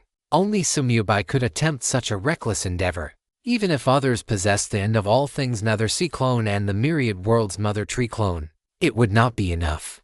The infinite energy provided by the Cataclysm talent was the truly indispensable factor. Unless the fire of faith could exhaust the energy of the entire universal continent, Sumyubai was destined to succeed. A perfect divine soul. Sumyubai whispered softly, a smile curling at the corners of his lips. After the divine soul and the fire of faith had completely merged, he had gained a sudden realization. The conjecture of ancestral Wo Wun was correct, because the instinctive rejection from his divine body had now significantly diminished. However, this was still not enough to reach the realm of perfection. I still need a little bit more fuel. Sumyubai raised his head, his gaze fixed in a certain direction. Over there. Someone looked back at the same time, staring at him across that endless void. Chapter 1252, A Mad Approach. The mainstream of the river of time and space. Zhu Xingqian stood with his hands behind his back, surrounded by the black and white interwoven radiance of time and space. Beneath his feet flowed the surging river of time. Every ripple represented a segment of history across the myriad worlds. Every vortex contained the destinies of countless living beings. Floating on either side of him were 2 ships of time and space. Zhou and Yu, the 2 ferrymen of the river of time and space, stood silently on their small boats, gazing at Zhu Xingqian's back. Sensing Sumyubai's gaze, he looked up slightly, a smile appearing on his lips. "You've come." As soon as he finished speaking, 2 figures appeared instantly before him. They were none other than Sumyubai's end of all things Nether Sea clone and his myriad worlds Mother Tree clone. As the new time sovereign and space sovereign of the myriad worlds, Sumyubai had long since mastered sufficient authority. Sending 2 projection clones into the mainstream of the river of time and space was an easy task. Sumyubai's 2 clones did not bother with pleasantries and went straight to the point. "I need your help. Speak." Zhu Xingqian did not waste any words either. The future he had glimpsed in the past had stopped at the moment just before Sumyubai forged the perfect foundation for his mystic heaven divine pupils. Now, even after absorbing the power of the fragments of the origin of time and the origin of space, he could no longer glimpse Sumyubai's future. Sumyubai was not surprised by this, because he had already grown to a level that surpassed Zhu Xingqian. Meeting the gazes of Zhu Xingqian and the 2 ferrymen of the river of time and space, he quickly recounted his predicament and what he needed them to do. After listening, Zhu Xingqian was silent for a moment. "So, you need to accelerate time to increase the influx of the power of faith to its limit." "Yes," Sumyubai nodded. "The power of faith is currently the best way to improve my divine soul. The greater the faith of the believers, the more vigorous the fire of faith, and the faster my divine soul will break through to the realm of perfection. But the origin land cannot be subjected to time acceleration. Zhu Xingchen frowned. Your main body is there and cannot be affected. I know. Sum Yubai's projection clone smiled slightly. So, what I need is not to accelerate the origin land, but to accelerate the entire myriad worlds. Zhu Xingchen's pupils constricted. Accelerate the entire myriad worlds? What a mad idea! Are you insane? Zhou and Yu exclaimed in shock. As the original time sovereign and space sovereign of the myriad worlds, they knew that this was simply impossible to achieve. Not to mention the sheer amount of power required to accelerate the time of the entire myriad worlds. Even if it could be done, it would be accompanied by unpredictable risks. The slightest mistake would cause the time of the entire myriad worlds to fall into complete chaos. Accelerating the flow of time in even a single realm was already beyond the capabilities of a time sovereign. Yet, what Sum Yubai wanted was to forcibly accelerate the time of the entire myriad worlds. To make all living beings, all things, and all rules of the myriad worlds operate at 1,000 or 10,000 times their normal speed.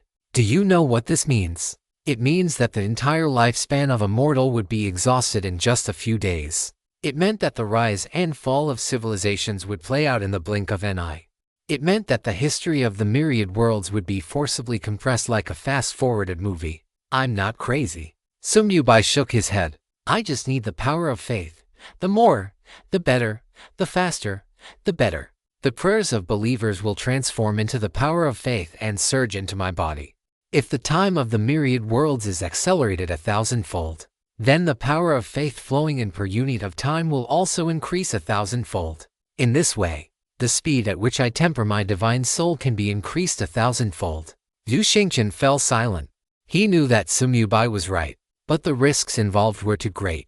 Are you confident that you can maintain the balance of the time flow rate? Zhu Xingchen asked. If the time flow in a certain region is too fast, leading to a collapse of the rules, the entire myriad worlds could crumble. That is why I need your help.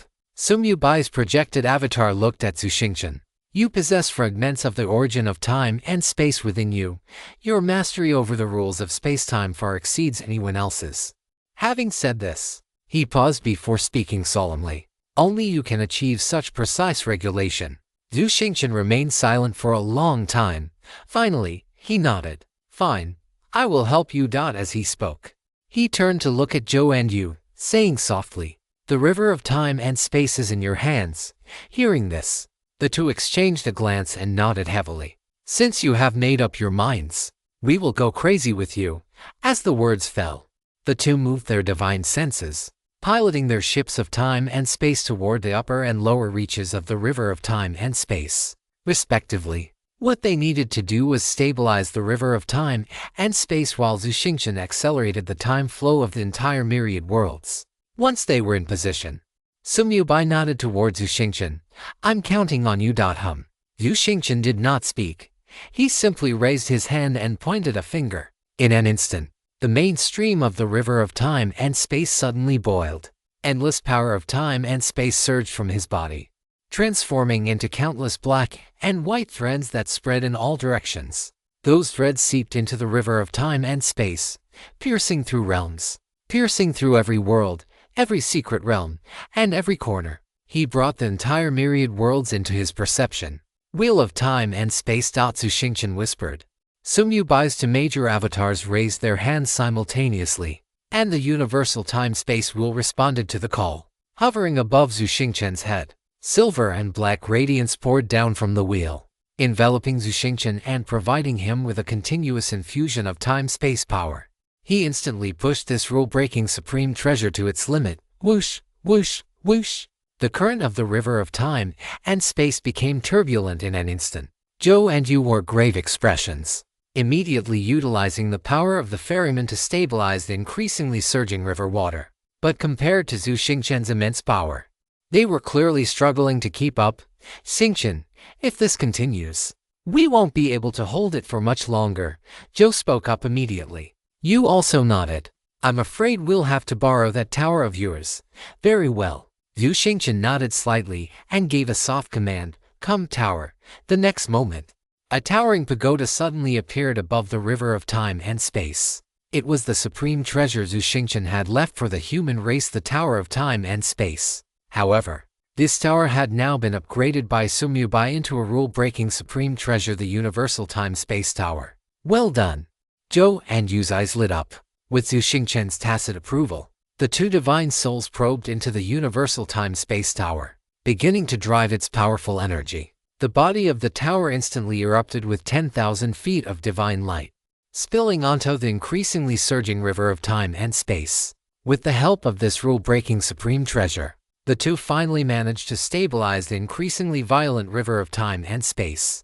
The Universal Time-Space Tower perfectly suppressed the river of time and space, preventing it from bursting its banks under the acceleration of Zhu Xingchen's power.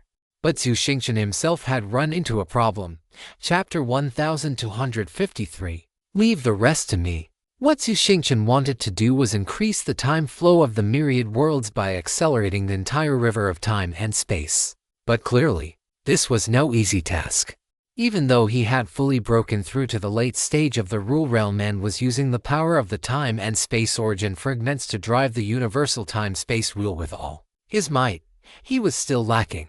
This was far more difficult than destroying the entire myriad worlds. Not enough. Zhu Xingchen gritted his teeth. My own power is not enough. As he spoke, he looked up at Sumyu Bai. The latter understood immediately. At the core of the origin land, a brilliant divine light suddenly erupted from the center of Sumyu Bai's true body's forehead. A vertical eye opened instantly, its vortex-shaped pupil spinning crazily. Samsara divine eye activate. A golden beam of light shot out from the eye, crossing endless space to precisely sink into the center of Zhu Xingchen's forehead. In an instant, Zhu Xingchen's range of perception expanded explosively. The power fused within Sumyu Bai's Samsara divine eye contained both the power of time and the power of space. With the added power of the Samsara divine eye, Zhu Xingchen's time-space power increased dramatically. Now, he could perceive the time-space nodes in every corner of the myriad worlds. He could perceive the rule fluctuations of every realm. He could perceive the time flow of every living being. Accelerating the time flow of the entire myriad worlds was a crazy endeavor. Sumyu Bai could not do it, and Zhu Xingchen could not do it alone.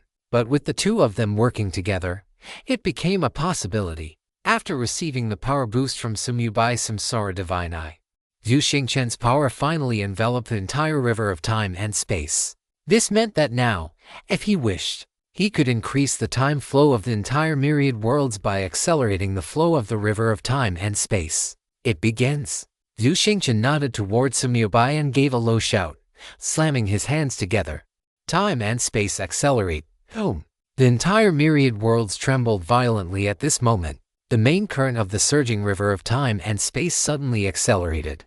10 times the flow rate, 20 times the flow rate, 50 times the flow rate. As the speed increased, fine beads of sweat began to seep from Zhu Xingchen's temples. Maintaining the time acceleration for the entire myriad worlds consumed an immense amount of his energy. Likewise, maintaining the stability of the river of time and space under such conditions was an equally gargantuan task for the two ferrymen, Zhou and Yu. But for Sumyu Bai, this was not a problem at all. He had brought both of his major avatars here precisely to provide sufficient power. Sumyu Bai's two avatars spread their arms, eyes closed, hovering above the increasingly turbulent river of time and space. 3 beams of energy surged from the bodies of the two avatars, connecting to Zhu Xingchen, Zhou, and Yu. They began to provide a continuous stream of divine power and soul energy. The infinite soul energy of the end of all things Netherse avatar played a crucial role at this moment. Massive amounts of soul energy poured into the 3 of them, compensating for their consumption. Meanwhile, the infinite divine power and life force of the myriad world's mother tree avatar constantly repaired the damage caused by their excessive exertion. If not for the assistance provided by these two avatars with infinite energy, accelerating the time flow of the entire myriad worlds would have been impossible to sustain. But with the reinforcement of these two avatars, the situation was completely different. As long as Sumyu Bai willed it, and as long as the energy of the universe continent was not drained, the acceleration could be maintained indefinitely. However, these were merely two projected avatars that had arrived here. It was the end of all things Netherse and the myriad world's mother tree themselves that possessed infinite energy. Therefore, The energy of the two projected avatars was decreasing at a rate visible to the naked eye. But this was not a problem. Once the power of these two projected avatars was exhausted, Sumyubai could simply condense new ones. In any case, for the end of all things Nether Sea and the myriad worlds Mother Tree, the energy consumed to condense such projections could be recovered in an instant. One after another, projected avatars were sent by Sumyubai's main body into the river of time and space, providing a constant supply of energy. Your talent, no matter how many times I witness it, is still astonishing, Zhu Xingqian remarked with a sigh. Even he did not know how Guizhou had managed it back then, but he knew one thing. It was precisely because of Guizhou's desperate sacrifice that the myriad worlds were able to give birth to a forbidden-level talent like Catastrophe. However, Zhu Xingqian had no covetous thoughts whatsoever, because he understood that it was not his own destiny. But none of that mattered at this moment. With the support of infinite energy, Zhu Xingqian no longer had any concerns. Under his full influence, the river of time and space flowed faster and faster. 100 times the flow rate, 200 times the flow rate, 500 times the flow rate. Whoosh rumble! The river water surged wildly, and the entire space-time began to shake as a result. Suppress? Divine light flashed in the eyes of Zhou and Yu as they shouted in unison. The power of the universe space-time tower pressed down once more, stabilizing the increasingly violent river of time and space. The time flow of the entire myriad worlds became faster and faster during this process. It's reaching the limit, Zhu Xingqian roared, pushing the power of the time origin fragment and space origin fragment within him to the limit. Boom! The main current of the river of time and space suddenly broke through 1,000 times the speed. The time flow of the entire myriad worlds was forcibly accelerated to 1,000 times at this moment. But apart from Sumyubai and the others who were in the origin land and the river of time and space, all living beings within the myriad worlds felt absolutely nothing. Because they were within the myriad worlds, everything remained unchanged to them. It was just that from this moment on, for every year Sumyubai spent in the origin land, 1,000 years would pass in the myriad worlds. His speed in absorbing faith energy to improve his soul would also increase 1,000-fold. It was not that Zhu Xingqian did not want to accelerate to a higher multiple, but 1,000 times was already the limit. After all, what was being changed this time was the overall time flow of all realms, major worlds, minor worlds, and secret realms within the entire myriad worlds. This was an unprecedented and insane feat. Fortunately, Sumyubai's plan had succeeded without any mishaps, and Zhu Xingqian, the moment the acceleration was completed, felt his body go limp and nearly collapsed. Sumyubai's two projected avatars hurriedly stepped forward to support him. Thanks. Helping you is also helping myself. Zhu Xingqian smiled and waved his hand, signaling that Sumyubai did not need to hold him anymore. His gaze fell upon the river of time and space, looking across space toward the place where the Void Monarch was sealed. Almost there. There was only one final step left before the myriad worlds transformed into a complete, high-level universe. Sumyubai patted Zhu Xingqian on the shoulder and said softly, "Leave the rest to me." Zhu Xingqian smiled slightly, his eyes filled with deep anticipation. He had waited for this day for far too long. There is one more bonus chapter coming, chapter 1254. 10 years and 10,000 years. Bonus chapter for Junaying Ying Taozi's Gift King. At the core of the origin land, Sumyubai's main body sat cross-legged, the reincarnation divine pupil between his brows rotating slowly. As the time flow of the myriad worlds was accelerated to 1,000 times, the faith energy that was already pouring into his body incessantly now transformed into countless golden torrents, crazily surging into his soul. The scale of that torrent was more than 1,000 times greater than before. In every instant, countless believers were praying. In every instant, massive amounts of faith energy poured into his soul, and the fire of faith had already become one with his soul. Therefore, the tempering process occurred the very moment this faith energy entered his soul. Every minute and every second, Sumyubai's soul was improving. Around his body, the golden fire of faith burned fiercely. Between his brows, the reincarnation divine pupil rotated slowly. The 9 powers of the rules and his perfect divine body were still repelling the breakthrough of the final supreme rule. But this time, Sumyubai did not attempt to force a breakthrough. He was waiting.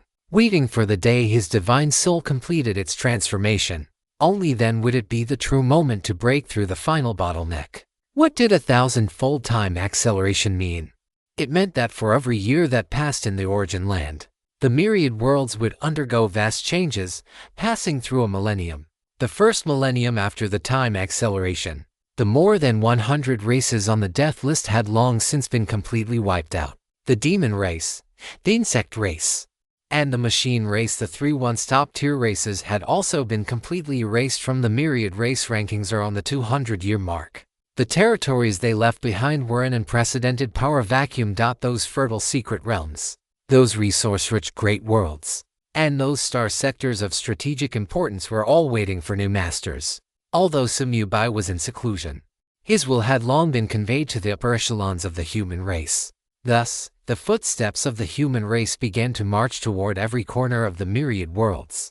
The space fleet of the myriad worlds transportation group, carrying countless human pioneers, set sail for those territories that once belonged to hostile races. The intelligence network of the bounty hunter home provided human pioneers with the most precise star charts and the most timely warnings. And the death domain bank. To be precise, the behemoth that had already been renamed the Myriad Worlds Bank provided a continuous stream of financial support for every expansion. Those conquered secret realms were transformed into sacred cultivation grounds for the human race. Those occupied worlds were filled with human immigrants, establishing one new city after another. Those once barren star sectors, under the development of the human race, began to radiate unprecedented vitality. A millennium passed. The territory of the human race had expanded by more than 100 times. Today, the human race occupied over 30% of the realms in the myriad worlds, and the number of resources, population, and powerhouses they possessed had far surpassed the sum of all other races combined. The true hegemon of the myriad worlds, the undisputed sovereign of the myriad races. And during this millennium of territorial expansion, another change was quietly taking place. Faith. Initially, the beings who believed in Sumubai were almost entirely members of the human race. They set up shrines in their homes, held sacrifices on important festivals, and prayed to the human emperor when they encountered difficulties. But as the human race expanded, and as their footsteps trod across the myriad worlds, faith began to spread outward. Normally, spreading faith would inevitably encounter huge obstacles. But Sumubai's current status brought great convenience. Beyond being the strongest in the myriad worlds, he was also the master of the 9 supreme rules: luck, death, lifetime, space, chaos, fate, power, and destruction. This meant that, apart from beings who cultivated the rule of creation, practitioners of any other rule system could believe in him without any psychological burden, because their Tao originated from him in the first place. And since the rule of creation had only recently returned to the myriad worlds, the number of beings cultivating this supreme rule and its subordinate rules and laws was extremely small. Thus, the wave of faith in the human emperor Baiyi began to spread, from the human race to the various races attached to them, and then to the major top-tier races. By the end of the first millennium, statues of Sumubai were already scattered across all realms of the myriad worlds. Over 99% of the beings in the myriad worlds had become Sumubai's believers, whether they were human, or of the god race, demon race, dragon race, titan race, and dead race, whether they were strong, weak, or mere mortals. Every day and every night, every moment, countless beings were praying. Every day and every night, every moment, massive amounts of the power of faith crossed the endless void, pouring into the figure sitting cross-legged at the core of the origin land. At the core of the origin land, after Zhu Xingchen accelerated the time of the myriad worlds, Sumubai had been in seclusion here for nearly 10 years. But these 10 years of time, for the sentient beings of the myriad worlds, were a passage of nearly 10,000 years. Nearly 10,000 years. Enough for mortal civilizations to rise and fall dozens of times. Enough for dynasties to change hundreds of times. Enough for the seas to turn into mulberry fields. But for Sumubai, it felt as if only an instant had passed. For nearly 10 years, he had remained motionless, like a sculpture. But deep within his divine soul, the changes had never ceased. The golden fire of faith had long since completely merged with his divine soul. The fire was the divine soul. And the divine soul was the fire, burning eternally, never ceasing. And the power of faith that poured in continuously was swallowed, refined, and absorbed by the fire the moment it entered his divine soul, turning into nourishment to nurture it. With every millennium that passed in the myriad worlds, his divine soul became stronger than the last. With every millennium, he moved one step closer to that legendary realm of perfection. 9,000 plus years of accumulation, 9,000 plus years of tempering, 9,000 plus years of transformation. Finally, at the moment when time was about to reach 10,000 years, Sumyubai opened his eyes. His eyes had now completely turned a pure gold, not a blinding golden light, but a texture as warm as jade and as deep as an abyss. Deep within the gold, flames danced silently, stars rotated slowly, and the phantoms of countless rules intertwined and flowed. These were the visions that naturally manifested after a divine soul reached the ultimate peak. He sensed his own divine soul. The feeling was indescribable. It was as if he were no longer an independent individual, but had merged into one with the entire heaven and earth, with the endless rules, and with the origin of the myriad worlds. It was also as if he had detached himself from all of this, standing in a higher dimension, overlooking the operation of the myriad worlds, powerful yet transcendent, solid yet ethereal. This was a perfect divine soul. Sumyubai whispered softly. Nearly 10,000 years of waiting, nearly 10,000 years of tempering, having absorbed the power of faith from the entire myriad worlds for nearly 10,000 years. Finally, today, it has borne fruit. He slowly stood up, casting his gaze toward the origin of the myriad worlds universe, which had grown significantly larger, and a faint arc slowly lifted the corners of his mouth. It is time to break through the final bottleneck. After a soft murmur, Sumyubai focused his mind and once again launched an assault on the final bottleneck of the great Tao of creation rules. This time, he possessed absolute confidence. An extra chapter is served, Chapter 1255, Breakthrough. Lord of the Myriad Worlds. Sumyubai closed his eyes.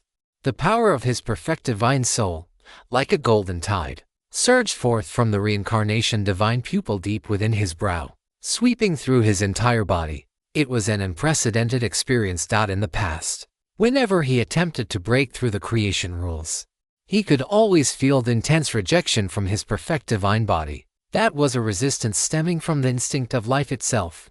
But at this moment, that rejection had vanished. The perfect divine soul acted like an invisible bridge, spanning the gap between his divine body and the rules. It did not forcibly suppress anything, nor did it attempt to persuade anything. It simply existed quietly, using its own flawless aura to harmonize all contradictions and dissolve all conflicts. The divine body fell silent. The 9 rules grew quiet. They no longer resisted the 10th supreme rule attempting to merge with them. Instead, they waited for its arrival with an attitude of near acquiescence. So that's how it is. Sumyubai whispered softly. A perfect divine body requires a perfect divine soul to command it. And perfect rules require a perfect divine soul to harmonize them. A perfect divine body or perfect rules alone do not place such harsh demands on the soul, but to cultivate both, a perfect divine soul is indispensable. Body, soul, and lore, in essence, a complete system. None can be missing. And now, Sumyubai possessed all 3. Only the final step remained. Sumyubai no longer hesitated, his mind sinking into the blade of creation and destruction. The long sword trembled gently in his palm, as if it sensed its master's current state. Sumyubai's divine soul, like an invisible key, probed deep into the sword's body, touching the true essence of the complete creation and destruction rules. This time, there were no more obstacles. Boom. The barrier that had once been like a natural chasm no longer existed at all. Sumyubai's comprehension of the creation rules had already reached the threshold of perfection. Now, with this final push, he completed the breakthrough. Fusion level 100%. Great Tao of creation rules perfect. A pure, complete, and dual-natured insight into the rules, like a feedback loop, was injected back into the chaotic ball of light that manifested the origin of the myriad worlds. The chaotic ball of light vibrated violently, bursting with brilliant radiance. The origin of the myriad worlds universe was undergoing its final transformation. Thump. Thump thump, thump thump, Within his chest, the final gap in the incomplete heart of reincarnation began to heal.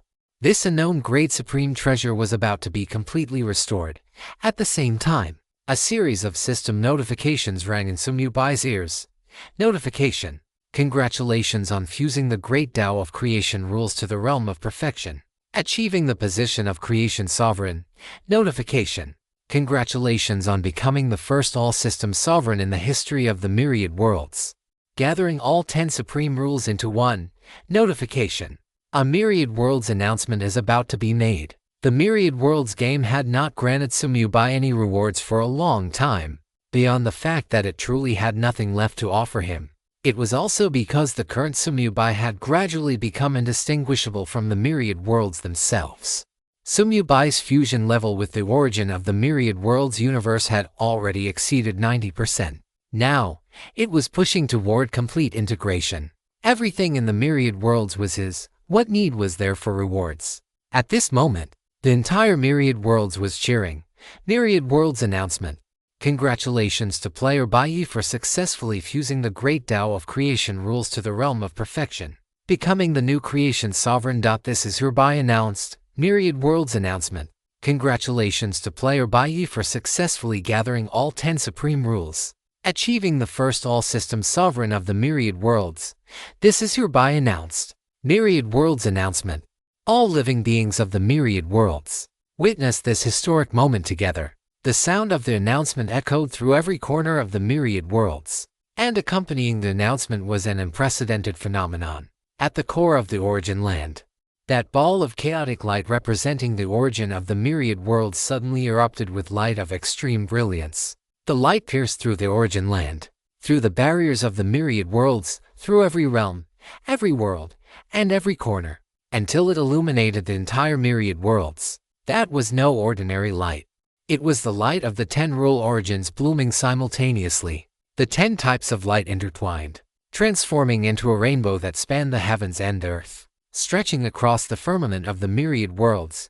Beneath the rainbow, countless living beings looked up at the sky, an indescribable shock and awe welling up in their hearts. They knew that this was all the rules of the myriad worlds cheering for the newly born true sovereign. That was the first, and only, all-system sovereign in the history of the myriad worlds, who had gathered all 10 supreme rules into one. Dragon God Continent.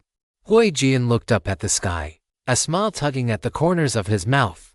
This kid, he actually managed to do it. Dead Domain Bank headquarters. Fujia Tianjia stood before the window, watching the rainbow that spanned the heavens and earth. His chubby face filled with pride. Boss, you really are. He thought for a long time but couldn't come up with a suitable adjective. Finally murmuring awesome. Mainstream of the river of time. Zhu Xingchen stood with his hands behind his back, watching the rainbow, a complex light flashing in his eyes. More than 9 epochs ago, he was forced to leave the myriad worlds and drift into the void. More than 9 epochs later, he witnessed with his own eyes the birth of the first all-system sovereign of the myriad worlds. Senior Guizhou, he whispered softly, do you see this? Your sacrifice was not in vain. Throughout the myriad worlds, countless powerhouses and countless living beings looked up at the sky at this very moment, a single thought surging in their hearts. The myriad worlds truly had a master. It was unknown who spoke first.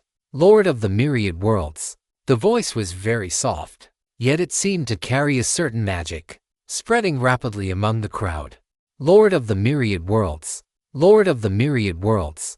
Lord of the myriad worlds. At first, it was just sporadic voices, but soon they converged into a torrent that resounded through the clouds. The cheering started from the Divine Dragon Continent, spread to the Death Continent, spread to the Dragon Clan's secret realm, spread to the Titan God Mountain, spread to the Elf Forest, and spread to every corner of the myriad worlds. Countless living beings shouted the same name in unison. Lord of the myriad worlds Baiyi, the mainstream of the river of time and space. Zhu Xingchen gazed at that rainbow, listening to the tsunami-like cheers coming from all parts of the myriad worlds, a smile curling at the corners of his mouth. Then, he turned around and looked at the surging river of time and space beneath his feet. It is time for it to end, he said softly. His hands were raised slowly, and strands of silver-black power of time and space surged from his fingertips. merging into the depths of the river of time and space. The thousand-fold acceleration that had been maintained for 10,000 years was being withdrawn by him bit by bit. 900 times, 800 times, 500 times. Sumyubai had successfully broken through. There was no longer any need to continue the acceleration. Most importantly, it could not be accelerated any further. Chapter 1256. I have waited too long for this day. As the acceleration was lifted, Zhu Xingchen's complexion gradually became relaxed, maintaining the acceleration of the myriad worlds for nearly 10,000 years, even with the infinite energy support of Sumyubai's two major clones, was a huge test for him. Fortunately, everything was not in vain. 100 times, 50 times, 10 times. When Zhu Xingchen completely withdrew his power, two figures slowly emerged from the depths of the river of time and space. They were Zhou and Yu, the two ferrymen of the river of time and space. Their auras were significantly weaker than they had been 10,000 years ago. Using the power of the Universal Time-Space Tower to stabilize the river of time and space had also been a massive drain on them. Thank you for your hard work. Zhu Xingchen nodded toward them. Zhou shook his head, his gaze falling into the distance. A hint of solemnity flashing in his eyes. Hard work is nothing. It is just. He paused, then continued. The acceleration of the river of time and space has also affected the sealed void. You took over the conversation. His voice low. The void is about to make a comeback. Hearing this, Zhu Xingchen only narrowed his eyes slightly, a curve appearing on his lips as he spoke slowly. I have waited too long for this day. The core of the origin land. Sumyubai hovered in the void, surrounded by the light of the 10 supreme rules. 10 brilliant phantoms of the great Tao flower floated above his head. The heart beating within his chest was undergoing its final transformation at this moment. Thump thump, thump thump, thump thump. The incomplete reincarnation heart had finally reached the moment of its completion. The final gap in the heart healed at a speed visible to the naked eye the moment the creation rule became perfect. The instant the last gap completely closed. Buzz. An indescribable divine light of reincarnation burst forth from the heart. That light transcended the 10 rules, transcended the origin of the myriad worlds, and transcended everything Sumyubai had ever known to exist. It was the intersection of life and death, the reincarnation of beginning and end, and the ultimate mystery of all existence. Reincarnation heart fully restored. At the same time, the origin of the myriad worlds universe suddenly trembled violently. It was cheering. It was leaping with joy. Sumyubai felt a sudden flash of inspiration. The final moment had arrived. He slowly opened his arms and stepped toward the chaotic ball of light. 1 step, 2 steps, 3 steps. The moment he was completely submerged in the ball of light, rumble, the entire origin land trembled violently. The entire myriad worlds resonated at this moment. Countless living beings, no matter where they were or what their cultivation level was, felt an indescribable palpitation. It was the universe undergoing metamorphosis. It was the world being reborn. It was the myriad worlds about to welcome its true master. Inside the chaotic ball of light, Sumyubai closed his eyes, letting the vast and boundless universe origin completely envelop him. The origin of the myriad worlds universe seeped into every inch of his flesh and blood, every strand of his divine soul, and every cell. It was a feeling more profound than any other experience. He was merging with the myriad worlds, merging with all rules, all origins, and the source of all existence. His perception was expanding wildly. He sensed Hui Jian on the divine dragon continent, drinking heavily with a smile on his face. He sensed Fujiu Tianjia at the Death Domain Bank headquarters, busy processing documents with a focused expression on his round face. He sensed Zhu Xingchen on the main stream of the river of time and space, standing with his hands behind his back, his gaze fixed on the depths of the void. He sensed every corner of the myriad worlds, where countless living beings were looking up at the rainbow that pierced through heaven and earth, their hearts filled with awe and anticipation. He could sense everything. He was becoming everything. But at the same time, an unprecedented danger was quietly approaching. It was the loss of self. It was the most terrifying consequence of completely merging with the universe's origin. When individual consciousness merges with the consciousness of the universe, when there is no longer a distinction between the self and the universe, would the self still exist, Or would it completely dissipate into the endless universe origin, becoming a part of that eternal existence? This was the final test of becoming the Lord of the universe, and also the most dangerous step. But Samubai had no concerns at all, because he had a cheat. The reincarnation divine pupil between his brows suddenly burst forth with brilliant golden light. That golden light pierced through the chaos, pierced through the origin, and pierced through everything. Within the golden light, the swirling pupils of the samsara divine eye spun frantically. The power of the 10 great laws intertwined and flowed within, working together to guard the final shred of clarity in Samubai's mind. This was an indestructible line of defense, firmly protecting Samubai's self-awareness. Just as Samubai was merging with the origin of the myriad worlds, another myriad worlds announcement rang out. Myriad worlds announcement.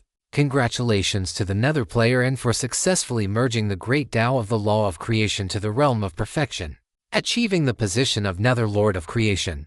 This is hereby announced.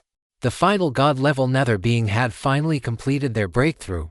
With this, the 10 Nether Lords and the 10 sovereigns of the myriad worlds were all gathered. Among them, the positions of the 10 sovereigns were occupied by Samubai alone. At the core of the origin land, the origin of the law of creation suddenly erupted with unprecedented, brilliant divine light. The divine light, like a waterfall, vast and mighty, poured entirely into the space between Samubai's brows. Deep within his internal main world, that light bridge, which had long since transformed into a path to the heavens, was now receiving the infusion of the final law origin.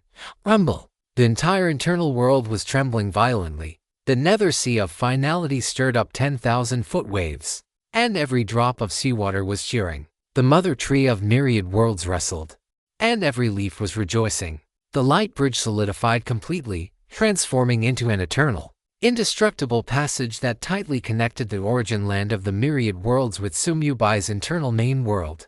In an instant, countless pillars of light descended upon every corner of the myriad worlds.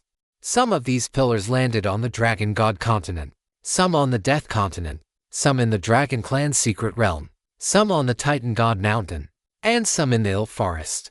Within each pillar of light, figures were summoned and lifted up, flying toward a certain direction. They were the Nether beings. The power summoning them came from Samubai's internal main world. It came from that path to the heavens that had now completely solidified. The 10 Nether Lords: Moon Knight, Ember Extinction, Nether Sun, Withering, Eternal Seal, Eternity, Order Setter, Ruin, Calamity, and the newly ascended End. The 10 Nether Lords were gathered. They raised their hands in unison, simultaneously channeling their power. In an instant, the light bridge connecting the origin land of the myriad worlds and Samubai's internal main world erupted with unprecedented, brilliant radiance. The light pierced through everything, transforming into countless summoning pillars that enveloped the entire myriad worlds. Every nether being, no matter where they were or how long they had existed, felt that irresistible summons at this moment. Then, they transformed into streams of light, following the pillars as they flew toward the world that truly belonged to them, the world of the dead.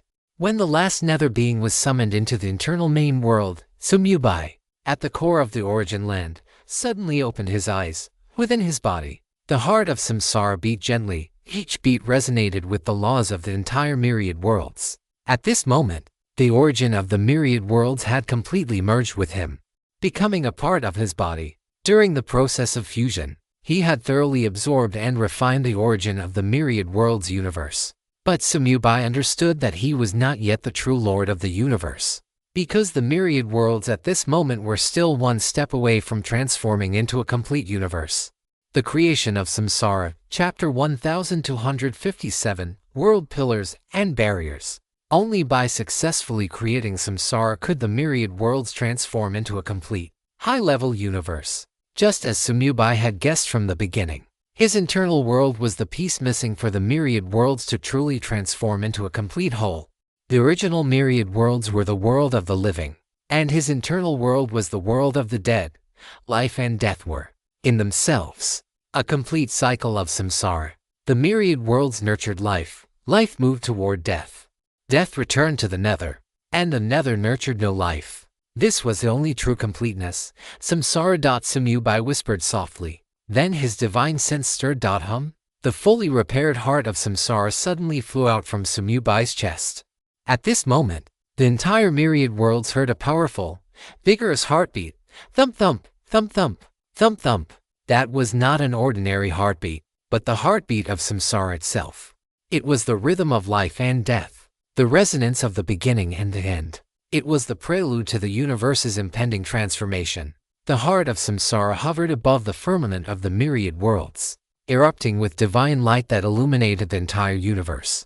That light could not be described by any language. Wherever the light passed, the myriad worlds and Sumyubai's internal main world began to slowly draw closer. The edges of the two worlds, which had originally been separated by an endless chaotic void, were independent and unrelated to each other.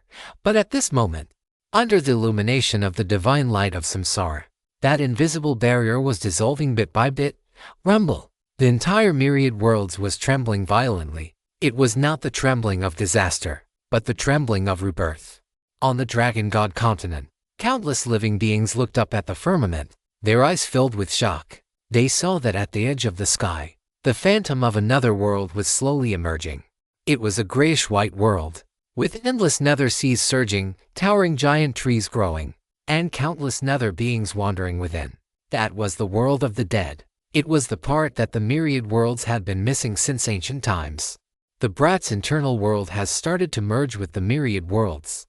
Huijian stood on the highest peak of the Dragon God continent, looking up at the firmament, his eyes filled with shock. More than 9 epochs ago, he had witnessed the tragic nature of the void invasion with his own eyes. 9 epochs later, he was about to witness the miracle of the myriad worlds transforming into a complete universe. This brat, he muttered to himself, a complex smile tugging at the corners of his mouth. He really succeeded. In the mainstream of the river of time, Zhu Xingqian stood with his hands behind his back, watching the two worlds as they merged, a glimmer of anticipation flashing in his eyes. Samsara, he whispered. It has finally begun to be created. He turned around and looked at Zhou Enju beside him. Are you ready? Zhou nodded, his gaze falling into the depths of the void. The river of time and space has stabilized. Now, it all depends on him. You did not speak, merely watching the merging worlds in silence. A flicker of joy hidden deep within his eyes. The fusion of the two great worlds was not something that could be achieved in a single stroke. Time, space, chaos, fate, power, destruction, creation, death, life, and fortune. Every single supreme rule was establishing an invisible bridge between the two worlds. And the destination of these bridges was none other than the heart of reincarnation suspended high above the firmament. Thump thump, thump thump, thump thump. With every beat of the heart of reincarnation, the fusion of the two worlds deepened. With every beat, the origin aura of the myriad worlds grew more potent. With every beat, the status of the entire universe ascended by a degree. As the fusion of the two worlds deepened, Sumyubai's two avatars began to play a vital role. First was the myriad world's mother tree avatar.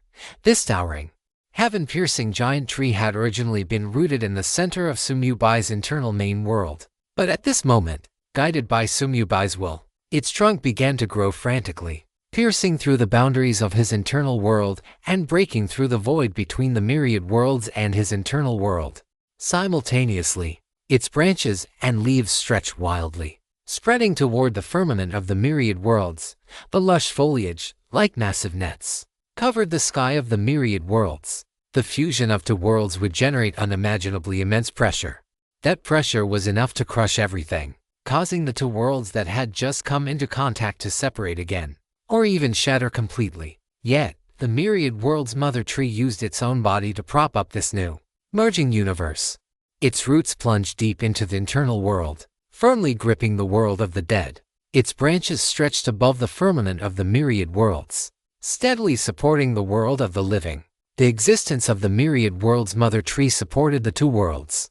It became the pillar connecting the two worlds. It also became the axis of the entire new universe. Wrestle, wrestle, wrestle, tilt. Every leaf of the myriad world's mother tree trembled, emitting a celestial sound like the chanting of an ancient ritual. The sound spread throughout the entire universe. All living beings and inanimate objects could hear it.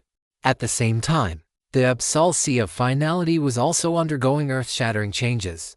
The once calm, gray-white surface of the sea suddenly surged with 10,000-foot-high waves.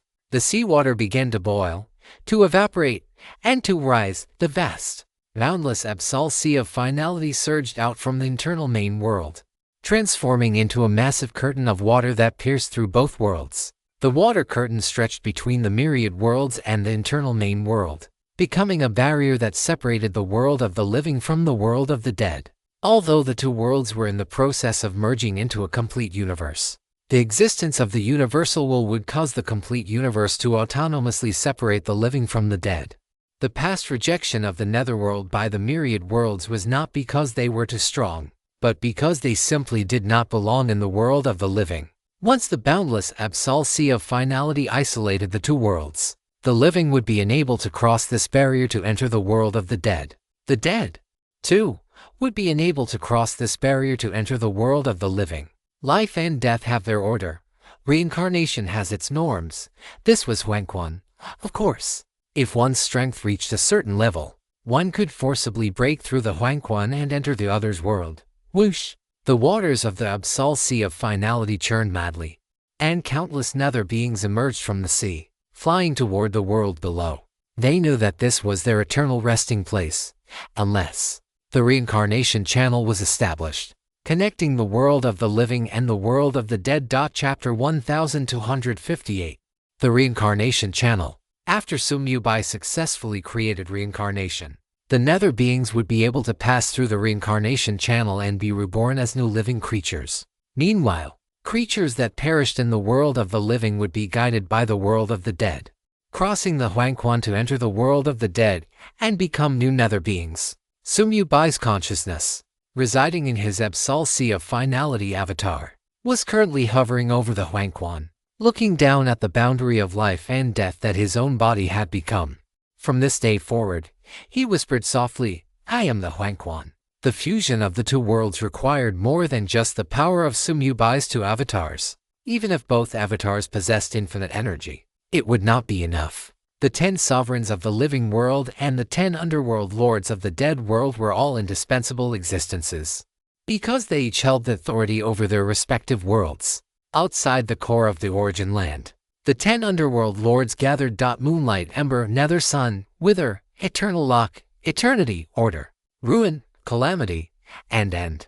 10 figures hovered in the void, their bodies surrounded by the light of their respective perfected rules. They raised their hands in unison, simultaneously channeling their power. The power of the 10 supreme rules transformed into 10 brilliant pillars of light, surging toward the heart of reincarnation suspended high above the firmament. At the same time, within Sumyubai's body, 10 more brilliant pillars of light merged into the heart of reincarnation. He alone represented the 10 sovereigns of the myriad worlds. The moment the 20 brilliant pillars of light submerged into the heart of reincarnation, bang bang, bang bang, bang bang, the beating sound of the heart of reincarnation suddenly became much more powerful. The sound spread throughout the entire universe, shaking every galaxy, every star, every inch of land, and the soul of every living being, across the myriad worlds. Countless living beings were also contributing their own power, not by their own initiative, but by instinct. As the two worlds began to merge and transform into a complete universe, the origin power of the origin land surged violently. A massive origin aura poured out from the origin land. This origin aura permeated the gradually merging universe, infiltrating every realm, every world, and every corner, wherever it passed. Many powerhouses who had been stuck at bottlenecks for countless epochs felt a sudden flash of insight, and their bottlenecks began to loosen. Creatures and nether beings trapped at the peak of the saint extinction level naturally condensed their divine souls and divine bodies after absorbing the primordial aura, stepping into the realm of the Lord of Laws. Practitioners at the peak of the Lord of Laws realm, upon a moment of sudden enlightenment, broke through to the half-step main god realm. Even many mortals who had previously held no hope of breaking through in their entire lives began to awaken astonishing cultivation talents under the nourishment of this primordial aura. Beyond this, the gradual completion of the universe also brought forth more powerhouses of the Rule Realm. Dragon God Continent, Sanchi Kingfeng sat cross-legged, surrounded by brilliant sword light. After countless years of seclusion, countless years of bitter cultivation, and countless years of waiting within the universe space-time tower. This moment had finally arrived. Boom, a sword intent, sharp to the extreme, soared into the sky from within his body. That sword intent tore through the void, slashed through the firmament, and shot straight into the clouds. The Tao of the sword, rule realm achieved. In the process of the universe moving toward completion, rules that were once unrecognized were also gradually being acknowledged. The Tao of the sword was merely one of these great rules. Sanchi Kingfeng opened his eyes, his gaze filled with complex emotions. 10,000 years ago, he was just a small player on Blue Star, adventuring through the myriad worlds alongside Sumubai. Now, he had finally stepped into this realm that once seemed unreachable. And all of this was because of that man, leader, he murmured to himself, a smile tugging at the corners of his mouth. Thanks. Hantabei also completed his breakthrough at this moment. He did not walk the path of the sword, but the path of dominion. When that primordial aura surged into his body, he felt his Tao of dominion instantly reach perfection, and his entire being sublimated to an unprecedented realm. Hantabei opened his eyes, looked at the faint, looming figure above the firmament, and bowed deeply. Fengyekshioxio, Lons Liyan. Countless of Sumubai's subordinates completed their breakthroughs at this moment, and Yi Yuan finally crossed the final bottleneck, achieving the rule realm through the Tao of race. It was not just the human race. A large number of powerhouses from other races also broke through at this moment. The overall strength of the entire myriad worlds was increasing crazily at a speed visible to the naked eye. And this primordial aura affected not only the world of the living but also the world of the dead. Within the main world inside his body, countless nether beings that had just been summoned were originally just the most ordinary wandering souls. But under the nourishment of this primordial aura, their soul bodies began to solidify, began to give birth to faint consciousness, and began to evolve toward higher order forms. And those already powerful nether beings made even more rapid progress. The overall strength of the nether armies under the 10 nether lords increased by more than several times. The overall strength of the universe was experiencing an unprecedented leap. And the source of this leap was that figure sleeping within the chaotic light cluster. Lord of the myriad worlds Sumubai. The fusion of the two worlds lasted for a full 100 years. Over these 100 years, the heart of reincarnation remained suspended above the firmament, pulsing continuously and emitting the divine light of reincarnation that illuminated the entire universe. The roots and branches of the mother tree of myriad worlds grew increasingly lush and resilient, firmly supporting this new universe that was taking shape. The yellow springs, transformed from the nether sea of finality, became increasingly stable and profound, becoming the eternal boundary separating the living from the dead. During this period, the 10 nether lords remained guarding the heart of reincarnation, continuously channeling their own power into it. The living and the dead of the two worlds looked up from time to time at that divine light of reincarnation piercing through heaven and earth, their hearts filled with awe and anticipation. On the last day of the 100th year, at the very last moment, the heart of reincarnation suddenly erupted with an unprecedented, brilliant light. The light was so dazzling that the entire universe lost all its color at this moment. Within the light, the heart of reincarnation began to change slowly. It was no longer in the shape of a heart, but began to twist, stretch, and rotate, finally forming a massive, slowly spinning vortex. At the center of the vortex was a deep chaos, as if connecting to another dimension. At the edges of the vortex, the light of the 10 rules intertwined and flowed, about to form a perfect closed loop. This was the reincarnation passage. From now on, after a living being died, their soul would be automatically attracted by the reincarnation vortex and enter the world of the dead. In the world of the dead, the soul would undergo a long process of cleansing, purification, and sedimentation, eventually, at the appropriate time, being cast back into the world of the living to begin a new life. Life and death, death and life. Reincarnation never ceases, life goes on forever. This was the truly complete universe. However, the fusion of the two worlds was not entirely smooth sailing. At the critical juncture when the reincarnation passage was about to take shape, Sumubai suddenly frowned. Chapter 1259. The last piece of the puzzle. Just as the reincarnation passage was about to take shape, Sumubai's brow suddenly furrowed. The vortex formed by the heart of reincarnation spun crazily, the light of the 10 rules intertwining and flowing at the edges, on the verge of forming that perfect closed loop. However, at the very moment the loop was about to be completed, everything came to an abrupt halt. That final sliver of a gap, no matter how hard the heart of reincarnation tried, could not be bridged. The rotation of the vortex began to become sluggish. The light at the edges began to flicker uncertainly, and the entire reincarnation passage presented a strange, incomplete state. What is going on? Sumyubai's mind was shaken violently. He clearly perceived that the power of the heart of reincarnation was not exhausted. The reinforcement from the 10 nether lords and the 10 sovereigns was continuous, and the fusion of the 2 worlds had already reached 99% completion. But this last bit could not be crossed no matter what. It was as if something vital was missing. It was as if the most crucial piece of the puzzle was absent. Sumyubai closed his eyes, his divine soul power surging wildly, enveloping the entire universe that was in the process of merging. He sensed every intersection of the rules, every inch of spatial fusion, and every tremor of the primordial essence. Finally, the answer was found.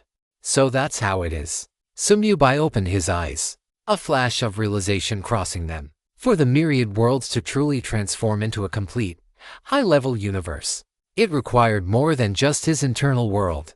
The world of the living and the world of the dead form the 2 ends of the cycle of reincarnation. However, the reincarnation channel connecting these 2 ends, if it were to truly possess the complete authority to transform the living into the dead and the dead into the living, required a special kind of energy. An energy that belonged neither to the world of the living nor to the world of the dead. A special energy existing between existence and nothingness, between being and non-being. This energy did not exist in the myriad worlds, nor did it exist in Sumyubai's internal world. But there was one world that possessed it. That was the void. Back then, Grandmaster Si Qingyu had once said that for a high-level embryonic universe like the myriad worlds to transform into a complete high-level universe, it needed to, in turn, devour the void. At the time, Sumyubai did not quite understand how the myriad worlds could devour the void. Now, he finally understood. The void had never been merely an enemy of the myriad worlds. It was the missing piece of the myriad worlds. It was the necessary path for the myriad worlds to transition from an embryo to completion. It was the most crucial link for the reincarnation channel to fully take shape.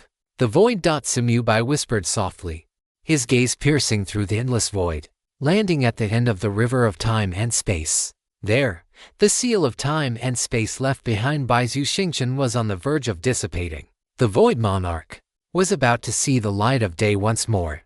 He had once thought that a fierce battle would ensue once the seal was broken. But looking at it now, this was a destined act of devouring. It was just that. In the past, it was the void devouring the myriad worlds, but now, the poles were destined to reverse.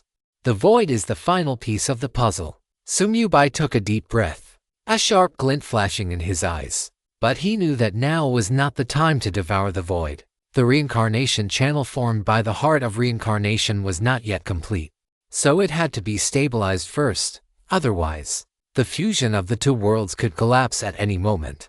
And the efforts of the many powerhouses of the myriad worlds over countless epochs would all be in vain. Sumyubai raised his hand, and the divine eye of reincarnation between his brows suddenly erupted with brilliant golden light. The golden light transformed into countless fine threads, winding around the incomplete reincarnation channel, firmly anchoring the edges of the vortex.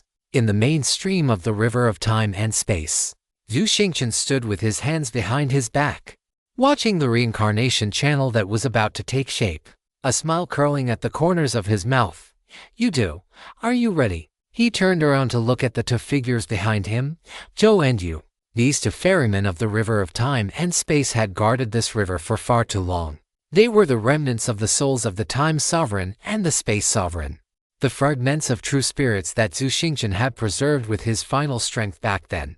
They had been trapped in the river of time and space, becoming ferrymen, day after day, year after year, crossing one epoch after another. Their very existence was a form of sacrifice. Zhou took a deep breath, a flash of irrepressible excitement in his eyes. How many epochs had it been? They had waited for this day to arrive for far too long. Let's do it. He and Yu exchanged a glance and nodded heavily at the same time. Zhu Xingchen nodded slightly, and with a wave of his hand, he put away the boat of time and space beneath their feet. The next moment, the figures of Zhou and Yu slowly sank into the river of time and space. They offered no resistance, allowing the rushing river water to swallow them whole. And the moment they were completely submerged in the river of time and space, Zhu Xingchen made his move, time and space reversal. He pressed his palms together, and the black and white radiance of time and space around him suddenly erupted to its limit. Rumble! The entire river of time and space trembled violently at this moment. The river water began to flow backward, and time began to reverse. This was an act even crazier than accelerating the myriad worlds. Because what Zhu Xingchen wanted to do was not to accelerate, but to reverse. Fortunately, what he needed to reverse was not the time of the entire myriad worlds, but the time of the individual existences of Zhou and Yu. Otherwise, even if he and Sumyu joined forces, it would be impossible to achieve for the time being. What Zhu Xingchen wanted to do was to reverse them from their state as ferrymen back to their state of being alive. In other words, he wanted to reverse time and space to resurrect them both. Whoosh! The moment Zhu Xingchen acted, the river of time and space surged violently. Countless fragments of time rose from the bottom of the river, weaving into scenes above the water's surface. Those were the pasts of Zhou and Yu. It was their complete lives from their birth to becoming the sovereigns of time and space, to their fall and transformation into ferrymen. As Zhu Xingchen's power was injected, the images slowly turned from illusory to solid. Immediately after, the images flowed rapidly, from the beginning to the end, and then back from the end to the beginning. Finally, the images froze at the moment just before the two had fallen. Two brilliant rays of light erupted suddenly from the depths of the river of time and space.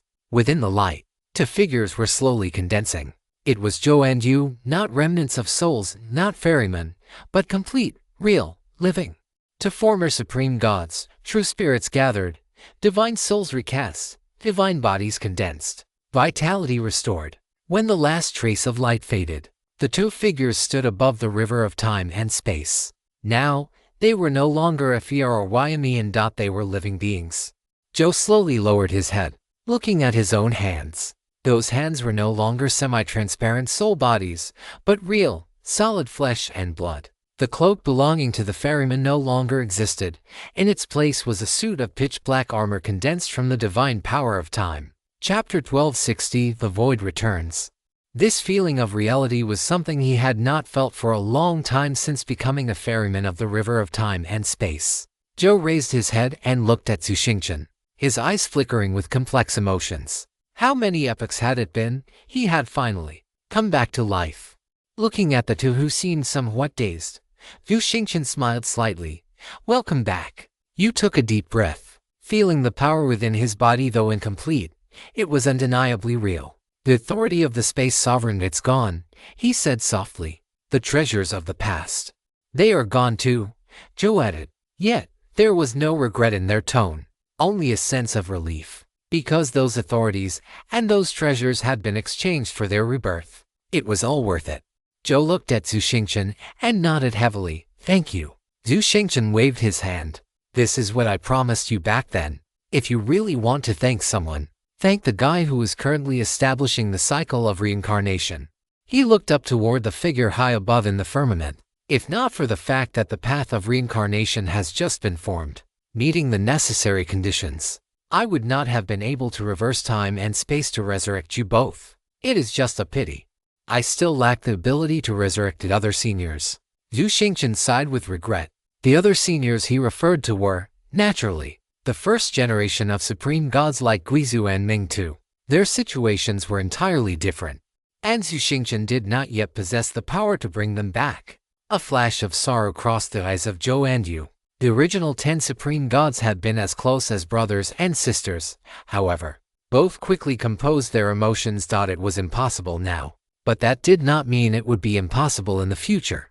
The two withdrew their thoughts and followed Zhu Xingchen's gaze, their eyes filled with gratitude. If Sumyu had not caused the myriad worlds to undergo this transformation, they could never have been resurrected and would have remained forever bound by the river of time and space. Just then, A beam of light descended from the firmament, enveloping the two of them. It was the power of Sumyubai. The two of you, congratulations on your return. Sumyubai's voice resonated within their souls. Time is of the essence. So, I will skip the pleasantries. The moment his voice fell hum, Joe and you felt the flow of time around them suddenly surge. It was a million-fold time acceleration bestowed upon them by Sumyubai. This is. Joe's pupils constricted. Seize the time to comprehend the law of reversal. Sumyubai's voice sounded once more. The myriad worlds are nearing completion, and the power of the river of time and space is countless times stronger than it was in the past. Utilize this power to complete your laws of time and space as quickly as possible. The myriad worlds, they need your strength. Joe and you exchanged a glance and nodded firmly in unison. They closed their eyes, their consciousness sinking into the river of time and space, beginning to comprehend the law of reversal that had once been missing. Under the million-fold time acceleration, a single instant in the outside world felt like a long passage of time to them. The resonance of the laws brought about by the completion of the myriad worlds made the river of time and space far more powerful than it had ever been. And they, as the original time sovereign and space sovereign of the myriad worlds, had an understanding of the laws of time and space that far exceeded that of ordinary beings. Although their comprehension was not as heaven-defying as Zhuxing Chen's meaning, they could not grasp it in an instant. It did not take them long. 3 years, 5 years, 10 years. Only a few minutes had passed in the outside world, yet they had already spent over a decade within the time acceleration. Joe and you opened their eyes almost simultaneously. Law of time perfected. Law of space perfected. The two stood up, their auras surging instantly. From the mid-stage of the incomplete low realm, they stepped in one leap into the true mid-stage of the low realm. Congratulations. Zhuxing Chen smiled slightly. Before Joe and you could respond, Zhuxing Chen's gaze suddenly turned as sharp as a blade. He looked toward the end of the river of time and space, toward a direction he was intimately familiar with. There, the seal had been broken. The two of you, Zhuxing Chen spoke slowly, his voice carrying a hint of stern battle intent. The time to test your strength has come. A fierce glint flashed in the eyes of both Joe and you. In the Great War 10 epochs ago, the myriad worlds had suffered too many losses. Back then, they had already fallen and could only watch helplessly from the river of time and space. Unable to do anything, now, they were resurrected, and that war, which had remained unfinished all those years ago, today, it was time to bring it to an end. Let's go and see if that fellow has made any progress. As Zhuxing Chen spoke softly, the figures of the three vanished instantly from the river of time and space. The realm of void. This was the place where the void had torn through the barriers of the myriad worlds to invade 10 epochs ago. Back then, Zhuxing Chen had sacrificed his own origin of time and space to seal this battlefield along with the Void Monarch. Now, the 10,000 years of thousand-fold acceleration had completely exhausted the power of the seal. As the final moment of the 10 epochs came to an end, the seal of time and space dissipated instantly, leaving not a shred of power behind. Endless darkness surged out from the depths of the seal. The darkness was as thick as substance, exuding a terrifying aura that eroded everything and devoured all things. Within the darkness, a distorted silhouette, vast beyond imagination, was slowly emerging. After an interval of 10 epochs, the Void Monarch had descended upon the myriad worlds once again. The long duration of the seal had caused his rage and killing intent to swell to the extreme. Zhuxing Chen, a hoarse voice, as if coming from the 9 netherworlds, echoed throughout the entire myriad worlds. This time, I will not be careless again. The voice contained endless fury, endless killing intent, and endless greed. Because the moment the seal was broken, the Void Monarch had already sensed the changes in the myriad worlds. The aura of the origin was more than 10 times stronger than it had been in the past. The status of this universe had faintly transcended the category of a high-level embryonic universe and was moving toward becoming a truly complete universe. Good, good, good. In the Void Monarch's voice, the anger was gradually replaced by greed. Interesting. The myriad worlds have actually reached this point. What a pity. He extended a scarlet tongue and licked his lips.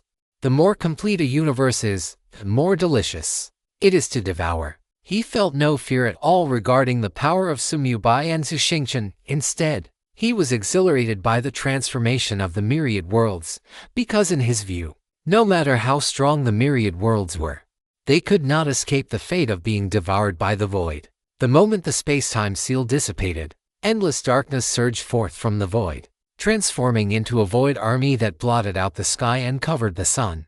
Those void creatures took on various forms. Some were like ferocious giant beasts, some like twisted humanoid figures, and some did not even have a fixed shape, appearing only as writhing masses of darkness. However, many powerhouses within this army composed of void creatures were currently stunned, because they suddenly discovered that the natives of the myriad worlds they had been fighting against just a moment ago had vanished.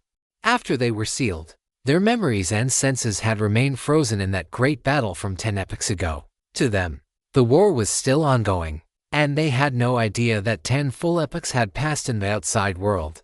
They were even less aware that their former opponents had already been pulled out of their seals by Zhu Xingchen 10,000 years ago. My Lord Monarch, a void beast at the main god realm, spoke in a daze. Those natives of the myriad worlds, why have they all disappeared? The void monarch did not answer, because a calm and familiar voice suddenly rang out. The war that wasn't finished back then should be brought to an end today. Amidst the sound of these words, the figures of Zhu Xingchen and his two companions appeared instantly before the void monarch. Chapter 1261, The Void Monarch's Reliance. The war that wasn't finished back then should be brought to an end today. Amidst the sound of these words, the figures of Zhu Xingchen and his two companions appeared instantly before the void monarch. Zhu Xingchen stood with his hands behind his back, the power of the origin of space-time surging around him. Zhou stood to his rear left, the power of time swirling within his eyes. Yu stood to his rear right, the power of space folding around his body. The aura of the three of them was released without any concealment. The two former masters of time and space had now broken through to the true mid-stage of the rule realm. Although they no longer held the positions of supreme gods, their strength was actually far greater than it had been in the past. As for Zhu Xingchen, the former master of space-time, he had completely broken through to the late stage of the rule realm, no longer the half-baked practitioner he once was. The void monarch's pupils contracted sharply. 10 epochs ago, after Zhu Xingchen forcibly broke through to the destruction rule realm, he had exhausted everything he had to barely manage to seal him. That was only because he possessed the power of the origins of time and space within his body. Otherwise, with the half-baked destruction rule realm that Zhu Xingchen had back then, there would have been no way to seal the void monarch. Now that 10 epochs had passed, Zhu Xingchen's strength had far surpassed what it was back then. However, the void monarch was not panicked in the slightest, because his power came from the void, and the void was the antithesis of the myriad worlds created by the will of the universe.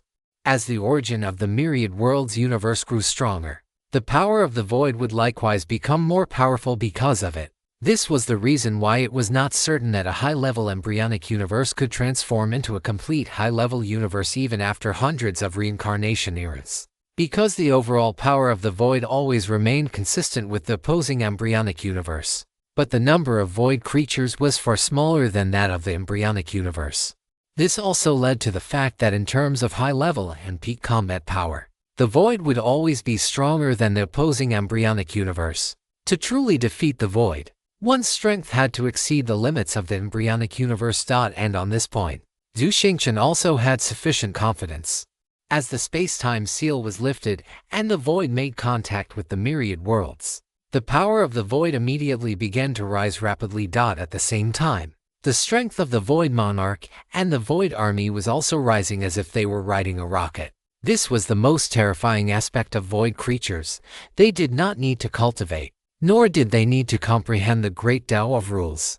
As long as the power of the void grew stronger, they could grow stronger in synchronization. Boom, boom, boom.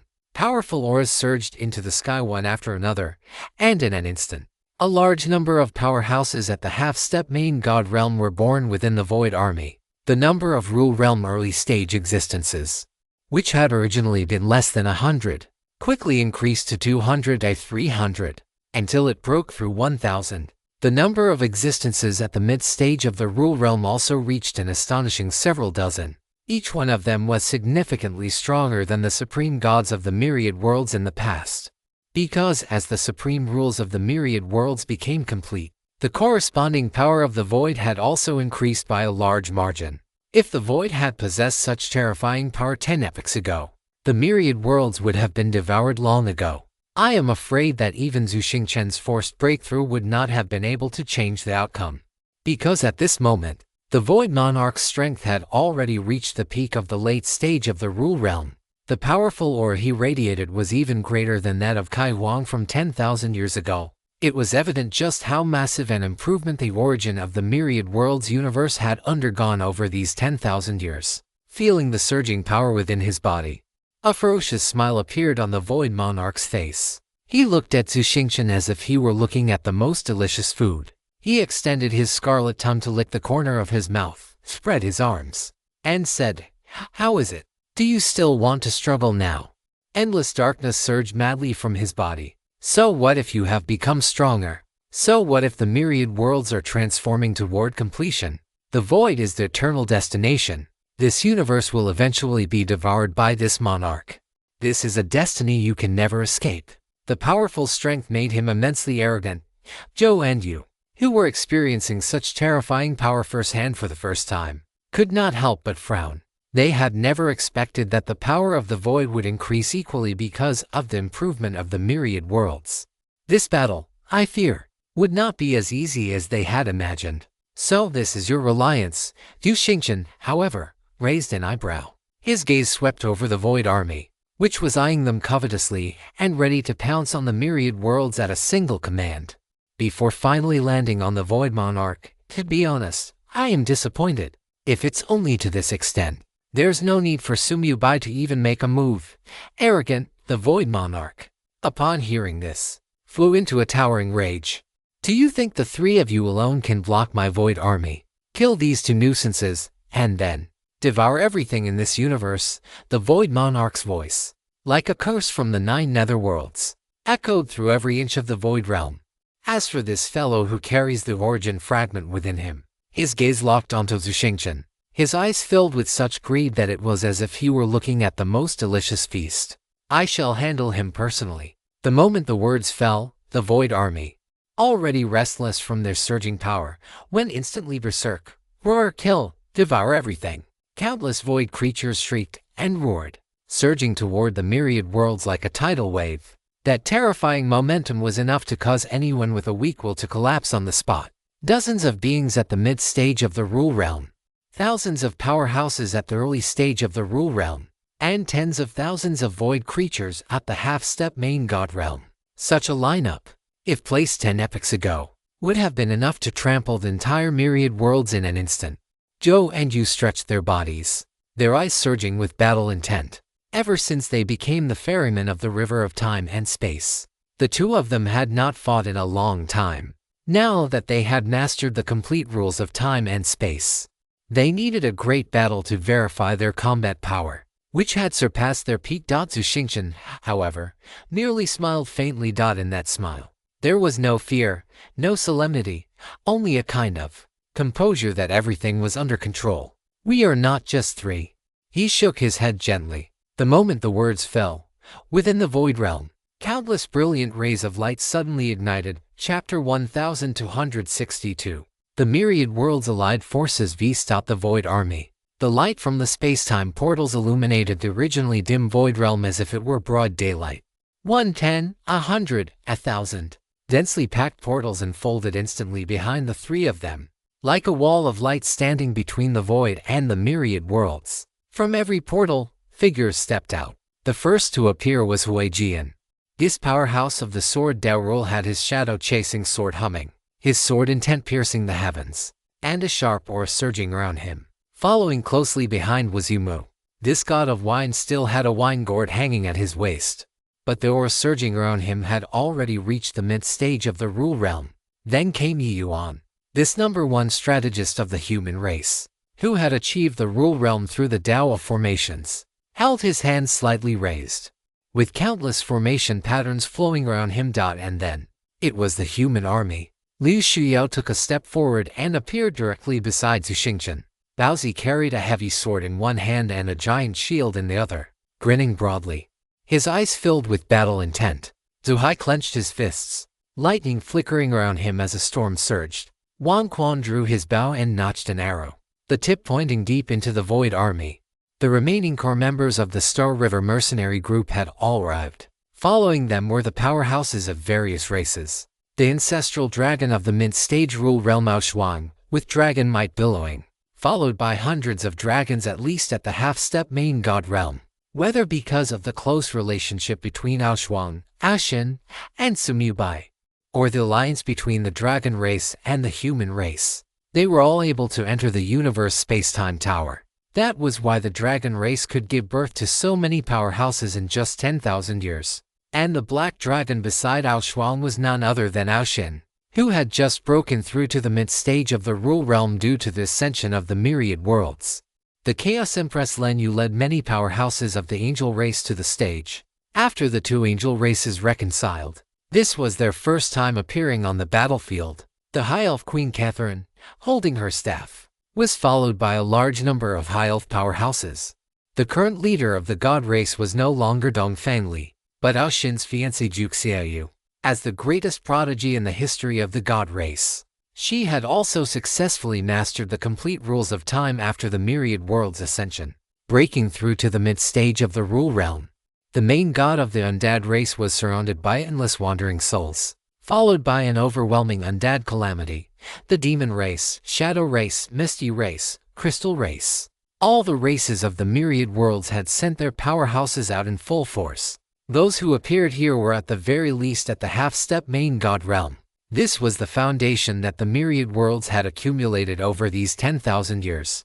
This was the power under the seat of the Lord of the myriad worlds Sumubai, capable of contending with the void. But the most shocking part was yet to come. From a massive portal that pierced through heaven and earth, 10 figures emerged together. Yu Yi, Jinmi, Mingri, Dao Ling, Yanggu, Yangheng, Dingzhu, Po Bai Zai, and Zhang Mo. The 10 underworld lords. Beside them was the former #1 high god of the myriad worlds, now mid-stage rule realm powerhouse Bach. His status as an ordinary netherworld being did not restrict Bach's talent. Although he was not an underworld lord, his strength was still formidable. Behind them were tens of thousands of netherworld troops. These netherworld beings were, at the lowest, at the half-step main god realm. Before they had truly broken through to the rule realm, they should have been trapped in the world of the dead, unable to cross the Yellow Springs. But Zhu Xingchen had used the power of space-time to open a temporary passage for them. The Netherworld Legion crossed the Yellow Springs, coming only to protect the Creator's universe. How is this possible? Within the Void Army, countless void creatures widened their eyes, looking at the scene before them in disbelief. How could the myriad worlds' allied forces possibly have grown to such a scale in just 10 epochs? Brothers, Baozi held his heavy sword high and laughed loudly. The battle we didn't finish 10 epochs ago, today, we continue. Kill, kill, kill. The earth-shaking battle cries resounded through the void realm. Hui Jian and Yumu exchanged a glance and nodded simultaneously. Myriad worlds' allied forces attack. At the command, countless powerhouses struck at once. Sword light, blade radiance, rain of arrows, dragon breath, thunder. Countless attacks transformed into a brilliant torrent, crashing down upon the Void Army. The Void Army roared in response, charging forward to meet them. The two torrents collided with a thunderous boom in the center of the Void Realm. Boom! The entire Void Realm trembled violently. The energy released in that instant was enough to destroy hundreds of ordinary worlds. Divine power clashed with void energy. Flesh and blood fought against void creatures. An unprecedented, massive battle had officially begun. Zhu Xingchen raised his hand gently. An invisible barrier of time and space expanded instantly from his center, enveloping the entire void realm. Space locked down. From this moment on, no void creature could escape this battlefield. After finishing all this, Zhu Xingchen's gaze slowly fell upon the Void Monarch. He raised his hand, and a blade resembling flowing black light condensed in his palm. Blade of Time Zhou. Come, he said softly, taking a step forward. The next moment, he had already appeared before the Void Monarch. Arrogant, the Void Monarch roared, and endless darkness surged madly from his body, transforming into countless hideous tentacles that coiled towards Zhu Xingchen. Zhu Xingchen did not dodge or evade. simply waving the flowing black light in his hand. A silver-black sword light swept out, wherever the sword light passed. Those dark tentacles capable of corroding laws and devouring divine power melted instantly like snow meeting fire. What? The Void Monarch's pupils constricted, but before he could react, the aura on Zhu Xingchen's body surged violently. Boom! Black and white divine flames of time and space erupted from within him, shooting into the sky. High-level secret technique burning divine body. Zhu Xingchen did not test the waters, he went straight to burning his divine body, because he knew very well that the Void Monarch was no ordinary opponent. Even when a lion hunts a rabbit, it uses its full strength. Not to mention that this Void Lion was far more dangerous than he had imagined. Burning your divine body, the Void Monarch sneered. You think you're the only one who can? Boom! Endless darkness surged madly from his body, condensing around him into a twisted suit of pitch-black armor. Countless hideous ghost faces emerged on the armor, emitting ear-piercing roars. That was the Void Monarch's unique ability, Void Soul Burn. Similar to burning one's divine body, it used void energy as fuel to exchange for a short-term surge in combat power. The two figures vanished from their spots simultaneously. Clang! The flowing black light and the dark claws collided violently in the void. That deafening sound, like the roar of the universe's creation, shook the entire void realm. Countless powerhouses and void creatures currently locked in battle could not help but glance over. A battle of that level had already exceeded their comprehension. Clang, clang, clang, clang. In just a single breath, the two exchanged blows several times. Every collision caused the rules of the entire battlefield to tremble and shatter. Every clash sent shockwaves of destructive impact spreading in all directions. A vacuum zone had already formed around the two of them. Chapter 1263. Retreating step by step. The Void Monarch's backup plan. The area around the battlefield of Zhu Xingchen and the Void Monarch had become a vast vacuum zone long before the fight began. No powerhouse from the Myriad Worlds Alliance or void creature dared to approach, if not for Zhu Xingchen's time and space power binding the shockwaves of their battle. The entire Myriad Worlds would have been destroyed in this fierce confrontation. A battle at the rule-breaking stage was not something a high-level embryonic universe could withstand.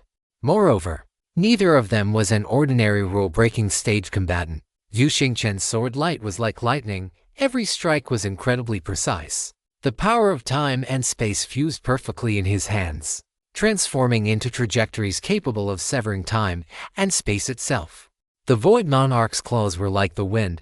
Every strike contained a dark will that devoured everything.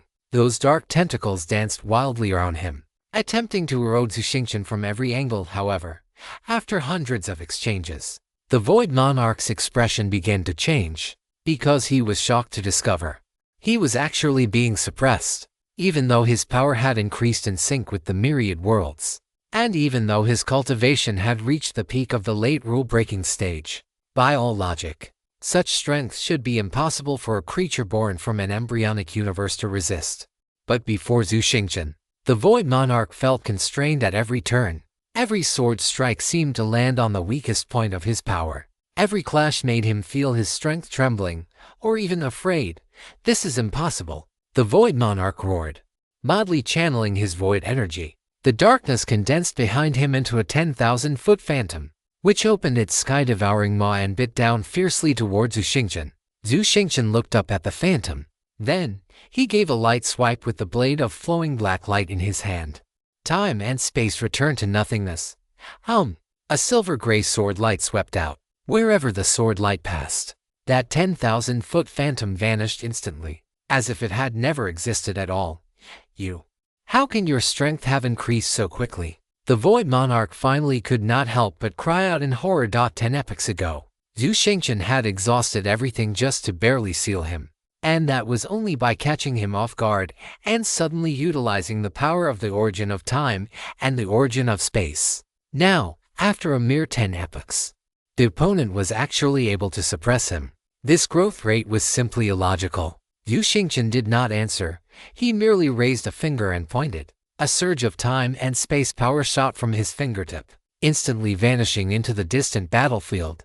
There, a mid-stage rule-breaking void beast was attacking the Myriad Worlds Alliance madly. The beast's strength far exceeded its peers. and 3 alliance powerhouses had already fallen under its claws. However, the moment it prepared to continue its slaughter, its massive body suddenly froze. Time stagnated for a fleeting moment around it. That was the moment. Over a dozen attacks from the allied forces struck it simultaneously. Among them was the full-force strike of Aoshin. Boom! That mid-stage rule realm void behemoth, ravaged by the power of space, perished on the spot. Bastard! The Void Monarch was furious. How could Zhu Xingchen still have the spare energy to support the battlefield while locked in combat with him? This was an insult to him. He launched a frenzied assault, attempting to force Zhu Xingchen to focus entirely on him. But no matter how wild his attacks became, Zhu Xingchen remained composed and at ease. Streams of space-time energy continuously shot forth from his hands, precisely supporting every corner of the battlefield. With every instance of support, another void creature fell. With every instance of support, the scales of the battle were tipped. Not only that, but figures flickering between reality and illusion began to emerge around Zhu Xingchen. Secret technique space-time clones. In an instant, over a dozen of Zhu Xingchen's space-time clones appeared all over the battlefield. The most terrifying part was that the combat power of each clone was identical to the original. Even the black blade of flowing light held in their hands and the pure white armor they wore radiated the powerful fluctuations of high-level rule-grade treasures. What kind of secret technique is this? The Void Monarch's eyes widened. Although he had seen Zhu Xingchen use space-time clones with his own eyes 10,000 years ago, he had been separated by the space-time seal back then, so the sensation hadn't been clear. Now, feeling for himself that these clones were truly as powerful as the original, the Void Monarch found it hard to believe. The power of the origin of time and the origin of space was simply to heaven-defying. These space-time clones were, in reality, Zhu Xingchen in different states of time and space. To be precise, they were not actually clones at all, they were all the original. Although they could not exist for long, it was enough to change the course of the battle. To the Void Army, Zhu Xingchen's space-time clones were a complete dimensional strike. With the addition of these clones, the allied forces of the myriad worlds, who were already gaining the upper hand, saw their offensive become even more ferocious. The Void Army began to retreat steadily in an instant. Zhu Xingchen, an existence that had transcended the limits of the myriad worlds, had completely tilted the scales of victory in this war. Good. Baozi killed a void creature with a single sword strike and laughed heartily. Brothers, kill, drive these void scumbags back to their home. Let's charge into the void together and let them taste what it's like to be invaded. Huijian's sword light was like a rainbow, relying on the terrifying power of his sword path. He fought a mid-stage rule realm void creature to a standstill.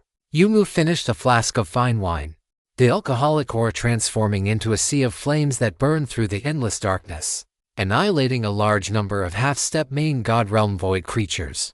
As Liu Xiao waved her staff, divine light instantly pierced through 3 early-stage rule realm void creatures.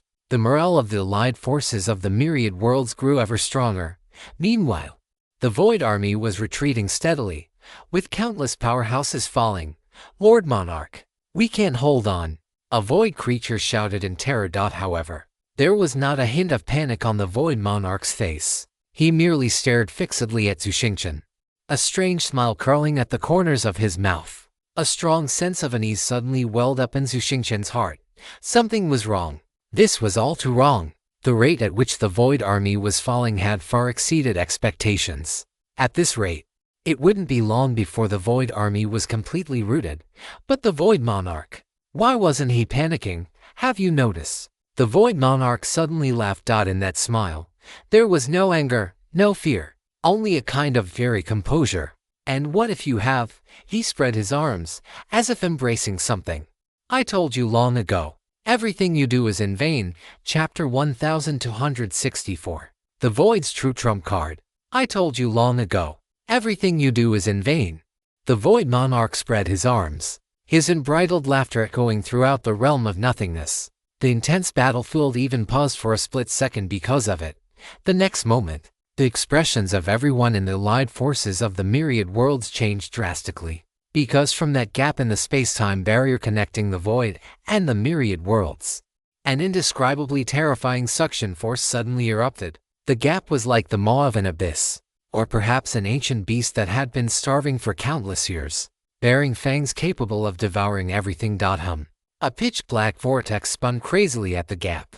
The suction so strong that even the light of the rules was twisted, torn, and swallowed. All the void creatures that had just fallen, whether they were early-stage rule realm powerhouses or half-step main god realm existences, their corpses turned into streams of pitch-black energy in an instant. Like 100 rivers returning to the sea, these energies were pulled by the massive suction force, surging madly into the gap. This, Baozi's heavy sword froze in midair, staring at the scene before him in disbelief. Huijian's brows were tightly locked, and his Zhuiying sword emitted an uneasy hum. Although he had fought against the void in the past, this scene was something he had never seen before. So, this was the Void Monarch's true trump card. The hearts of all the powerhouses in the allied forces of the myriad worlds sank to the bottom at this moment, because they all understood what this meant. The energy of the void creatures after they perished would be recycled by the void, which meant that no matter how many void creatures they killed, the total power of the void would not decrease by even a fraction. And even more terrifying was, those void energies surging into the gap did not dissipate, nor did they wait to recondense. They were all being swallowed by the Void Monarch. Ha ha ha ha. The Void Monarch laughed wildly, spreading his arms and indulging in the massive amount of void energy pouring in from the gap.